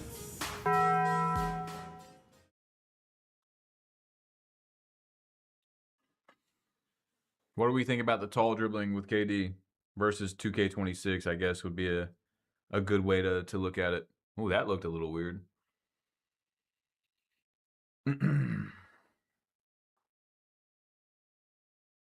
Yeah, you got to remember Kevin Cruz is more of a simulation player. When we seen some more like dribble guys, it was pretty fast, if not faster than last year.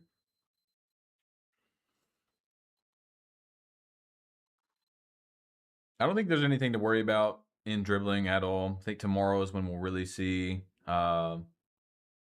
dribbling all put together. Let's see Young Dirk's video real quick. Let's just take a look at it. YouTube, we are back with the first dribbling breakdown on NBA 2K27. I'm going to go over everything that you need to know about dribbling, which heights can speed boost, which heights are best for dribbling, how the dribbling feels, is it slow, is it clunky, is it smooth, how does it feel compared to NBA 2K26, and I'm going to give you some of the best dribble animations that I have found so far, and everything else that you need to know. But important, tomorrow I am dropping my full dribble tutorial and full dribble breakdown with my custom SIGs in the My Court, okay? So because of the embargo, what I want to see. Okay, you know what, guys? I think we have seen enough today. I'm not going to make anyone stay any longer. Remember, tomorrow is a much bigger day than today. If you haven't joined the Discord, I would definitely recommend joining the Discord, guys, as I'm leaving, as I'm ending today. So make sure you do that. We're doing giveaways in there. You're able to find teammates in there. We're going to do some crew stuff in there. There's going to be a league. It's going to be a lot, bro. There's going to be a lot in the Discord that we just started. We're going to expand on it, build on it. But yeah, I think today we've seen plenty. I think we've seen everything we pretty much need to see. I don't think there's really much else to go over. So like I said, guys, I'm not going to keep you here any longer. Now it's time to really just digest things. I'm going to, eat some food. Probably make a little video for the YouTube channel, and I'll be live again tomorrow, guys, right around 10 a.m. Eastern once again. So I will see you guys there. Make sure you join the Discord, and yeah, thank you for coming to the stream as well. Even if you just joined or if you've been here for a while, I appreciate that. I'll see you. In the last episode, I told you all that this was the most important news so far that had came out yet because it could potentially save you time and money with the build information and looking at gameplay of how builds work. You guys loved it. The feedback was amazing. Today, this is actually, I'm not kidding, even more important. So drop a like for me. I'm not here to waste y'all's time. And what I did was I tried to put the best information, the most important first. So best to last in terms of what I think is important. So let's just get straight into it. So Mike Wang was asked, is an 83-point enough to make a jump shot consistently? And he said this will completely depend on your stick skills, play style, shot IQ, and which game mode you're in. I would highly suggest labbing in the test builder or even play now before locking in your shot ratings. The vast majority are going to shoot a lower percent this year compared to 2K26 with the improvements we've made to defense. That is massive information right there. We have seen a lot of gameplay of 2K27 now. However, it's really hard to look at it and say this is how the game's going to be when it comes out because apparently creators were very delayed. However, even with that information, let me show you guys this tweet right here from A. Cardi where WLRJ Bleg said these shots are going in with rhythm, meter on, no shooting boost, and an 87 midi and a 78 three-pointer. A. Cardi says, I keep saying this and no one's listening. I just don't think you're going to need high ratings this year if you're a skilled player especially. So many of y'all are going over the top on shooting. Now, if you guys didn't see the only build that I have posted so far, I definitely recommend you check it out after this video. I will have it on the end screen at the end so you can just click or tap to go there. The entire point of the build was to create something that you don't have to remake as soon as you get 2 cap breakers. So you're going to be able to not actually have to put the cap breakers on your build. It's not something that you can't use until you get it, but you can also build onto it as you go. And it is a unpatchable build. It doesn't have best build in the title. It doesn't say demigod, nothing like that. I wanted to give you guys a very good template or a one-to-one if you just loved it so much. But in that, I only had an 89 three-pointer and an 80 mid-range because it's looking like you can shoot pretty good in most modes with around those ratings. But let me show you guys what was in these clips. I will be right back. With prime Derrick Rose. After that, we obviously put more on this build than just dunking, so we're going to try to get to some more combos. Dribbles are feeling pretty good. Go to Zach LaVine's hop jumper, stepping back from 3 as we knock that one down with our 78 three-point rating. And then next possession, we're going to light it up once again. So the fact that we're able to hit step backs like that with the 78 three ball, feeling very good in a rhythm right here, then we're put into a very tough spot as we do pick up our dribble. So this was the perfect time to make use of that. Yeah, the first two I was like, okay. The last one, I did not expect that to go in. Guys, he has a 78 three-pointer. They're apparently delayed at this event.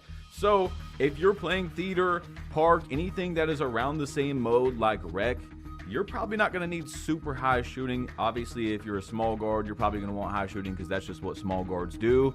But if you're playing like stage and pro-am, you might want to go a bit higher. Also, we don't know for sure if theater is, you know, the same difficulty as park and you know, rec and stuff like that.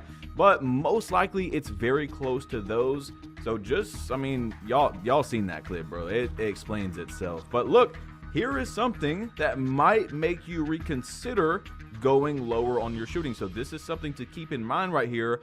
2K has finally, as you see, made Pro 2 Fade require a pretty high shooting rating. You need a 92 midi or 3-point in 2K27.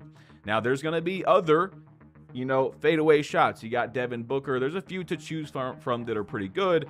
I don't know why it's taken like 3 years to make Pro 2 have a requirement, why you could get it at such low ratings, but now there is. I'm just letting you guys know what the information is, man, on the screen. So a lot of people have been complaining that with the 2K Builder app, they are seeing very odd requirements. 2K creators are saying, hey, you need 91 ball handle for SGA, escape, and then the app was saying like 84.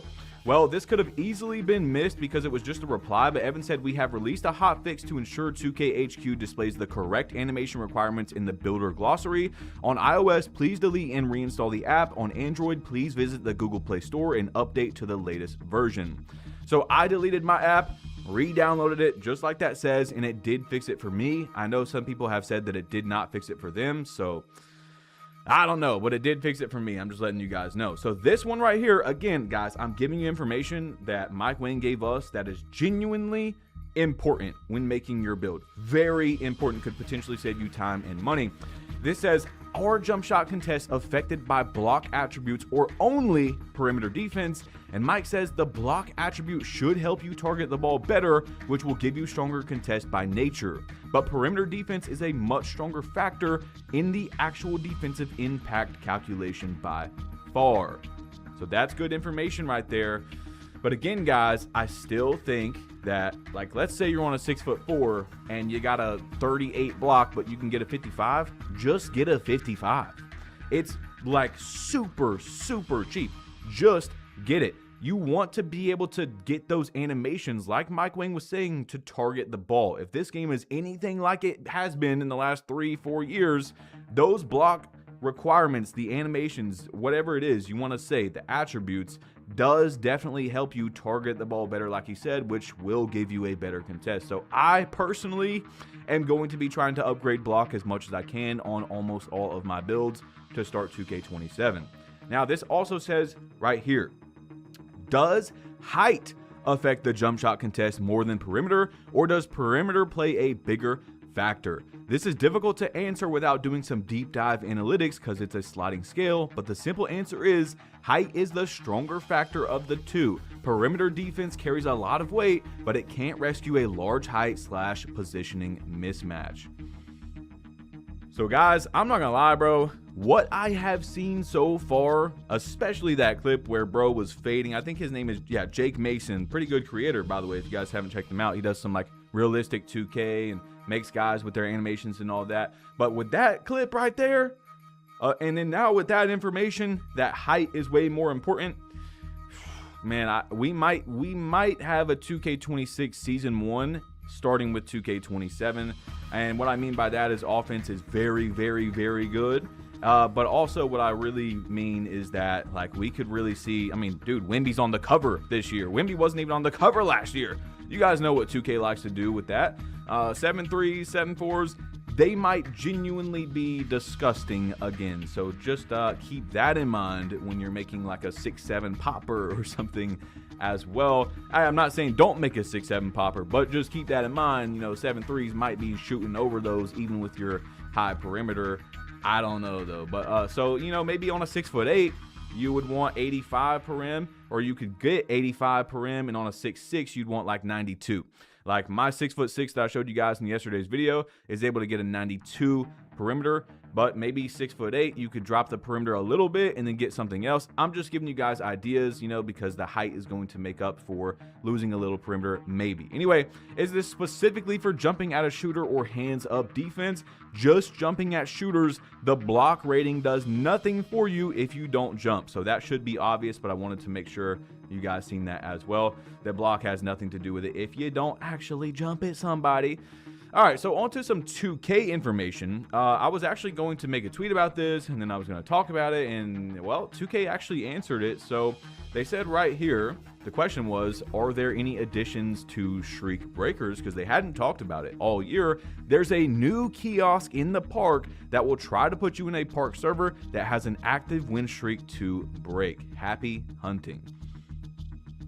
I'm not gonna lie, with that specific thing right there, bro, they cooked. Streak hunting even better this year. Like, it's improved so that you can actually go from one park to another and try to break streaks even easier. I love that. Great idea. Very small quality of life thing. I mean, streak hunting isn't a massive fan base by any means because, you know, you got to play. I mean, if the cheaters aren't banned, it's going to be bad, right? You got to play cheaters and stuff all the time. So it's not very fun, but you do get VC. I mean, it's up and down what you get from it. Anyway, what happens when a player is kicked from a crew? Kicking a player from your crew will reduce your crew's total crew XP by the amount that player has contributed. If a player leaves on their own, the crew will not be penalized. So some of you guys, man, just keep that in mind. That's all I'm saying, okay? Anyway, can you run private matchmaking games with and against others who aren't in your crew? Yes, you can invite players from other crews or even players who aren't in a crew at all yet. We had no idea what we were capable of.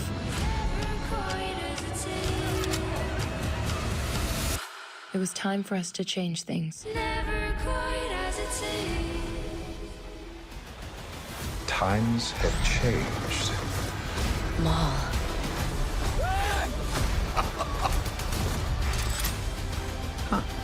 This is your moment to shine. Dream team.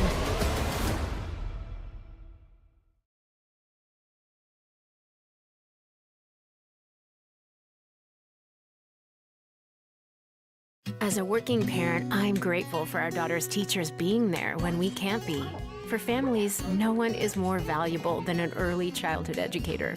Turn your heart for children into a rewarding career. Ivy Tech will help you find your path.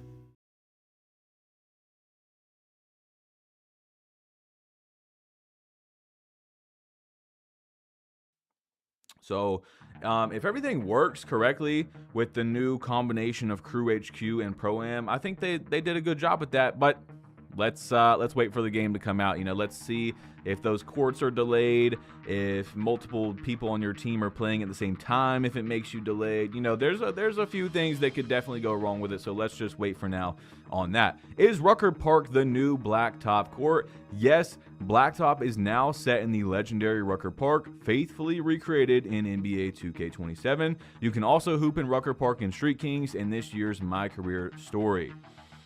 I wish Rucker Park would have been in actual online modes, but, you know, it is what it is.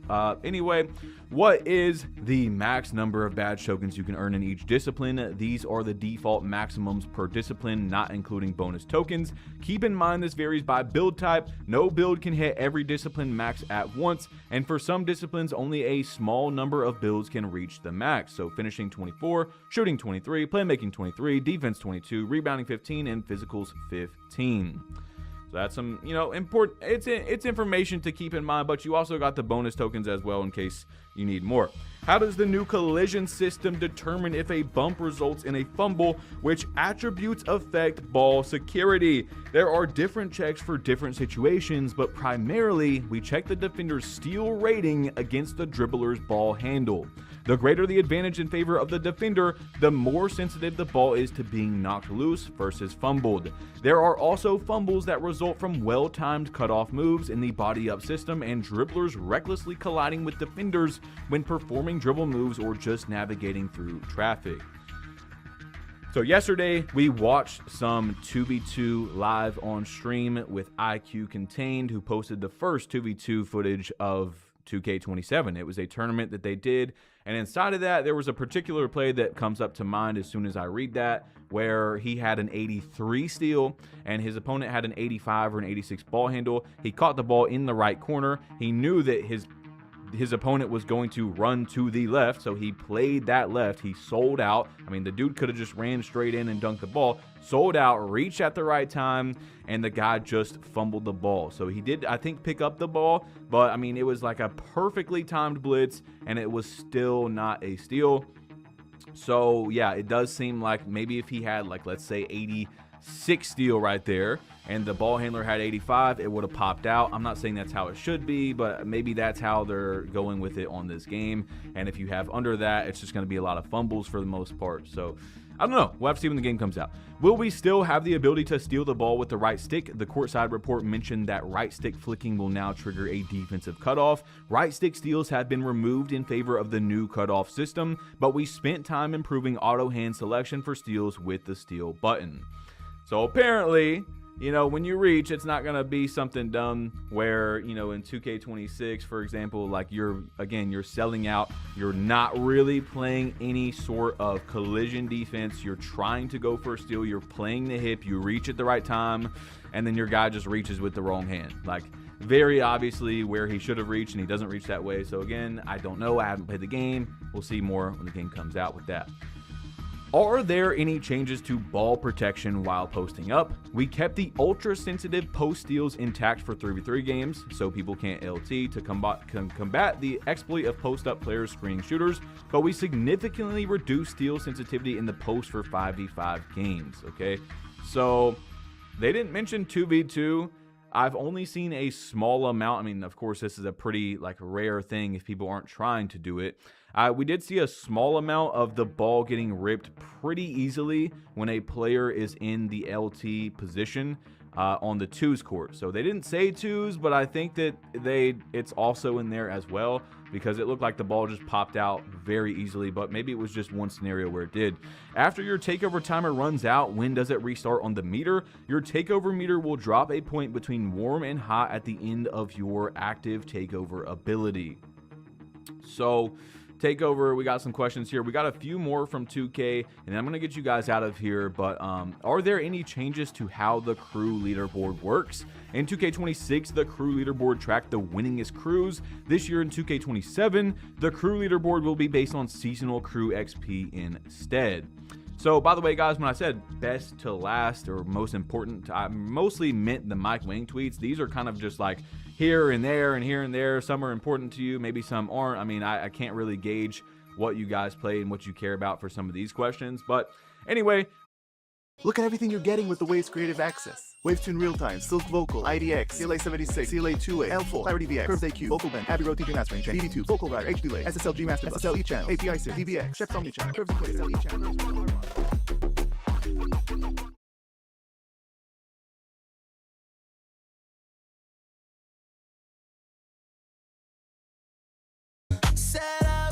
Talk about low latency.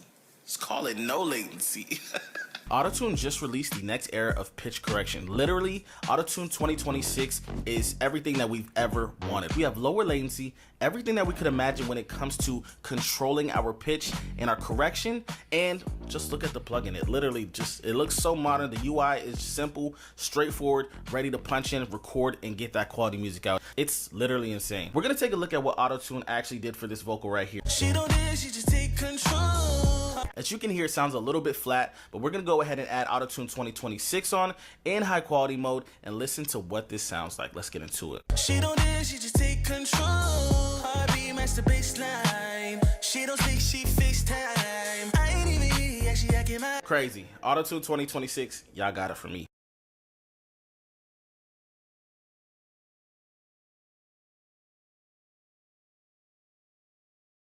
We do have right here, are there still casual exclusive courts in theater and park? I know a lot of people were asking me to ask 2K to get rid of the casual courts in the park because no one played on them in their parks. There are no longer courts in the theater and park exclusive to casual performance tier players. Instead, check out the new casual corner, an optional rookie-friendly hub where you'll start against CPU opponents and work up through tiers with real teammates and then real opponents based on your overall performance tier. year, or quote unquote plate color.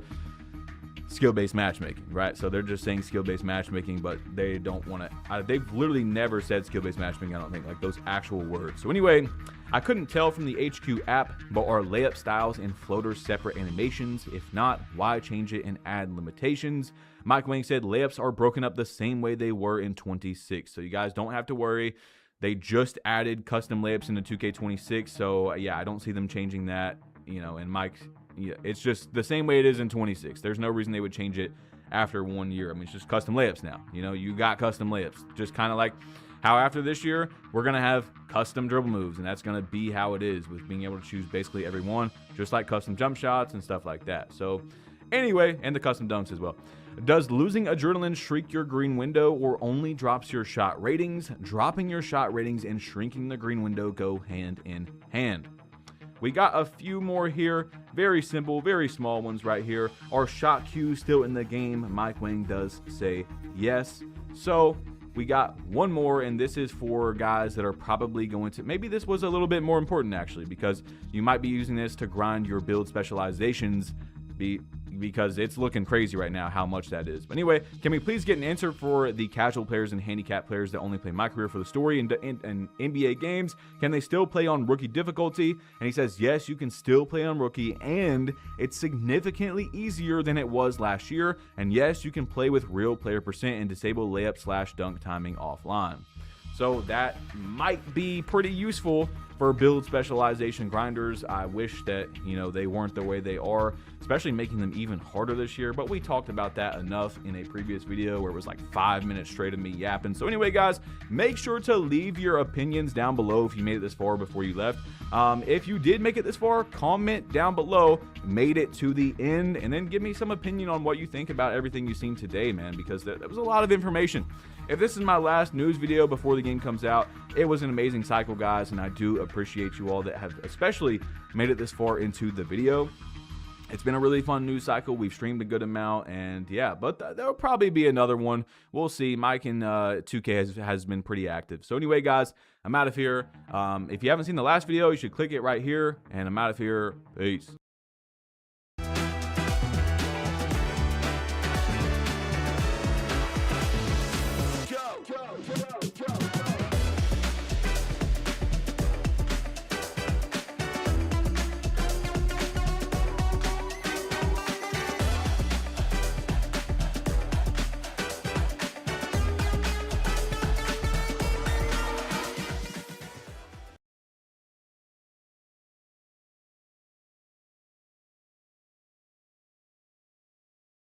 Now 40% off for 3 months. Get Coursera Plus and make career growth a routine thing. Unlock over 10,000 flexible programs from experts like Microsoft, Google, Meta, and Stanford. Save on learning that works around your busy schedule with Coursera Plus.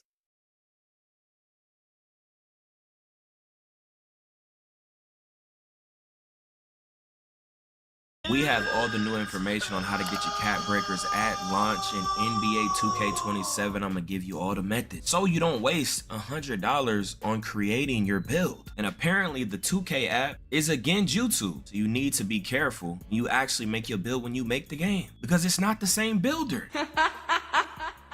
And we got a lot more NBA 2K27 updates. Y'all be sure to turn on notifications so you don't miss out on anything when it comes to NBA 2K27 without the throat hugging on the knees, mouth wide open. So firstly, right here, according to 2K Intel, 10 cap breakers at launch, 4 crew rewards, 2 lifetime challenges, 2 build specialization, and we're gonna show you those, right? Season level rewards, rookie 6 rep, okay? Now your crew rewards, guys, it's gonna take you a while, especially if you're not a geek and you don't know people. So when you make your build, do not be making it for all these damn cap breaks. They're obviously gonna make the crew rewards even harder. We get 5 more every season. Y'all wanna join a crew? Be sure to join my Discord, link in description. Lifetime challenges, they probably made these harder also. You might get one early, so you could count 1 right here off the ripper. Count 1. Crew, you might be able to count 1. So that's 2 caps, yo. Build specialization, that might take you a week or 2 to get 1, if not more. So it's like,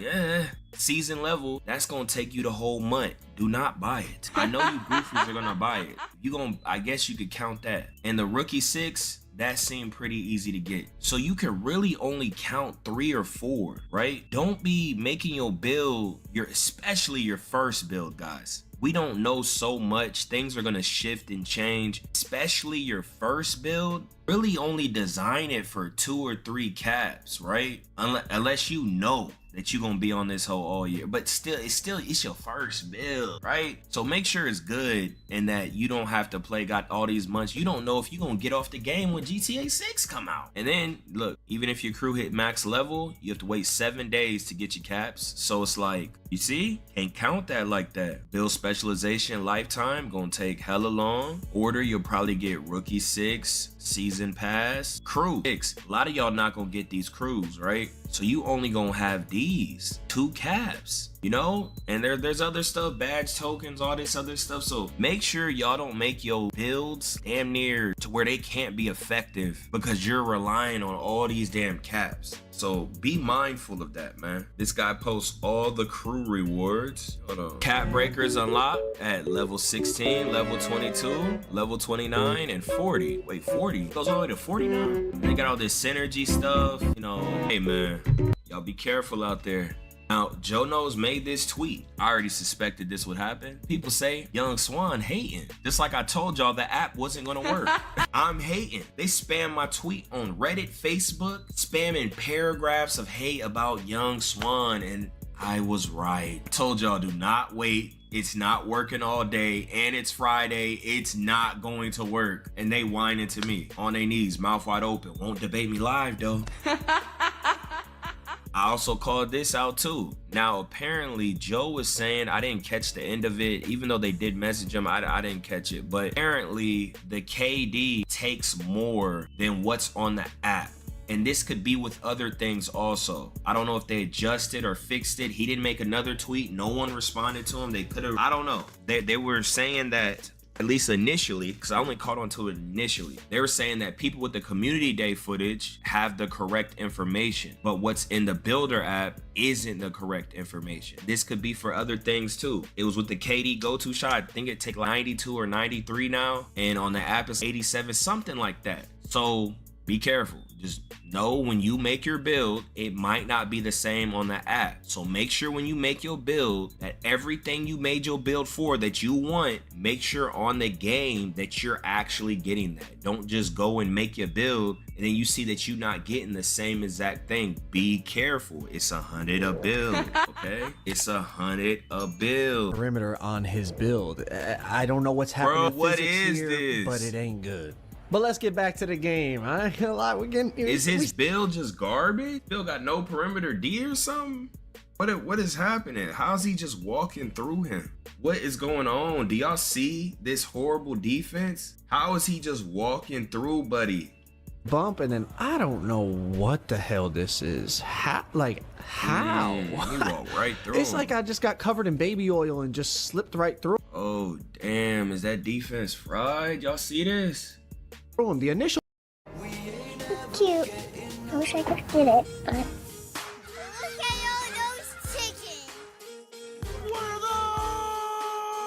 You know this, boy. He's got his free taco. Close the deal with PDF Spaces. Combine files, context, and audio overviews, plus a custom AI assistant. Fewer follow-ups, faster decisions. Adobe Acrobat.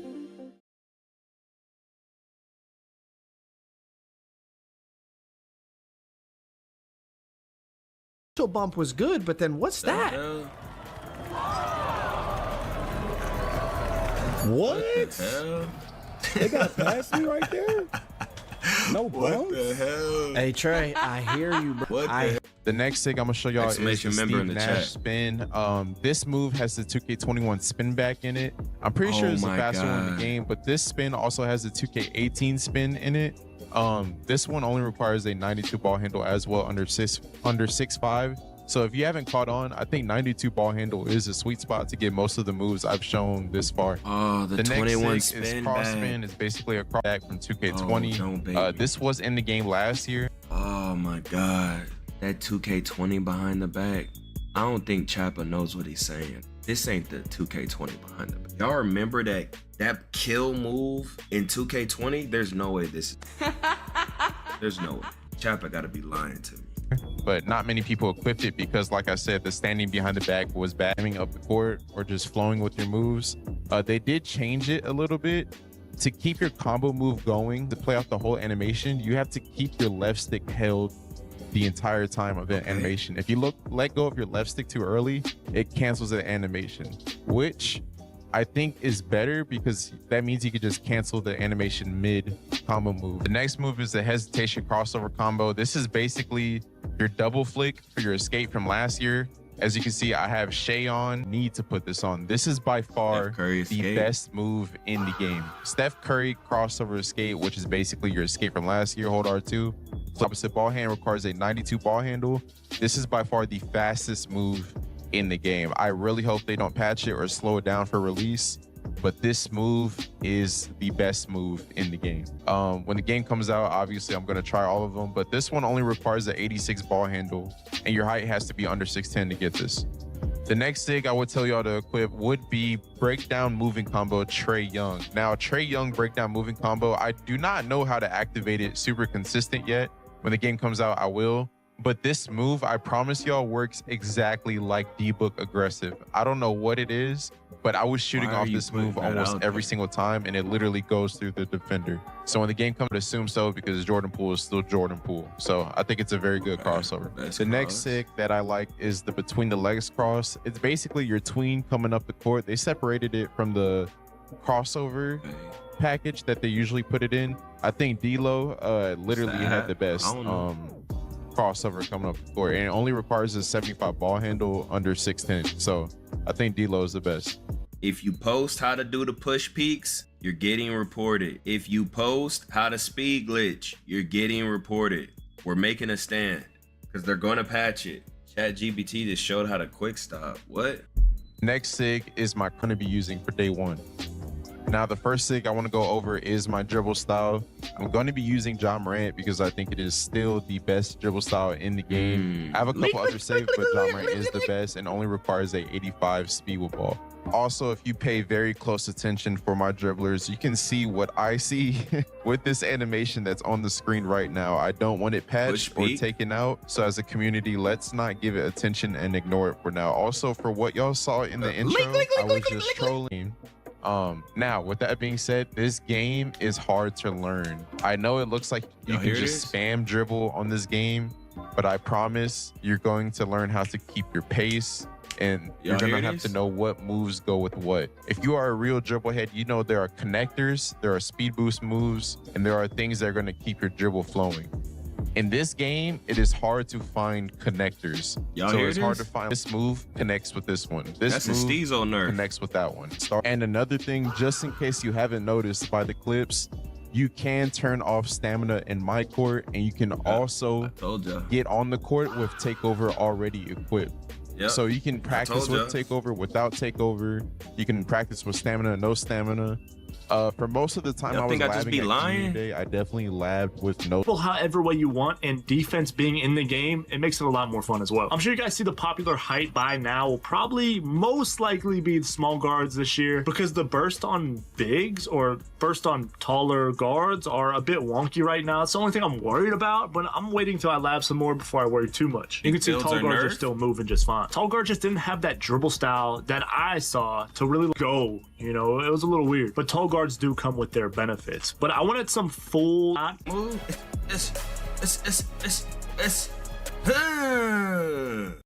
You just enter your car's information and we'll send you an instant offer. No negotiating required. If you like what you see, accept the offer and schedule a time for us to come pick it up for free. The pickup driver will do a quick check, then hand over the title and the keys, and you'll get a check on the spot. It's so fast and easy that many pedal users get rid of their junk cars in just a couple of days.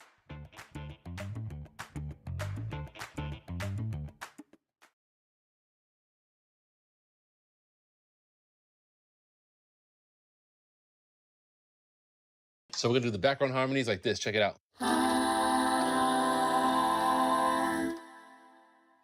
I mean, come on. That's it right there. It's crazy. Let's do the first verse. Let's do it. got something I've been searching. Before you, my world was empty, hopeless.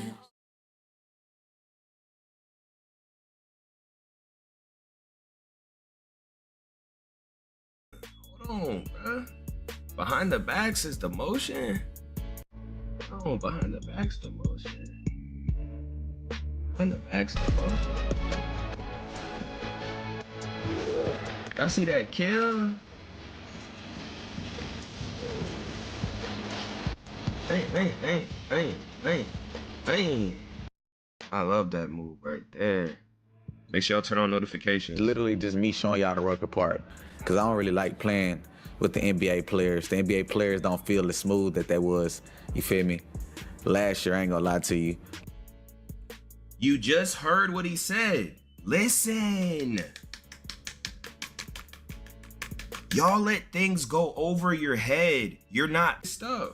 Y'all aren't listening. Did y'all just hear what he said? He's saying the casuals ain't gonna like the game. What do you think that means? What do you think that means? Y'all just gloss over things if someone's not ultra aggressive like me and you don't feel the energy because you're a bot. He's saying it's incognito. Y'all can't comprehend what he's saying. No, I don't think there's a lot of new haircuts this year. I'm sorry, guys. At least from what I saw, there are some new faces in the game. You know, the face creations. I'm not really sure what else. Bad haircuts leaked again. Have female mind another players, year. You know, took a lot more time. I threw defensive stats, high interior, high block, high strength. Damn, you they shouldn't wiped be it getting out. dunked on that much by Hall of Fame posterizer. Especially if you position yourself really well, meet them at the restriction circle, jump at them, Wipe and it you out. should be able to block their dunk or bring them out of a dunk animation. This was pretty consistent across the board. The only way somebody with a high driving dunk can dunk on somebody with high interior is with takeover. Now go ahead and strap in because the takeover going against a player with low interior defense or low block. And you can see in the top right, this is Hall of Fame posterizer firing off. So I would still be cautious, right? Because if you want Hall of Fame posterizer on your build, it's going to be really expensive.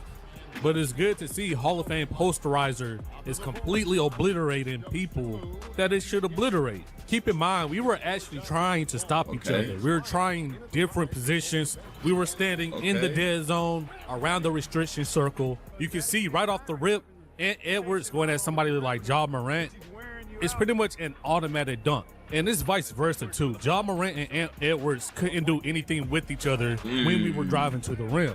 Not only that, but this is a dynamic dunk meter, and it was cool to see that the exact opposite of what would happen on NBA 2K26. Every time I did a hop jumper, I was losing an adrenaline bar now. So all you subs users, all you Pro 2 users, or all you normal 2 users, man, y'all are gonna feel that pain when y'all try to do some hop jumpers now, because now you lose an adrenaline bar every time you use a hop jumper. The else I'm gonna say is every time you ran out of moves, had a burst out of moves, I wasn't really losing adrenaline as fast. I wasn't losing it. I was losing it sometimes, but I noticed it wasn't as much as the previous year. I could burst a little bit along. Pressure cooker, that's a clean name, bruh. That's a clean name, bruh.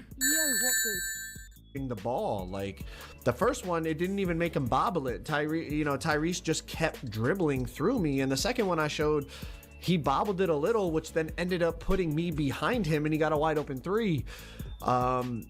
I got mixed reviews from people when I talked to them about bump steals. Some people, thought they were good. Some people thought they were bad. In my opinion, they were still really inconsistent, and I felt like, those two clips are perfect examples. Even the clip they showed in the trailer, the gameplay trailer, defense, I'm just going completely on that side. I got Michael Jordan overall. He's got like 90 plus steal, whatever. And everyone did this. Like, they have hella clips. It just makes them fumble the ball. And he just bobbles it and ends up getting a three off of it. I understand that we're talking about, ratings mattering, ball handle and steal, but I mean, this is, if we're talking ratings matter, I mean, that's Michael Jordan. He's got high steal, right? This is prime MJ.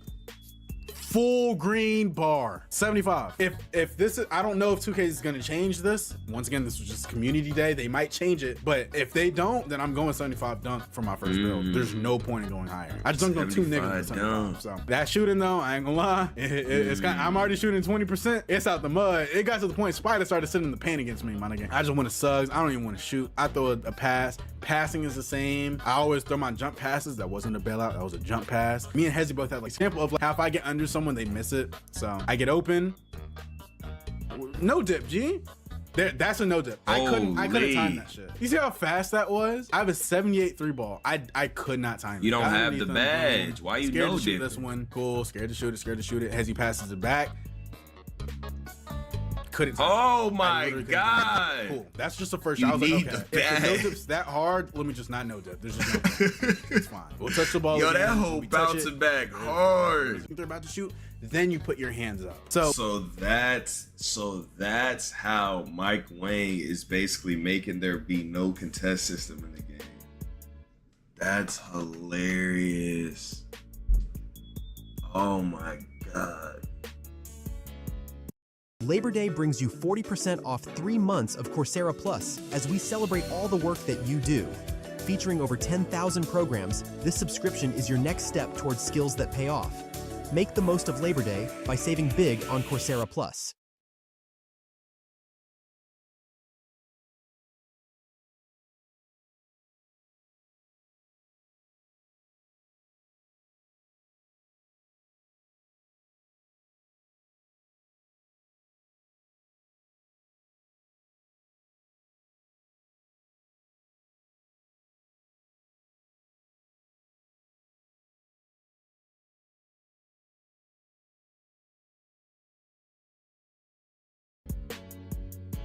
That is funny. This is gonna be hilarious.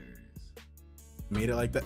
I'm not complaining, but you can be Zion running like Russell Westbrook. It's insane. Okay? That's but hilarious. Defense, it's good, but it's just very hard to stop good players. Defense. It's kind of like 26 in that sense. If you're playing someone that knows what they're doing, you're probably just not getting a stop on them. It's good in the sense that if you're there, and your hands don't drop. If you just hold up on your right analog stick, you get that contest. But I ain't gonna lie. I got my meter on. I'm telling you, if you're good at 26, you're gonna have a massive advantage to 27. I think that's why they're like doing plate. He's just running towards the rim. You will have a massive advantage. I'm not gonna lie.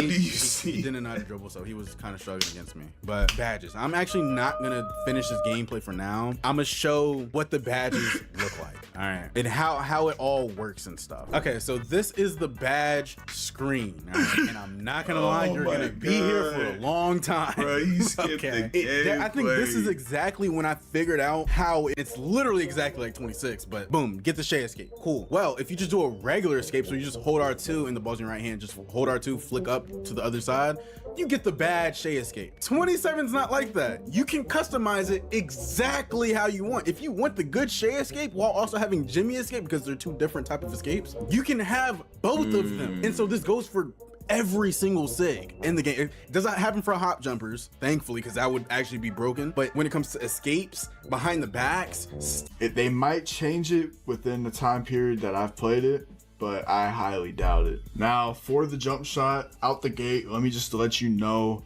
Jonathan Isaac base is cooked. It no longer has good release height. It's slower. Yeah, they fried it. Andre Drummond base, not in the game. So we're gonna run with the PJ Tucker, the good old reliable Isaac PJ Bam base with Jeremiah Robinson Earl. This jump shot is he doing floaters on, he doing them bad. Oh, he did the 6-7 on him.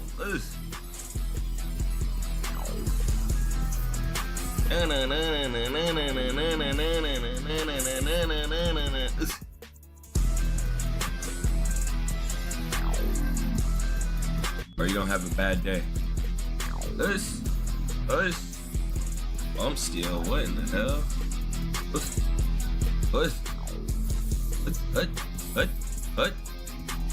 Us. 65 ball handle with that behind the back. Game is fried, boy. Game is fried on me. 50K on TikTok, Bro, on going YouTube. crazy, man. You know, I'm really trying to get this stuff done, you know, make it through it. This is my year, bro. I'll see y'all in the next video. Y'all stay safe. Enjoy this little montage. Us. Us. Us. Us. Us. Us. Bro, he cheesing. Montage, just me playing the game. If you guys have any questions, I'll answer them in the comment section down below. Hey, it's going crazy, man. I'm on the road to 50K on TikTok, on YouTube. Going crazy, man. You know, I'm really trying to get this stuff done, you know, make it through it. This is my year, bro. I'll see y'all in the next video. Y'all stay safe. Enjoy this little montage. So there's gonna be no more mink unless I have two-way tenacity. But that's if it's in the game. I have no idea. So we're gonna see what happens, you know, when the cookie crumble. But a lot of these badges are fire. If you see a takeover here that catches your eye, let me know down in the comments and I'll take a look at it too. And then they have up to maximum. It's crazy. Worse than last year's passing. So we're gonna go 77 for now. Y'all hear this, right? Crazy. Get our last year's pass absolutely cooked. Why is the pass exactly? But hey, we're out here schmoving and grooving. Now you're probably wondering, why is the pass accuracy so low? I'm not gonna lie, the passing is fried, absolutely cooked. I can't even. It might even be worse than last year's passing. So we're gonna go 77 for now. Damn. Nothing too crazy. Get our break started on silver. 77, we'll be dropping a lot more builds on the way. Let's get right into this video. Got a lot to unpack today, ladies and gentlemen. It's a 7-3 dribbling like this. W or L. Think builds cheaper this year since they worse?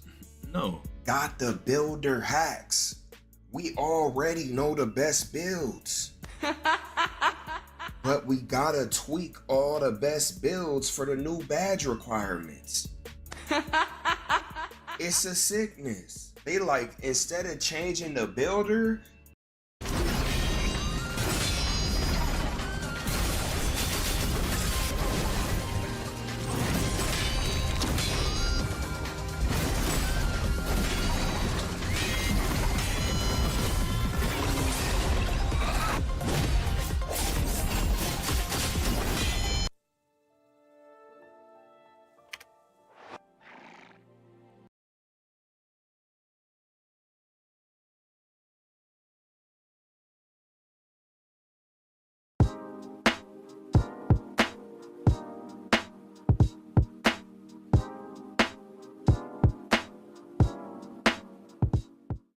I'ma change the badge requirements. Giving you a warning that when you get on the game, it's gonna feel trash, and it's okay, cause we all felt it too.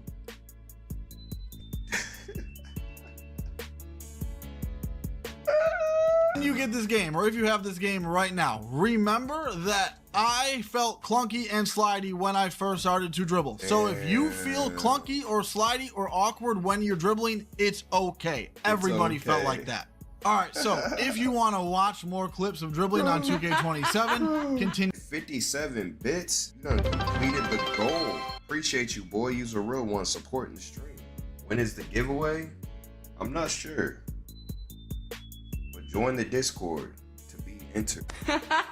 My breakdown combo, I had that as Jordan Poole. My behind the back escape, I had as Kawhi Leonard. Combo moves, I had as Pro. My crossover escape, I was going back and forth between Jimmy Butler and Paul George. And my crossover step back, I had as Vince Carter. Now for my small guards, the main dribble moves you're going to want to equip are Ja Morant dribble style, Stephen Curry crossover escape. Signature size up is Donovan Mitchell. Breakdown combo is Jordan Poole. Behind the back escape is Kawhi Leonard or Stephen Curry. Hesitation crossover combo is SGA. Double crossover combo is Ja Morant. And crossover step back is Kyrie Irving. All right, now let's talk about dribbling as a whole, because it's similar to 2K26 in certain midi or three-pointer.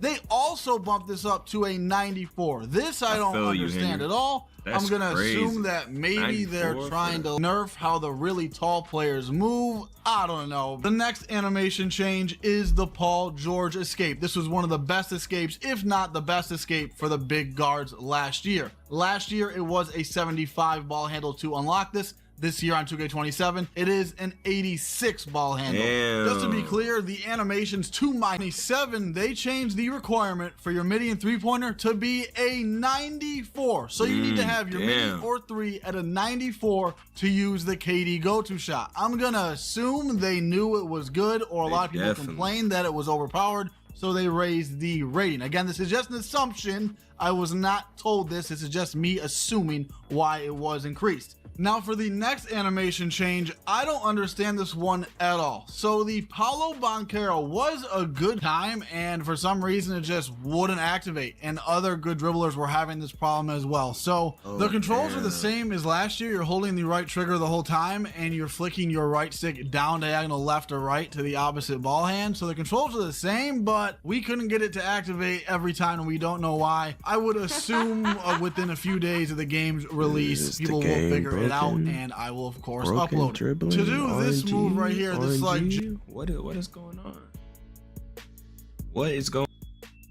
Y'all don't be listening.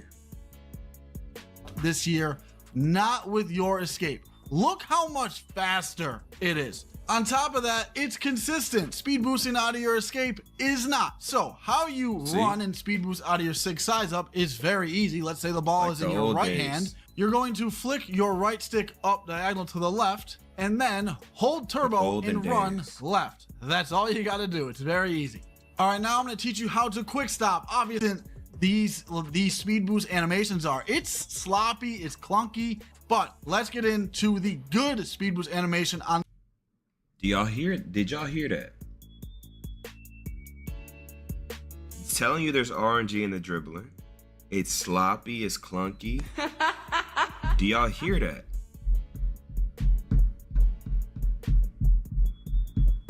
Do y'all hear that? Is that, and I don't have a lot Why of you clips say of this, that, Sammy? is that out of every other move besides my escape, I could not figure out how to speed boost, okay? I could only speed boost on a big guard out of an escape, and that is it. So hopefully it's not just the escapes, and maybe you gotta do a hesitation or a specific hesi you gotta put on to speed boost out of other moves. I don't know. Hopefully this is all figured out shortly after the game drops. Okay, now for the small guards, it's kind of the same thing. All right, so my biggest concern with the dribbling on 2K27 is how inconsistent speed boosting is on big guards. This is all the same player with all of the same dribble moves equipped. And sometimes I'll get a good speed boost, other times I will get a horrendous one. And do y'all hear this? So there's RNG in the speed boosting for bigger builds. Your player is going to start. It's like they got a new mechanic where your player is going to stop. No. You're not supposed to be doing that. So this is what they said when they said discontinue left right cheese in the promotion for the rollout.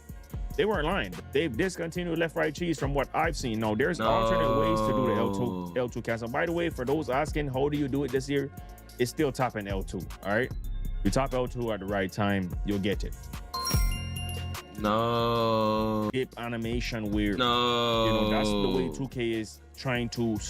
They weren't lying. They've discontinued left right cheese from what I've seen. No, there's alternate ways to do the L2 cancel. By the way, for those asking how do you do it, the L2 cancel this year is more difficult. All right, way more difficult, because if you are off by 1 second, it's gonna give you that drag animation that you've been seeing on the screen. Also, if you hit the L2 cancel too much times, you're gonna get a slow clunky dip animation where you know, that's the way 2K is trying to stop the left right cheese, because if you do it too much, your player is going to start. It's like they got a new mechanic where your player is gonna stop in the first 20 minutes. All right.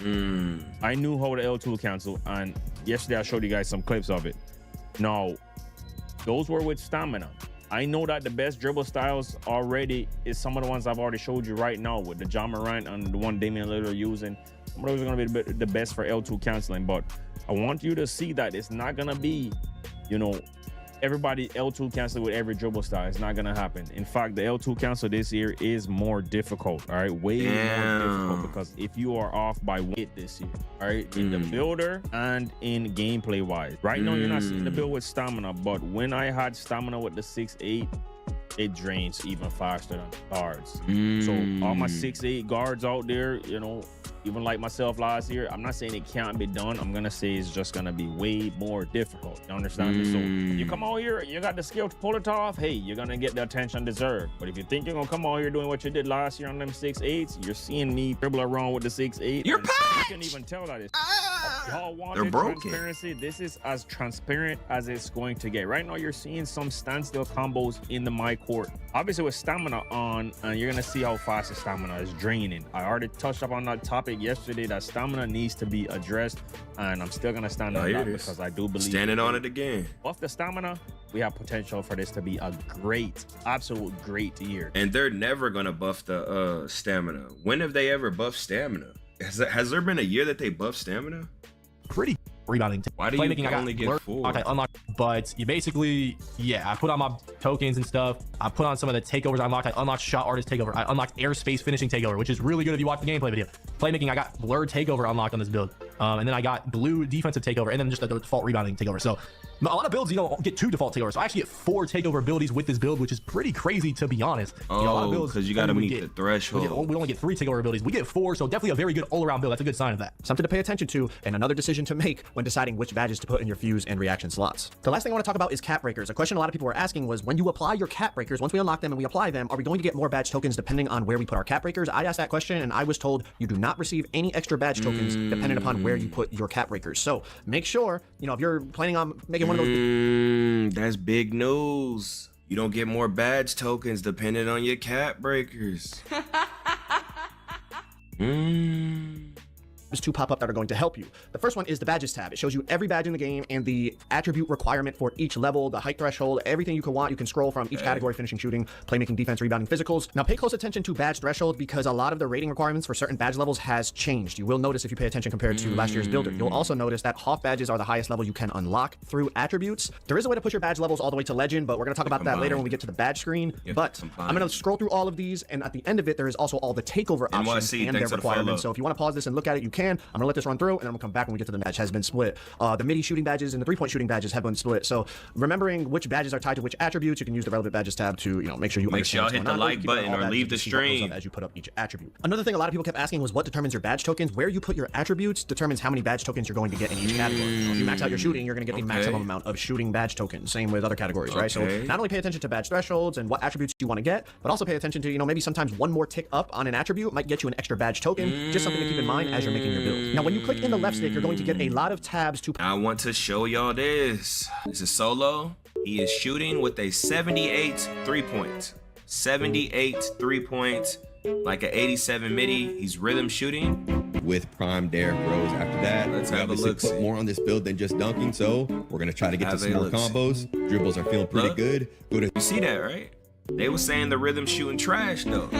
Zach LaVine's hot stepping back from 3 as we knocked that next possession, light it up once again. So the fact that we're able to hit step backs like that with the 78 3 ball, feeling very good in a rhythm right here, then we're put into a very tough spot as we do pick up our dribble. So this was the perfect time to make use of that new Derrick Rose. After that, we obviously put more. Hey, did y'all see that? We're gonna try to get to some wait, hold on. He's shooting 100% from 3. Is this on rookie? Look, and he got the meter on. I think he's rhythm shooting. I mean, that's what WLR says. So I don't know, guys. Looking kind of scary. Skip it, pop, pop.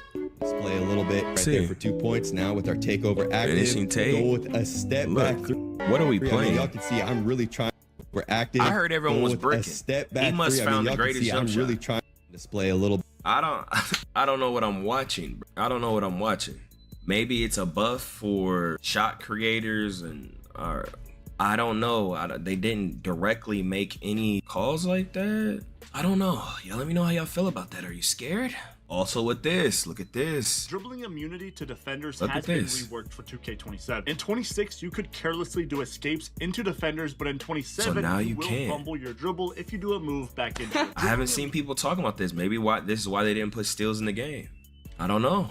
Now the 2K app, y'all be sure to download it because you get daily login rewards, and I'm pretty sure at day 60 you get an extra badge token. And they have all of them. I think for 300 days, you get a burrito mascot. It's a bunch of little stuff. So, I mean, it's cool. Make sure y'all get that app, man. So the offline play, this is good on rookie, all this and that. Now, I think he's doing this because some of the build specializations is kind of crazy. Put back dunks and all this and that. So, hey, Mike Wang says the vast majority are going to shoot a lower percent this year compared to 26 with the improvements we've made to defense. Okay, I think that's true.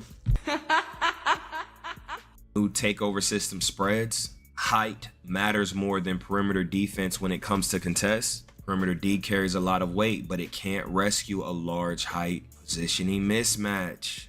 We'll see. The block attribute only helps you when you jump at people, but perimeter defense matters much more for a strong contest.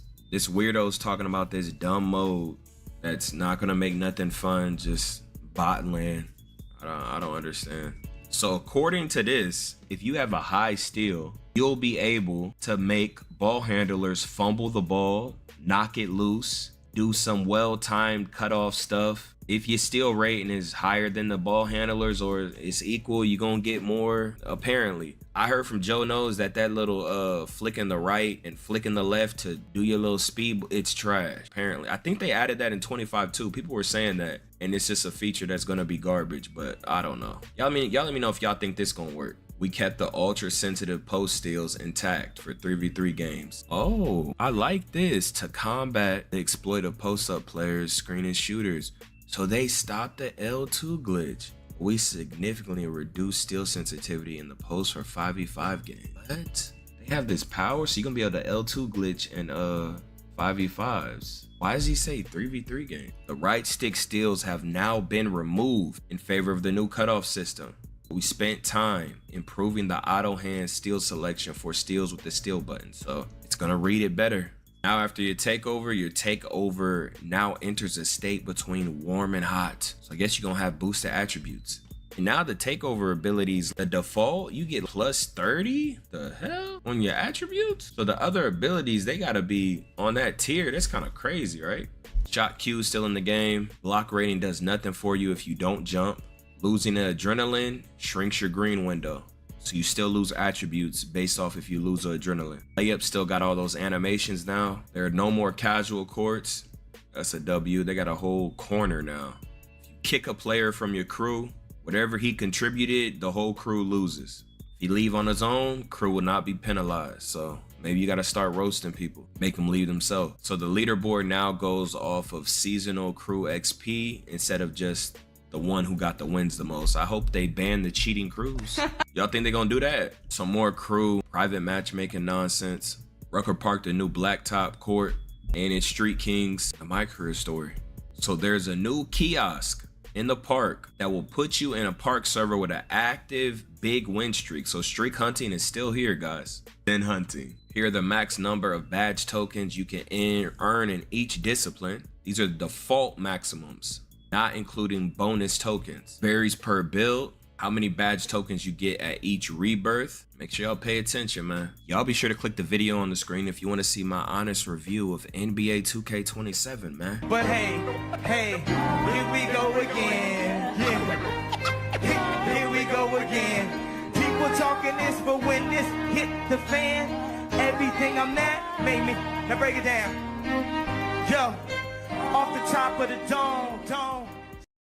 There's so much information going around about NBA 2K27. I figured I might as well take all the gameplay tips, all the news, all the little details that are going to help you make the best build and have success on day one. Put it all into one video for y'all. I even DM'd some content creators that were at Community Day and asked them if they could tell me one secret they found at Community Day. We got a whole bunch of information in this video, so please drop a like and let's get straight to this Mike Wang tweet that is going to help you decide what shot rating you need on day one. They asked Mike, is an 83-pointer enough to make a jump shot consistently? Mike said this will completely depend on your stick skills, play style, shot IQ, and which game mode you're in.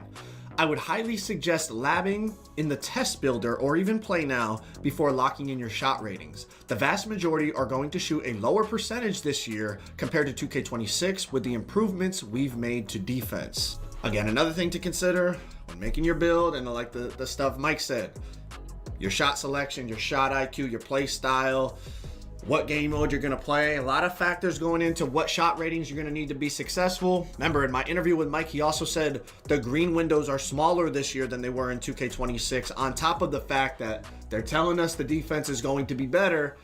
A lot of things to consider.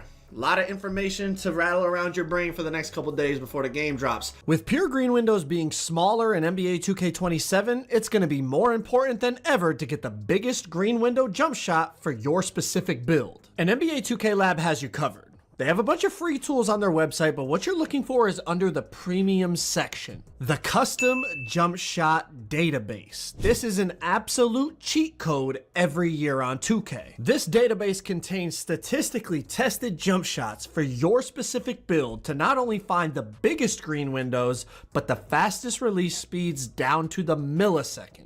Everything you need to have an edge over your competition. I personally use this database for every build I make every year on 2K. If you're interested in checking this out, click the link down in the description. Use code Joe at checkout for a big discount. I can't recommend NBA 2K Lab enough. So not only is this video going to cover a bunch of news that the devs have released recently on different platforms like Discord, Twitter, etc., but I also DM'd a bunch of creators that were at Community Day, and I was like, if you could tell me one thing about the game, one secret you found, what would that secret be? The first one I got is from Koza. Koza's talking about everyone's doing the LT quick stop, and he found a different way to quick stop, and it might even be better. There's a new quick stop animation in NBA 2K27 and it's a must learn for comp guards. To do this, sprint downhill and you're gonna tap your shoot button and then tap again and hold to time your shot. You can also do this quick stop while running back out to the 3-point line. Like and share for more competitive tips like this. So that's from Koza. A lot of people are showing that LT quick stop, and I'm not gonna lie, I did it a few times and it felt good. But this also looks like a viable option. He's talking about tap the shoot button and then like tap and then hold to time your shot, and he's getting instant quick stops. Another thing Koza actually hit me with two secrets. The OG spin back is back from past 2Ks. Check this out. The OG spin back is back for NBA 2K27. When running downhill, let go of turbo, rotate your right stick from ball hand down towards your off ball hand, and pull your left stick down. This was one of the most used moves in 21, so save this video for later. Small little details, come on now. The next one is regards to dunking. You've probably seen some theater gameplay from Community Day where everybody is just dunking on everybody. But Laker Fan and D-Man took the time to test dunking versus interior. They did high dunking versus low interior, high dunking versus high interior. They tested a whole bunch of stuff, and just listen to what Laker says in this video right here, the first minute of the video. I'm starting you guys off with some clips of these elite dunkers going at elite rim protectors, because let me tell you, you're gonna see in the rest of the video, this dunking is out of this world. It's unbelievable. However, I do want to show you that there is balance to this at the beginning of this, because I'm sure you're going to see in a lot of other people's videos dunks popping off, because a lot of the Community Day was smalls versus smalls. It was going to be people with high dunk ratings like Ja Morant going at someone like Anthony Edwards, where it's going to be a lot of, you know, in the paint collisions like this, where you have people with really bad interior defense being dunked on. So first and foremost, what I really want to say about the dunking is that I am ecstatic that something like this is a thing. Truly, we've gone multiple years in the past, I would say at least two of them, if not all three of them over the last 3 years, all the way back to 2K24, have been a world where you as a small guard are safe from being contact dunked on as long as you're standing in the somewhat right spot. But nowadays, even if that's the case, if you don't have good interior defense, you are getting dunked on in 2K27. And I wanted to start off with those first two clips because it just so happens to be how the gameplay kind of set up, but also that I really wanted to show people like Donovan Clingan, who's like a really tall 7'2", 7'1" big. Same with Rudy Gobert, 7'1", obviously like the best rim protector in the league other than maybe Wemby, you know, but Gobert is low-key just built for rim protection, and that's about it. But long story short, you'll see more and more clips of Ja Morant trying to go at Rudy Gobert, and it never ever works, bro. It truly just never works. So all the dunking clips that we've seen of everybody dunking on everybody, like I said, Laker Fan and D-Man, they spent a long time testing the dunking, and what they felt was high interior, like he just said, high interior stops high dunk every single time. He said never ever were they able to dunk on the high interior like Rudy Gobert type builds. I think that's an important thing to note when making your builds, or depending on, you know, the type of attribute spread that you plan on going, because in past 2Ks, like he said, it really didn't matter. It was just about getting in the right position and you would shrink that meter. From what they've tested, he's saying that's not the case this year. Next up, I asked Choppa. If y'all don't know Choppa, he is a dribble head. Found the speed glitch last year, and he said the biggest secret he found is that he thinks the speed glitch is gonna be back. Listen to this. Also, if you pay very close attention for my dribblers, you can see what I see with this animation that's on the screen right now. I don't want it patched or taken out. So as a community, let's not give it attention and ignore it for now. Also, for what y'all saw in the intro, I was just trolling. It is not a speed glitch or an exploit. It's just a very good speed boost. So he's saying that little animation there out of the Ja Morant dribble style is the same animation that allowed him to find the speed glitch last year. Choppa's gonna do it again, bro. The next is about defense and bump steals. If you watch my gameplay breakdown, I talk about the fact that I feel like bump steals were super inconsistent, but it turns out there's actually coding in the game that's specific to the AI. This is from Mike himself. There's code specific to computer-controlled ball handlers in play now that makes it harder to steal the ball from them. The computer sometimes struggles to protect the ball from users, and we were seeing a ridiculous number of steals against them. This would have been nice to know, because I wouldn't have wasted my time trying to steal the ball from the computer if I knew there was coding to not allow me to steal the ball from the computer. Apparently, when you play person-on-person online, it is not going to be the way it was in my gameplay breakdown. So I apologize if that misled anybody, but I was not aware that this was a thing. I thought bump steals across AI, like AIs and humans and everything was identical. Apparently not. So something to note, not only for how you're gonna make your build, but also maybe how often you wanna go try to blitz the ball handler once you start playing online. Another small important detail, this is from Zach Timmerman, gameplay developer as well. They asked him, are the bonus badge slots and tokens unlocked in build specialization only for that specific category? And Zach said no. So that means when you select a build specialization, the bonus badges and bonus badge slots that you unlock, you can apply them to any category. Even if you choose shooting take and you want to put those bonus badges on defense, you can. Those are not tied specifically to the build specialization. Very important thing to note when selecting which build specialization you want to choose for your build. All right, this is also from Mike himself. This is very important, okay? Pay attention to this. Does height affect the jump shot contest more than perimeter, or does perimeter play a bigger factor? Mike said this is difficult to answer without doing some deep dive analytics because it's a sliding scale. But the simple answer is height is the stronger factor of the two.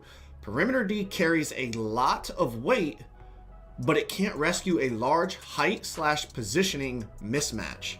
All right, so another thing to consider when making your build, planning on how you're gonna play defense, who you're gonna match up with, all those types of things. Definitely one of the most important things I think he's tweeted in the last 24 hours. We're gonna come back to Twitter because there's a whole lot more going on over here, but let's jump over to Discord where Mike has been doing Q&As in the Discord answering some of our questions, and there's some really good info in there. What is the max number of badge tokens you can earn in each discipline? This is actually a really good question. These are the default maximums per discipline, not including bonus tokens. If you don't even know what we're talking about with tokens and stuff, definitely go check out my builder breakdown. It's the best breakdown of the builder. You'll completely understand it when you're done with the video. It's the best one out there. Keep in mind, this varies by build type. No build can hit every discipline's max at once, and for some disciplines, only a small number of builds can reach the max. So maximum number of badge tokens: finishing 24, shooting 23, playmaking 23, defense 22, rebounding 15, physicals 15. That's actually really good to know. Great question, whoever asked that. Here's the first question. After a takeover timer runs out, where does it restart on the meter?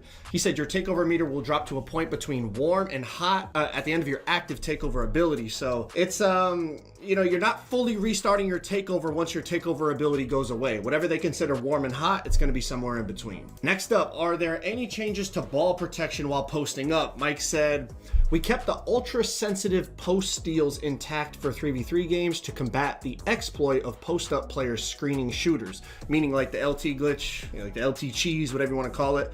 that people were doing in 2K25, but we significantly reduced steal sensitivity in the post for 5v5 games. Next question, will we still have the ability to steal the ball with the right stick? The courtside report mentioned that right stick flicking will now trigger a defensive cutoff. Mike said right stick steals have been removed in favor of the new cutoff system, but we spent time improving auto hand selection for steals with the steal button. Next question, how does the new collision system determine if a bump results in a fumble?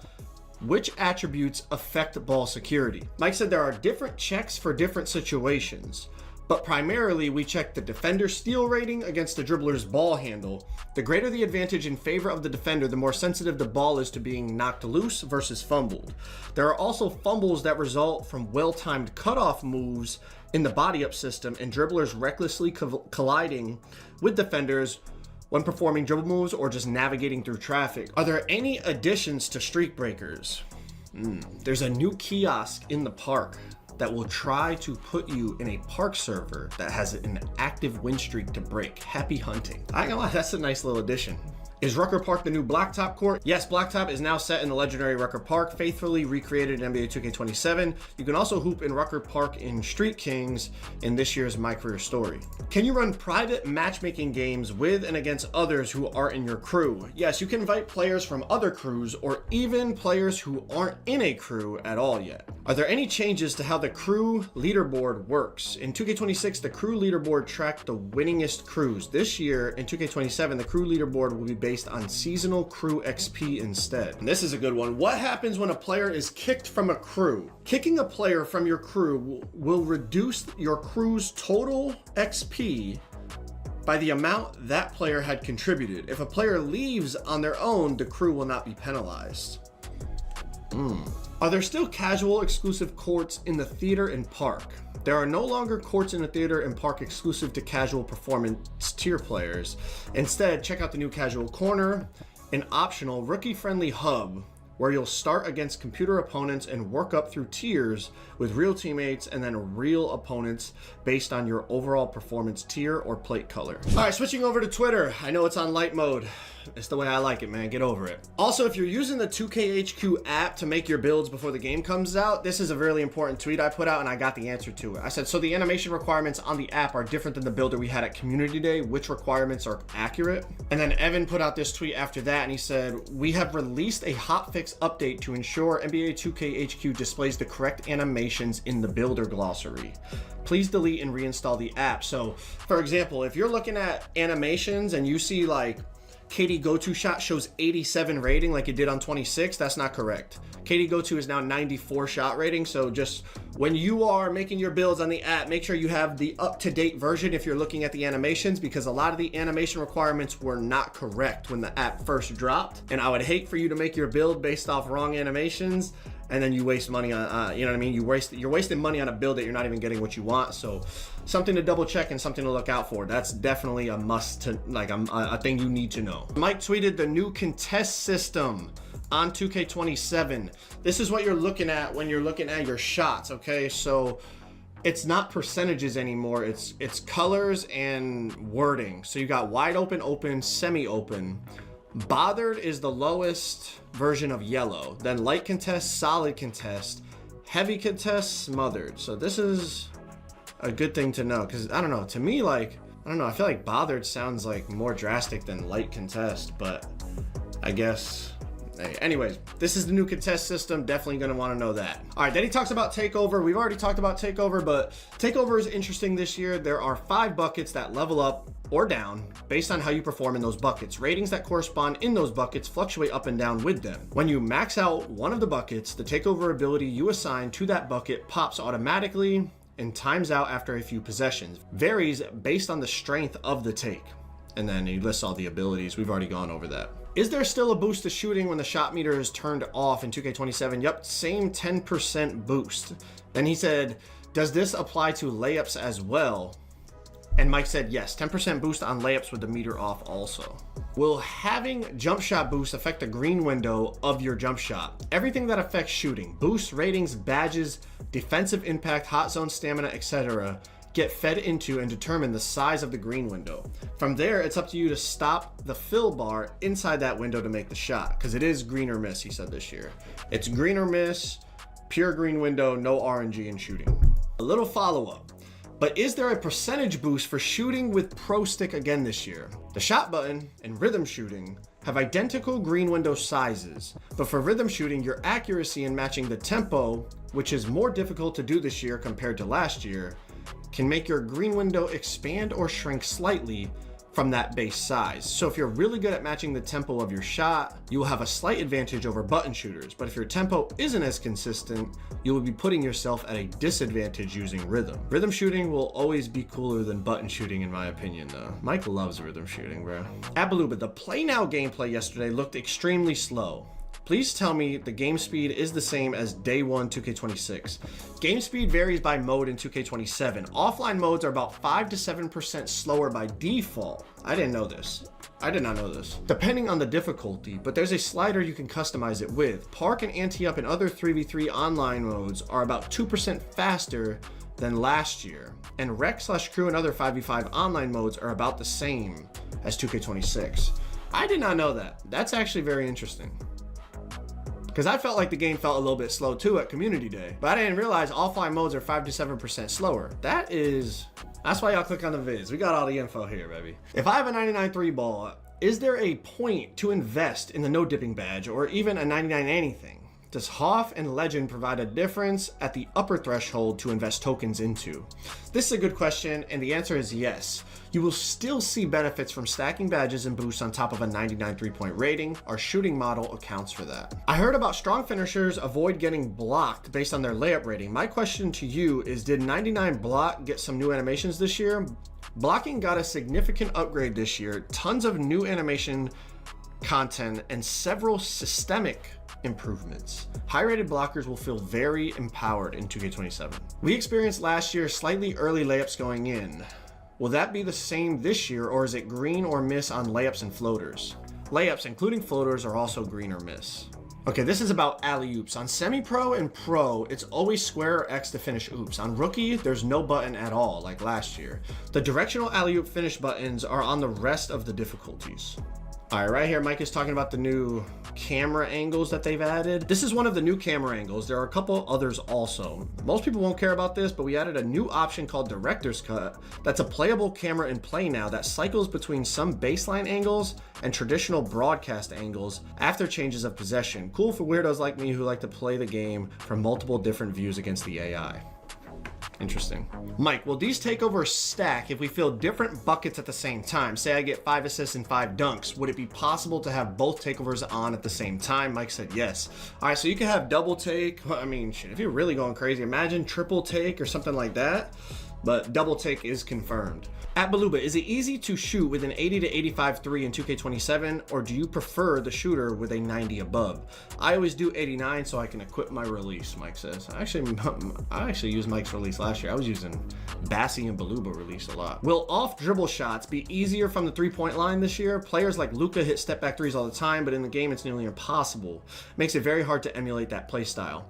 It's easier to hit step back threes with Luka this year. His step back three going left is one of the go-to shots for me when I use the Lakers. Also, they put that new badge in, right? The moving threes badge, so maybe that'll help with step backs and all that. This is talking about rhythm shooting. It's more immersive. Been playing 2K since 11, and the button is just outdated in my opinion. They tried that aim stuff, which I never understood, but rhythm is so immersive once you learn all your shooting animations. Never having to press a button on offense just feels better.